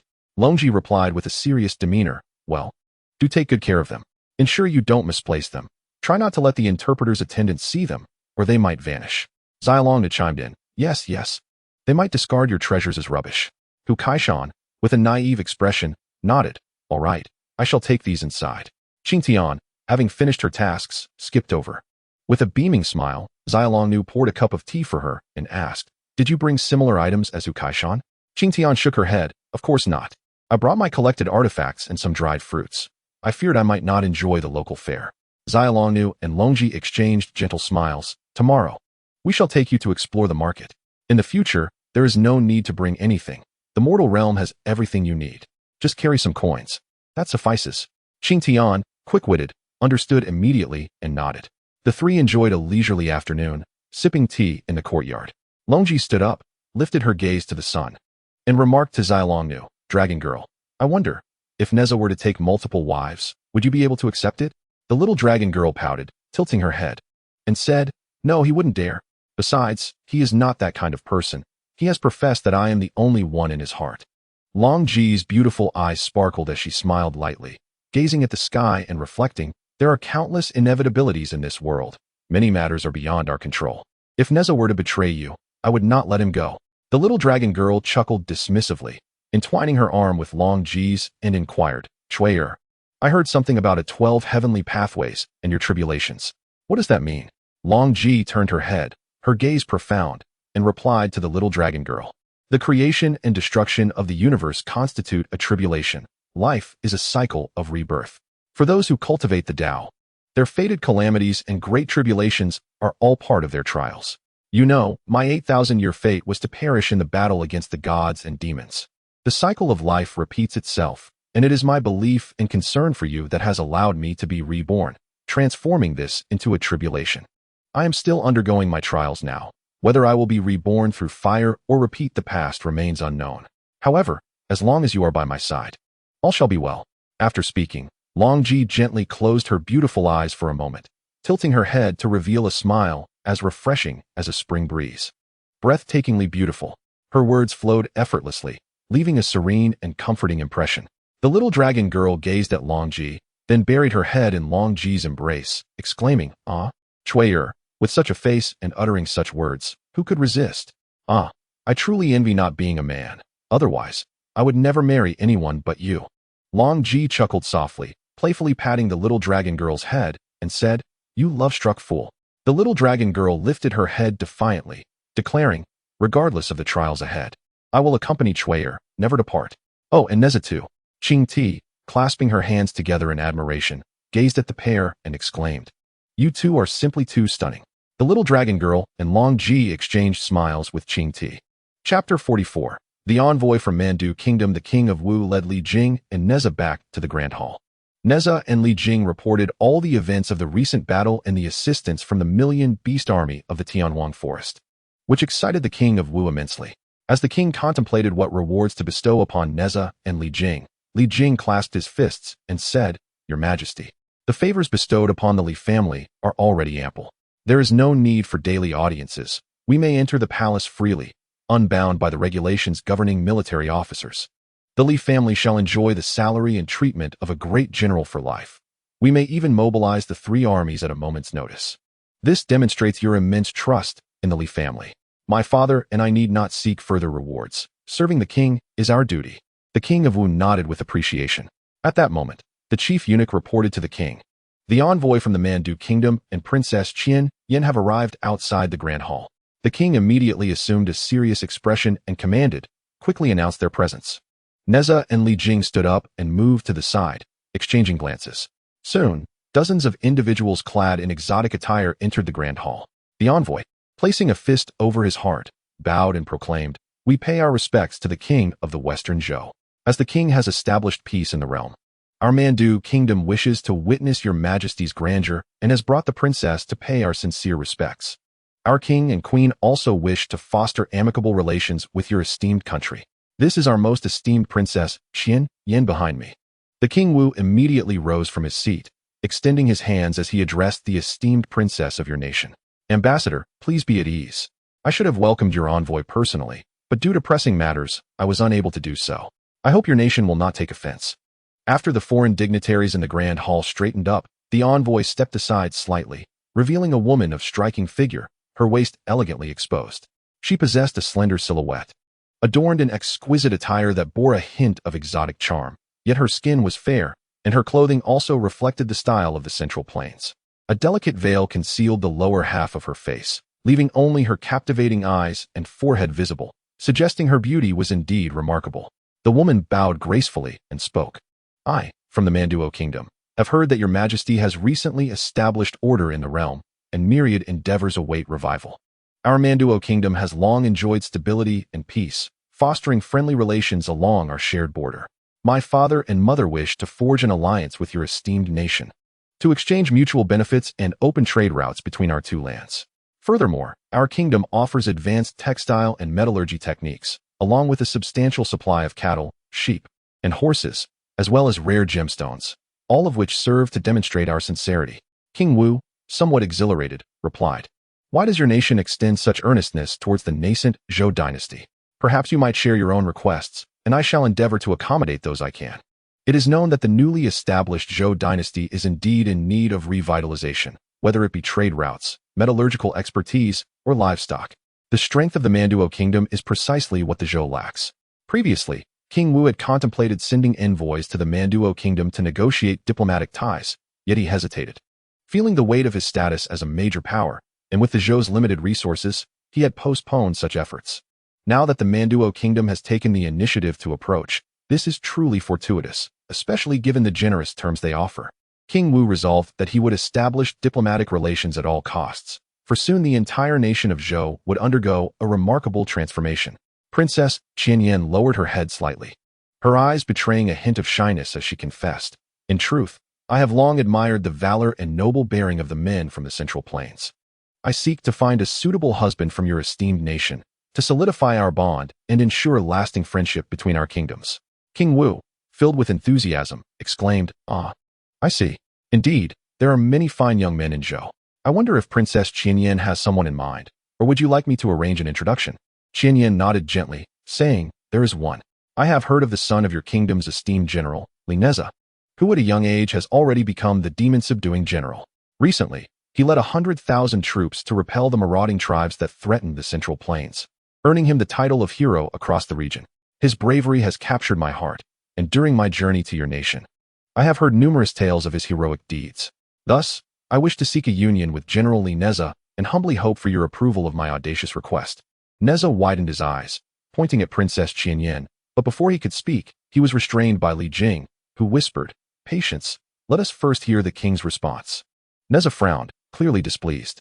King Wu laughed heartily. "You are unaware, but the young hero of whom you speak is presently in this grand hall." King Wu pointed at Nezha and continued, "Indeed, he is a renowned hero of the Western Zhou and is poised to become a celestial being in the future." Qian Yin slightly tilted her head, gazing at the young man standing beside the grand hall, clad in exquisite red and white robes, adorned with a flowing cape of white and red patterns, his hair styled in intricate braids and draped in delicate beads. He embodied the essence of youthful charm, aligning perfectly with her taste. His striking features, coupled with bright, spirited eyes, revealed a handsome visage.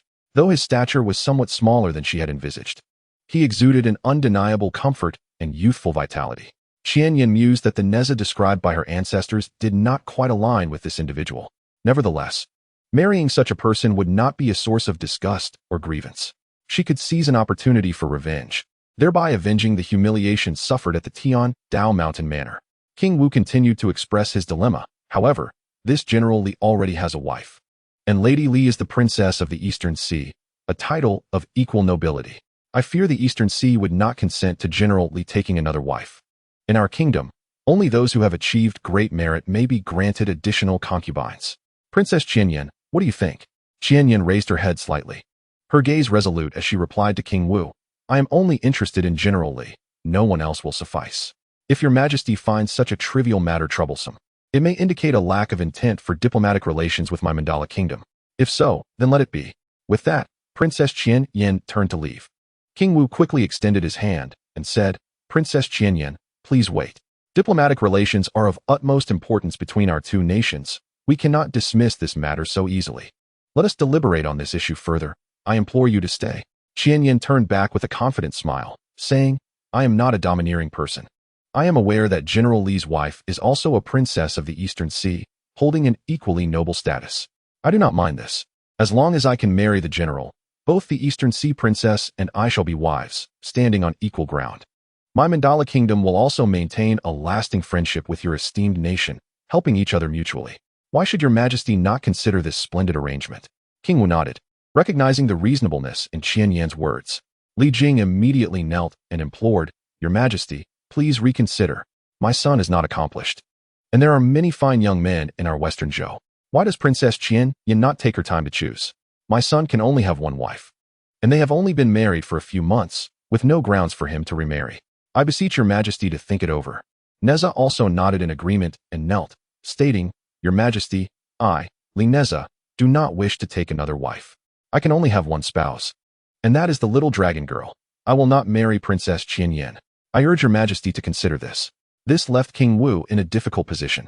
He was keen on establishing diplomatic relations with the Mandala kingdom, yet Nezha seemed unwilling to accept this fortunate arrangement. Princess Qianyan appeared quite agreeable as well. What was to be done?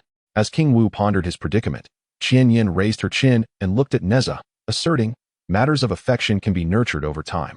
If you do not wish to marry now, that may not hold true in the future. I do not care to marry anyone but General Li.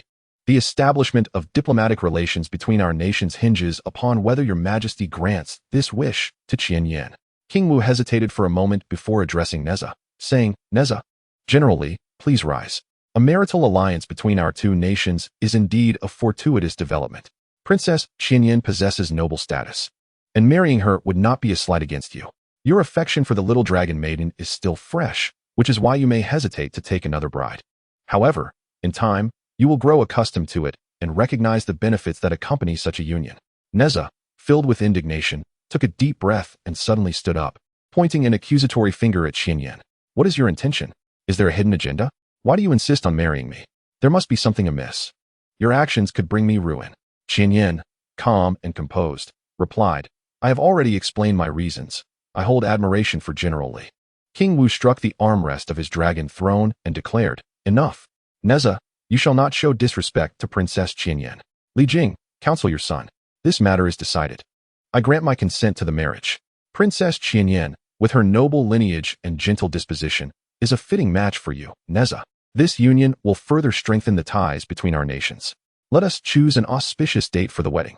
Now, all of you may withdraw." Chapter 45. Qinyan visits the translator. As Nezha watched King Wu exit the grand hall without a backward glance, he glared at Princess Qinyan, preparing to confront her. Li Jing stepped forward and gently urged, Nezha, do not act impulsively.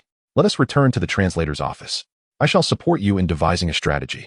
If necessary, I will discuss the matter further with the king. We must find a way to change Princess Qinyan's mind. Now let us return. Reluctantly, Nezha followed his father's advice, furrowing his brow as he observed Qinyan, veiled, turning to leave the hall. After taking a few steps, she suddenly glanced back at Nezha and smiled alluringly. However, beneath her charming facade lay a sense of triumph and calculated depth. With his head bowed, Nezha trudged behind Li Jing, sighing heavily. Li Jing turned to him, placing a reassuring hand on his shoulder as they walked. Nezha, I understand your frustration. However, the king has issued a decree. You should inform the little dragon maiden about this development. It cannot remain hidden. Nezha sighed again. How can I tell her? If she learns of this, it will break her heart. I cannot bring myself to marry this so-called Princess Qinyan. Li Jing nodded in understanding. I comprehend your feelings, especially since you have only recently wed the dragon maiden. When one's heart belongs to another, it is difficult to accommodate a rival. I have experienced this myself. Time is of the essence. The king has already sent for your mother from the Li residence, and she will soon arrive in Fongjing. We must consider how to persuade Princess Qinyan to alter her intentions. Nezha nodded, conceding, it seems we have no choice. I have already promised the dragon maiden my eternal love. Yet, the king insists on this alliance. It vexes me greatly. I have finally found happiness with her. And now we are faced with this predicament. Why must the king force this upon me? The two continued their conversation as they exited the palace. Li Jing spoke to his son Nezha, expressing that even a king is often left with no choice, and that one must strive for their own happiness. He urged Nezha to keep the dragon girl steady, promising to find a way to support him. Nezha, feeling somewhat reassured by his father's unwavering support, returned to the inn with him. Upon his arrival, the little dragon girl eagerly approached, linking her arm with Nezha's and inquiring about his meeting with the king. Wondering if he had received praise, Nezha offered a bittersweet smile as they entered the courtyard, where he noticed Longji, Qing Ti, and Hu Kai-shan, who all greeted him with feigned cheer. Longji remarked, waiting for him to announce good news, which left Nezha feeling uneasy, suspecting she had discerned the truth. Overwhelmed by his thoughts, Nezha sank into silence on a bench. The little dragon girl, sensing his gloom, asked if the king had said anything to trouble him. He shook his head, glancing at Longji, questioning if she already knew. Longji dismissively toyed with her jade flute, claiming ignorance.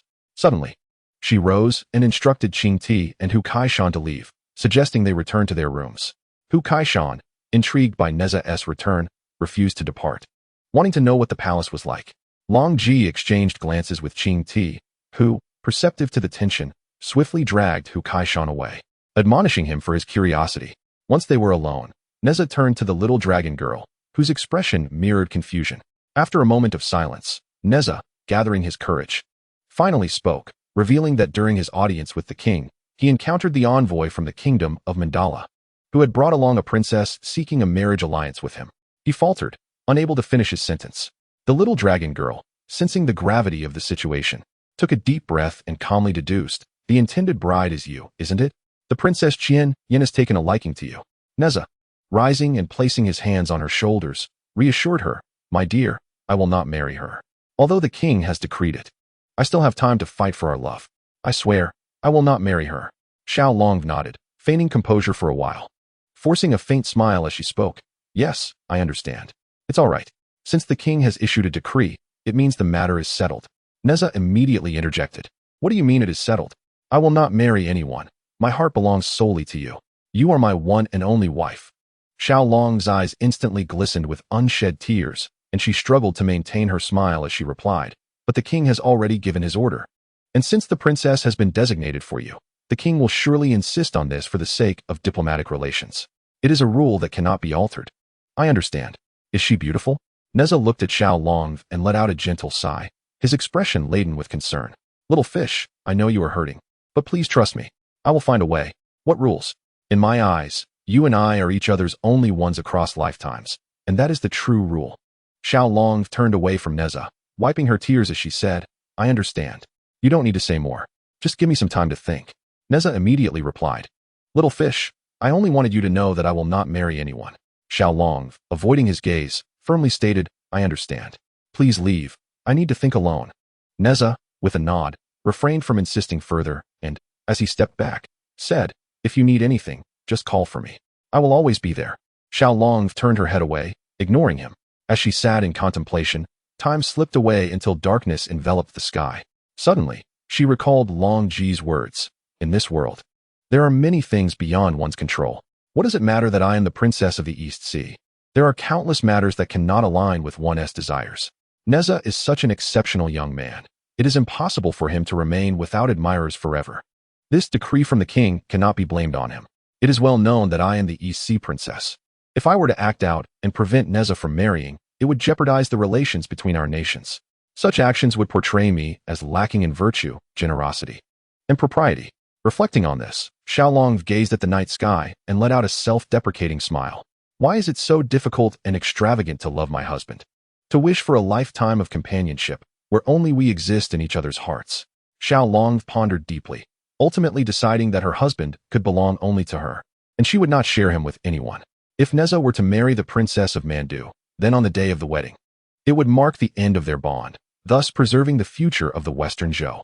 This was her final dignity as the East Sea princess. From a distance, Nezha observed Xiaolong lost in thought until night fell. He hesitated to intrude, feeling pain that she had to endure such a burden alone, while anxiously contemplating how to resolve the situation. After all, this was a matter of great significance concerning diplomatic relations between their nations, and it was the king's personal decree that the wedding be officiated in Fengjing.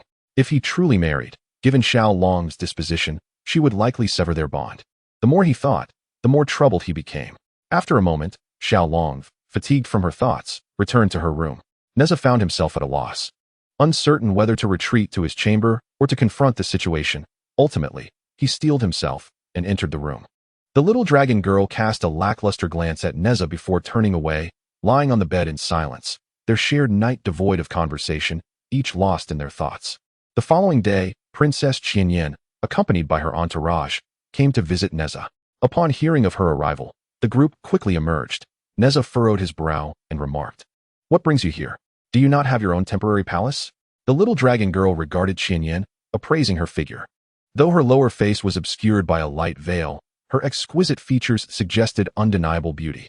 Qianyan, in turn, surveyed the little dragon girl alongside Longji and Qingtian, each of them astonishingly beautiful. Her gaze settled on the little dragon girl, captivated by the unique glimmer in her eyes that indicated she was Nezha's wife. After all, a woman's intuition is often keen.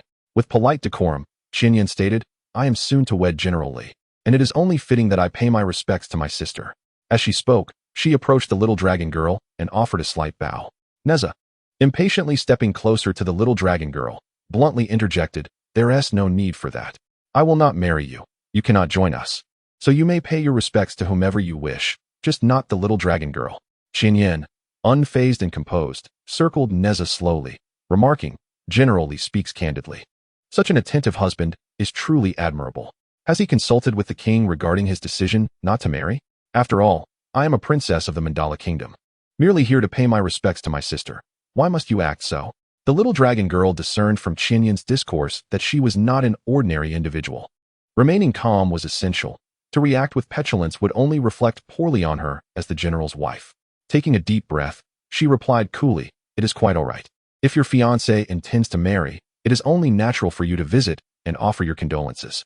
Please, do come in." Longji, unable to contain herself, grasped the little dragon girl's hand and exclaimed, "Despite being princesses, why is there such disparity? One is honored with a grand wedding, while the other is forced into an unwanted union, yet takes pride in it. Alas, such is the lament of women." Qianyan remained undaunted, confidently assessing Longji, only to find herself unable to discern her true essence or magical prowess. Nevertheless, Longji exuded an undeniable aura, one that surpassed even the cultivators present. This could not be concealed. Was she a formidable presence or merely an ordinary individual? It seemed improbable, Qianyan asserted, whether through a formal union or a forced marriage. With two royal families as intermediaries, it is regarded as the most legitimate of unions in the eyes of the world. That is sufficient. With that, Qianyan strode confidently into the translation office amidst the curious gazes of the attendees. Nezha steadied the little dragon girl's arm and reassured her, "Do not worry, my little fish. This woman is formidable. Let us observe for now." The little dragon girl furrowed her brows slightly before turning and joining the others in entering the translation office. Qianyan cast a subtle glance at the attendant, who promptly poured the wine from the exquisite glass flask and presented it to all present. Raising her glass, Qianyan spoke. It is my first meeting with you all, and I must apologize for my abruptness. This is wine offered by the Mandala Kingdom, our nation's most treasured vintage. I raise my glass to honor the most esteemed among you. Allow me to drink first as a gesture of respect. With such eloquent words, to abstain from drinking would reflect poorly on the people of Shizhou. Although they felt discontented internally, each raised their glass and drank heartily. Qianyan observed the little dragon girl as she too consumed her drink, a hint of a veiled smile gracing her lips, concealed beneath her veil. Longji, with keen eyes, noticed Qianyan's gaze upon the little dragon girl and felt a sense of unease. Silently, she picked up the wine cup that the little dragon girl had used, sniffing it for any signs of foul play, but finding none. Still, it is always prudent to exercise caution. After exchanging pleasantries, Qianyan remarked, "It is also my first visit to Fengjing. The city is indeed lively. Would you accompany me to explore?" Qingti, naturally siding with her master, retorted sharply, "If you wish to wander, do so on your own. Master promised to accompany us. Had you not arrived, we would have left long ago." With that, Qingti shot her a disapproving glance. Qianyan merely smiled gently, saying, "I see. Then I apologize for my intrusion. I shall not disturb your outing any longer. Farewell," Nezha responded. No need to see her off. Yet Qianyan took a few steps away, casting a charming smile back at Nezha before departing with her attendant. The little dragon girl, puffing her cheeks and pouting, gazed after Qianyan's retreating figure, feeling a deep discomfort within her. Chapter 46. The little dragon girl reveals her true self after Qianyan's departure. Longji addressed the little dragon girl. "Child, she possesses an impressive aura of magical power. She is no ordinary person, but a practitioner of the Tao. Her strength may rival yours, and I sense she harbors ill intentions. Exercise caution in dealing with her." Qingti reassured, "Master, there is no need for concern. If she dares to act recklessly, we shall confront her. Let us go out and clear our minds." Nezha, frowning, nodded and said, "My dear, take them out to explore and forget about such matters. My father and I will devise a solution."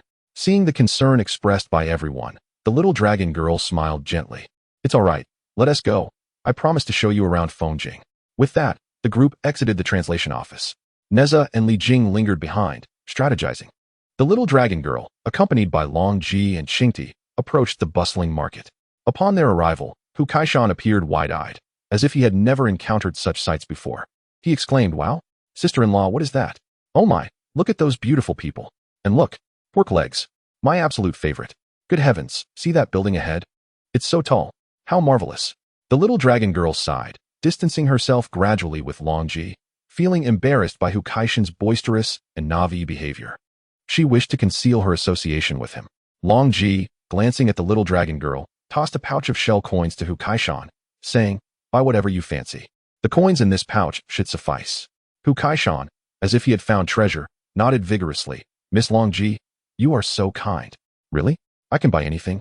Longji and the little dragon maiden simultaneously closed their eyes and nodded. Hu Kaishan, like a wild horse that had broken free of its reins, a hulking figure nearly 2 meters tall, danced his way toward the marketplace, indulging in a frenzied shopping spree and acquiring a myriad of miscellaneous items.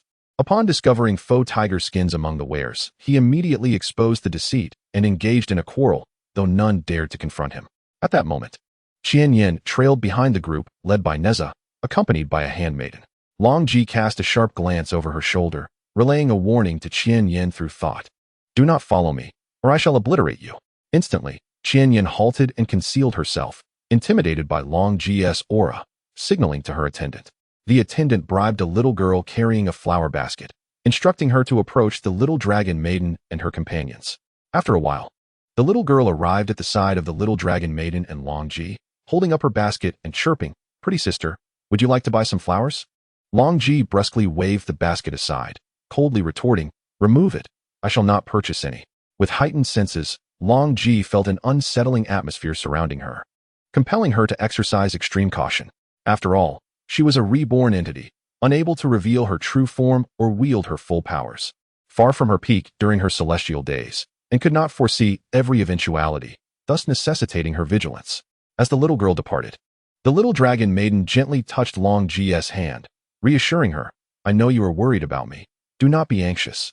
All is well. Longji furrowed her brow slightly.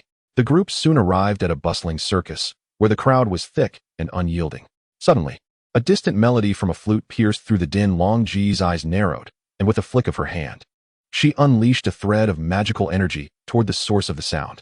The flute in the performer's grasp shattered instantaneously, startling her. The little dragon maiden and Qing Ti exchanged puzzled glances, while Longji solemnly remarked, "It simply sounds displeasing." Abruptly, Longji turned, her gaze sharp as she noticed several flying daggers approaching. With a swift motion of her sleeve, she deflected the incoming blades. Her hair billowed behind her as she coldly declared, "Seeking death." With that, she vanished, pursuing the direction from which the daggers had come. The little dragon maiden and Qing Ti exchanged glances, astonished by Longji's astonishing speed as she disappeared in an instant. They prepared to follow her, but after taking just a couple of steps, the little dragon maiden felt a sudden withdrawal of power from the waters surrounding her. Panic setting in as a fierce headache assailed her. Unsure of what was occurring, she halted, sinking to the ground in distress. Suddenly, she looked up, eyes wide, and with a primal roar, transformed back into her true form. In the bustling street, amidst the throngs of people, a massive white dragon emerged with a thunderous crash. The crowd erupted into screams, sending many into a frenzy of terror. The entire event unfolded in the blink of an eye. Qing Ti turned back, witnessing the spectacle, and hurriedly called out, "Master, what has happened to you? How did you suddenly revert to your true form?" The surrounding citizens, horrified, gazed upon the colossal dragon lying on the ground, causing an uproar as they screamed and fled, shouting, "Monster, run!" Nezha and Li Jing, trailing behind, exchanged worried glances as they observed the commotion ahead. Nezha gently called out to the little dragon maiden, then ran against the tide of pedestrians toward the front. In an instant, Nezha vanished and reappeared before the white dragon, crouching down to inquire about the situation. What on earth is happening? How could the little dragon maiden reveal her true form in the street? Qingdi shook her head and replied, "I don't know. We were ambushed by an assassin, and Sister Longji chased after him." Suddenly, Master revealed his true form. Nezha, filled with concern, gazed at the white dragon and called out, "Little dragon maiden." The white dragon weakly raised her head to look at Nezha. At that moment, a contingent of soldiers suddenly surrounded them, brandishing their weapons and demanding, "Step aside. We must deal with this demon dragon." Upon seeing the soldiers, the white dragon immediately coiled around Nezha, entwining herself tightly around him, her head resting on his shoulder. Nezha quickly stood up, turned his head, and stroked the little dragon maiden's head, saying, "My dear, do not fear. I will take you back to help you recover." The soldiers exchanged glances, weapons at the ready, when Nezha bellowed, "Stand back. I am the demon-suppressing general, and this is my wife, the princess of the East Sea. Not some demon dragon. Begone." After a moment of hesitation, the soldiers parted to create a path. Nezha, cradling the white dragon, hurried back to the relay station. The assassin, quick on his feet, realized Longji was formidable and, from a distance, cast flying daggers before fleeing. As he exited the city into the outskirts, he was intercepted by Longji. While the assassin glanced back to see if he was being pursued, Longji appeared before him, seizing his throat and demanding sharply, "Who are you? What is your motive?" The assassin instantly transformed into smoke and vanished. Longji furrowed her brow, closed her eyes, and uttered with deliberation, "Tiandao Mountain Villa. You harm Long. I will ensure you pay the price." Having spoken, Longji sensed that the little dragon maiden was in trouble and disappeared, arriving simultaneously with Nezha at the translator's office. Seeing the white dragon coiled around Nezha, she realized it was the little dragon maiden. Longji closed her beautiful eyes, took a deep breath, and said, "It's a ruse to draw the tiger from its lair, Tiandao Mountain Villa." With a flick of her sleeve, she restored the little dragon maiden, who remained in Nezha's embrace. Nezha, frowning with worry, looked at the little dragon maiden and asked, "My dear, how are you? What is troubling you?" The little dragon maiden shook her head and said, "I seem to be fine now, but I do not understand how I lost control and revealed my true form." Longji, with concern, grasped the little dragon maiden's arm, channeling her magical energy as she said, "Longer, it was my oversight. This was a complex scheme, first the wine, then the pollen from the little girl's flower basket, followed by the sound of the flute. They provoked my anger, lured me away, and were intricately devised. The wine, pollen, and flute sound were all crafted with exquisite techniques, devoid of poison, but when combined, they forced you to reveal your true form." Nezha, clenching his fist while holding the little dragon maiden, returned to the hall and sat on a stool, exclaiming, "How despicable! Why would they do such a thing?" Longji replied. They likely intended for the little dragon maiden to reveal her true form in public. What do you think their motive was? Feeling revitalized after Longji's infusion of spiritual energy, Xiao Longnu remarked, I am fine now. However, Nezha tightly embraced her, insisting that she sit upon his lap, which left her feeling quite bashful. Blushing, Xiao Longnu glanced at the others and gently pushed Nezha away, opting to sit beside him instead. After a moment of contemplation, Nezha clenched his fists in frustration, declaring, to devise such a malicious scheme to gain entry into my Li family is utterly preposterous. Suddenly rising, he exclaimed, I shall expose her at once. Longji interjected, it would be futile. Do you possess any evidence? All these events bear no connection to her. No one would believe you, and it would merely lead the King Wu to think you are seeking excuses to avoid marriage. Longji's analysis was astute. Xiao Longnu inquired, then how should we counter this, sir? Longji took a few steps forward, stating, there must be a rationale behind their actions. From the techniques employed by the vanished assassins, I discern a link to Tiandao Mountain Manor. I suspect that the Princess of Mandala Kingdom is undoubtedly connected to Tiandao Mountain Manor, likely seeking vengeance for the 12 heavenly paths. Nezha questioned, the 12 heavenly paths? Were they not rendered powerless? Longji furrowed her brow and explained, the Tiandao Mountain Manor, belonging to the 12 heavenly paths, is a formidable clan with extensive influence across nations. It is quite intricate. Chapter 47. Nezha persuades Qian Yin. Nezha remarked, how convoluted. The 12 heavenly paths are intertwined with Tiandao Mountain Manor. Yet, our immediate concern should be to address Qian Yin, who is the princess of the Mandala Kingdom. This cannot be mere coincidence. Longji raised her head and replied, indeed, we must confront Tiandao Mountain Manor. However, after millennia, I have a foreboding that that individual is soon to emerge. Longji recounted the entire history of Tiandao Mountain Manor to Nezha and Xiao Longnu. Xiao Longnu deduced, so, it stands to reason that Dao Ju Tian of Tiandao Mountain Manor likely still exists, and according to your intuition, is on the verge of re-emergence. Nezha rolled his eyes, as his sole focus was on resolving the marriage annulment, stating, shouldn't we prioritize how to deal with Qinyan? Other matters can wait. She is leveraging diplomatic marriage as a pretext, and the king is adamant that I marry her. Longji nonchalantly lifted a cup of tea and replied, then why not just marry her? Both Nezha and Xiao Longnu responded in unison, absolutely not. Xiao Longnu pouted, explaining, it is clear that her intentions are far from pure. How could we allow her to remain close to Nezha? What if she intends to harm him? Nezha insisted, regardless of her motives, I simply cannot marry her. Longji sighed, shaking her head. The only way to prompt her to withdraw from the marriage is to turn the tables on her. We must not allow her to succeed. But how can we expose her true intentions? Prepare yourself to welcome a bride. Nezha still disagreed. But what if she does not reveal her true colors? I would be marrying her without cause. It is unacceptable. She must not enter the Li family home. My reputation cannot bear it. I can only have one wife. Seeing Nezha's steadfastness, Xiao Longnu felt a flicker of joy as she looked at him. Longji set down her teacup, stating, indeed, she possesses a profound depth and composure. Your concerns are not unfounded. Let us take decisive action. I will capture her, which will undoubtedly draw out those from Tiandao Mountain Manor, allowing us to resolve this matter in one fell swoop. Li Jing objected firmly, this is unacceptable. She is indeed the princess of Mandala Kingdom. If we capture and coerce her into submission, even if she annuls the engagement, it will likely sever diplomatic relations between our nations. The king would never consent to such an action. Nezha and the dragon princess fell into silence. For the situation was indeed thorny. Longji sighed deeply. Such an intractable matter that neither coercion nor persuasion could resolve was truly vexing to the spirit. The influence of the heavenly Dao Mountain Villa was indeed vast.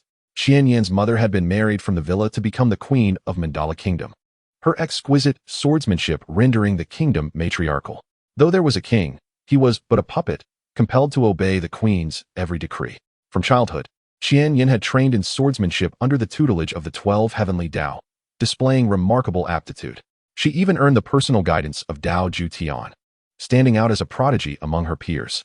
Despite her youth, her prowess was extraordinary, making her the perfect choice to exact revenge upon Nezha and the Dragon Princess. By leveraging diplomatic relations between the two kingdoms, she compelled King Wu to personally decree the marriage, leaving Nezha and his wife with no recourse. Longji spoke solemnly. Now it falls upon you alone, Nezha. Only through your personal persuasion can you convince Qian Yan to willingly withdraw from the engagement without jeopardizing the diplomatic relations between our two nations. Nezha pointed at himself with his mouth agape, and exclaimed, "Me? Are you out of your mind? How could I possibly persuade her? I have nothing to say to her." Longji smiled faintly and said, "Though there is enmity between us, I can see something in Qian Yan's gaze when she looks at you.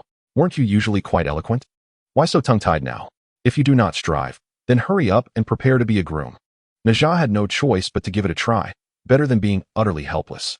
The little dragon maiden could only acquiesce as well, shooting Nezha a glare before ignoring him completely. A bitter taste filled Nezha's heart, yet he was powerless. His only recourse was to resolve the matter first before placating the little dragon maiden. Otherwise, Qian Yan remained a ticking time bomb at any moment.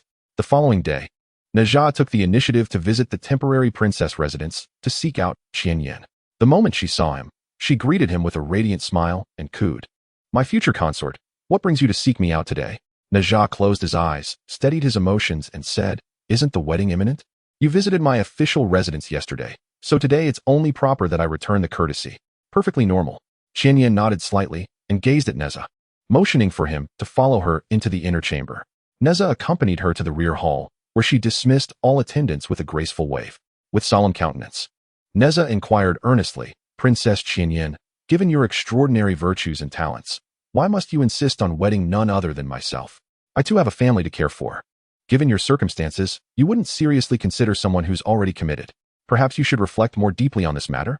With a soft chuckle, Qian Yan rested her chin on her palm, leaning against the table as she gazed at Nezha. "Because I simply adore you, brother Nezha," she said playfully. "It matters not if you don't return my affections yet. Once we're wed, I shall make you fall for me, little by little." Nezha curled his lips and glanced at Qian Yan, saying, "Impossible. My heart belongs solely to the little dragon maiden. Following me would only bring you sorrow. How could I bear to inflict such misery upon you? Consider a woman who marries a man devoid of love for her. She finds no happiness, and her entire life is rendered a tragedy. How lamentable. Ah, I am precisely the kind of man who is devoid of tenderness. I am, in fact, quite ferocious. I spend my days away from home, and in summary, I am far from being a suitable match." Qian Yan fixed her gaze on Nezha and declared, "Fear not, for in my presence, I shall transform you into a virtuous man." Nezha closed his eyes, utterly speechless. Suddenly, he spoke in a grave tone. "Let me share the tale of my bond with the dragon girl." Qian Yan nodded in acknowledgement. Nezha recounted every detail of his story with the dragon girl, expressing, "Both she and I renounced the celestial titles bestowed upon us, solely to be together for eternity. I cannot betray her, nor do I wish to break my promise. If I were to wed you, the dragon girl would undoubtedly be heartbroken, and our marital bond would be severed. Without her, I cannot exist. Without me, she cannot live. Her life is intertwined with mine. When she thrives, I thrive. When she perishes, I perish. In heaven and on earth, we shall never be separated." Suddenly, Nezha looked directly at Qian Yan and said, "If you wish to end my life, it is quite simple. I, Nezha, am willing to confront any challenge openly, even if it leads to my demise. However, to be forced into marrying someone I do not love and forsake the dragon girl, such a tactic is beneath my dignity. Therefore, if you desire my death and possess the strength, I hope it is done with honor. Should you kill me, the dragon girl shall not survive alone. I refuse to be a faithless man." Qian Yan regarded Nezha with a complex expression. Surely, he was aware of the events of the previous day, yet he refrained from directly confronting her. His words were merely an appeal for me to withdraw from our engagement. Seeking a fair confrontation with the power of Tiandao Mountain Villa. What a noble youth he is. Qian Yan admired Nezha's resolve, responding, "A commendable statement. I would rather die than be unfaithful. Tiandao Mountain Villa, after all, is a prestigious family with influence across nations. Since Nezha himself deemed such tactics dishonorable, she would engage him in a straightforward battle. I, Qian Yan, possess noble lineage. The grievances of Tiandao Mountain Villa must be avenged." Yet, Nezha's feelings for the dragon girl truly touched her heart. Thus, she resolved to honor his sentiment. If he would rather die than betray his love, then she would take his life, respecting his emotions. Suddenly smiling, she said, "Thank you, General Li, for sharing your story. Let us conclude here for today. There are matters I must contemplate. Please take your leave." Upon hearing Qian Yan refer to him as General Li instead of her future husband, Nezha felt a surge of hope. Surely, she had consented to a direct confrontation with Tiandao Mountain Villa. He rose, subtly clasping his fists, and said, "Then we shall meet again another day?" Qian Yan hesitated for a moment, then also rose, one hand forming a fist while the other mimicked the stance of a sword, declaring, "Until we meet again." Nezha smiled with delight, realizing that Qian Yan, being a princess trained in the art of swordsmanship, possessed an unwavering spirit that could not be altered. At such a young age, her prowess indicated a noble character. Perhaps she was not so detestable after all. After their farewell, Nezha returned to the interpreter's office, filled with a sense of joy. Chapter 48.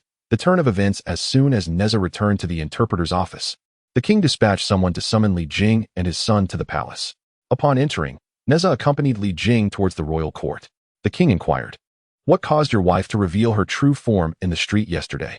Nezha replied to the king, "I was merely a victim of treachery." King Wu sighed and remarked that he had indeed frightened many of the common folk. Fortunately, he had sent someone to pacify them, thus preventing a significant uproar. He declared that such incidents must not recur, especially considering that you are the general of demon suppression. This occurrence shall be the last of its kind. Nezha nodded in acknowledgement. King Wu summoned Nezha to a side hall, abandoning the pretense of referring to himself in the third person. He spoke straightforwardly. "Nezha, you are aware of my feelings for the little dragon maiden, especially since she chose to be with you. I implore you to protect her well.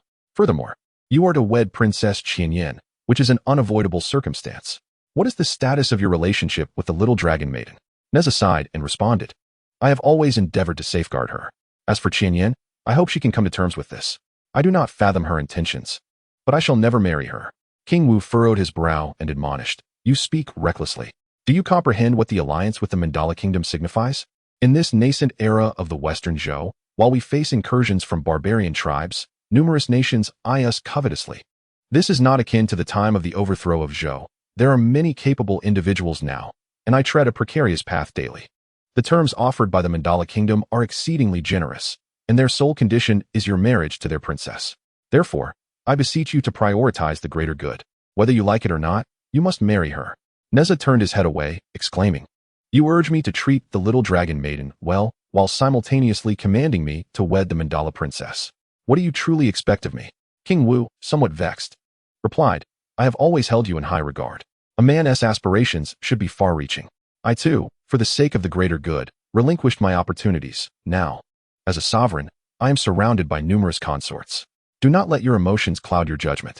I speak to you now as a brother." In the temporary princess's residence, the attendant inquired, "Princess Ji Yan, do you truly intend to support that Nezha? Did not the ancestral matriarch instruct you to remain close to Nezha and bide your time?" Qian Yan rested her chin on her hand, responding with a sigh, "I do not know. After hearing Nezha's story, I truly do not wish to pursue this course of action." Outside the door, the attendant presented a letter from Tiandao Mountain Manor. Ji Yan took the letter and handed it to Qian Yan. After a few moments of reading, Qian Yan's expression grew increasingly furious as she clenched the fabric of the letter tightly in her grasp. After a while, Qian Yan inquired, "Ji Yan, has Nezha entered the palace?" Ji Yan affirmed, "Indeed, the king dispatched someone to summon Nezha." Qian Yan's gaze hardened as she declared, "Let us also proceed to the palace." In the Western Zhou Palace, after conversing with GFA, Nezha returned to the main hall. He informed the king, "Your Majesty, Princess Qian Yan mentioned she would consider her options. I believe she will not insist on a marriage alliance with me." No sooner had Nezha spoken than Qian Yan's voice rang out. "Who said that?" She entered the hall, elegantly adorned and accompanied by a retinue of envoys. Qian Yan slightly bowed in accordance with Central Plains customs, proclaiming, "I pay my respects to the king of Western Zhou." This visit was to clarify her stance. "I shall marry no one but Li Nezha." Nezha stood agape, astonished at Qian Yan's declaration. She fixed her piercing gaze upon him. The two locked eyes for a moment before Nezha, infuriated, exclaimed, "Did you not promise me otherwise?" Qian Yan, unfazed, raised her chin defiantly and retorted, "What did I ever promise you? When did I make such a promise?" Qian Yan harbored a profound affection for General Li Shao and was determined not to let such a fateful union slip away. She would patiently await the wedding at the princess's residence. Nezha, seething with anger, clenched his fists tightly. Li Jing endeavored to soothe him. King Wu, closing his eyes, assured, "Rest assured, I shall personally oversee the proceedings. Princess of Mandala Kingdom, have no worries. If there is nothing further, you may all retire." Li Jing pulled Nezha out of the grand hall. As Qian Yan walked ahead, Nezha shouted, "Halt!" She turned, gazing back at him. Enraged, Nezha pointed a finger at her and exclaimed, "What is the meaning of this? Did you not previously insinuate that your Tiandao Mountain Manor would confront me openly? Why this sudden reversal?" With a cold laugh, Qian Yan retorted, "First, I do not comprehend your implication. When did I ever consent to anything? Neither overtly nor covertly. Perhaps you are mistaken? Stepping closer to Nezha, her eyes shimmering with fury, she whispered, Second, the 12 celestial masters are like kin to me. Do you know they have become utterly broken due to this lifetime's humiliation? The 12 masters have collectively taken their own lives. With tears of rage glistening in her eyes, Qian Yin continued, Thus, I must avenge this grievance. With that, she furiously tossed her sleeves and departed the palace without a backward glance. Nezha and Li Jing exchanged solemn glances, their brows tightly knitted, before wearily returning to the translator's office. Little Dragon Maiden and the others approached, inquiring about the situation. Nezha and Li Jing relayed the developments. Li Jing was astonished by the unexpected turn of events. This child is about to bring a ticking time bomb into the Li household. Nezha, anxious, began pacing the hall. Little Dragon Maiden remarked, It seems there is no room for negotiation.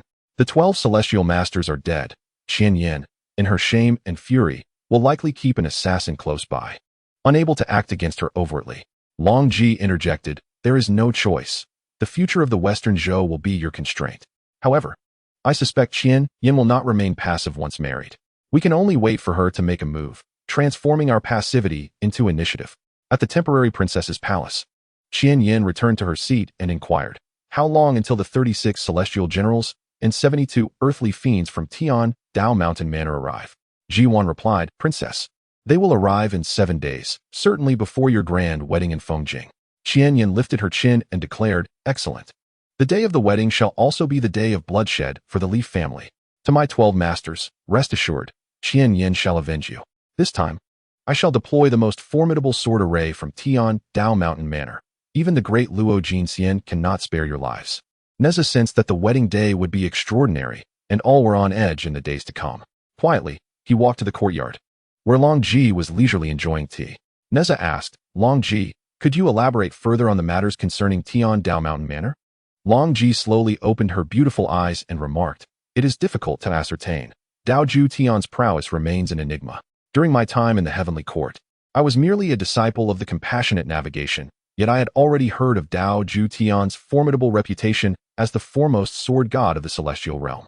Now, after several millennia, his strength is uncertain. Although there are limitations to human cultivation, once one reaches the realm of unity between man and sword, their power can transcend the 3 realms. Moreover, the Tiandao Mountain Manor has been a prestigious swordsmanship lineage for millennia, enduring and thriving in this world. Thus, their might should not be underestimated. The most formidable aspect lies not solely in the 12 heavenly paths. Observing Qian Yan's demeanor, I perceive no sign of weakness. Their arrogance is entirely founded upon their strength. Therefore, if my predictions are accurate, an altercation is inevitable on the day of the grand wedding. Nezha, feigning calmness, responded, But what about you? Longji gazed at the sky, sighed gently, and replied, If Dao Ju Tian does not come, then there would be no issue. However, if he does, the situation becomes precarious. Nezha opened his mouth slightly, contemplating, and suggested, In that case, on the day of the wedding, you should take the little dragon maiden and my parents away first. Longji turned her head to look at Nezha, and said, Do you intend to confront them alone? Do not jest. Nezha resolutely declared, Rather than putting my family in jeopardy, I would prefer to resolve this on my own. I am born of the lotus and cannot perish, but the little dragon maiden and the others are not the same. I cannot bear for her to be harmed. You must take them away first. Longji pondered for a moment, but did not respond. Chapter 49. Nezha's night visit to the princess's mansion. After her conversation with Nezha, Longji went to the room of the little dragon maiden, finding her lost in thought. Longji gently caressed the little dragon maiden's hand and asked, Are you worried about Nezha? The little dragon maiden nodded and replied, Zhou, we are in the light, while Tiandao Mountain Manor lurks in the shadows. We have no idea how Qian Yin and the others will confront us. At times like this, I always worry for Nezha. Longji comforted her, saying, Nezha told me to take you away first. Without a moment's hesitation, the little dragon maiden replied, No. How can I allow him to face danger alone? I refuse to be separated from him. Such thoughts are out of the question. Longji exhaled softly. I sensed recently that this wedding of Nezha's is extraordinary. I fear Dao Ju Tian will make an appearance. I understand your feelings, and as long as I am here, I will ensure your safety. The little dragon maiden looked at Longji and asserted, None of you can come to harm. Regardless of the circumstances, we will face it together. And you must never abandon me again. I want to be with you all, Zhou. Longji gazed at the little dragon maiden with a flicker of emotion in her eyes, tenderly adjusting her hair, and said, Very well, Stay close to me and Nezha. During this time, do not venture outside. Rest assured, with me by your side, you shall face no danger." With that, Longji maintained a calm and serene smile, as if no matter the gravity of the situation, it was inconsequential to her. A few days later, Yao Chunshan arrived in Fengjing. Upon disembarking from her carriage, she was immediately met by Nezha. Frowning, Yao Chunshan asked, "Nezha, what is the situation? Why has the king suddenly decreed that you must marry again?" Nezha supported Yao Chunshan and replied, "Mother, there is nothing to worry about. Please come inside. I will explain everything in detail." As Yao Chunshan walked, she spoke, "Longer is quite good. You must not disappoint Long. It has only been a short while since your marriage. Please do not act recklessly." Nezha explained, "Oh, mother, you are overthinking. How could I ever wrong the little dragon maiden?" The little dragon maiden assisted Yao Chunshan into the hall, saying, "Mother, Nezha has not wronged me. The situation is somewhat complex." Nezha, the little dragon maiden, and Li Jing recounted the events to Yao Chunshan. Yao Chunshan responded, "So that is how it is. Nezha, what do you plan to do?" Nezha smiled and replied, "When troops come, we shall resist. When water comes, we shall use earth to block it. Fear not, for your son is indomitable, like an unyielding cockroach. Rest assured, father will take you to safety tomorrow. This matter will be resolved by me and my companions." Yao Chunshan, somewhat worried, said, "My child, I know I will not be a burden to you, but you must be careful and prioritize your safety. I will await your return." Nezha and the little dragon maiden exchanged a glance and nodded. That night, Longji suddenly emerged from her room just as Nezha exited his. They collided. But Longji paid Nezha no heed, gazing intently at the sky, her brow slightly furrowed as she said, "They are coming." Nezha seemed to understand, saying, "Protect the little dragon maiden and the others. I will step out for a moment." Longji prepared to stop him, but Nezha vanished in an instant. The 36 celestial generals and 72 earthly fiends of Tiandao Mountain arrived in Fengjing with a formidable presence that instantly enveloped the entire city. Longji sensed it immediately. Such an aura could only emanate from a powerful assembly.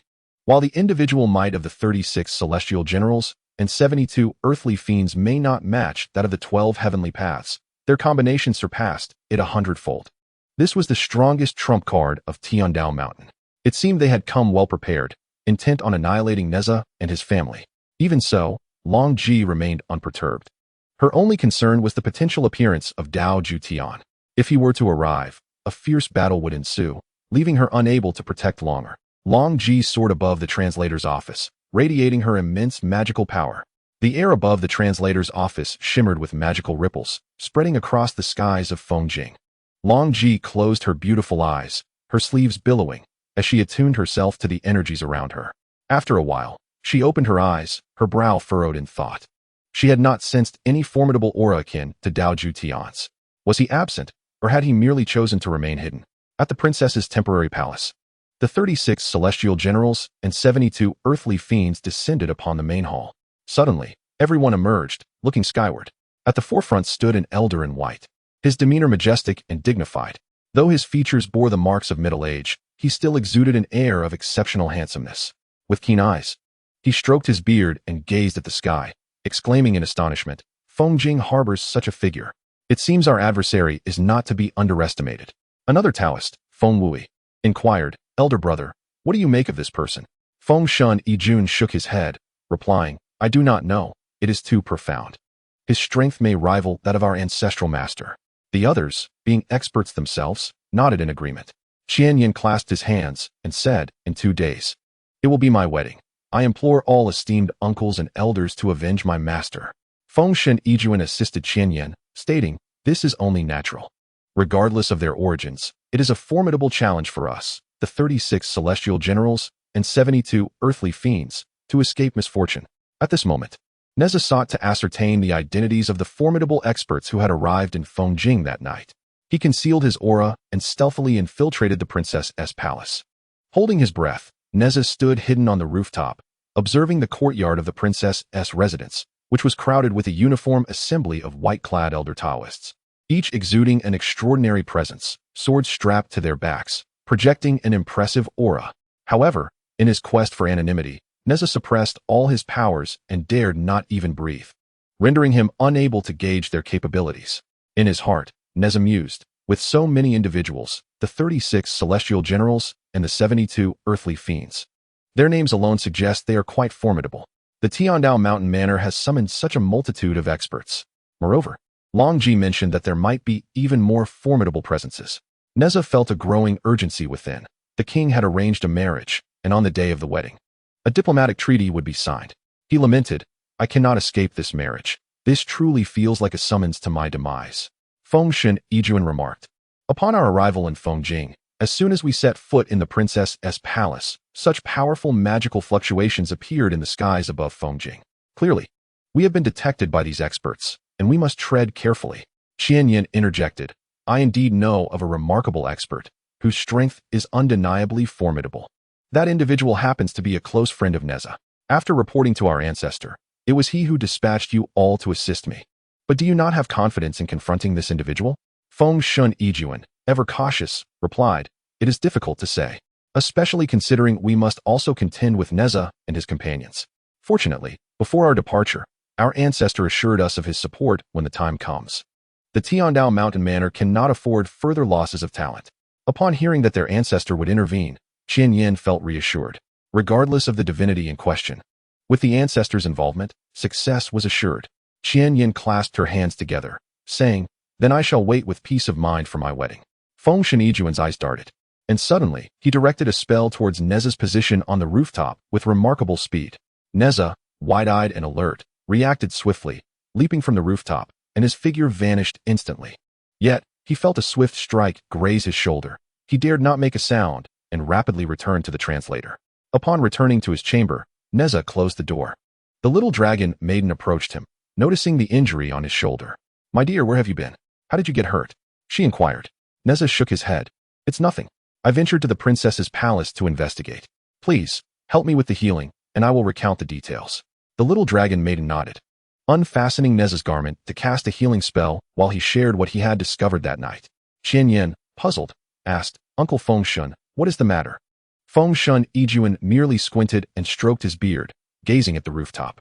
Feng Wui raised his head, saying, I sensed something was amiss just now. My elder brother and I share the same feeling. It seems they are aware of our arrival. Fengshen Yijuan reassured him, it matters not, whether they know or not. On the day of the wedding, the treaty will be signed, and he cannot escape. Chapter 50. The eve of the wedding the following day, Nezha instructed his father, Li Jing, to stealthily return to Qintang Pass with Yao Chunshan.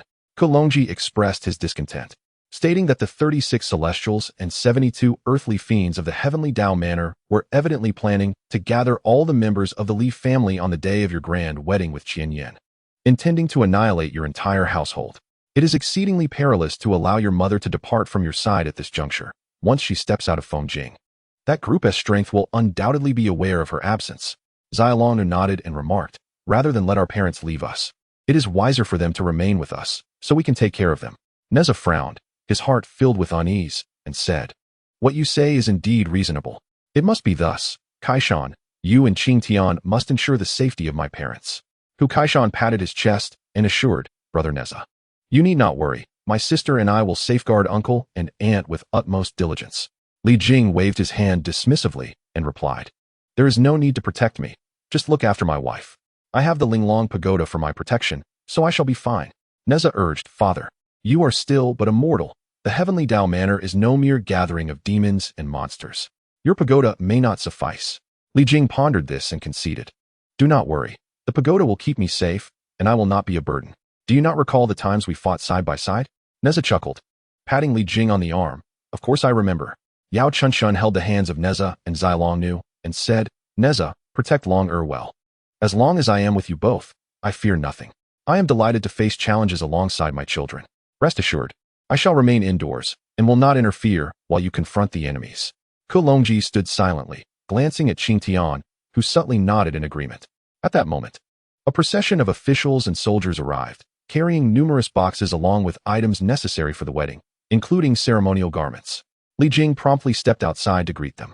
Nezha, however, rolled his eyes, lounging lazily on a bench in the hall, too indifferent to pay attention. Xiaolong softly called out to him, and upon hearing her, Nezha reluctantly rose and approached the official delivering the garments, offering a perfunctory bow and casually saying, Thanks, good work. You may return now. He then turned and sprawled back on the chair in the hall. Xiaolong, unable to change his demeanor after dismissing the official, approached Nezha with the garments in hand, and said, "My lord, why not try this on?" Nezha scoffed, adjusting his position on the chair. "If anyone should try it, it should be you. I have no interest in it. Looks like a death shroud." Zhou Longnu smiled gently. "Come now, we are to wed. And I have yet to see you in this attire."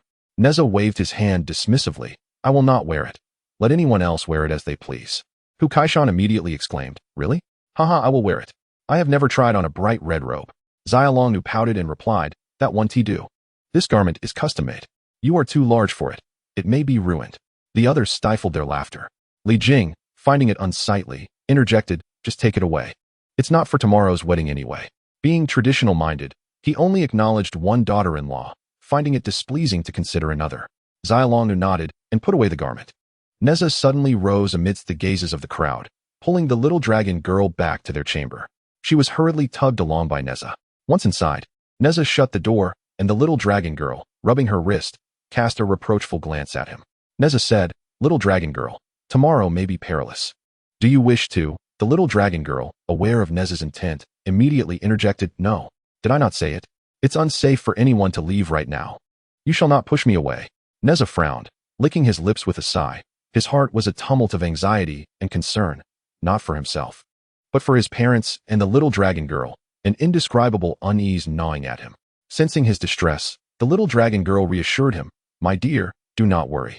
Did we not agree that we would face life and death together? Nothing can separate us, not even death. What is there to fear?" Nezha lifted his gaze to her, suddenly rising to envelop her neck with one hand, while placing the other on his hip, tilting his head as he passionately kissed her soft lips. The little dragon girl recognized the forceful kiss as an expression of Nezha's hidden worries and anxiety, which he could not articulate. She embraced his neck with both arms, reciprocating his fervent kiss. After a prolonged moment, they finally parted lips. Gazing deeply into each other's eyes, Nezha held the little dragon girl's slender waist tightly. Their foreheads pressed together, breathing in unison, as if this connection could ease their troubled hearts. On the following morning, the little dragon girl dressed Nezha in his wedding attire. He turned his back, his sharp eyes scanning the room as he opened his arms wide. She adjusted his sleeves, the formal wear fitting him impeccably, presenting him as spirited and handsome. Yet, a heavy atmosphere loomed. Today, he was to marry Qian Yan in a makeshift ceremony. Yet Nezha felt as if he were marching towards his own demise. Turning to embrace the little dragon girl, she gazed at him with glimmering eyes, gently caressing his handsome cheek, whispering, "My dear, I will always be by your side." Nezha kissed her lips softly, replying, "Yes, wait for my return." This sensation felt strangely as though Nezha were marrying the little dragon girl instead of Qian Yan. Nezha merely wished to hasten through the formalities, sign the diplomatic documents, and prepare for battle. He waved at Li Jing and Yao Chunchun, stating, "I shall return shortly." He then strode out of the translator's office, mounting his horse and heading towards the princess's residence. Throughout the journey, Nezha held the reins in one hand and rested the other on his hip. His brow furrowed as he led the entourage to the wedding. Despite his lack of a smile, dressed in exquisite formal wear, he exuded vitality and charm. His handsome face, creased with a hint of youthful innocence, was strikingly appealing, and the little dragon girl had adorned him meticulously.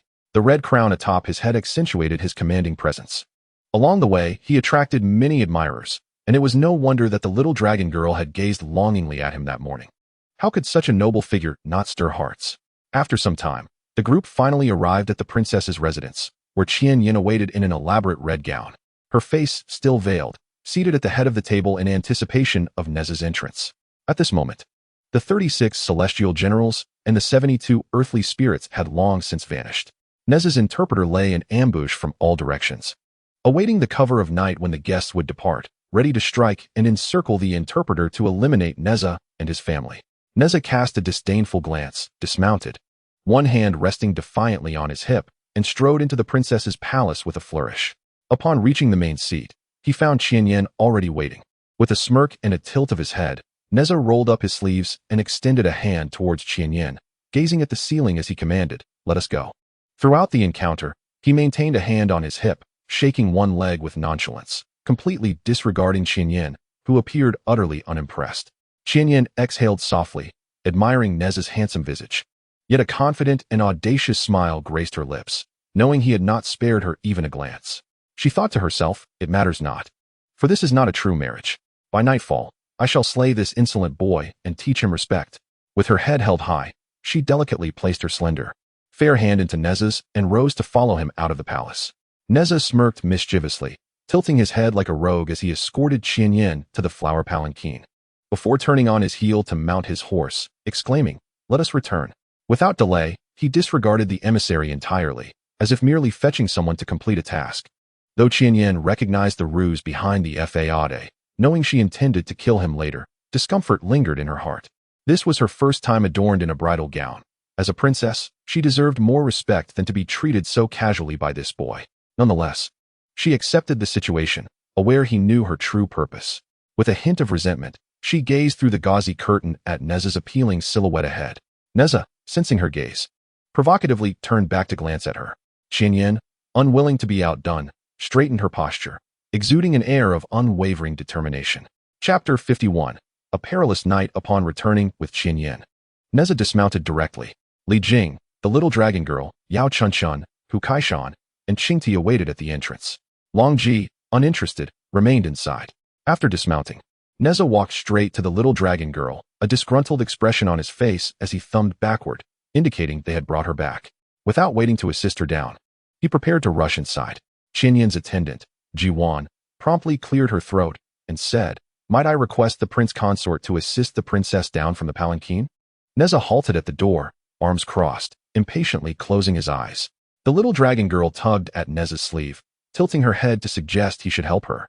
The atmosphere grew exceedingly awkward.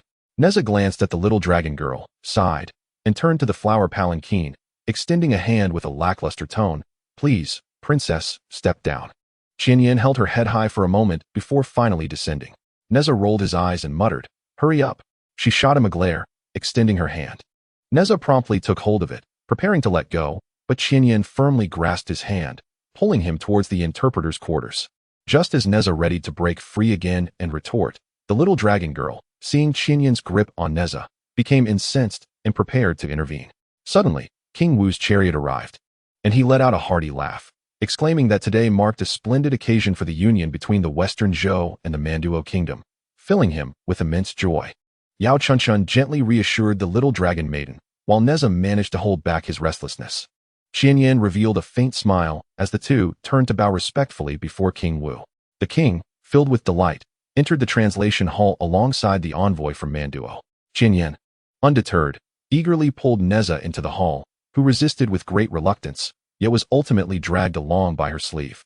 The rituals commenced, bowing to the sovereign, honoring heaven and earth, paying respects to parents, and the couple bowing to one another, all while King Wu jovially signed the diplomatic treaty. With the ceremonies concluded, Nezha observed the king with a scowl, his displeasure evident as he glared at him. King Wu, noticing Nezha's demeanor, raised an eyebrow and let out a hearty laugh, giving Nezha's shoulder a friendly pat before merrily returning to the palace with the treaty in hand. The little dragon maiden pouted and frowned at Nezha, feeling unsettled as she watched him perform these rites with another in formal attire. It was undeniably uncomfortable. Nezha, sensing her discontent, subtly gestured for her not to be upset and pointed towards the departing King Wu. The little dragon maiden cast her gaze downward, uninterested in looking at him. Once King Wu had distanced himself, Nezha exhaled in relief, shedding his pretense and allowing those attending to escort Qianyan to the bridal chamber while he remained in the hall, exchanging glances with the others. After this commotion, which lasted for most of the day, Nezha inquired about Longji. The little dragon maiden twirled her fingers, stating that there was nothing noteworthy to see as she was in the room. Nezha acknowledged this and addressed his parents, cautioning them to remain in their quarters that evening, and to refrain from emerging regardless of any sounds they might hear. He sensed something amiss near the translation hall. The little dragon maiden immediately urged Nezha to be wary as well. Nezha nodded, assuring her he would be fine, but his concern lay with her. He perceived that the group they encountered appeared quite formidable, insisting she stay closely by his side that night. Qingdi reassured, "Rest assured, master, I will protect you."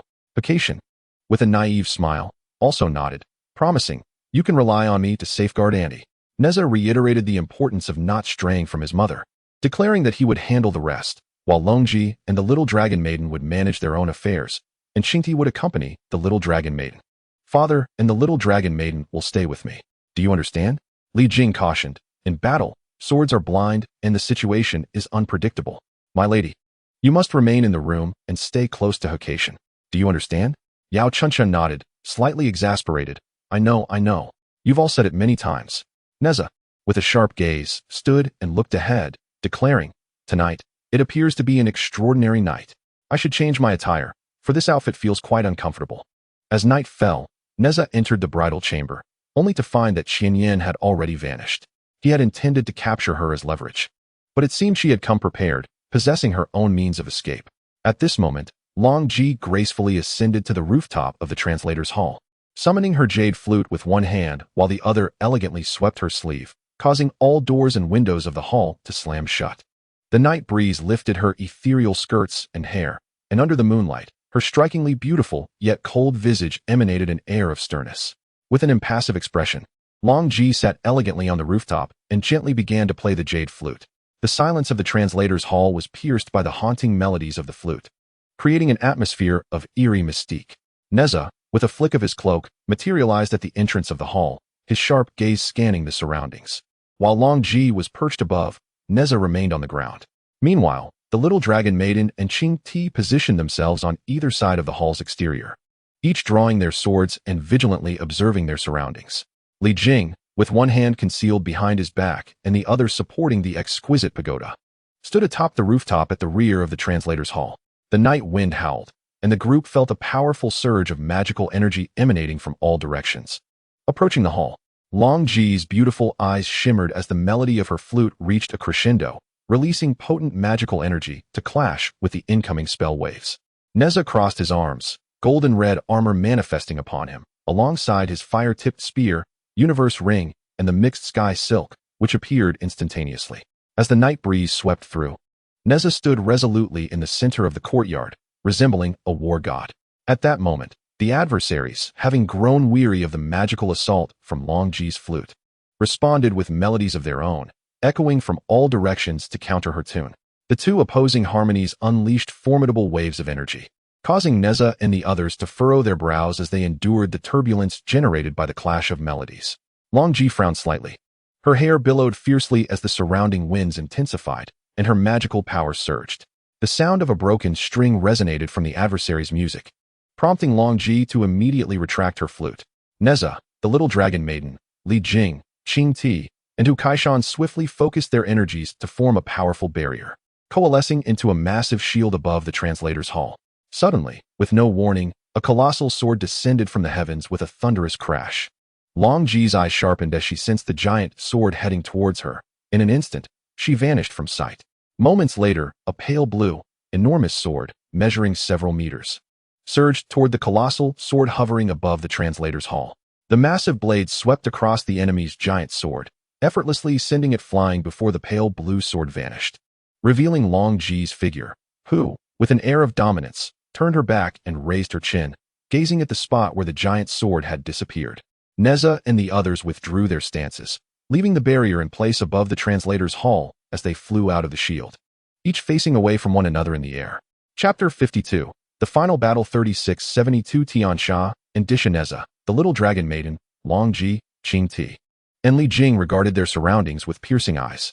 Suddenly, a flurry of figures in white robes appeared above the translator's hall, each riding swords and exuding an ethereal presence, gradually forming a complex formation of 108 celestial beings.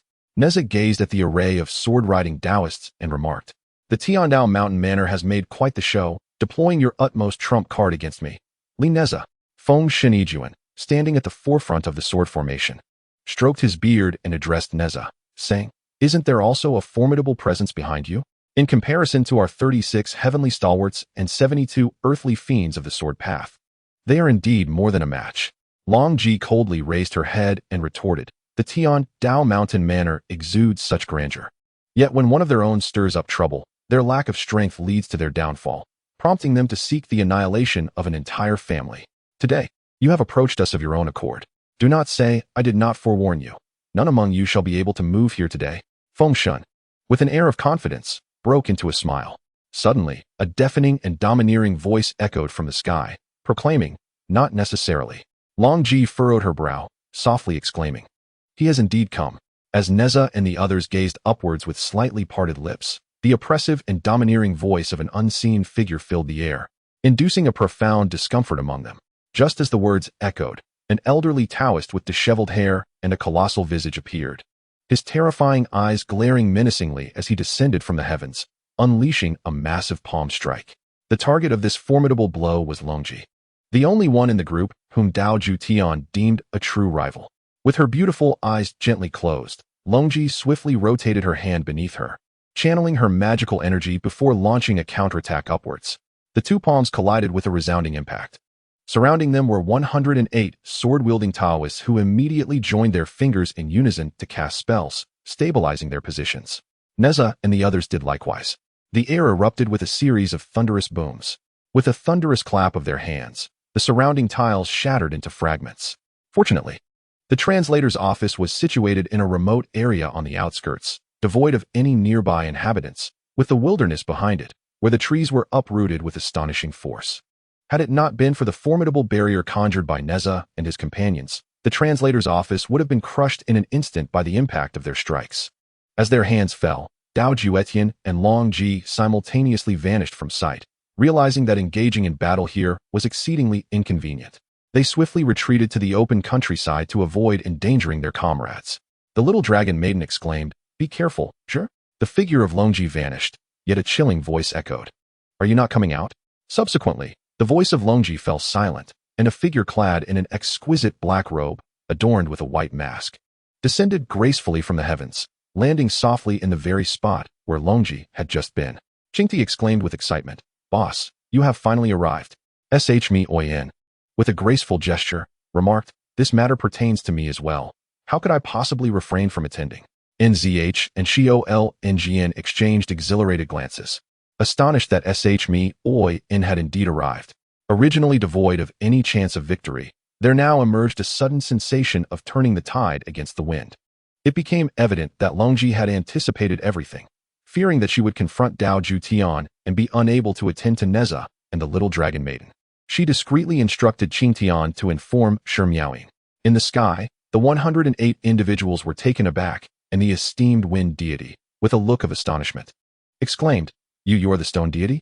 The eloquent poet raised his head and proclaimed, "Indeed, those 12 discarded swords were rendered useless by my hand.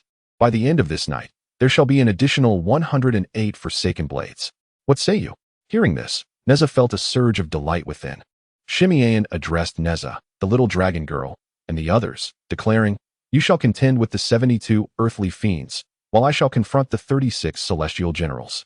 Fengshen, filled with indignation, declared with unabashed arrogance, "No matter the status of the esteemed one, today you shall experience our 36 heavenly warriors and 72 earthly fiends." Upon completion of the incantation, 108 celestial swords manifested in the air, each splitting into another blade that materialized in the hands of the practitioners.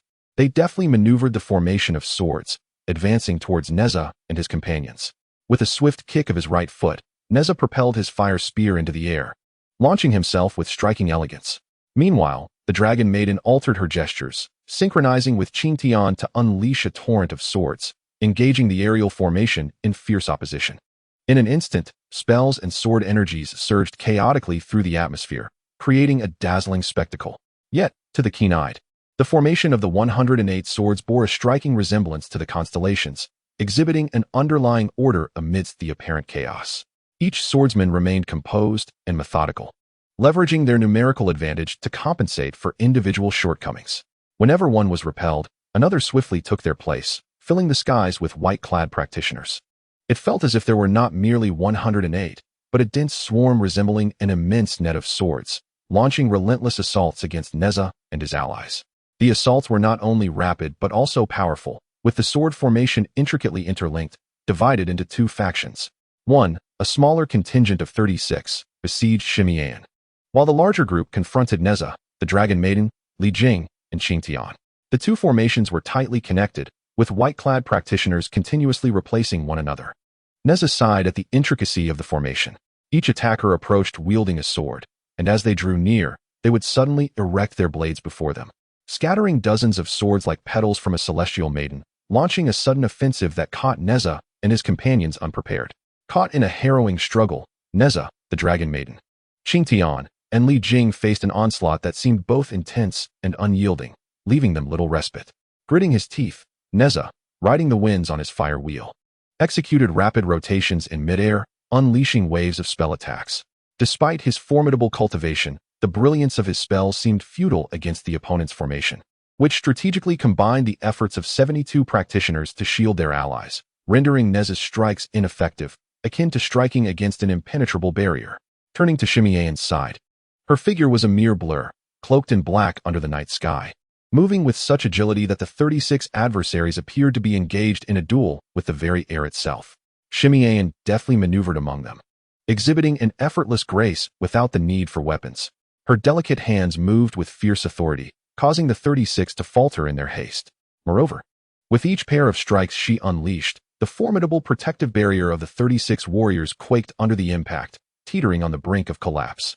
With a resounding cry of celestial beast, confinement of battle, heaven and earth, Shimiyan instantaneously froze the spatial domain surrounding the 36 practitioners.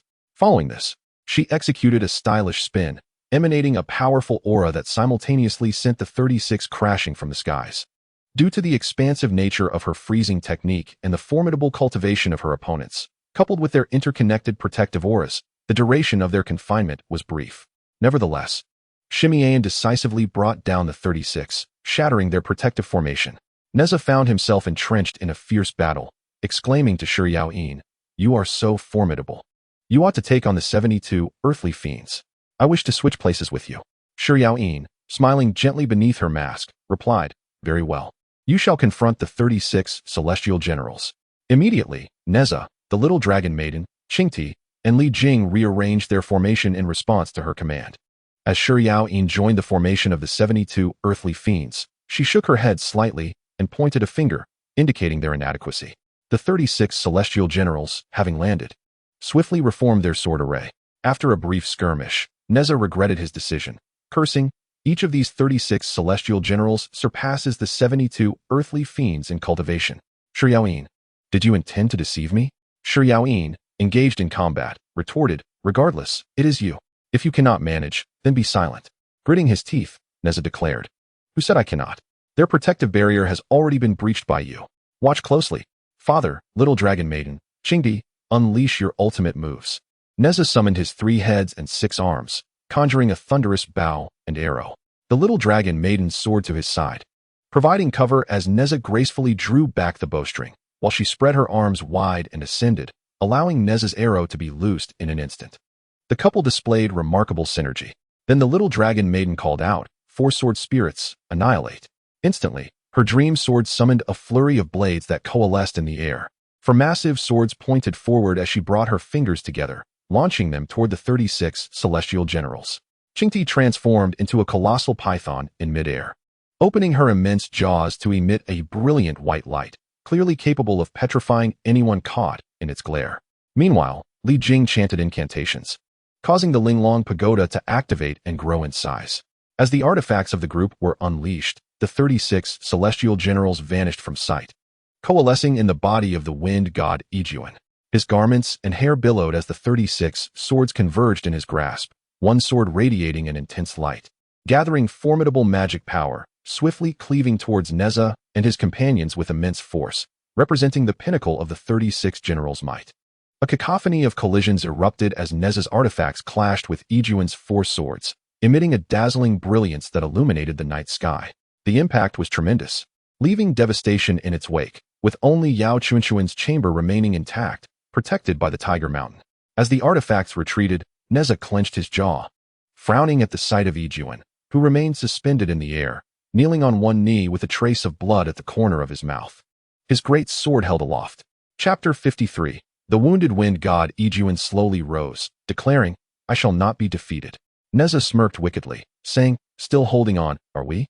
As she turned her gaze towards Shimiyan, despite facing 72 adversaries, she remained unfazed, demonstrating prowess that even surpassed the formation of the 36 heavenly gang. In no time, the earthly fiend's protective formation was shattered by Shimiyan. After breaking the formation, she swiftly waved her sleeves to form intricate seals, and in an instant, numerous images of Shimiyan merged around her. Subsequently, her arms, reminiscent of the 1,000-handed Avalokiteshvara, unleashed a barrage of strikes. Boom! Each powerful palm strike landed squarely on the 72 individuals, while they were still adjusting their formation midair, striking them in the chest, and back with impeccable precision. I acknowledge your strength, yet my 100 palms shall compel your surrender, Shimeayan declared as the 72, along with their swords, were promptly sent crashing down by her formidable palm winds. Following this, she soared into the sky, and her colossal hand shadows struck the still falling 72 once more, denying them even a moment to catch their breath. This was Shimeayan's relentless combat style, swift and fiercely aggressive. The 72, along with their swords, were relentlessly pummeled into the ground, resembling seedlings embedded in the earth. Without pausing, Shimeayan pirouetted gracefully, standing powerfully atop a horizontal column amidst the ruins. She then extended her palm, summoning 72 strands of white magical light that swiftly ensnared the necks of the 72 individuals, creating a dense web in the air. Nonchalantly, Shimeayan reclined sideways on the horizontal column, one hand grasping the white strands while the other supported her head, watching as Nezha and his companions engaged in battle with the wind god. Seeing that Shimeayan had resolved the situation before him, Nezha, unwilling to be outdone, exchanged a glance with the little dragon maiden. He took her hand, spinning her gracefully through the air, with the fire-tipped spear resting across his chest, allowing her feet to alternately step over it. With a decisive push, he sent the little dragon maiden soaring forth. Closing her eyes, a flash of white light enveloped her as the dream sword melded seamlessly with her essence. The little dragon maiden's magical energy surged, and she became one with the dream sword. Following this, Nezha, with one hand propelling the fire-tipped spear and riding the wind-fire wheel, spun rapidly beneath the little dragon maiden's dream sword, resembling a spiraling vortex, as they both launched an assault towards the wind god. Boom! The wind god was swiftly pierced through by the combined force of Nezha and the little dragon maiden, accompanied by the resounding shockwave of displaced air. Nezha, wielding the fire-tipped spear, and the little dragon maiden appeared nearly 10 meters behind the wind god. Without looking back, they heard the sound of a powerful shockwave, causing the wind god to freeze mid-air as the 36 individuals within him were forcefully expelled, their bodies and swords plummeting to the ground. Lastly, the wind god fell, followed by the 36, all of whom coughed up blood upon landing. Nezha and the little dragon maiden exchanged a knowing smile, having executed their combined skill for the first time with perfect synergy, delivering a stunning blow. The wind god, eyes filled with terror, gazed at the four figures in the air and exclaimed, "This is truly incredible." Nezha, the little dragon maiden, Qingti, and Li Jing simultaneously descended before the wind god, weapons drawn, demanding, "Have you conceded?" The enchanting Shimeayan, without uttering a single unnecessary word, held in her grasp 72 strands of radiant white light, which simultaneously emanated spells that gradually infused into the bodies of 72 individuals. A series of muffled explosions resonated within them, and simultaneously, they all spat blood. Shimeayan remarked that after tonight, the Tiandao Mountain Manor would possess an additional 108 discarded swords. These 72 individuals had their meridians severed by her, rendering them utterly incapacitated. Meanwhile, on Nezha's side, a similar fate befell another group, as 4 practitioners shattered the meridians of 36 individuals, leaving them similarly disabled. If they were to be spared, it was likely they would not relent. Once the task was completed, Shimeayan withdrew her powers, clasped her hands behind her back, and gracefully descended to the ground, pondering the situation with Longji. No sooner had she uttered her thoughts than Longji's elegant figure soared back from the distance, inquiring if there were doubts regarding her strength. The exuberant little dragon maiden rushed over, entwining her arm with Longji's, and eagerly asked about the outcome of Longji's battle with Dao Juetian. Longji tilted her head in reflection, recounting the encounter. They had flown to a secluded area, where Dao Juetian, with a dismissive tone, remarked on the passage of time and the growth of the young girl, questioning if she had become bold enough to confront her ancestral master. Longji, maintaining her composure, responded with a hint of confidence, stating that there is a saying, "The blue surpasses the blue." She noted that Dao Juetian had been absent from the world for millennia and was unaware of many developments, particularly that in their duel, victory was beyond his reach. Dao Juetian scoffed, proclaiming himself the unrivaled first sword of the 3 realms, and challenged her to a duel. In an instant, Dao Juetian transformed into a colossal sword-like apparition and charged towards Longji. In response, she elegantly swayed her head in rhythm with her hand movements, forming graceful gestures reminiscent of Tai Chi, then effortlessly unleashed a palm strike. The display was both stunning and refined. The winds of Longji's magical palm clashed with the phantom blade waves conjured by Dao Juetian, as they engaged in a fierce contest of magic. Observing Longji's ease, Dao Juetian quietly marveled at her remarkable prowess, contemplating the nature of her being. Though he was a master of the sword, having reached the pinnacle of his craft, he had never needed a sword, for he embodied one himself. Longji, with a confident smile, cast a sidelong glance at Dao Juetian, slightly bending her arm before forcefully thrusting it forward. With this motion, a tempest erupted around them, and with a resounding crash, Longji concentrated her magical energy into the strike, sending Dao Juetian staggering back several paces before he regained his footing. Meanwhile, Longji remained steadfast, her beautiful eyes closing as her hands twirled rapidly before her chest.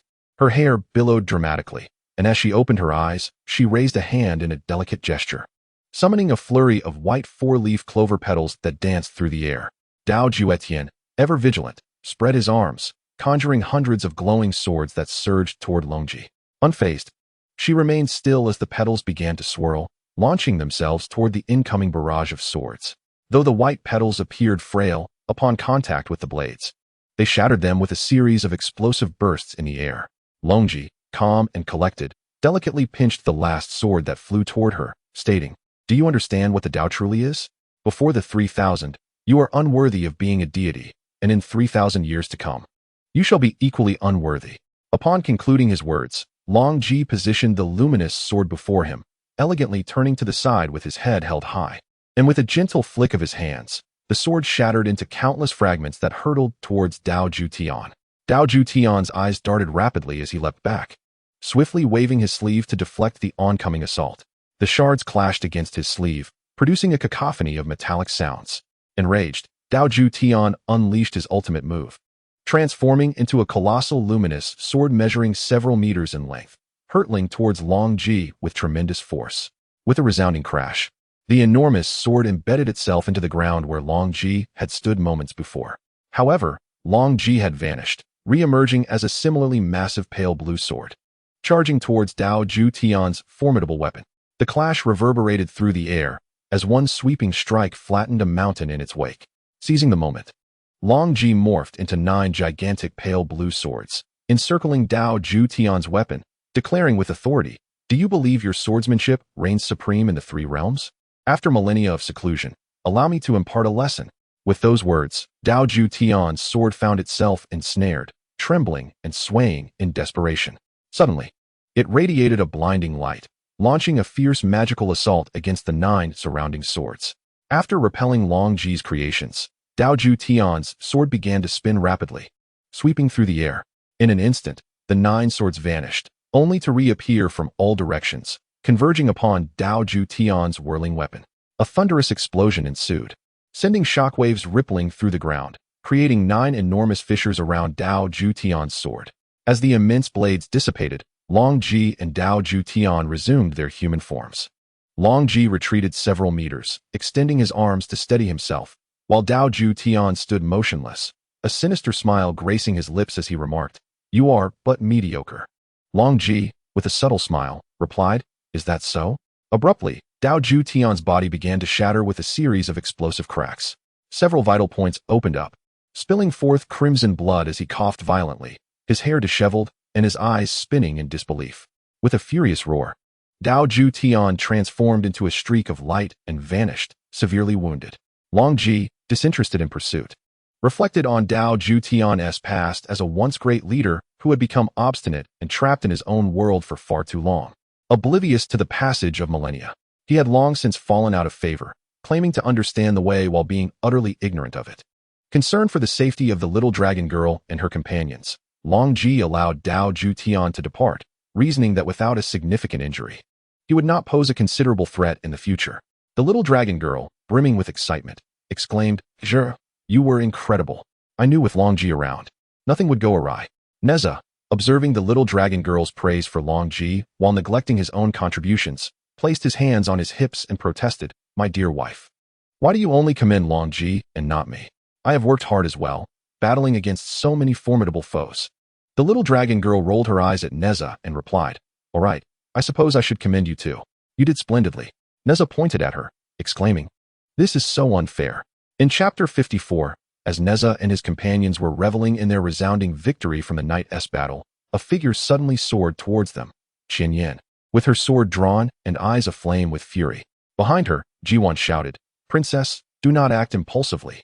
However, before she could reach Nezha, Longji effortlessly deflected her, sending her flying. Shi Miaoyin then conjured a spell, lifting Qian Yin midair, causing her sword to slip from her grasp and embed itself into the ground. Ji fell to her knees, pleading for Nezha and the others to spare the princess. Do not beg for them on my behalf. Qian Yin bellowed. Get up. I would rather perish than plead for mercy. Nezha, I shall kill you. Struggling in midair, her eyes locked onto Nezha with a fierce glare. Li Jing interjected. Hold on. She is the princess of Mandala Kingdom. We cannot kill her. It would only incite further conflict between our nations. Nezha furrowed his brow and sighed, alas. Stone Elder. Let her go? Her sect has already suffered significant losses tonight. Let it be. Qian Yin, witnessing her masters rendered helpless on the ground, wept bitterly, lamenting the devastating toll on Tiandao Mountain Manor. In a fit of rage, she spat, Li Nezha, do not feign compassion. First, you drove my 12 masters to suicide out of disgrace, and then you incapacitated my 108 fellow disciples.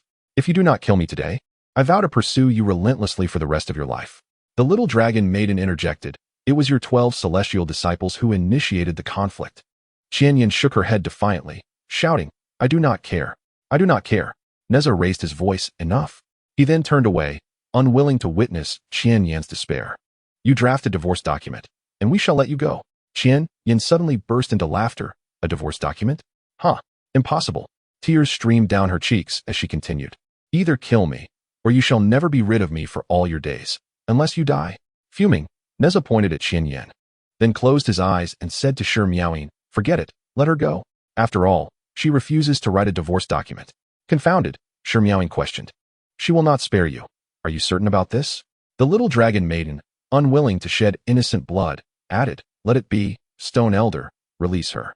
Shi Miaoyin withdrew her magical energy and turned away, commanding, before I change my mind, be gone. Ji took Qian Yin and departed. As the door to the mountain slowly creaked open, Yao Chunchun emerged from the only intact room, gazing in astonishment at the chaotic scene before her. My goodness, is this how you all fight? You have utterly demolished the place, she exclaimed, pressing a hand to her chest in disbelief. Nezha and the little dragon maiden approached her, and Nezha awkwardly chuckled. What could we do? Thankfully, it wasn't he in Shintangwan, or my family would be ruined. Yao Chunchun playfully poked Nezha's forehead with a finger. Let us go, Nezha. Let us rest a while at the translator's south quarters on West Street. At dawn, we shall return to Shintangwan. Oh, home at last. As dawn broke, Nezha, the little dragon maiden, and Li Jing busied themselves packing their belongings onto the carriage. Along the way, Nezha extended an invitation to Stone Elder, Hu Kaishan, and Qing Ti to visit Shintangwan, expressing his gratitude for their assistance. Without them, the Li family would have faced dire consequences. The enchanting Shi Miaoyin appeared reluctant. Yet after a fervent persuasion from Qing Ti, she ultimately acquiesced. Nezha boldly proclaimed, to speak candidly, we have all long known that you are, in fact, a woman. There is no need for you to feign otherwise. Shi Miaoyin extended her palm, poised to strike Nezha with lethal force. In an instant, Nezha darted behind the crowd for cover. Enraged, Shi Miaoyin lowered her hand. Moments later, she re-emerged in her feminine attire, stunningly radiant. Akin to a goddess in a contrasting duo with Longji, one fair, the other dark, both exuding unparalleled grace. Nezha and the others were momentarily entranced. However, he found himself more enamored with the ethereal Zhou, whose vivacity allowed her to embody various personas, sometimes charming, at times aloof, and occasionally gentle, yet displaying an imposing demeanor when faced with adversaries. Truly, she could be described as a breathtaking beauty, while Shi Miaoyin and Longji were undeniably exquisite. Their haughty airs rendered them somewhat unapproachable and challenging to engage with. Indeed, they were not easy to befriend. Hu Kaishan, witnessing his leader in feminine garb for the first time, was rendered speechless and, with a thumb raised in admiration towards Nezha, exclaimed, Boss Li, you are indeed impressive. I have not seen the boss dressed as a woman in millennia. If it weren't for you, I'd still be oblivious to the fact that the boss is a woman. Before Hu Kaishan could finish his sentence, Shi Miaoyin bellowed, Celestial beast, prison duel, heaven and earth. Instantly, a shriek escaped Hu Kaishan as he was sent soaring into the sky by a kick from Shi Miaoyin. Nezha and Zhou stared wide-eyed, refraining from speaking further. Zhou, Longji, Shi Miaoyin, Qing Ti, and Yao Chunchun boarded the grand carriage, while Nezha, along with Li Jing and Hu Kaishan, prepared to steer their horses back to Shintangwan. Wait, called Ji-wan. Nezha and the others turned to see Princess Qianyan's carriage approaching. Ji-wan declared, "Since our princess has wed the royal son-in-law, it is only natural for her to accompany him back to the Li residence." Nezha rolled his eyes and retorted, "Is that so? You may follow, or not as you wish." Li Jing shook his head at Nezha's response. Nezha, unfazed, set off for the Li residence. From the carriage, Xiaolong noticed Qianyan trailing behind, feeling a wave of discomfort wash over her, and angrily dropped the curtain, pouting. Longji remarked, "Let her be. The wheel of fate has its own design." Xiaolong leaned against Longji's shoulder, who gently comforted her. Qianyan casually brought along a few maidservants, trailing Nezha's carriage. The group was a sight to behold. On that day, as they traversed a mountain path, they encountered several minor demons that launched an attack on Nezha and his companions, with Qianyan's entourage not escaping unscathed. However, her attendants, being mere mortals, were swiftly overpowered and slain by the demons. Nezha focused solely on protecting Xiaolong, rapidly defeating several minor demons without attending to Qianyan's plight. Qianyan, not lacking in power herself, emerged from her carriage and dispatched her own share of demons. Yet her mortal attendants fell victim. Only Ji-wan remained, maneuvering the carriage and continuing to follow Nezha.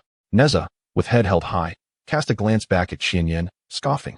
"Let us see how long you can keep up." Given the large number of people, flying back to Shentangwen was impractical, and the journey would take nearly half a month. As noon approached, Nezha and his companions paused by the brook. Nezha and Hu Kaishan ventured forth to gather wild fruits and hunt for game to present to the little dragon maiden and her companions. Throughout their journey, they cared for the little dragon maiden, their bond resonating harmoniously like a well-tuned lute. On the other hand, Qianyan remained in the company of her servant Ji-wan, who was deeply concerned for her safety, hesitant to leave her side in search of provisions, and had not eaten a morsel all day.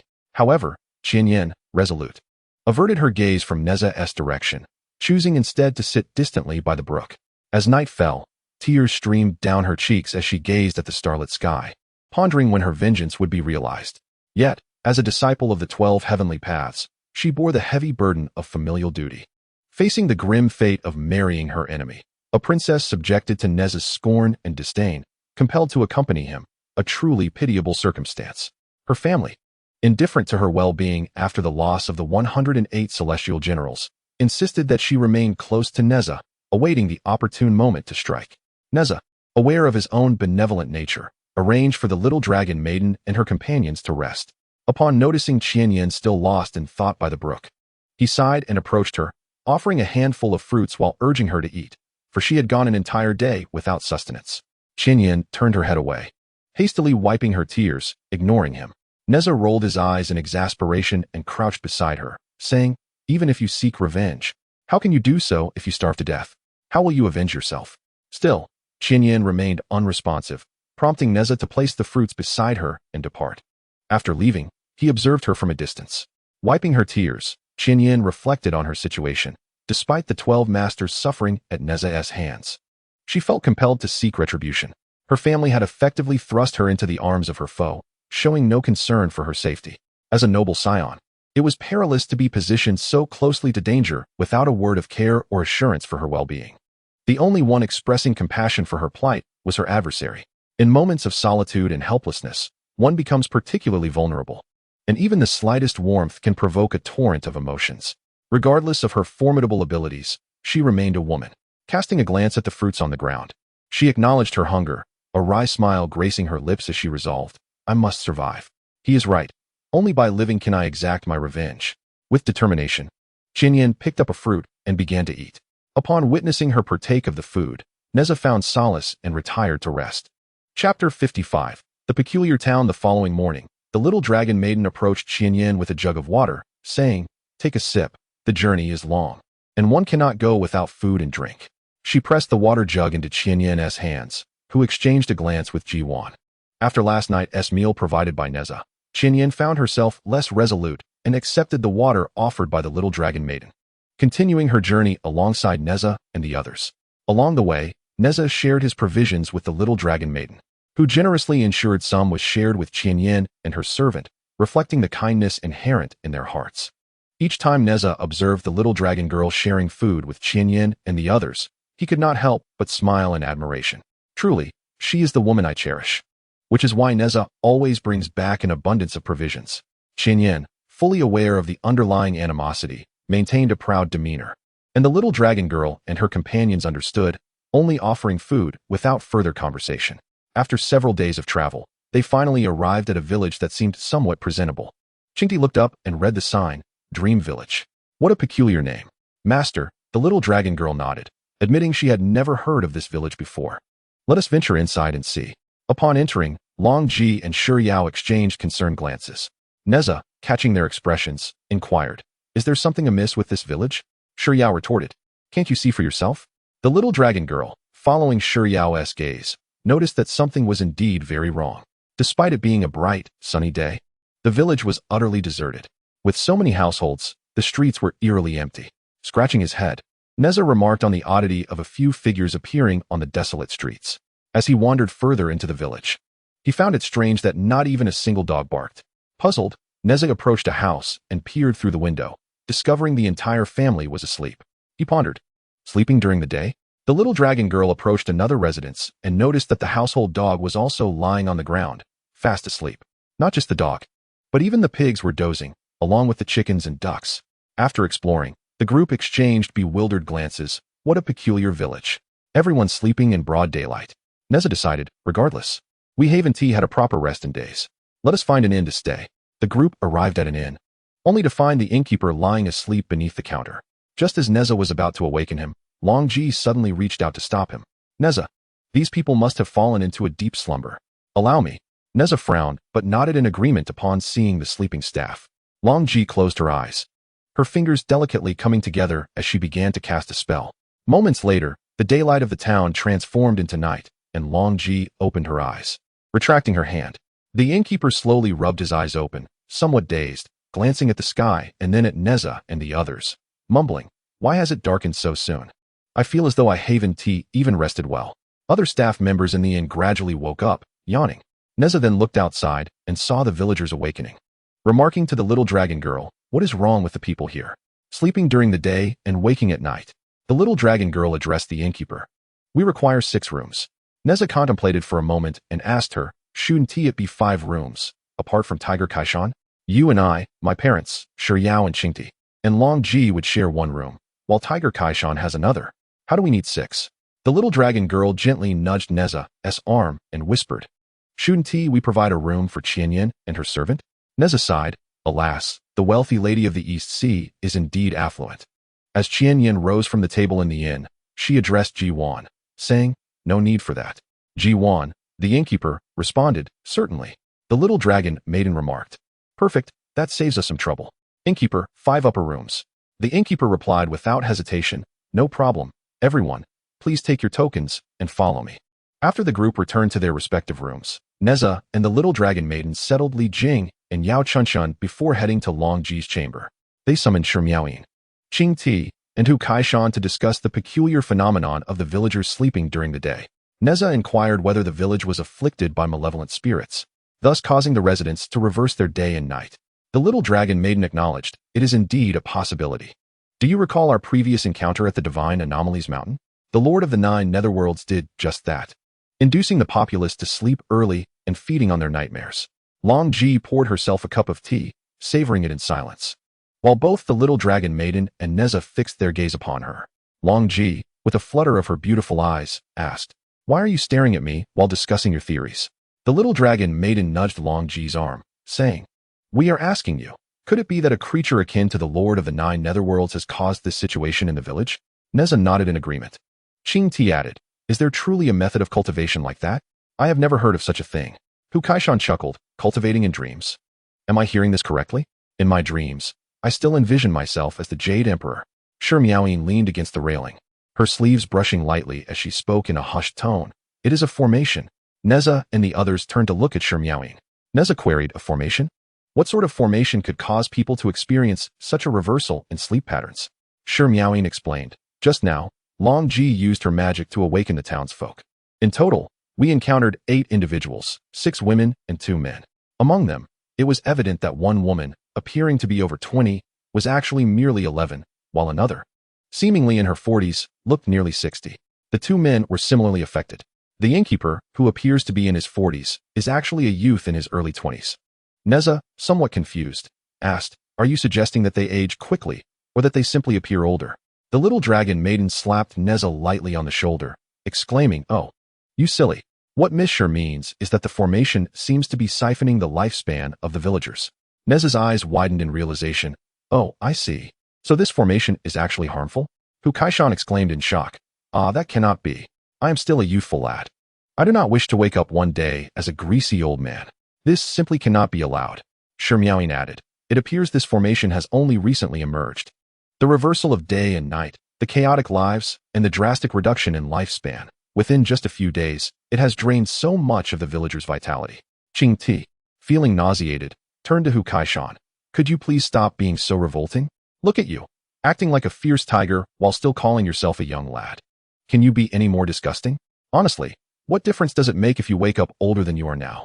Hu Kaishan retorted, "What do you know, little girl?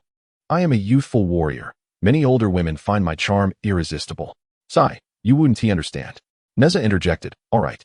I too do not wish to wake up one day only to find I have aged." Longji couldn't help but chuckle softly, remarking that this formation had a significant impact on the common folk, even to the extent of inducing a deep slumber from which they might never awaken.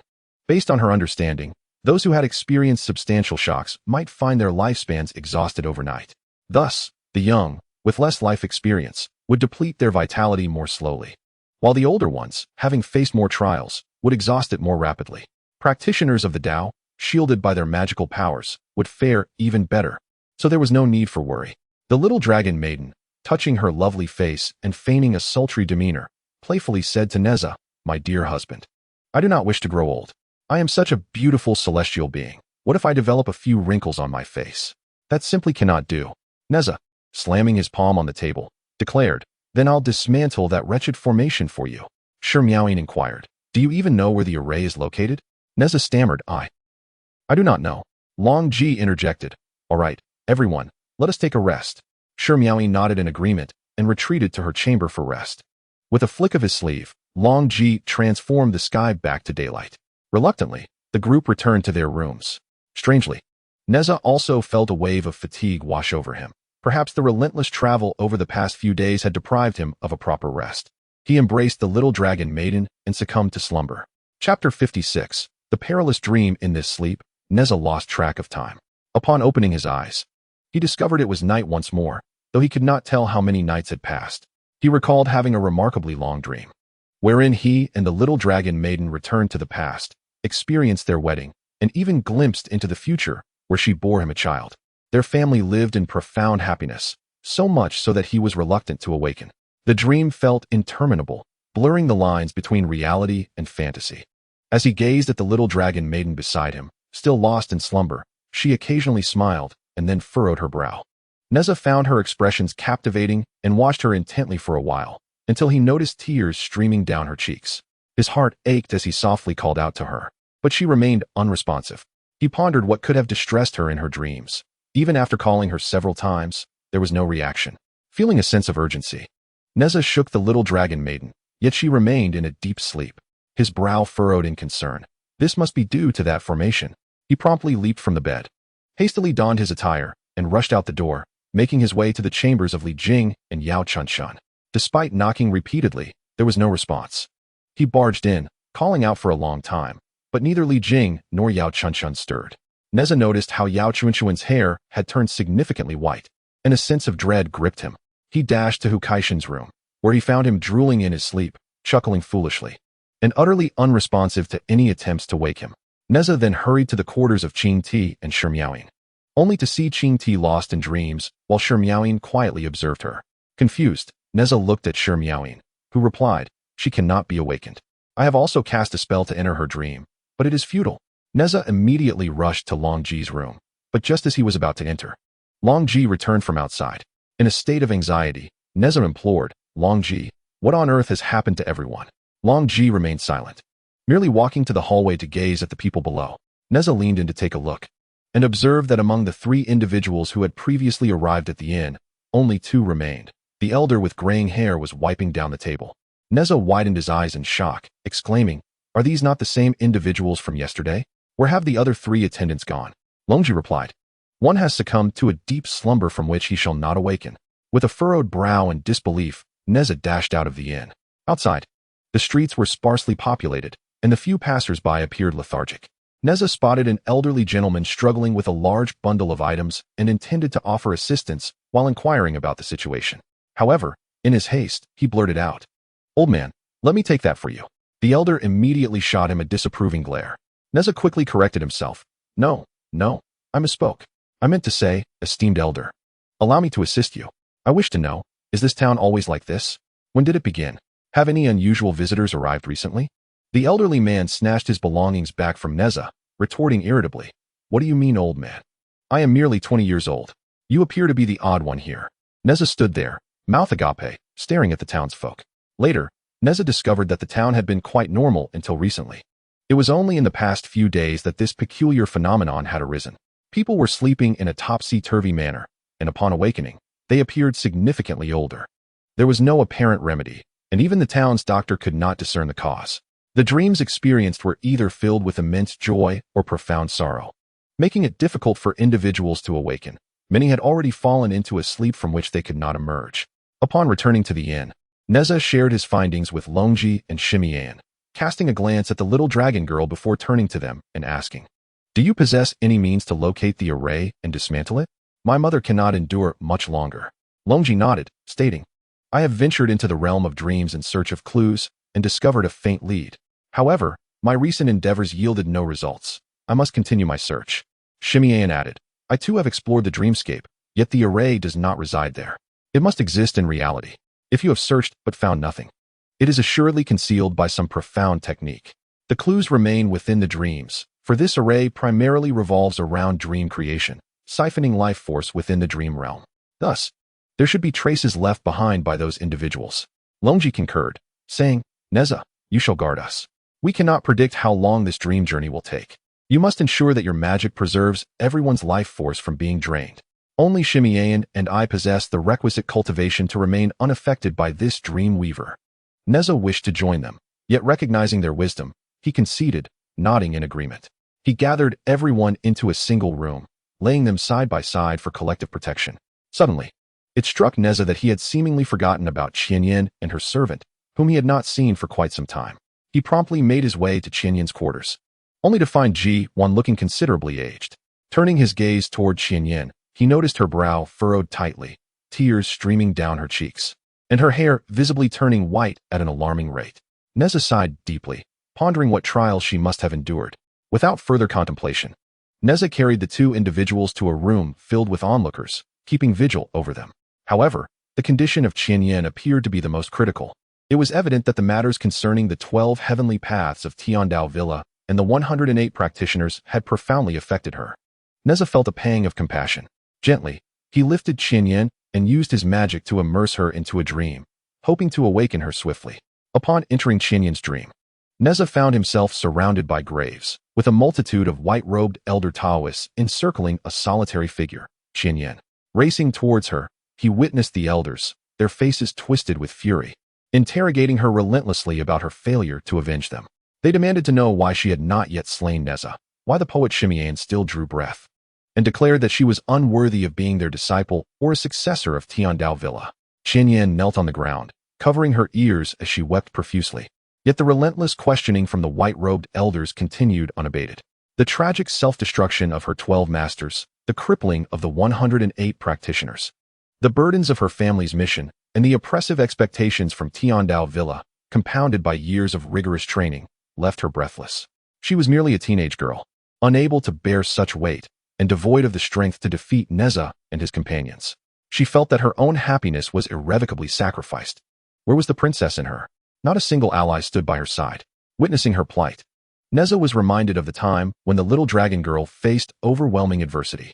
His heart ached for Qianyan, who stood utterly alone. How could this enmity ever be resolved? Nezha rushed forward, pushing aside the elders who surrounded her, calling out, "Qianyan, awaken. This is merely a dream. Wake up. If you do not awaken soon, your life hangs in the balance." In a fit of desperation, he seized Qianyan and fled through the throng, running until they reached a tranquil shore. There, Qianyan sank to her knees, tears streaming uncontrollably. Nezha sighed and crouched beside her, saying, "I understand that you are under tremendous pressure. Yet this burden is not yours to bear alone. Why impose such weight upon yourself? Let me reiterate, the 12 heavenly paths sought to slay me, which led to their downfall. I never wished to harm them. Moreover, the 36 celestial generals and 72 earthly fiends aimed to annihilate my family. If you were in my position, what do you believe I should do? I merely incapacitated them to prevent further vengeance and to protect my loved ones. If you insist on placing the blame upon me, I cannot change that. At the very least, you must find the strength to rise above. Gradually, Qianyan lifted her gaze to Nezha, replying, I understand. But what recourse do I have? As a member of Tiandao Villa, I am duty-bound to follow their commands. Without Tiandao Villa, I would not exist. My mission is to eliminate you. Yet, I find myself unable to carry out that task. With that, she broke into tears. Nezha, feeling helpless, placed a hand on her shoulder, urging, then you must galvanize yourself. Strive to grow stronger. I await your emergence as a formidable opponent, eager for you to challenge me. Remaining trapped in this dream will lead to your demise. With a sudden, anguished cry, Qianyan's hair billowed around her. In an unexpected turn, she produced a short dagger from her bosom and thrust it fiercely into Nezha's chest. Nezha furrowed his brow in pain, yet he did not flinch or evade. Slowly, he spoke, Are you feeling better? If so, come out with me. Wake up. Qianyan watched as blood trickled slowly from Nezha's chest, tears streaming down her face. She questioned, Why don't you dodge? Nezha exhaled, enduring the agony as he replied, I know your nature is not inherently malevolent. It is merely your family's mission that drives you to this. I do not wish to create further bloodshed. I hope you can awaken. Nezha's brow furrowed, his gaze sharpening suddenly as he leaned forward, the dagger plunging deep into his chest, the tip piercing through his back. Nezha fixed his resolute gaze upon Qianyan and declared, Is this enough? If not, stab me again, as long as you can rally yourself and join me in escaping this dream. Qianyan stood frozen, her eyes wide as she beheld the blood flowing from Nezha's chest, shouting, You've lost your mind. This is a dream. You do not possess impenetrable skin. You will die? Nezha chuckled softly, gritting his teeth. Didn't you desire to kill me? Will you feel joy in my demise? Reflect upon this. Does all the blame for the downfall of Tiandao Mountain reside with me? Qianyan understood all too well. Her keen intellect made it impossible for her to be oblivious. She released the dagger, raising her voice towards the sea. Unleashing her pent-up emotions. Moments later, Nezha could no longer withstand the pain and collapsed, his face pale. Qianyan, with reddened eyes, rushed to his side without a second thought, tears cascading down her cheeks as she cried, Wake up! Why are you so foolish? I want to kill you, yet you saved me. In truth, Qianyan had never harbored hatred for Nezha. Rather, she was captivated by his righteous and forthright demeanor upon their first encounter. Yet, blinded by enmity, all she could feel was animosity towards him. Supporting Nezha, she wept by the sea, uncertain of how to navigate the path ahead in her life. After a brief interlude, within the inn, Qianyan slowly opened her eyes, awakening. Nezha too regained consciousness, suddenly spitting out a copious amount of blood, clutching his chest. Qianyan, glancing at Nezha, her eyes flickering, hurried over to support him, asking, How are you? Nezha waved his hand dismissively. I'm fine, it's just a bit of blood.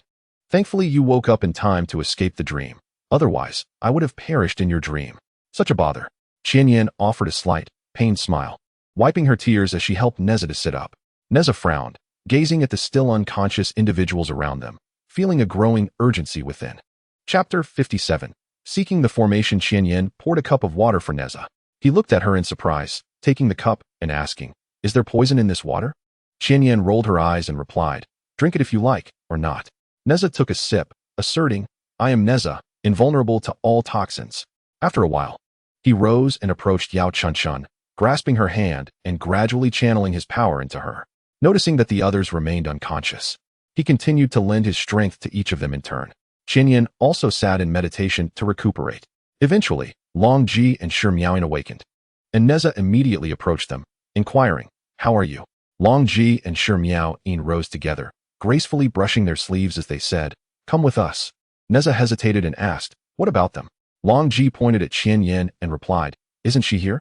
Nezha exclaimed, Oh, and, upon reflection, turned to Qianyan, saying, Please keep an eye on them. We are going to break the formation. Qianyan shot him a glance. The three of them vanished from the inn.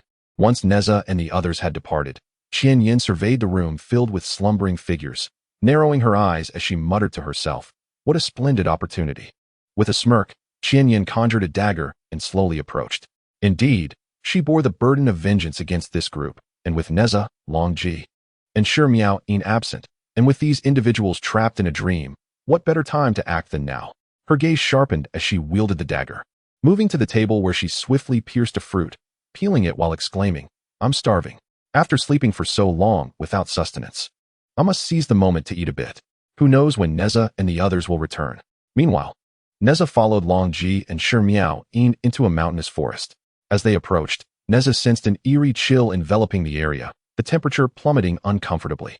They continued onward until they reached a ravine, surrounded by rocks and flowing waterfalls. Longji discreetly cast a spell, sweeping her sleeve to reveal a narrow pit in the ground. Nezha rushed over, crouched down, and peered into the shadowy abyss, shouting, "Ah!" Echoes reverberated from within, prompting Nezha to remark, "This pit is quite deep." Miao nodded, adding, "Indeed, and there is a barrier surrounding it. The formation lies at the bottom of this pit, making it difficult to detect. This formation is exceedingly complex. It is the Deathly Solar Ray." Nezha pondered aloud. Deathly Solar Ray? Such a terrifying name. Who could have set this up?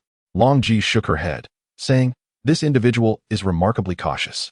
The array is no simple matter. Miao and I may face unknown consequences if we enter, as our powers are fundamentally opposed. However, Nezha, you are different. Being a lotus embodiment, you lack the 3 souls and 7 spirits, and your essence is pure yang, so this array will not affect you. Yet, I have a foreboding sense that great danger lurks beneath it. Nezha, you must think carefully." Nezha, feeling impatient, declared, "I don't care. I will descend, even if it means facing a mountain of blades or a sea of fire." The little dragon girl has yet to awaken. Longji disagreed, saying, "It's of no consequence. Even if there are some effects, they will be negligible. You are the husband of Long Air. I do not wish for you to vanish without a trace. That little girl would drive me mad with her incessant chatter otherwise. Miao will stay here. I will accompany you down." Miao protested, "It may not affect you, but it could have significant consequences for me. It's just a formation. I will go as well." Nezha, arms crossed, looked at the two with determination, shaking his head before summoning the Qiankuan circle and tossing it into the pit to clear a path. Without further ado, Nezha leaped into the abyss, followed closely by Longji and Miao, who wasted no time in jumping after him. After a considerable descent, the trio finally reached the ground. The depth of the pit was truly profound. Nezha retrieved the universe ring and hung it upon his chest, summoning the fire-tip spear. The spearhead emitted a fiery glow, illuminating the dark abyss. Perhaps out of habit, Nezha wielded the fire-tip spear with one hand to light the path ahead, while instinctively keeping Longji and Shimian protected behind him. After all, these two had aided him immensely. The formation they encountered was contrary to their abilities, potentially posing a threat. As the sole male in their company, it was only natural that he could not allow them to come to harm. Longji and Shimian felt that Nezha's protective gestures were somewhat exaggerated, yet they did not object, finding comfort in it. For millennia, they had always been the ones shielding others, eternally positioned at the forefront. Now, experiencing someone standing before them felt remarkably pleasant. Was this friendship? The feeling of camaraderie? It truly was delightful. Masters often find themselves in solitude. Even those of breathtaking beauty experience loneliness without companions, for pride seldom acknowledges anything. Meanwhile, Nezha's thoughts were consumed by the image of the little dragon maiden, his family. Regardless of how dark or perilous the path ahead might be, even if it cost him his life, he was determined to forge ahead. It was not that he feared death. Rather, the commitment to protect the little dragon maiden was ingrained within him, a pledge he would fulfill with utmost fervor. As they ventured deeper, the chill intensified, the temperature plummeting to freezing levels. Longji addressed Nezha, stating that their previous encounters had predominantly involved demons and beasts, but this time, it might be something altogether different. Nezha, puzzled, inquired about what was so different. Shimian chimed in, questioning if she meant the entities beneath the ground. Longji nodded and continued, explaining that the denizens of the underworld were typically under the strict governance of the King of Hell, and it was unusual for them to act out. The specifics of how this was orchestrated warranted further investigation. Nezha felt a shiver run down his spine, expressing concern that discussing such matters in this environment could be somewhat terrifying. Moreover, he lamented that he had nearly forgotten the talismans learned in the Celestial Academy, dismissing the complexities, stating that he would simply vanquish any adversary that appeared. Longji chuckled softly, pulling Nezha behind him, encouraging him to take refuge should he feel afraid. Nezha, feeling slightly embarrassed, retorted, "Who said I was afraid?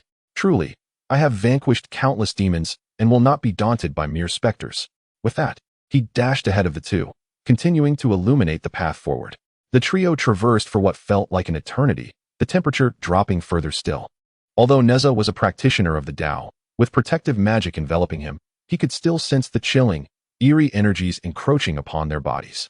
He shuddered and exclaimed, "How much deeper does this wretched pit go? It seems endless." Shimian, unfazed, replied, "As this is the deathly phantom formation, naturally, the deeper we go, the more potent its effects. Concealed from the light, this formation must lie upon the dragon vein of the town, thus siphoning the villagers' lifeblood." Longji, since they were nearing their destination, Nezha peered ahead, noticing a figure emerging from the darkness. He pointed the fire-tipped spear forward for a closer look, revealing a stone door encrusted with ice. Surveying the surroundings, he observed a thick layer of ice encasing everything, solid and unyielding. No wonder it was so frigid. Nezha gazed at the fire spear, its tip emanating flames that shifted in hue, transitioning from the ordinary glow of fire to a vivid green. Furrowing his brows, Nezha scrutinized the fiery illumination of the spear. The closer he approached the stone door, the greener the flames became. He couldn't help but ponder what lay beyond that door. Longji, with her fingers delicately poised, cast a spell upon the frozen stone door, causing a resplendent golden sigil to appear, after which the door slowly creaked open. Nezha, speaking to himself in curiosity, mused that this formation had only manifested a few days prior. It seemed this cave had existed for quite some time. Was it premeditated? Or had the unseen hand only just discovered this place, setting up the deadly formation of malevolent spirits?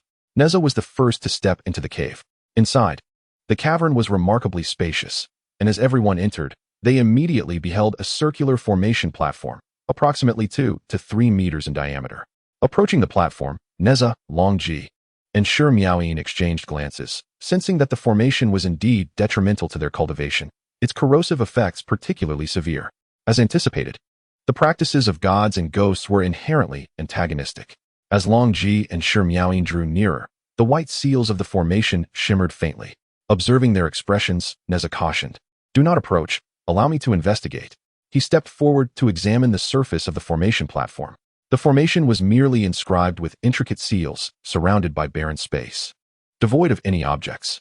Based on Nezha's experience, a formation necessitated a core and magical artifacts or spiritual materials for support, yet this place held none.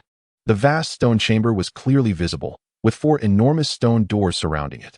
Unconcerned, Longji approached the platform, her brow slightly furrowed as she scrutinized the formation seals. "Nezha," she remarked, "this is certainly no ordinary formation. The complexity arises from the presence of 2 distinct seals, one for sealing and the other for harm. Designed to absorb life force, it appears this place has been discovered by someone with nefarious intentions, utilizing this powerful formation to siphon the life force of the villagers. The 2 seals, one malevolent and one suppressive, are clearly differentiated, one new, one old." Miaoyin, intrigued, also moved closer for a better look. Suddenly, her eyes widened as she exclaimed, "This seal! Nezha, we must quickly dispel the harmful seal and leave this place." Chapter 58. The Onslaught of the 10,000 Corpses. Nezha, his mouth agape in confusion, asked, "Sister Shur, have you discovered something?" Miaoyin replied, "I learned about these from the ancient beast kings.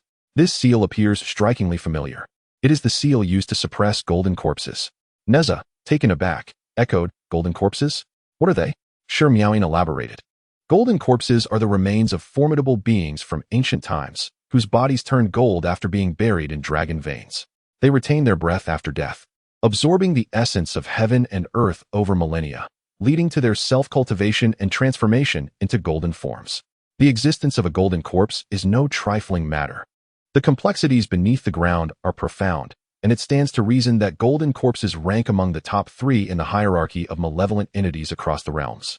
As gods and ghosts are inherently at odds, lingering in this cave diminishes our magical power with every passing moment. We are now reduced to 70% of our strength. Hence, we must act swiftly. Nezha nodded in agreement. Longji addressed Nezha, "Here lie 4 stone doors. Do not gaze upon, touch, or approach what lies within. Do not breathe. Remember, you shall take the northern door. I shall venture through the western door, and Miaoyin will proceed to the eastern door. If you find a silver broken sword embedded in a talisman, extract it, but do not disturb the altar. Should anything arise, flee. Do you understand?" Nezha replied affirmatively. The trio, with no time to waste, promptly set forth, soaring to the designated stone doors. They cast their spells to open the doors, held their breath, and searched for the broken sword and talisman as instructed by Longji. Driven by curiosity, Nezha peered into the northern door to discover an expansive stone chamber filled with an abundance of coffins. A chill ran down his spine at the sight. Having subdued many demons, it was his first encounter with such a morbidly quiet place housing so many coffins, and it sent shivers coursing through him. The sheer number was staggering. How many corpses lay within?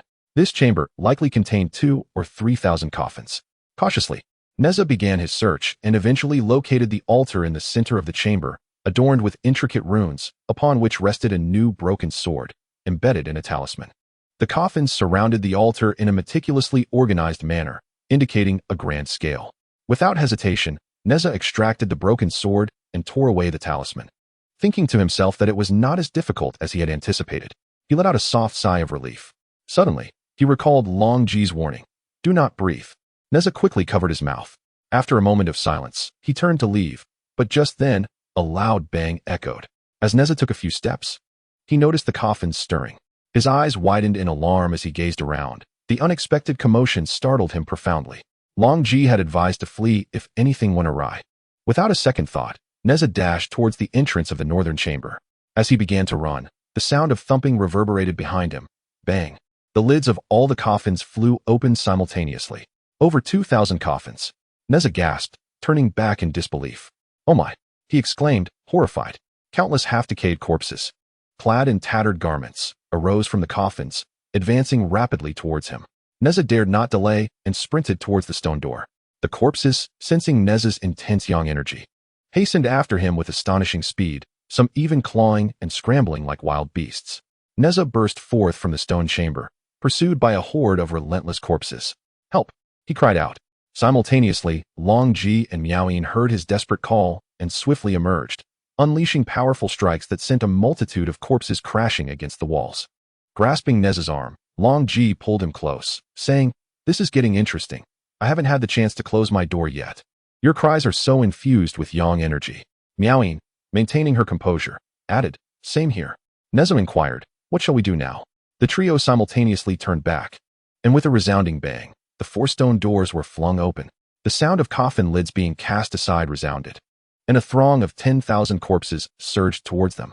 The scene was both grotesque and terrifying. The corpses that had been hurled away by Longji and Shi Miao instantly rose, charging towards Nezha. Longji urged them to leave the area at once. The 3 hastened towards the exit, but upon reaching the threshold, they were met with the thunderous slam of the stone door, sealing them inside. Outside the stone chamber appeared a disheveled and mad old Taoist, none other than Dao Ju. He immediately cast a spell to barricade the stone door. Longji, affected by the malevolent aura of this place, found her powers diminished to less than 60%. Despite unleashing several powerful strikes, she could not breach the door. Cursing under her breath as she realized someone was casting spells from the other side. Time was of the essence. Nezha turned, sweeping his fiery spear to fend off the advancing corpses, sending several of them flying. Yet, it seemed the undead could not be vanquished, for they surged back again. Longji and Shi Miao ascended into the air, evading the grasping hands of the corpses, continuously casting spells to bombard them. Nezha's Qianquan circle struck the corpses with a resounding thud, producing a sound akin to a bell's toll. These corpses, thousands of years old, were harder than iron. Nezha gasped in astonishment at their resilience. Resolute, he took to the skies, unleashing powerful spells, knowing that only by disintegrating them one by one could he hope to defeat them. As the battle raged on, Longji and Shi Miao gradually succumbed to the oppressive aura surrounding them, their energy waning after expending considerable magical power. Their attacks began to falter against the iron-like corpses. Observing their struggle, Nezha called out, "Longji, Sister Shi." He unleashed a surge of potent magic, knocking down the corpses beneath him. Turning his gaze, he spotted another stone door straight ahead. Determined, Nezha made a bold move. He twirled his fiery spear in the air, releasing a barrage of magical attacks that obliterated the pursuing corpses. Longji furrowed her brow, glancing at Shi Miao, who also seemed near her limit. She urged Nezha to head towards the deeper stone door of the chamber. Seeing both Longji and Shi Miao fatigued and on the brink of collapse, Nezha realized that he alone remained unaffected. He wrapped one arm around Shi Miao's slender waist while using his other hand to support Longji, saying, "Don't push yourselves. I will take you to the back of the chamber." He guided them to the entrance of the stone chamber, steadied Shi Miao-yin with his fiery spear, and with a free hand, he cast a spell to open the door. As soon as a gap appeared, Nezha swiftly threw Longji and Shi Miao-yin inside. He quickly turned, spinning his fiery spear to sweep through the air, while the Qianquan circle expanded to a colossal size. The fiery spear braced against the Qianquan circle, fending off the relentless onslaught of the pursuing corpses. Nezha gritted his teeth. The hardness of these undead was astounding. Each strike against his magical artifacts rang out like a bell, and they simply would not perish, their numbers swelling like a tide. With determination, he freed one hand, using his enlarged fiery spear to hold back the corpses while casting a spell to seal the stone door, trapping Longji and Shi Miao-yin inside. He would face the battle alone, ensuring their safety at the very least. Chapter 59. The Golden Corpse. Nezha fought fiercely, unleashing powerful attacks with each strike, determined to disintegrate as many as he could. But with 10,000 iron-hard corpses, how long would it take to eradicate them all? His stamina was not limitless. As Nezha resolutely braced himself against the overwhelming tide of corpses, the stone door behind him suddenly creaked open. A silken white ribbon shot forth, wrapping around his waist and pulling him through the threshold, while Longji swiftly cast a spell to seal the door shut. Exhausted, he propped himself up with one hand on the ground. Longji and Shi Miao-yin, one invoking the spell to open the door, the other casting a spell to draw Nezha back, were fatigued yet composed as they sat beside him, gradually entering a meditative state. After a spell of heavy breathing, Nezha rose to inspect the stone chamber. Aside from a white glass coffin in the center, there was nothing else, nor any exits. Clearly, there was no way out. In exasperation, he sprawled on the ground and addressed the two, inquiring how they were to escape. Longji, eyes closed, calmly replied, "There's no need for haste. I shall restore my energy first." Shi Miao-yin mirrored his actions, her beautiful eyes shut in meditation. Nezha, utterly speechless, muttered, "You two are utterly unfazed. Even with the sky falling, here we are, our powers rendered useless, surrounded by thousands of relentless corpses. There's no exit, and the only way out is through them. The little dragon girl and the others are waiting for our return." "I'm frantic." Shi Miao-yin, hearing his incessant chatter, reassured him, "Do not fret. The deathly spirit formation has been dispelled, and your dragon will be safe." Nezha exclaimed, "But the dragon will surely worry about me. I can't get out now. What is this ghastly place?" Longji, frowning at Nezha's commotion, found it hard to relax, and slowly opened his eyes, observing Nezha's restless pacing in the chamber. Nezha, like a child, clawed at the air in frustration, declaring, "I can't endure this any longer." Longji chuckled softly, "Since we are here, we must find peace. Everything has its cause and effect. Do not be so anxious. If heaven has led us here, it surely has its reasons." Nezha rolled his eyes and interrupted, "Stop with your philosophical musings. I'm not in the mood for such platitudes. Let us focus on how to get out." With that, he leaped onto the glass coffin, casually crossed his legs, and laid his head on his arm. After contemplating for a moment, he asked, "Sister Shi, where is the golden corpse you mentioned earlier?"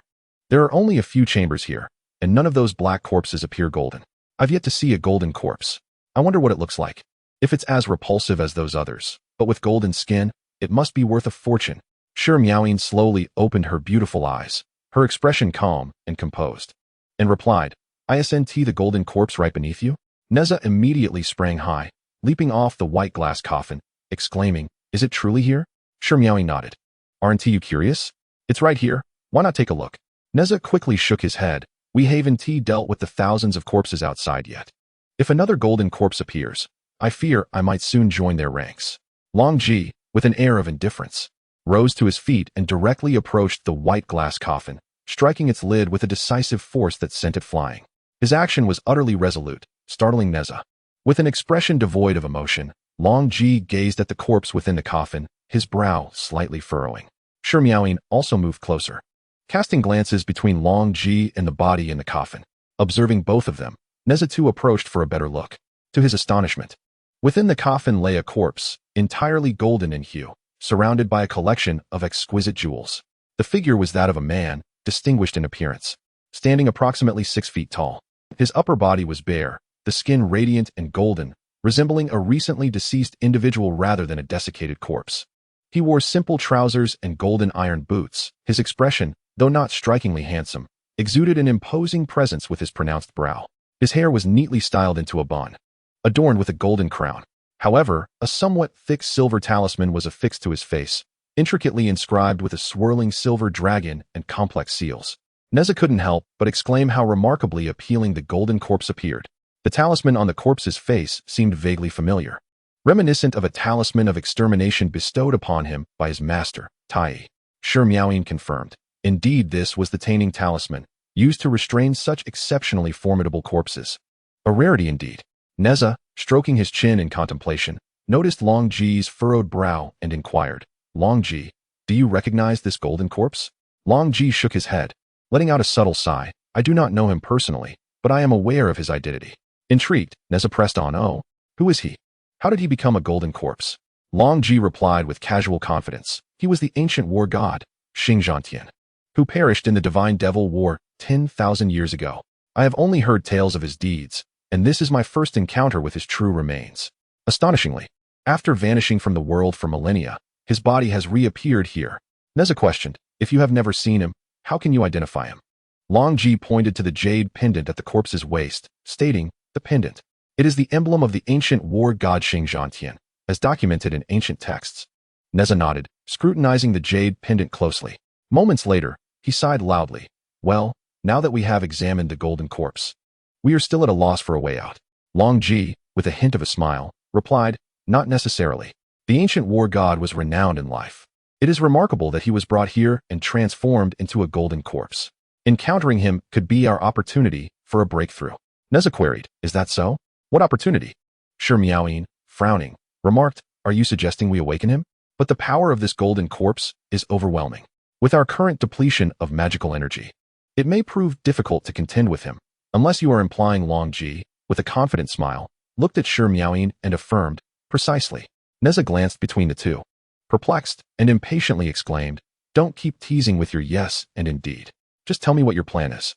Longji ignored Nezha and conjured a brush in her hand, addressing Shi Miaoyin with a proposition for a grand undertaking. Shi Miaoyin also produced a brush, and together they approached Nezha. Nezha, observing the two, inquired about their intentions. Longji and Shi Miaoyin exchanged subtle smiles, and then one of them grasped Nezha's hand, drawing a swift line across his fingertip, causing it to bleed. A drop of Nezha's blood fell onto the brush's tip. Nezha immediately recoiled, holding his bleeding fingers in his mouth, and exclaimed, what are you two doing? Why do you need my blood to write? Don't you have any of your own?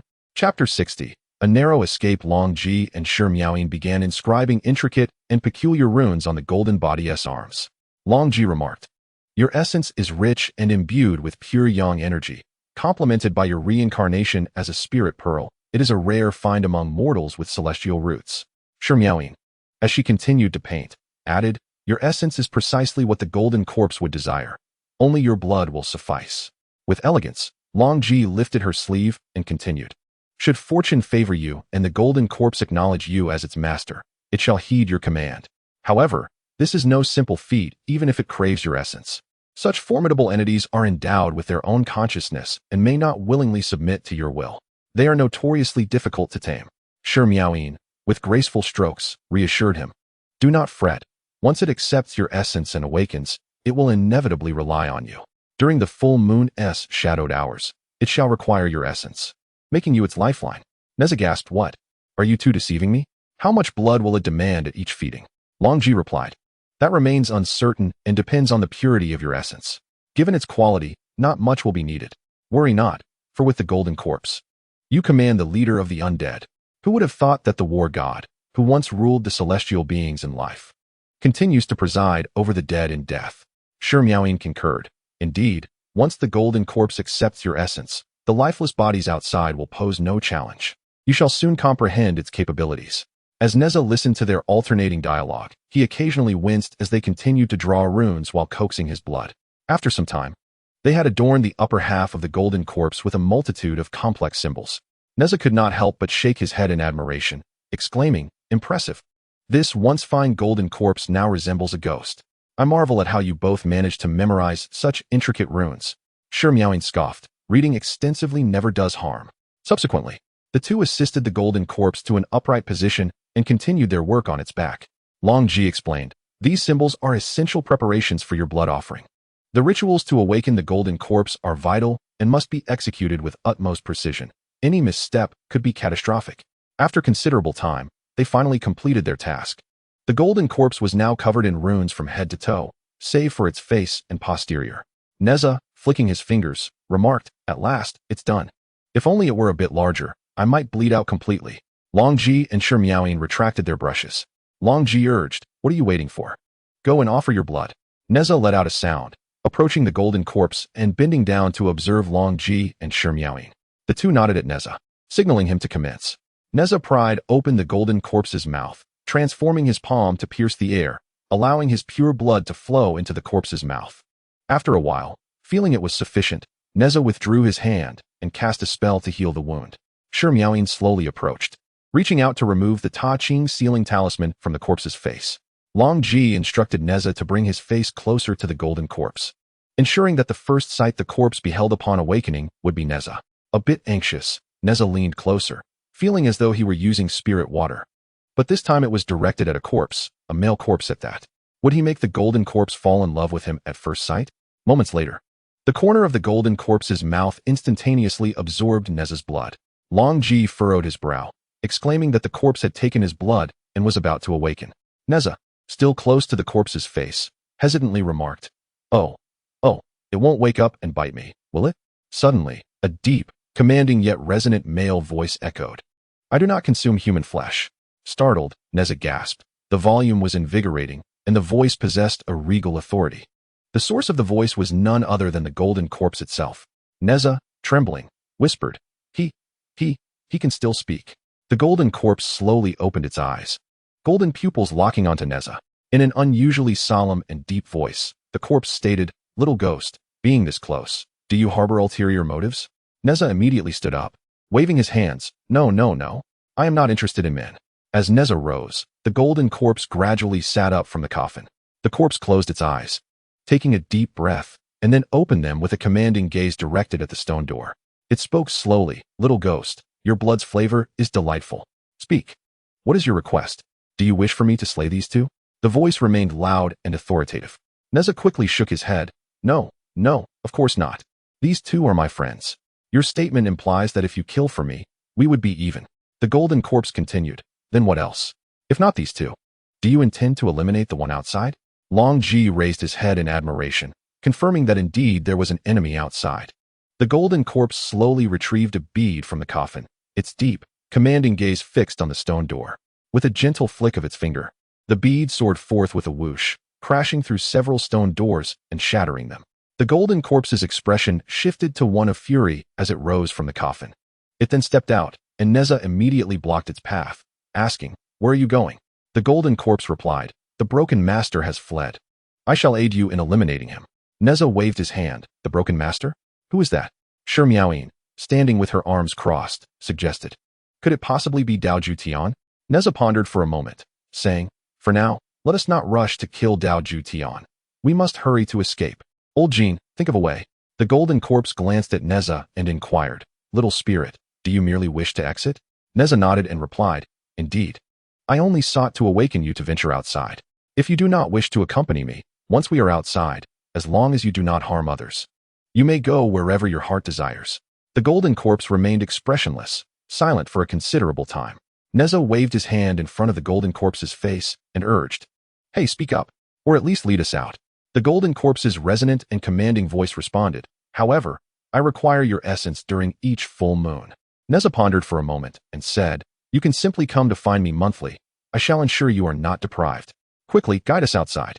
The golden corpse cast a glance at Nezha, then strode boldly to the stone door, effortlessly shattering it with a single punch.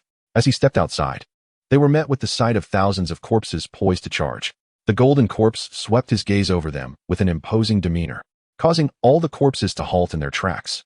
One by one, they retreated, forming a path and standing at attention, allowing the golden corpse to exit with grandeur.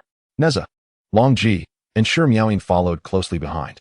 As they walked, Nezha looked triumphantly at the horde of corpses, thinking, Can't assert dominance now, can you? Your leader has emerged, and you've all cowered." After a brief moment, they finally emerged from the cave. After much toil, they had at last ascended. Nezha excitedly patted the golden corpse on the shoulder and said, "Brother Jean, thank you. By the way, I'm heading back with my friends now.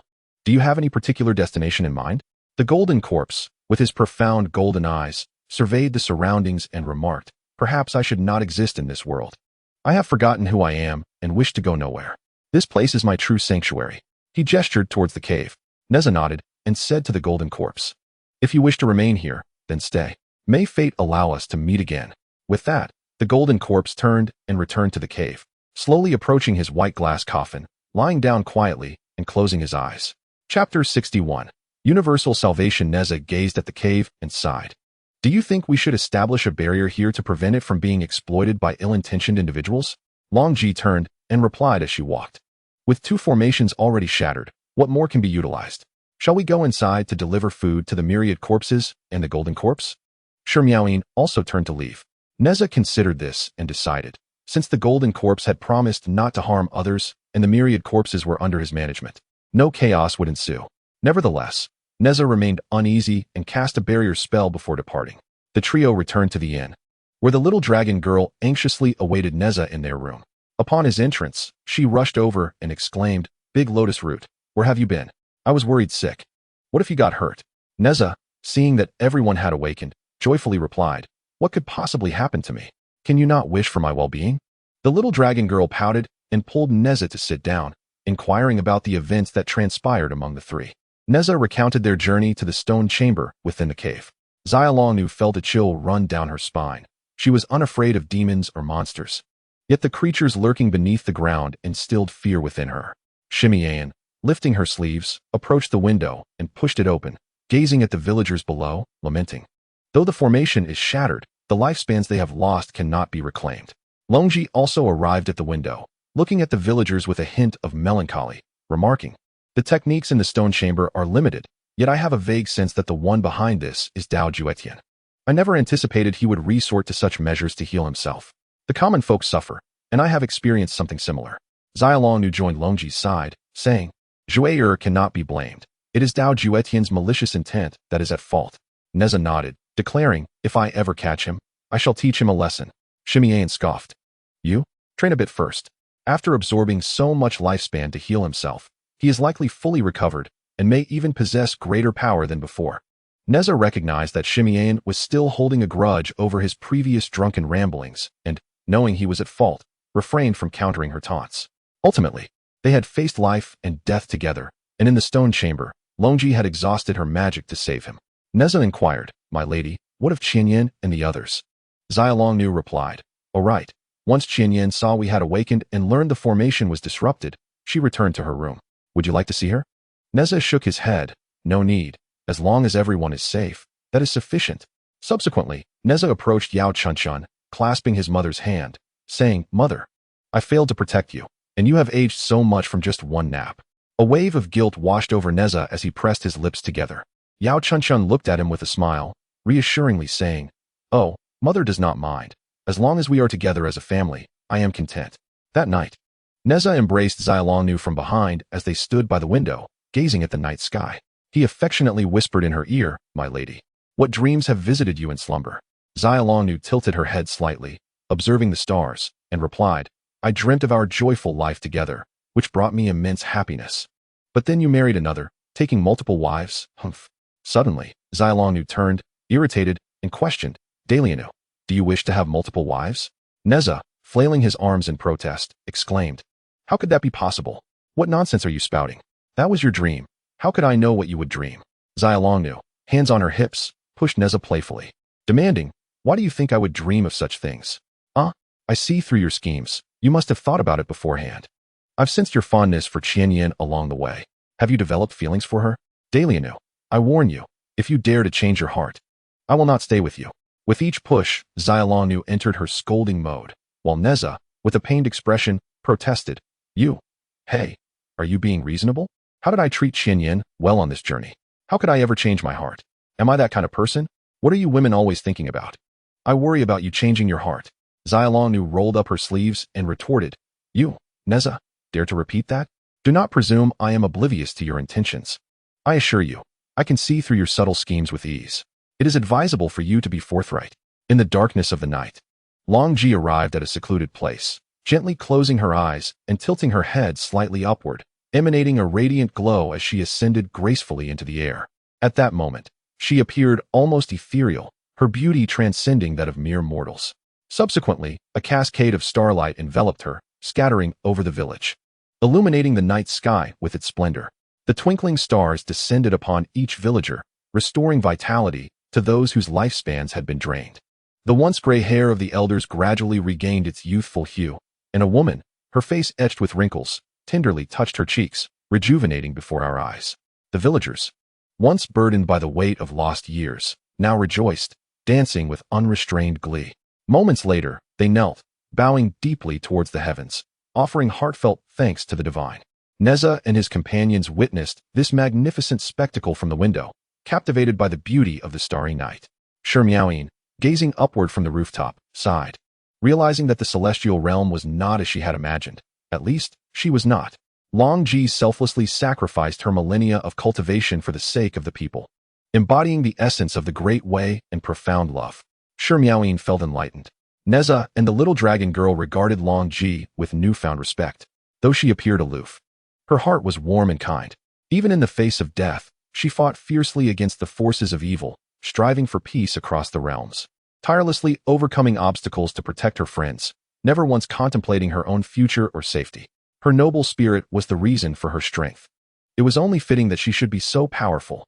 Nezha contemplated the vastness of what he still had to learn and felt grateful to have such friends.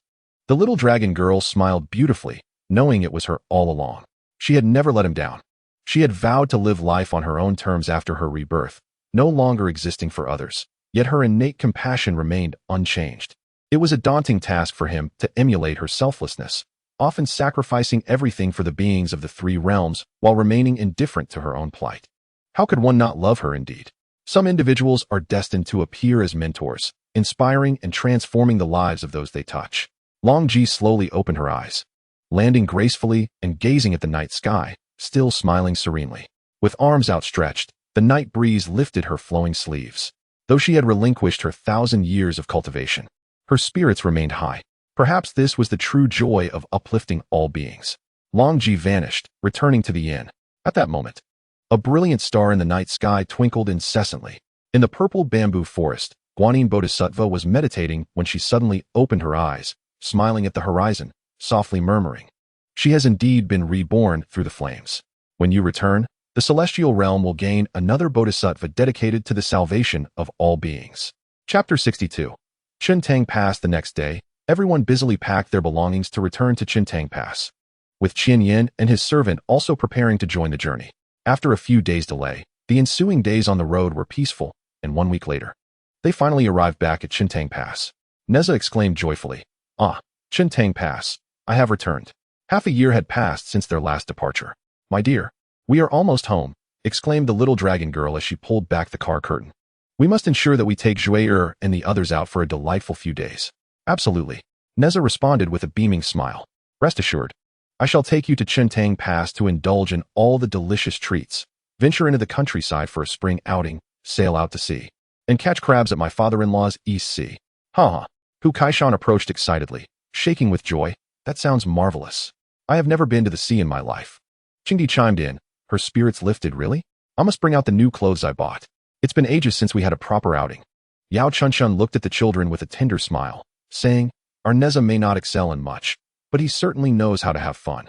Once we reach the Li residence, I will prepare a feast for you all, and after you are well fed, Nezha can take you out to play." The little dragon girl sweetly said, "Mother, you are so wonderful. I will help you soon." Longji chuckled softly. "Oh, so we shall have the pleasure of tasting the dishes prepared by Lana herself?" "Indeed, it will be my first visit to a human's home," replied Miaoyin. The little dragon girl then seemed to ponder something, turning to Nezha. "What do you plan to do about Qianyan?" Nezha's smile faded as he glanced back at Qianyan's carriage, contemplating for a moment before saying, "My dear, it's best you handle this. Perhaps you could persuade her to draft a divorce letter, but since we are here, we might as well see it through." As they journeyed, the group shared laughter and banter, and before long, they arrived at the Li residence. Upon entering, Nezha shouted, "Aunt Yang, I'm back." Aunt Yang, accompanied by the household staff, rushed out to greet him, embracing Nezha tightly. "Oh, my little ancestor, you've finally returned. Each time you go, it feels like an eternity. At my age, I wonder how many more times I can await your return." Nezha patted Aunt Yang's back, saying, "What nonsense. I brought you back to the Li residence to enjoy your golden years. From now on, both Longer and I will take care of you." "Qianyan, pulling back the curtain of her carriage, gazed at the plaque of the Li residence, reflecting, so this is the Li household, the place where he grew up. Ever since Nezha saved her in her dream, her animosity towards him had gradually faded, and curiosity about his life emerged. Initially, she intended to write a divorce letter to sever all ties and abandon her hatred. However, for reasons unknown, she found herself unable to finalize it. Since she was here now, she was eager to see what the place where Nezha was raised looked like. After dismounting from the carriage, the little dragon girl arranged for Qianyan's belongings to be moved into the Li residence and prepared a guest room for her. Nezha returned to his room to change clothes and clung to the little dragon girl, wrapping his arms around her waist as she led him away, saying, "Longer, it's been so long since we've returned home. Come play with me. There's no fun in the kitchen without you." As the petite maiden rolled up her sleeves and dragged Nezha along, she remarked, "Mother and Aunt Yang are overwhelmed with cooking for such a crowd. I must lend a hand. Be good and entertain yourself." Nezha, resembling a child, stubbornly clung on and protested, "No, aren't there servants? Why must you go to the kitchen? Didn't we agree you'd accompany me in carving wood? I haven't finished yet. Stay with me." Taking a deep breath, the maiden shouted, "Let go." Nezha instantly complied, standing still. She then tapped his head and said, "Hey, at your age, can't you amuse yourself? Mother works so hard on the way home and still has to cook. I must help. If you're bored, go find Feng Xiaoga or Hu Kaishan to play with. Why must you be such a nuisance? Stop right there. Don't follow me." As she turned, Nezha immediately reached out again to grasp her. Swiftly, she spun around, pointing at him and declared, "Don't move. Or else." Startled, Nezha promptly stood straight, pouting in a pitiful manner as he watched her head towards the kitchen. Ever restless, Nezha soon sought out Hu Kaishan for amusement, mumbling to himself about the fiery dragon's odd behavior, noting how Feng Xiaoga had become increasingly gluttonous, darting straight into the kitchen upon returning. Linger too, upon her return, rushed to her dilapidated clinic, taking the flame goddess with her, while the cosmic ring seemed lost somewhere. Upon returning, everyone scattered. Better to find Hu Kaishan to play.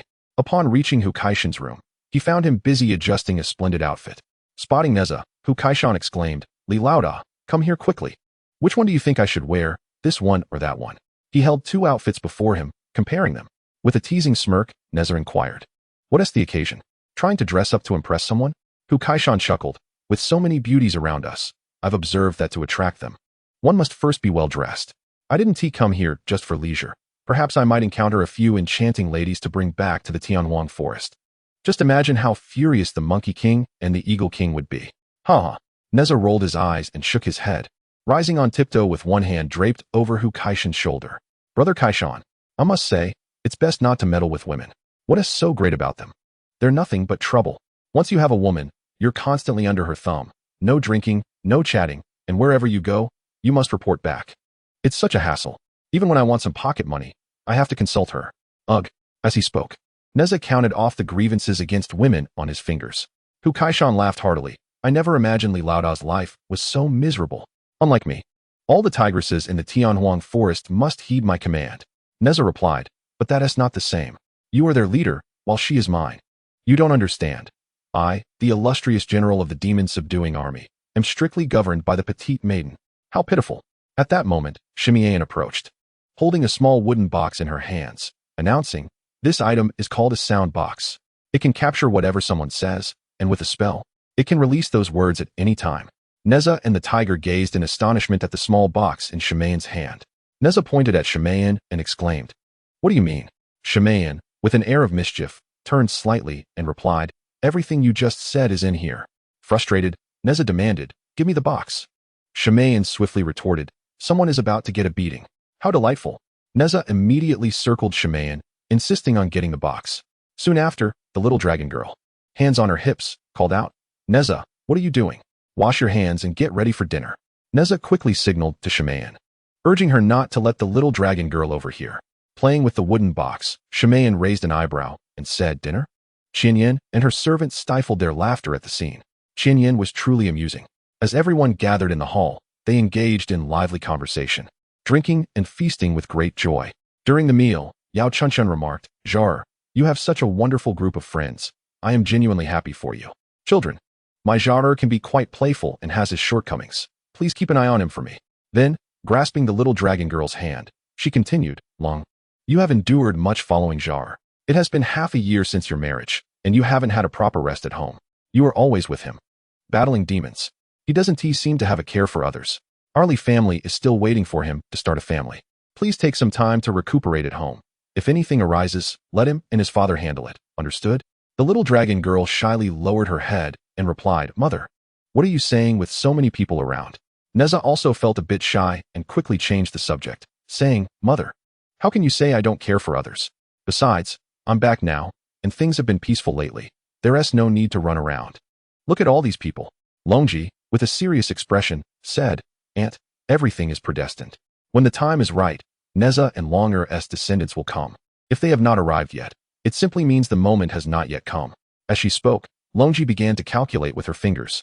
The little dragon girl widened her eyes and grabbed Longji's hand, saying, Zhou, are you getting carried away? It's time to eat. Longji closed her beautiful eyes, smiled gently, and replied, I am merely trying to enlighten it. The crowd erupted in laughter. After the meal, Longji took the little dragon girl's hand and said, Longer, I know of a place called Shangding Village near Qintang Pass, where spiritual energy is abundant. I plan to set off early tomorrow to absorb that energy. Last time, while breaking the array in the Golden Corpse tomb, I absorbed too much negative energy. This time, it's perfect for recovery. Shimayan approached, rolling up her sleeves, saying, I share the same intention. That negative energy contradicts our techniques. I must go as well. The little dragon girl, holding both their hands, suggested, Zhou, Sister Shimayan, why don't I accompany you? I can provide protection. Shimayan looked at the little dragon girl's clasped hands and reassured her, no need for concern. We are merely expelling residual ghostly energy. It is not a significant issue. We do not require protection. Longji smiled tenderly and said, Long, we shall return in a day? Wait for us. The little dragon girl, obediently nodding, replied, All right, I will wait for your return. The day after tomorrow, in the afternoon. I will ask Deliano to take us out for a picnic. Longji and Shimayan nodded simultaneously. The following dawn, they vanished in an instant, heading towards Shangding Village. Nezha emerged from his room, stretching leisurely as he remarked, What a splendid day. Time to go out and play.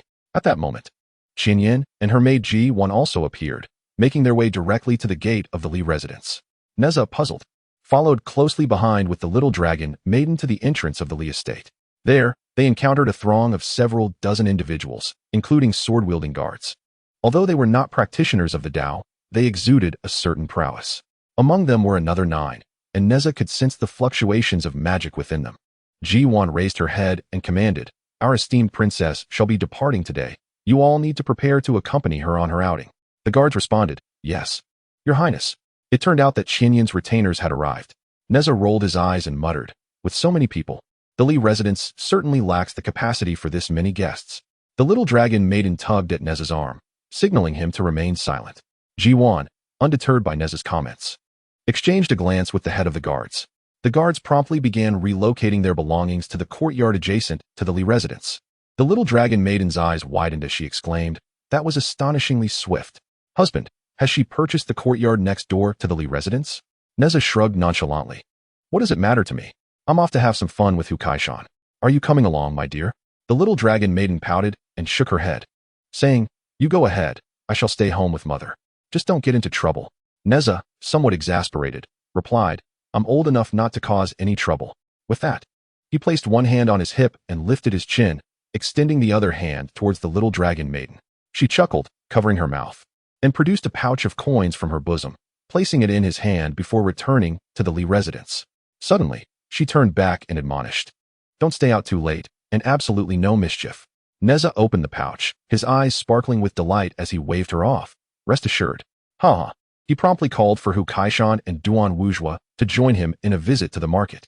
At that moment, Qinyan had finished her preparations and, alongside Ji-Wan and dozens of guards, made a grand exit to the streets. Well, not quite. A shopping excursion indeed. Big brother Duan, where shall we go to have fun today? Nezha swung the pouch of coins, declaring, See this? We have money now. Naturally, we can buy whatever we desire. With little dragon maiden absent, we can truly enjoy ourselves. Hu Kaishan chimed in cheerfully, Big brotherly, I've heard of a place teeming with young maidens. Look at you. Despite being younger than me, you're already married. Why not arrange a couple of connections for me? Duan Wuzhua, suppressing laughter, added, Exactly, big brother. You and little dragon maiden are destined for eternity, so you ought to help us out too. Nezha, feigning seriousness and stroking his chin, mused, You both make valid points. Let us discuss this. A mischievous grin spread across his face. As the three swaggered down the street, a sudden crowd appeared, blocking Nezha's path. He glanced at the newcomers, hands on his hips, and declared, "Oh, isn't that Wang Ergu? What's this? Haven't you been bullied enough by me since childhood? Do you still dare to obstruct my way?" From a distance, Wang Wenxian spotted Nezha and his companions, deliberately leading a group of subordinates to obstruct Nezha's path. Although they had fought since childhood, it had been quite some time since their last encounter. Nezha had finally returned, and it was imperative to make arrangements, for without Nezha, Qintang Pass lacked its vibrancy. Wang Wenxian, with an air of nonchalance, raised his head and proclaimed, "I say, Li Chup, after all this time, how is it that you remain so full of yourself? I am Wang Wenxian, not some Wang Ergu. Care for a fight?" Nezha, hands on his hips, threw back his head and laughed. "Have you ever bested me even once? Every time, it has been I who left you in disarray." Wang Wenxian, waving his fan, retorted, "Do not get too cocky. I know you picked up some tricks at that dilapidated academy. My father has arranged for me too. See those few behind me? They are also practitioners. I am no longer afraid of you. Shall we test our skills today?" Nezha, still laughing heartily, replied, "A test it shall be. Do you think I fear you?" He then leaned over to Hu Kaishan and Duan Wuzhua, whispering, "You two, refrain from using spells, and do not be too harsh. This fellow has been with me since childhood, and is practically a childhood friend. Let us just play around." Hu Kaishan rubbed his hands together, declaring, "All right, it's time to stretch my limbs." Duan Wuzhua, with a crooked smile, added, "No problem. Let us entertain ourselves." After a synchronized clap, Nezha and his companions engaged in a spirited brawl with Wang Wenxian and his entourage in the streets. As they could not use magic in the streets, Nezha and his friends fought their way down the thoroughfare, chasing and being chased. Before long, the entire street was in chaos, with people in disarray. Qianyan, accompanied by her retinue of several dozen guards, was browsing at a fabric shop when the commotion erupted outside. Nezha and Wang Wenxian's group were in hot pursuit, and Nezha dashed to a roadside charcoal vendor, seizing charcoal to hurl at Wang Wenxian and his followers. Hu Kaishan and Duan Wuzhua, finding the scene amusing, joined in the charcoal throwing. Wang Wenxian, covered in black soot, exclaimed, "Hey, you filthy brat, throwing charcoal at my face. Li Chup, you wait for me. Get them. Beat those three." Upon running out of charcoal, Nezha looked at Wang Wenxian's sooty visage, and the trio pointed and laughed heartily, then immediately shouted, "Run." Hearing the commotion outside, Qianyan and Ji1 stepped out of the fabric shop to assess the situation. However, they found themselves blocked by the throng of people. Qianyan spotted Nezha and his companions, their hands outstretched and dark as coal, rushing towards them. Just as Nezha and his friends were being pursued, they caught sight of Qianyan's group blocking the street and shouted, "Clear the way." As they neared Qianyan's group, it was too late to stop. Reluctantly, Nezha and his companions turned back to re-engage Wang Wenxian's crew. Seeing Nezha and his friends being chased, Qianyan promptly instructed her subordinates to assist. Thus, the scene in the street became even more chaotic. A fierce altercation erupted between the several dozen followers of Wang Wenxian and the numerous subordinates of Qianyan, resulting in a chaotic scene. As Hu Kaishan witnessed Qianyan's men charging forward with weapons drawn, he indiscriminately retaliated against anyone in his path, sending one of Qianyan's guards hurtling towards Duan Wuzhua, who narrowly escaped a fatal blow. In the midst of the turmoil, Nezha and Wang Wenxian, who had been rivals since childhood, engaged in a comical tussle, with Wang Wenxian pulling at Nezha's mouth while Nezha dug into Wang Wenxian's nostrils, both grimacing and grappling with one another. At that moment, a messenger from the Li residence arrived with urgent news. "This is bad, young madam. The young master is outside in a brawl." Yao Chunchun and Xiaolong immediately rose in unison, exclaiming their surprise. Xiaolong, filled with concern, wondered aloud how her husband could have gotten into a fight so quickly after stepping out. "Where are they?" The servant replied, "It seems they are on West Street, and the commotion may have reached Cloth Store Street. You must go see." Xiaolong turned to Yao Chunchun, reassuring her, "Do not worry, mother. I shall investigate." With that, Xiaolong vanished in a blur, swiftly soaring across rooftops to the scene. Nezha and Wang Wenxian were engaged in a flurry of blows. Although Wang Wenxian possessed some martial skill, he was no match for Nezha. Without resorting to any spells, Nezha delivered a resounding slap that spun Wang Wenxian around. As Nezha observed the dark imprint of his hand on Wang Wenxian's face, he doubled over in laughter. Suddenly, a hefty woman, weighing over 200 pounds, appeared before the cloth store, charging in with a furious cry, "Who dares to bully my husband?" Nezha, Hu Kaishan, and Duan Wuzhua gaped in terror at the approaching figure, whose thunderous footsteps seemed to shake the ground. The robust woman barreled into Hu Kaishan, sending him flying as if he were a mere feather, and without any protective spells, he was left momentarily stunned. The impact propelled him into Nezha, who was knocked off balance and stumbled to the side, eyes wide in alarm as he caught sight of Qianyan. Instinctively, Nezha reached out to steady himself, inadvertently grasping the voluptuous contours of Qianyan's bosom. The two lost their footing and fell to the ground, Nezha quickly shutting his eyes to avert an unfortunate collision. And after a brief moment, he opened them to find that he had narrowly missed a kiss, only brushing against her cheek instead. Qianyan stood there, utterly flabbergasted. At that precise moment, Xialong gracefully descended, gasping in disbelief as she covered her mouth in shock at the sight before her. She was not alone. The onlookers, including Hu Kaishan, Duan Wuzhua, Wang Wenxian, and the hefty woman, collectively inhaled sharply, their expressions frozen in astonishment at the sight of Nezha and Qianyan sprawled on the ground together. The scene lingered in a surreal stillness. Nezha, breaking the silence, turned to glance at the bewildered crowd behind him. Qianyan let out a piercing scream. Nezha furrowed his brow, observing the stunned expressions of those around him, and raised a finger to his lips, whispering, "Shh, don't scream." He then placed his hand back on Qianyan's bosom.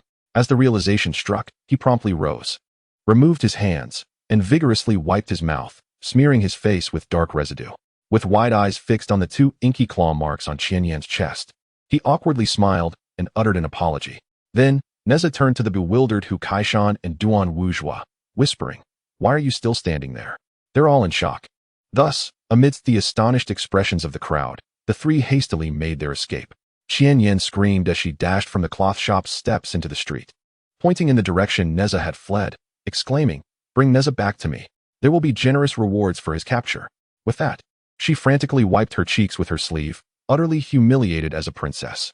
Wang Wenxian and his entourage soon approached, suddenly aligning with Qianyan's guards. Wang Wenxian raised his hand, shouting after them. Consequently, dozens pursued Nezha and his companions. Wang Wenxian turned to the hefty woman beside him and declared, "My dear, we must also give chase." The little dragon maiden, covering her mouth in fright, immediately flailed her sleeves and stamped her foot, exclaiming, "That wretched Nezha, he infuriates me." With that, she joined the throng in pursuit. Chapter 64, Quarrels and Misunderstandings. Nezha and his companions ran through a bustling tavern, darting from the first floor to the second, colliding with numerous patrons and scattering tables in their wake. The tavern erupted into chaos. In a moment of desperation, Nezha snatched a kettle of hot water from a server and hurled it backward, shouting, "Wang Ergu, catch!" Wang Wenxian, noticing the flying kettle, executed a kick to send it soaring, declaring, "You think you can harm me? Not a chance." The scalding water splashed onto his own followers, causing them to yelp in surprise. Wang Wenxian, aghast, watched as one of his men accidentally jabbed a fan into his mouth, exclaiming, "An error. Curse that Nezha. After him," he bellowed. Thus, a throng of dozens filled the tavern's second floor. Nezha and his companions reached the window on the second floor and leapt out, with Nezha turning back to make a silly face at Wang Wenxian. Infuriated, Wang Wenxian and his followers leapt after them. The window was too small, causing a bottleneck for many. After some time, Qianyan's group and Wang Wenxian's south entourage reached another street, but Nezha and his companions had vanished, prompting a frantic search. In a narrow alley, Nezha, Hu Kaishan, and Duan Wuzhua opened 3 empty wine barrels. Nezha poked his head out, whispering, "Hey, Kaishan, Wuzhua, they've left." Emerging from the barrels, Nezha clapped his hands together, saying, "Just like that, I had them spinning in circles." Hu Kaishan, grinning foolishly, replied, "That was exhilarating. Haha, too bad we can't use magic or harm them, or they'd be crying for their mothers." Duan Wuzhua placed a hand on Nezha's shoulder, saying, "Hey, boss, I think I saw your sister-in-law there too." Hu Kaishan leaned in from the other side, also placing a hand on Nezha's shoulder, adding, "Lida? I think I saw her as well." Nezha stroked his chin, pondering, "That's unlikely. She's at home with my mother." Duan Wuzhua nodded, "I'm not certain either. It was too chaotic earlier." The three of them ambled shoulder to shoulder, heads bowed, toward the alley's exit. Hu Kaishan declared it impossible, asserting that his eyesight was quite keen, and he truly had seen it.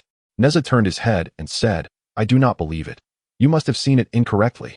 The three engaged in a serious discussion, oblivious to the throng of people from Qianyan encircling them. Qianyan stood behind Nezha, one hand on her hip and the other gripping her sword, glaring at Nezha and his companions.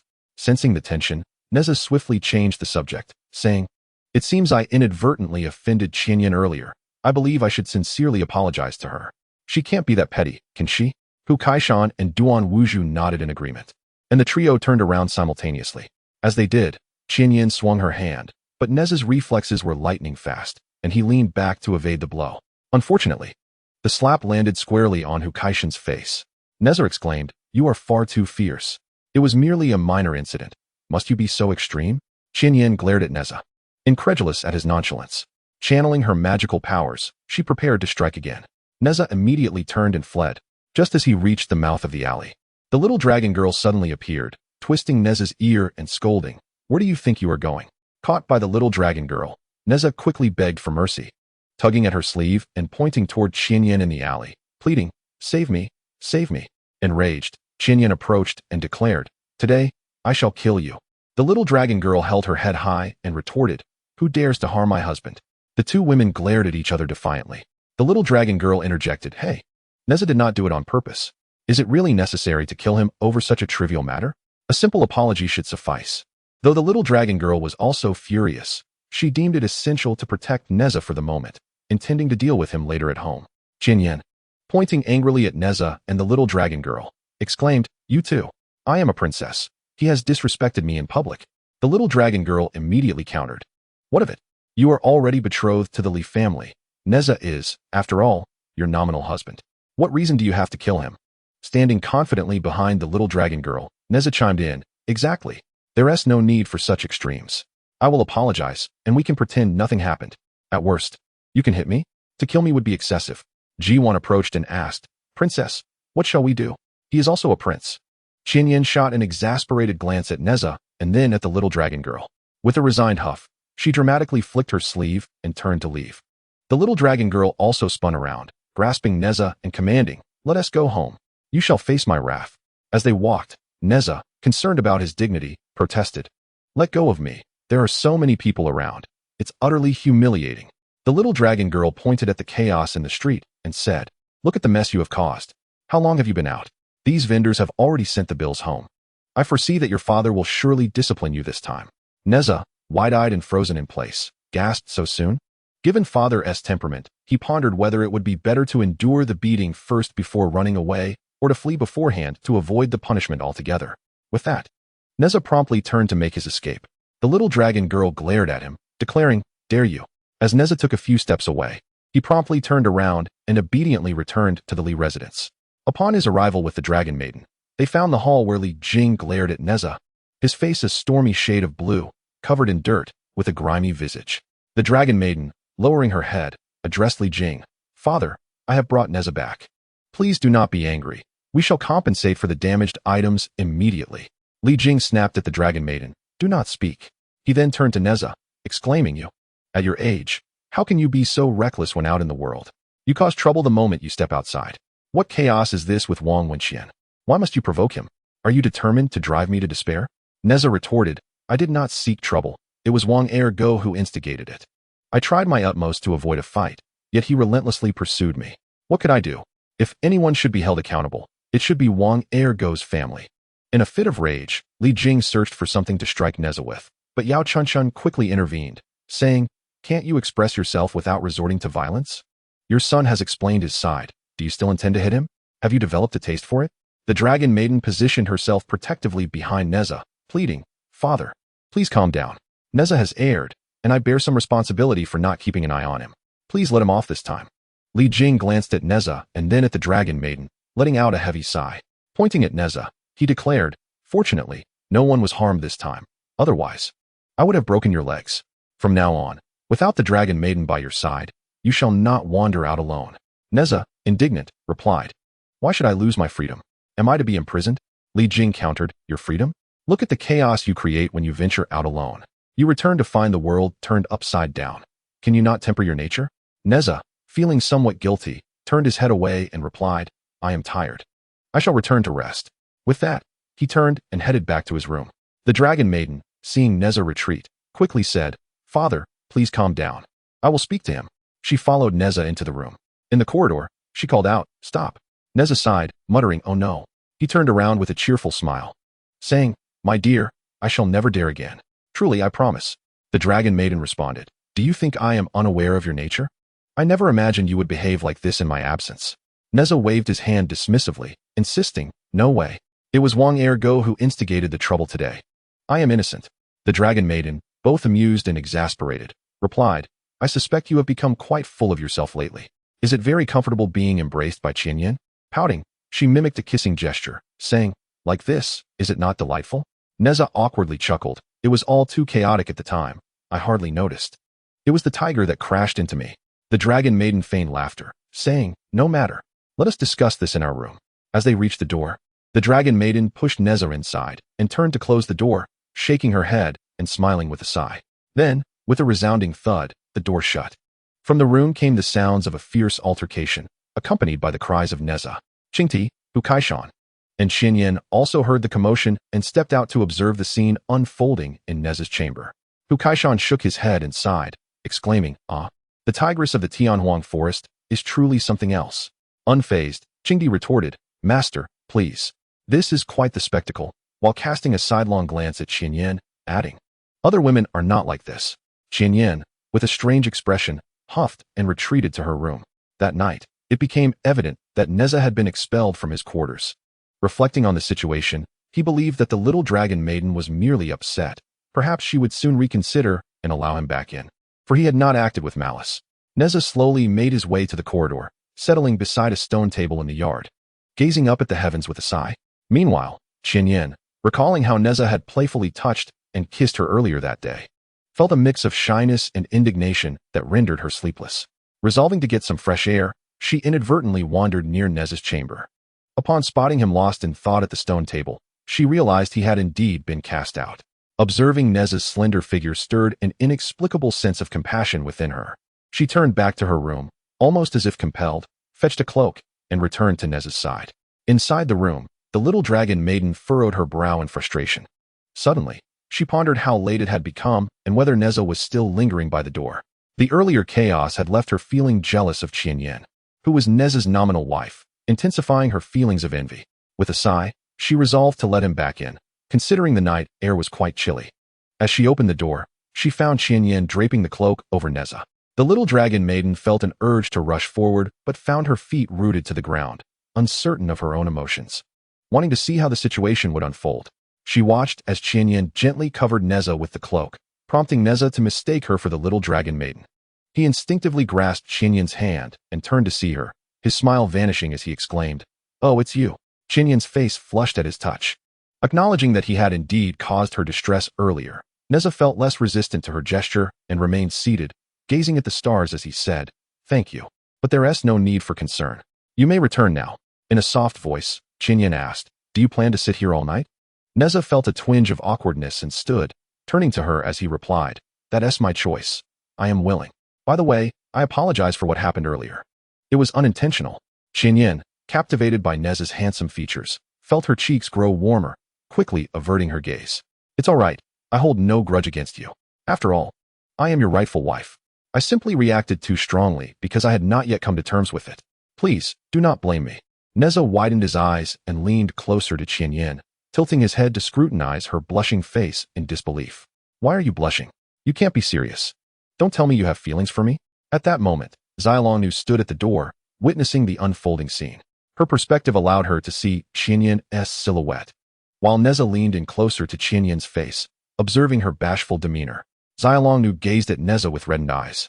Qianyan, biting her lip, spoke. "You know exactly what you are asking." Nezha immediately raised his head and exclaimed, "No way, sister. You are here to kill me, seeking vengeance. I implore you to exhibit some professional ethics. Your behavior makes my tasks exceedingly difficult. Enough is enough. It is impossible for us to be together." Qianyan, adopting a serious expression, retorted, "Marrying you is still a possibility. What else could be impossible? I am not demanding that you fall in love with me immediately. Feelings can develop gradually. Regarding the feud between our families, I do not believe it is solely your fault. I no longer wish to seek revenge." Nezha, resting his hand on his face, had never felt so speechless. "Let me clarify. The only reason I am keeping you here is that I need you to draft a divorce decree. My heart belongs solely to Zhou. As you have seen, I have already been cast aside by her. I beg you, let me be. In this life, indeed in the next, and in the lives to come, my heart will forever belong to Zhou. No one else is conceivable. Do you understand?"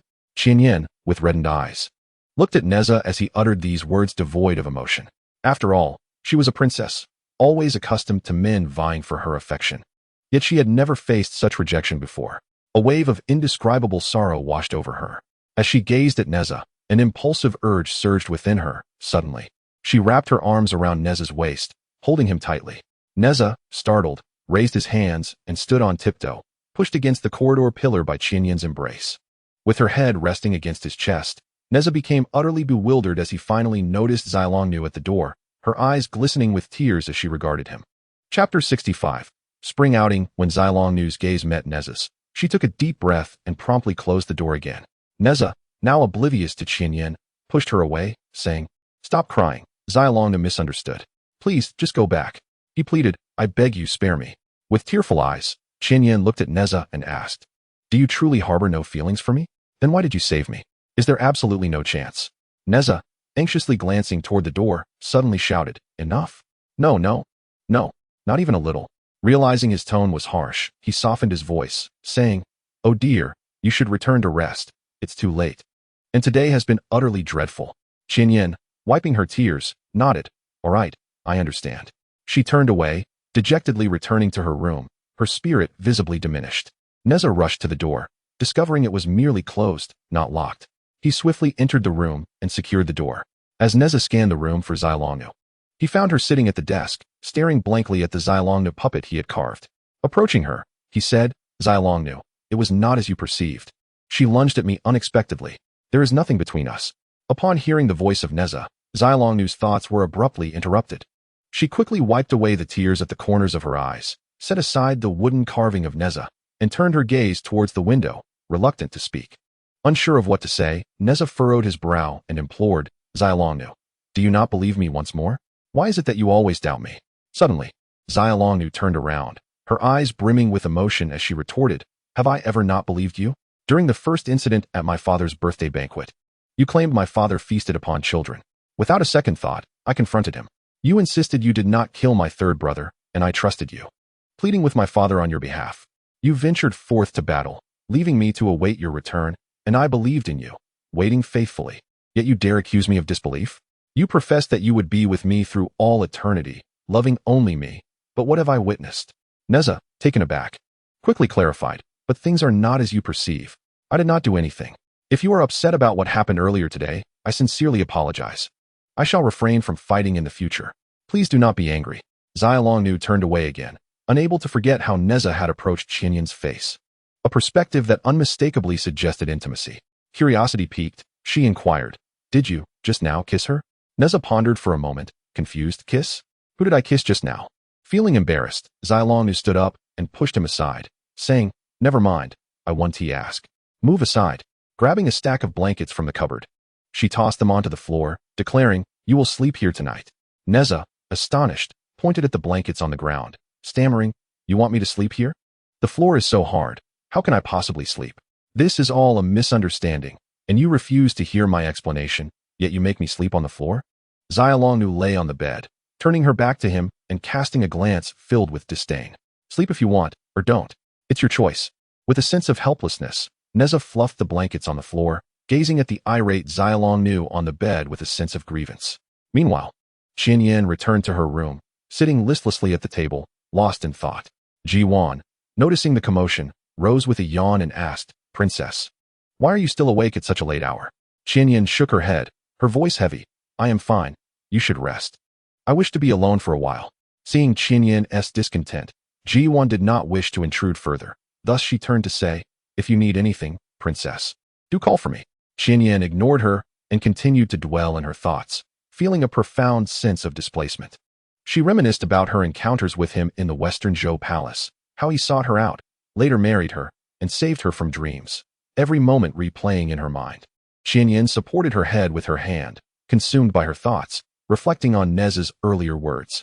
"Ah, how I envy Zhou, to have such a devoted husband. He may be perfect, yet he is not mine. Love cannot be coerced. As a princess, I have lowered myself time and again for him, yet he has granted me no opportunity. Enough, I feel utterly exhausted. Vengeance remains unfulfilled, and how can I bring myself to act? I long to return home." As she pondered, Qianyan approached the bedside, retrieving a box from beneath her pillow. Inside lay a delicate piece of fabric, inscribed with a letter of separation.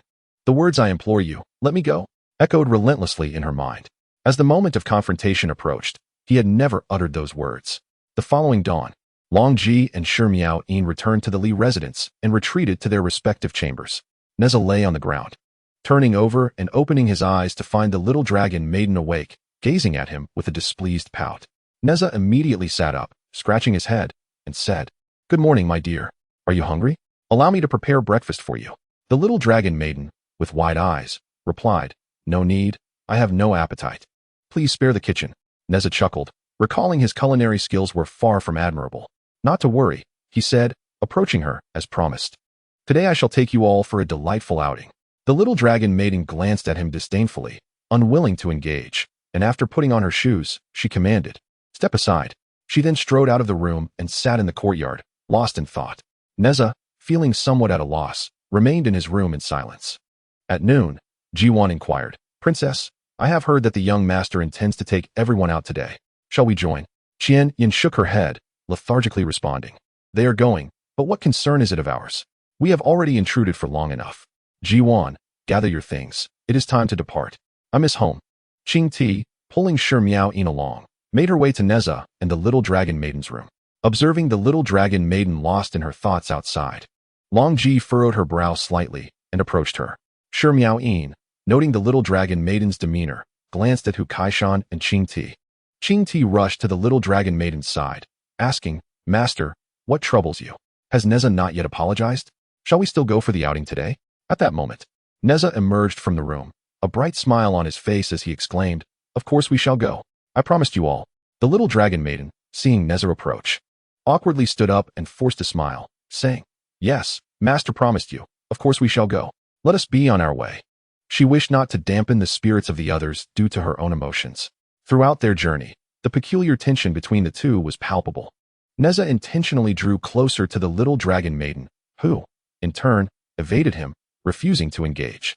Longji quietly inquired, "Have they quarreled?" The little dragon maiden, with her head bowed, offered no reply. Nezha, consumed by thoughts on how to cheer her up, felt a pang of discomfort at her discontent and indifference. Determined to mend the rift today. Moreover, he needed to find a way to persuade Qian Yin to leave, if she were unwilling to write the divorce papers. So be it, but she must not remain at the Li residence any longer. The group arrived at a charming mountain gorge with a waterfall, where the scenery was exquisite. Nezha, arms wide open, raced toward it, exclaiming, "Ah, the fragrance of the earth is delightful, and the waterfall is so clear. What a refreshing escape." Little dragon maiden, do you recall the time we ventured to Longnu Gorge during battle? The little dragon maiden cast him a sidelong glance, turning her head away without a word. Unable to endure the awkward atmosphere any longer, Longji approached the waterfall, gently closing her eyes and inhaling the fresh air. Disinterested in the cryptic banter exchanged between the two, Shimiao pondered how she had missed an entire spectacle in her absence. Determined to uncover the events that transpired, she cleared her throat, raised her chin, and inquired Tiger Kaishan, "What transpired?" Immediately, Tiger Kaishan lowered his head, resembling a child caught in mischief. Nezha, observing Tiger Kaishan's demeanor, feared he might divulge his misdeeds, and quickly interrupted, "What are you talking about? Nothing happened." Shimiao shut her eyes momentarily and began to recite, "The celestial beasts are imprisoned in combat." Before she could finish, Tiger Kaishan interjected, "Boss, no? I'll tell you. Nezha led me and Duan Wuzhua into a brawl. And he even touched Qian Yin." Tiger Kaishan gestured with his claws across his chest, continuing, "He even kissed Qian Yin. Oh, and last night, I saw him with Qian Yin under the moonlight." Furious, Nezha pointed at Tiger Kaishan, exclaiming, "You, what nonsense are you spouting? I did not." In a fit of rage, Nezha lunged forward, shouting, "You betrayed me." Shimiao swiftly recited, "The celestial beasts are imprisoned in combat, the heavens and earth." The next moment, a resounding "ah" echoed as Shimiao dashed forward and delivered a swift kick to Nezha's rear, sending him skyward. Tiger Kaishan gaped, his hands nearly covering his mouth in astonishment. Chapter 66. The mysterious underground palace. Seeing Nezha being reprimanded, the little dragon girl rushed over, calling out, "Nezha." Once on the ground, Nezha sat, grimacing as he rubbed his backside, grumbling, "Why do you always kick people in the rear? That hurt." Meanwhile, Longji stood by the waterfall, her back to everyone. Her beautiful eyes wide open, brows furrowed, a hint of anger flickering in her gaze. Shi Miaoyin looked at the little dragon girl with confusion. He's in this state. And you still feel sorry for him? The little dragon girl, supporting Nezha's arm, recalled his previous actions and, in anger, turned away. Nezha, grinning while rubbing his rear, reached out to grasp the little dragon girl's hand, saying, "Don't be angry, little dried fish. What Kaishan said is a misunderstanding. I've said it many times. There was nothing romantic under the flowers and moon. You've misunderstood." Pouting, the little dragon girl retorted, "I saw it myself. I don't want to talk to you." Frustrated, Nezha jumped up and shouted, "Why don't any of you believe me? Yes, I was wrong for fighting on the street yesterday. But my relationship with Qianyin is innocent." Longji exhaled slowly, then turned to say, "Enough with the bickering. If it's a misunderstanding, then resolve it. Longer, your husband is your choice. Whether to trust him is entirely up to you." She then turned to Nezha, addressing him lightly. "You have neither sinned nor need to explain to us. If you truly care for Longer, you will find a way to mend the rift. Should you betray her, I assure you, you shall meet a fate most dire." The last 4 words were pronounced with deliberate slowness, exuding a sense of authority that rendered her statement indisputable. Nezha, feeling increasingly exasperated by the accusations thrown at him, chose to ignore the matter, huffing as he turned and continued his path into the mountains. The little dragon maiden watched as Nezha turned to leave, feeling a surge of anger. She softly called out to him, "Nezha," and with a flick of her sleeve, huffed in irritation. The formidable tiger Kaishan, with his round, gleaming eyes, observed the two and, in a display of pride, stomped his foot and followed suit with a huff. Shi Miaoyin rubbed her forehead in exasperation.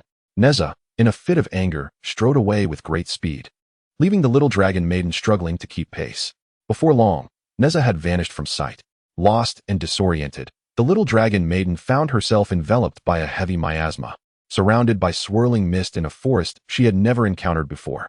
"Where am I?" she pondered, as she scanned her surroundings. She suddenly caught a glimpse of Nezha's figure moving deeper into the fog-laden woods. Without hesitation, she gave chase, but despite her efforts, she could not catch up. Realizing she was utterly alone, the little dragon maiden's heart raced. Suddenly, she cried out as she fell into a deep pit, plummeting downwards until she finally landed with a thud. Looking up at the sky, she muttered, "Who dug this pit? It's so deep. It must be dozens of meters." Sitting at the bottom of the pit, she dusted off her hands, only to be horrified by the sight surrounding her. Bones littered the ground. In sheer terror, she screamed, "Nezha! Zhuang'er!" Meanwhile, Nezha was frantically searching for the little dragon maiden. He spotted Longji and soared towards her, exclaiming, "Longji, have you seen the little dragon maiden?" Longji frowned slightly, gazing into the misty forest ahead, and remarked, "It seems something has gone awry with the dragon girl. This forest is no ordinary place." Nezha's eyes widened in alarm as he softly called out, "Little dragon maiden." Without a moment's hesitation, he dashed into the miasma-laden forest. Longji, uninterested in stopping him, began to weave a spell to disperse the noxious fog. Shi Miaoyin, Qing Ti, and Tiger Kaishan descended from the sky and landed beside Longji. Qing Ti inquired, "Where's my master?" Shi Miaoyin, peering into the depths of the forest, responded, "This forest is indeed peculiar. The severity of the miasma suggests it has been ensorcelled. Oddly, the enchantments appear to be mere illusions, rather than harmful traps." Longji spoke softly, "The dragon girl must be within. Nezha has entered as well." With that, she dispelled a significant amount of the miasma, her form vanishing as she ventured into the woods. Shi Miaoyin, Qing Ti, and Tiger Kaishan followed suit, disappearing into the forest. Nezha, his forehead glistening with sweat, called out anxiously, "Little dragon maiden, where are you?" At that moment, the little dragon maiden was preparing to cast a spell to escape the pit. As she began her incantation, a gigantic, sticky vine-like appendage stealthily crept up behind her, swiftly ensnaring her and pulling her away. "Who is that?" she cried. She attempted to fly away using her magic, but to no avail. Drawing her dream sword, she swung it at the sticky vine, but it seemed to possess remarkable elasticity, bouncing off as if striking a cotton ball, unaffected by her sword's aura. In an instant, the little dragon maiden was dragged deeper into the shadows. In the blink of an eye, the sticky vine around her waist vanished, and she sprang to her feet, clutching the dream sword and warily surveying her surroundings. The area was eerily expansive, and before her stood a grand stone door, towering at 5 meters high, inscribed with the words Qian Yuan Underground Palace. The little dragon maiden contemplated, "Qian Yuan Underground Palace? I am only aware that the Qian Yuan Mountain's Golden Light Cave is the place where Master Tai practiced. But what is this Qian Yuan Underground Palace?" The little dragon girl examined the stone door, its intricate and exquisite reliefs captivating her attention. Upon closer inspection, it appeared to depict a chaotic battle among a multitude of demons and monsters, with a deity emerging to rescue humanity. Later the deity garnered great reverence. This divine being fell in love with a mortal, which piqued her interest. However, this mortal, rather ungrateful, sought the immortal's eternal life. How foolish of the deity to willingly offer his heart to a mere mortal. Eventually, that mortal bestowed the stolen heart upon his beloved. How melodramatic. The deity, having lost his immortal heart, succumbed to the demonic path and became a monster. But what happened next? The little dragon girl scrutinized the reliefs in search of the continuation of the tale. After an exhaustive search, she found nothing. She pondered whether this underground palace belonged to that deity. Why would it be buried beneath the earth? Just as these thoughts crossed her mind, the stone door creaked open, emanating blinding white light that compelled her to shield her eyes instinctively. Suddenly, the underground palace's entrance opened, and a mysterious force drew the little dragon girl inside. At that moment, Nezha and Longji soared towards her, reaching out to grasp her. The little dragon girl called out to them, "Nezha, wait." Nezha responded with surprise. "Little dragon girl." Both Nezha and Longji pursued her into the underground palace. Shortly thereafter, Shimiaoing, Qing Ti, and Hu Kaishan arrived at the stone door just as it closed. Shimiaoing cast a fleeting glance at the reliefs, her expression flickering with complexity. Her gaze fixed upon the inscription above the stone door, Qianyuan Underground Palace. Qing Ti inquired, "Sure, we must enter." "They have all gone in." Hu Kaishan nodded in agreement. Without hesitation, Shimiaoing summoned her magical powers, her palms radiating energy as she spread her fingers like claws, gradually channeling her magic towards the stone door. Her hair billowed and her garments flowed as she forcefully pried the door open.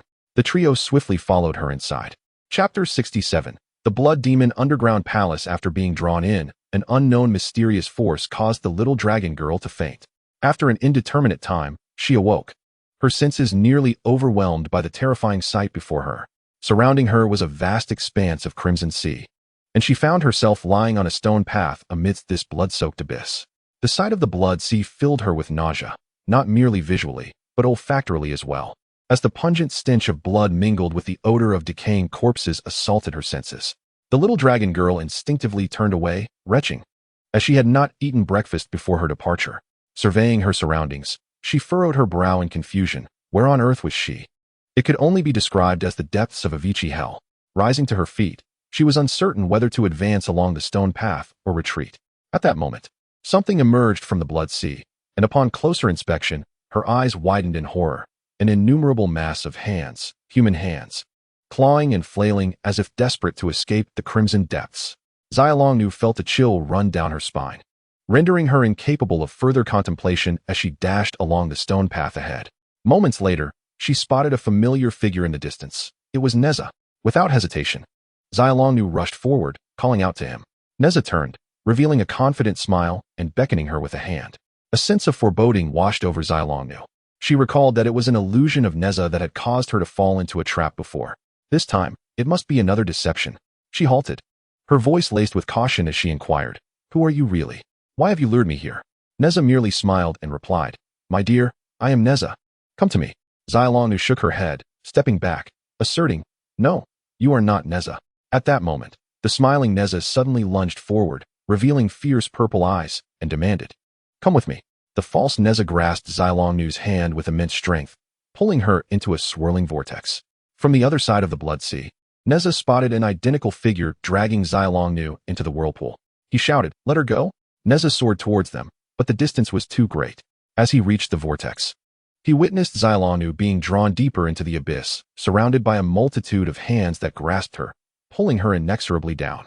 Desperation surged within Nezha, sweat beading on his brow. What demonic place was this? Xiaolongnu, glancing at the vortex's edge, saw Nezha's frantic gaze upon her. Tears streamed down her face as she cried out, "Nezha!" She struggled with all her might, but to no avail. "Nezha, I can't hesitate any longer. Even if it is hell, I shall brave it." Nezha leaped into the abyss, feeling an overwhelming force of hands clawing at him, dragging him deeper into the vortex.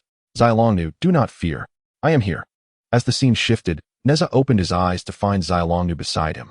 He immediately shook her, urging, "Xiaolongnu, wake up. Wake up."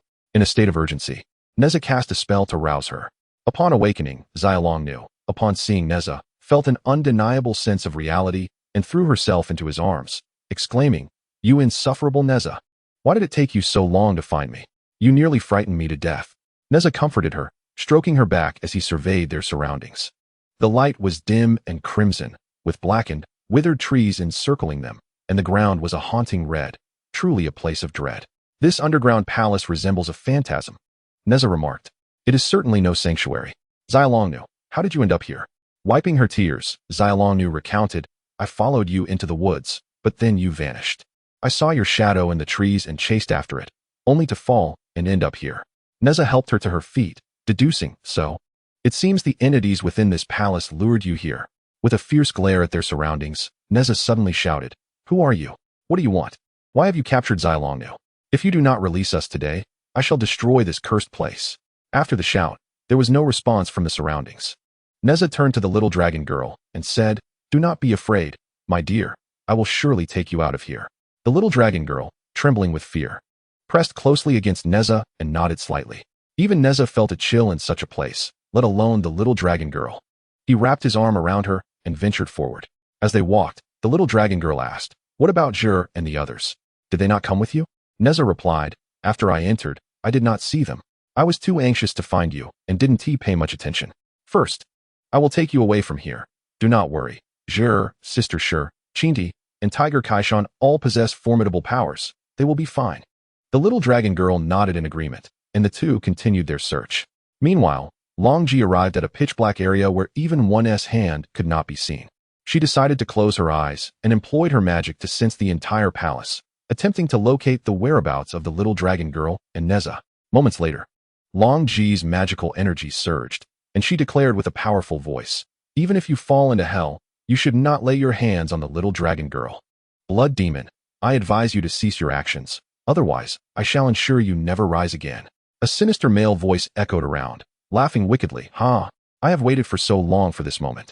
No matter how boundless your power is, here, it is my domain. Your tricks are of no use to me. The little dragon girl's heart is perfectly suited for my needs, and your compassionate heart is not bad either. However, since she has arrived, I have changed my mind. I want her heart. I want her heart." Longji replied with a cold smile, "You are a pitiable soul. I advise you to turn back while you still can. No one's heart here is suitable for you. Ultimately, it is your own choice. Losing your heart may still lead to enlightenment. But your unwillingness has led you to seize the Ghost King's heart and fall into hell. This is your own doing." The male voice continued, "I have no interest in your prattle. I know what you are offering, and I have a grand gift for you." With that, dark energy surged around Longji, and the ground was soon crawling with countless ghostly corpses. Longji's hair floated as she watched the emerging bodies and spirits with a slight frown. "Why do I keep encountering these things lately?" she mused. Summoning the Ingti sword, she brought her fingers together and reversed them, allowing droplets of her sacred blood to form at her fingertips. With a flick of her fingers, she evenly sprinkled the blood onto the blade of the Ingti sword. Then with a graceful motion, she tucked her hand behind her and raised her chin, holding the sword aloft. With elegance, the Ingti sword flew from her hand, its blade stained with Longji's sacred blood, slicing through the vengeful spirits in its path. Longji walked forward calmly, her sleeves flowing gracefully, as the spirits that dared to attack her were preemptively vanquished by the Ingti sword. The blood demon was one of the most terrifying entities in the three realms, and we have encountered it repeatedly of late. There must be a mastermind behind this.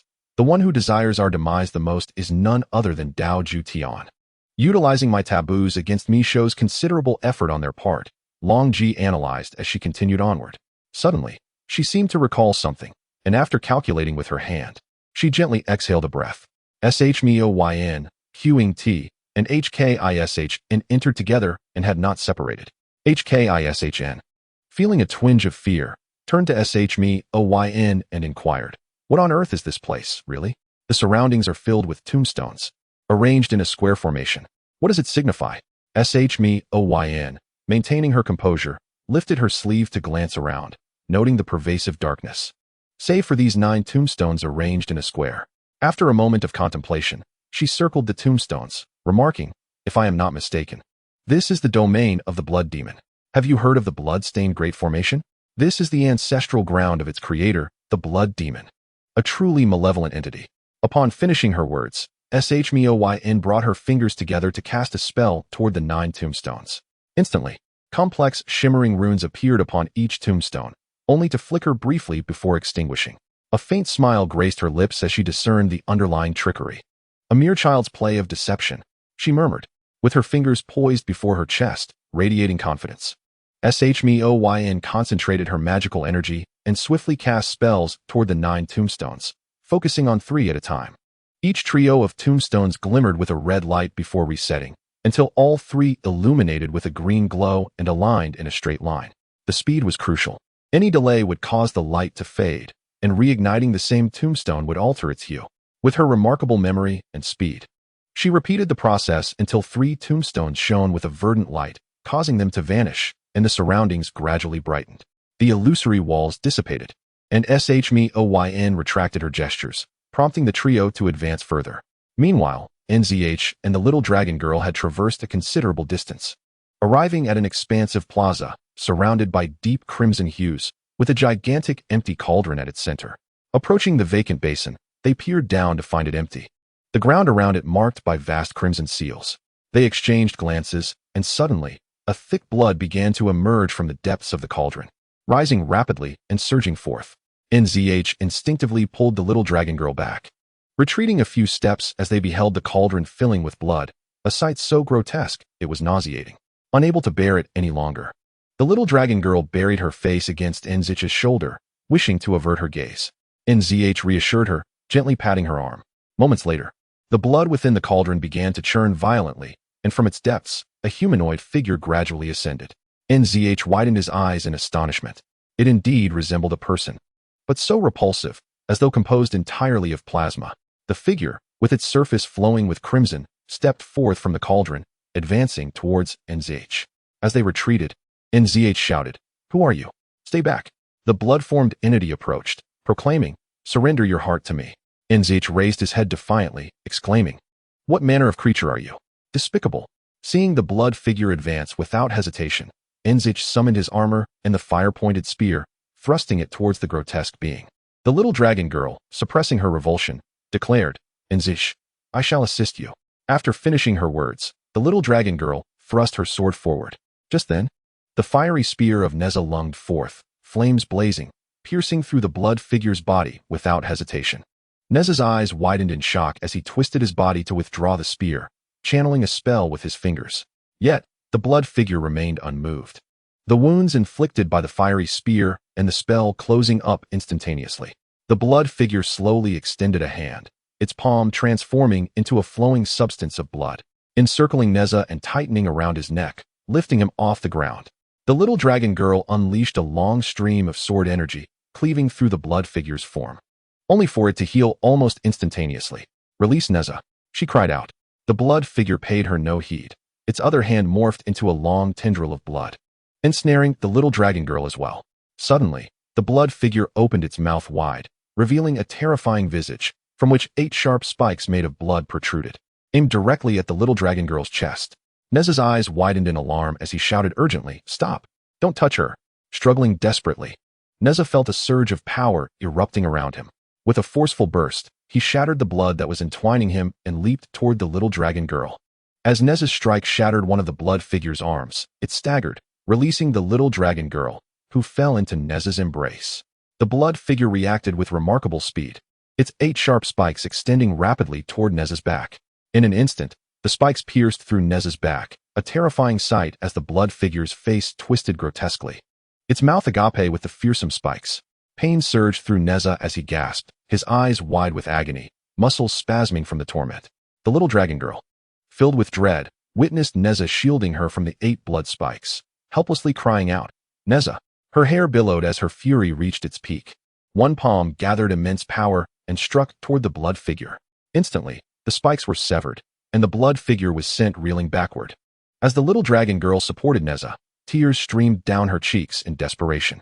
Nezha gritted his teeth tightly, blood gushing from the wounds where the spikes had pierced him. The blood drawn from him by the malevolent entity. How could these 8 tendrils not drain a person dry in an instant? Clenching his fist, Nezha shouted, "Ah!" His power surged, propelling both himself and the little dragon girl from the ground. He coughed up blood, pushing the little dragon girl aside with the fiery spear, pulling her close to his side. Originally intending to protect her behind him, He found himself unable due to the spikes lodged in his back. Sweat beaded on his forehead as he fixed his piercing gaze on the blood figure. Tightening his grip on the spear, he instructed the little dragon girl. "When I engage him, you must flee." The little dragon girl, heartbroken, shook her head. "I won't leave. If I go with you." Time was of the essence. The blood figure's arm, shattered by Nezha, was healing rapidly as it charged toward him with ferocity. Nezha raised his fist, summoning the universe ring, and dashed toward the blood figure, shouting, "Hurry and go." The little dragon maiden could never abandon Nezha. She thrust her sword forward, channeling all her magical energy with resolute swiftness. "I have told you, I cannot leave you behind," she declared. The blood plasma creature was excruciatingly resilient, impossible to kill. Even a blow to its head healed almost instantaneously. When struck, its body would shatter into fragments, only to reform immediately. Meanwhile, the creature's attacks were tremendously fierce, prompting Nezha to curse under his breath. What on earth is this? It is both repulsive and immortal. The blood plasma entity, with its claws outstretched, morphed into a viscous form. One of its hands ensnared the flame's spear once more, and the plasma swiftly spread to Nezha's body, ensnaring him entirely. He struggled to free himself from the spear, but it was too late. He found himself bound, his neck gripped tightly, his arms ensnared, and his back wounded, suspended helplessly in midair. Realizing the peril he faced, Nezha watched as the little dragon maiden charged towards the blood plasma creature again, gritting his teeth in determination.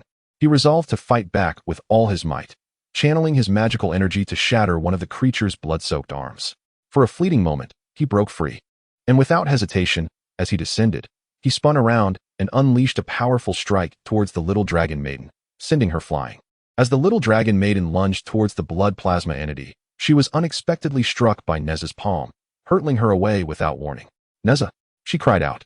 Nezha, having just landed on one knee, reached out sorrowfully as he watched her soar away, only to be instantly ensnared by the overwhelming blood plasma.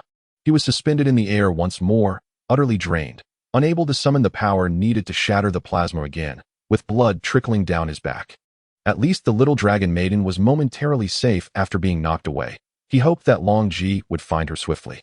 Nezha raised his gaze towards the blood plasma creature, which extended a massive spike from its mouth, aiming it directly at Nezha's chest with brutal intent.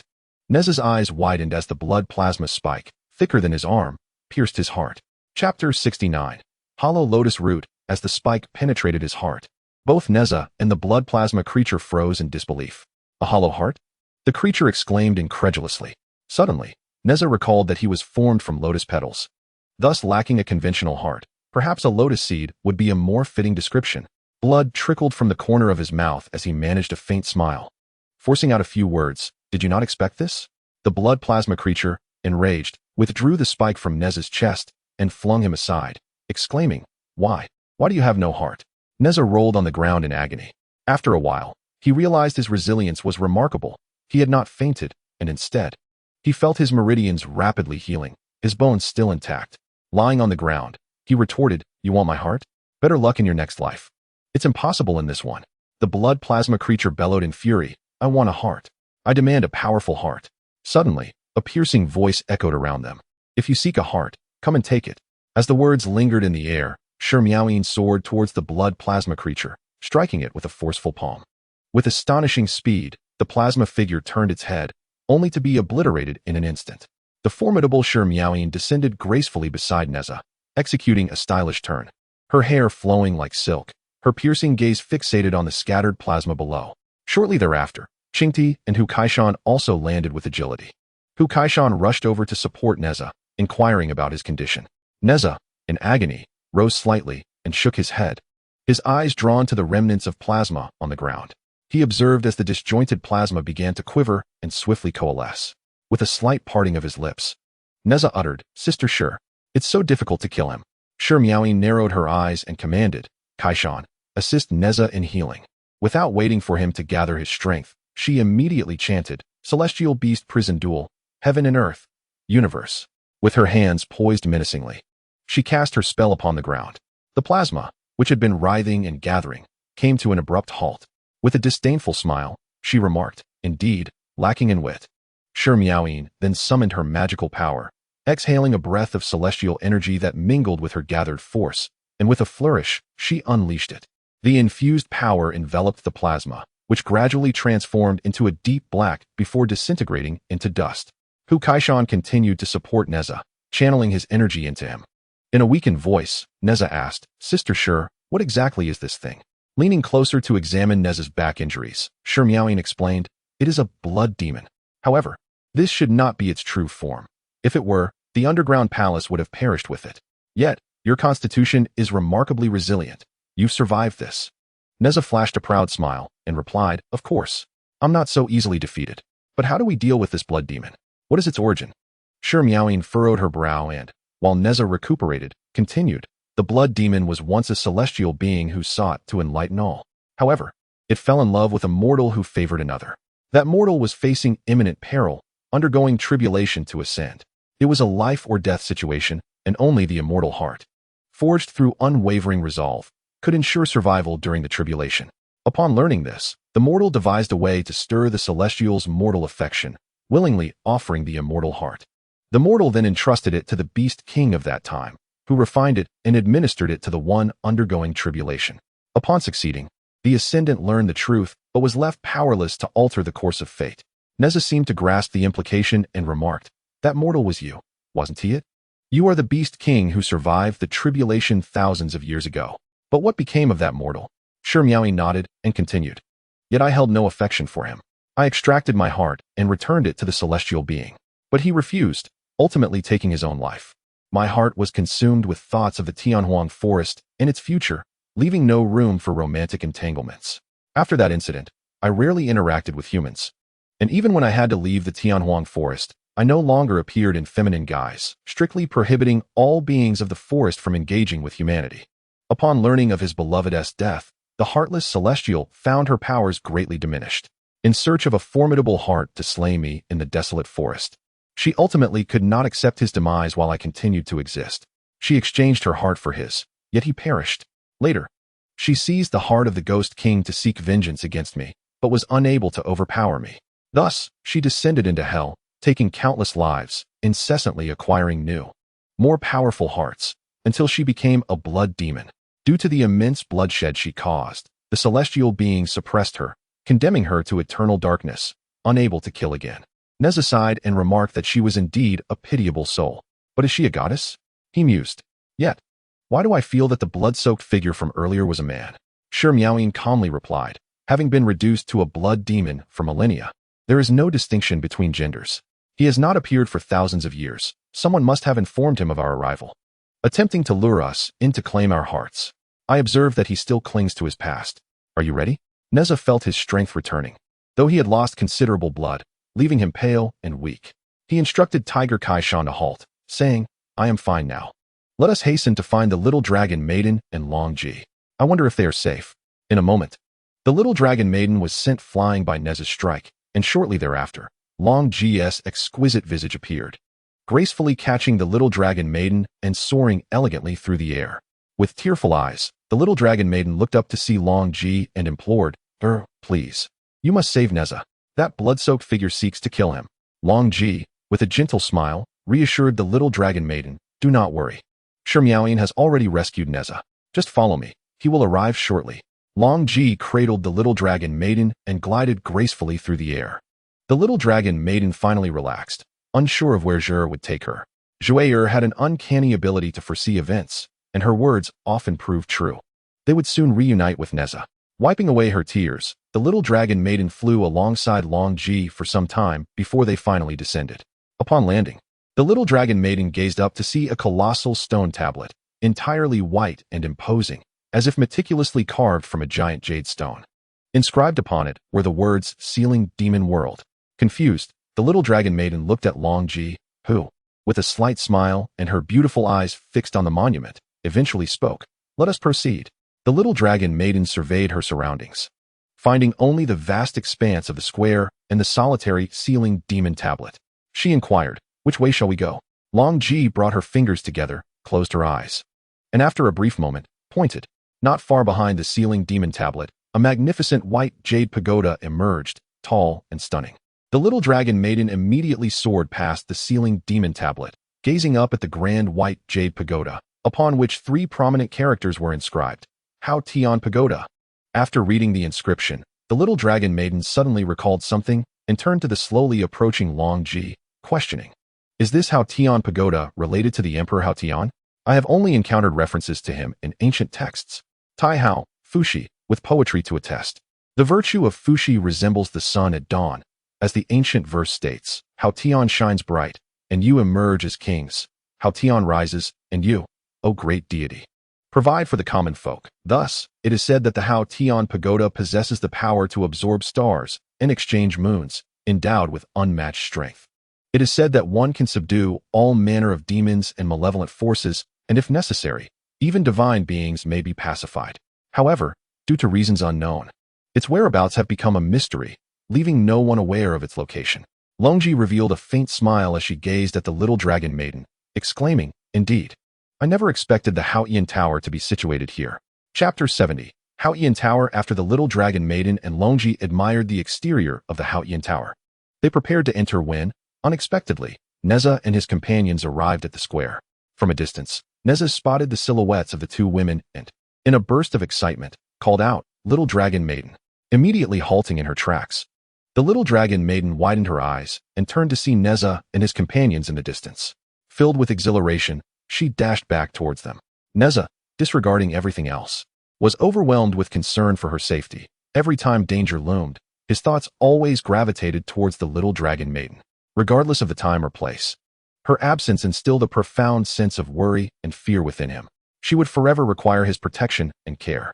With a mix of excitement and joy, the little dragon maiden rushed towards Nezha. Indeed, no matter the past grievances that might have angered her, witnessing Nezha risking himself for her safety would tear at her heartstrings and ignite a fervent longing for him. Those past issues seemed trivial in comparison to his life. In an instant, Nezha, wielding his fiery spear, soared through the air with open arms. As he approached the little dragon maiden, he landed swiftly, closed his eyes, and enveloped her in a warm embrace. The little dragon maiden, too, outstretched her arms from afar, leaping towards Nezha, unbothered by the peril he had just faced. Nezha comforted her, saying, It's all right, little fish, are you okay? Did you sustain any injuries? The little dragon maiden, pouting with a look of impending tears, shook her head and replied, No, you silly Nezha, you frightened me to death. For reasons unknown, every encounter with Nezha rendered her vulnerable, her emotions easily stirred. As if every action of his deeply affected her heart, Shiryao and the others found themselves perplexed, feeling as though they were witnessing something blinding, and chose to ignore the scene, making their way towards Longji. Longji, with a slight frown of disdain, observed the two, bemused by their seemingly reconciled demeanor after appearing on the verge of a quarrel. Indeed, love could turn one into a neurotic. She reflected on her own past experiences of uncertainty. With a shake of her head, she felt an inexplicable twinge of sadness and decided to turn away, accompanying Shiryao into the tower to await the two. As the little dragon maiden and Nezha walked side by side, she gently inquired, Nezha, your complexion looks rather poor. Are your injuries causing you much pain?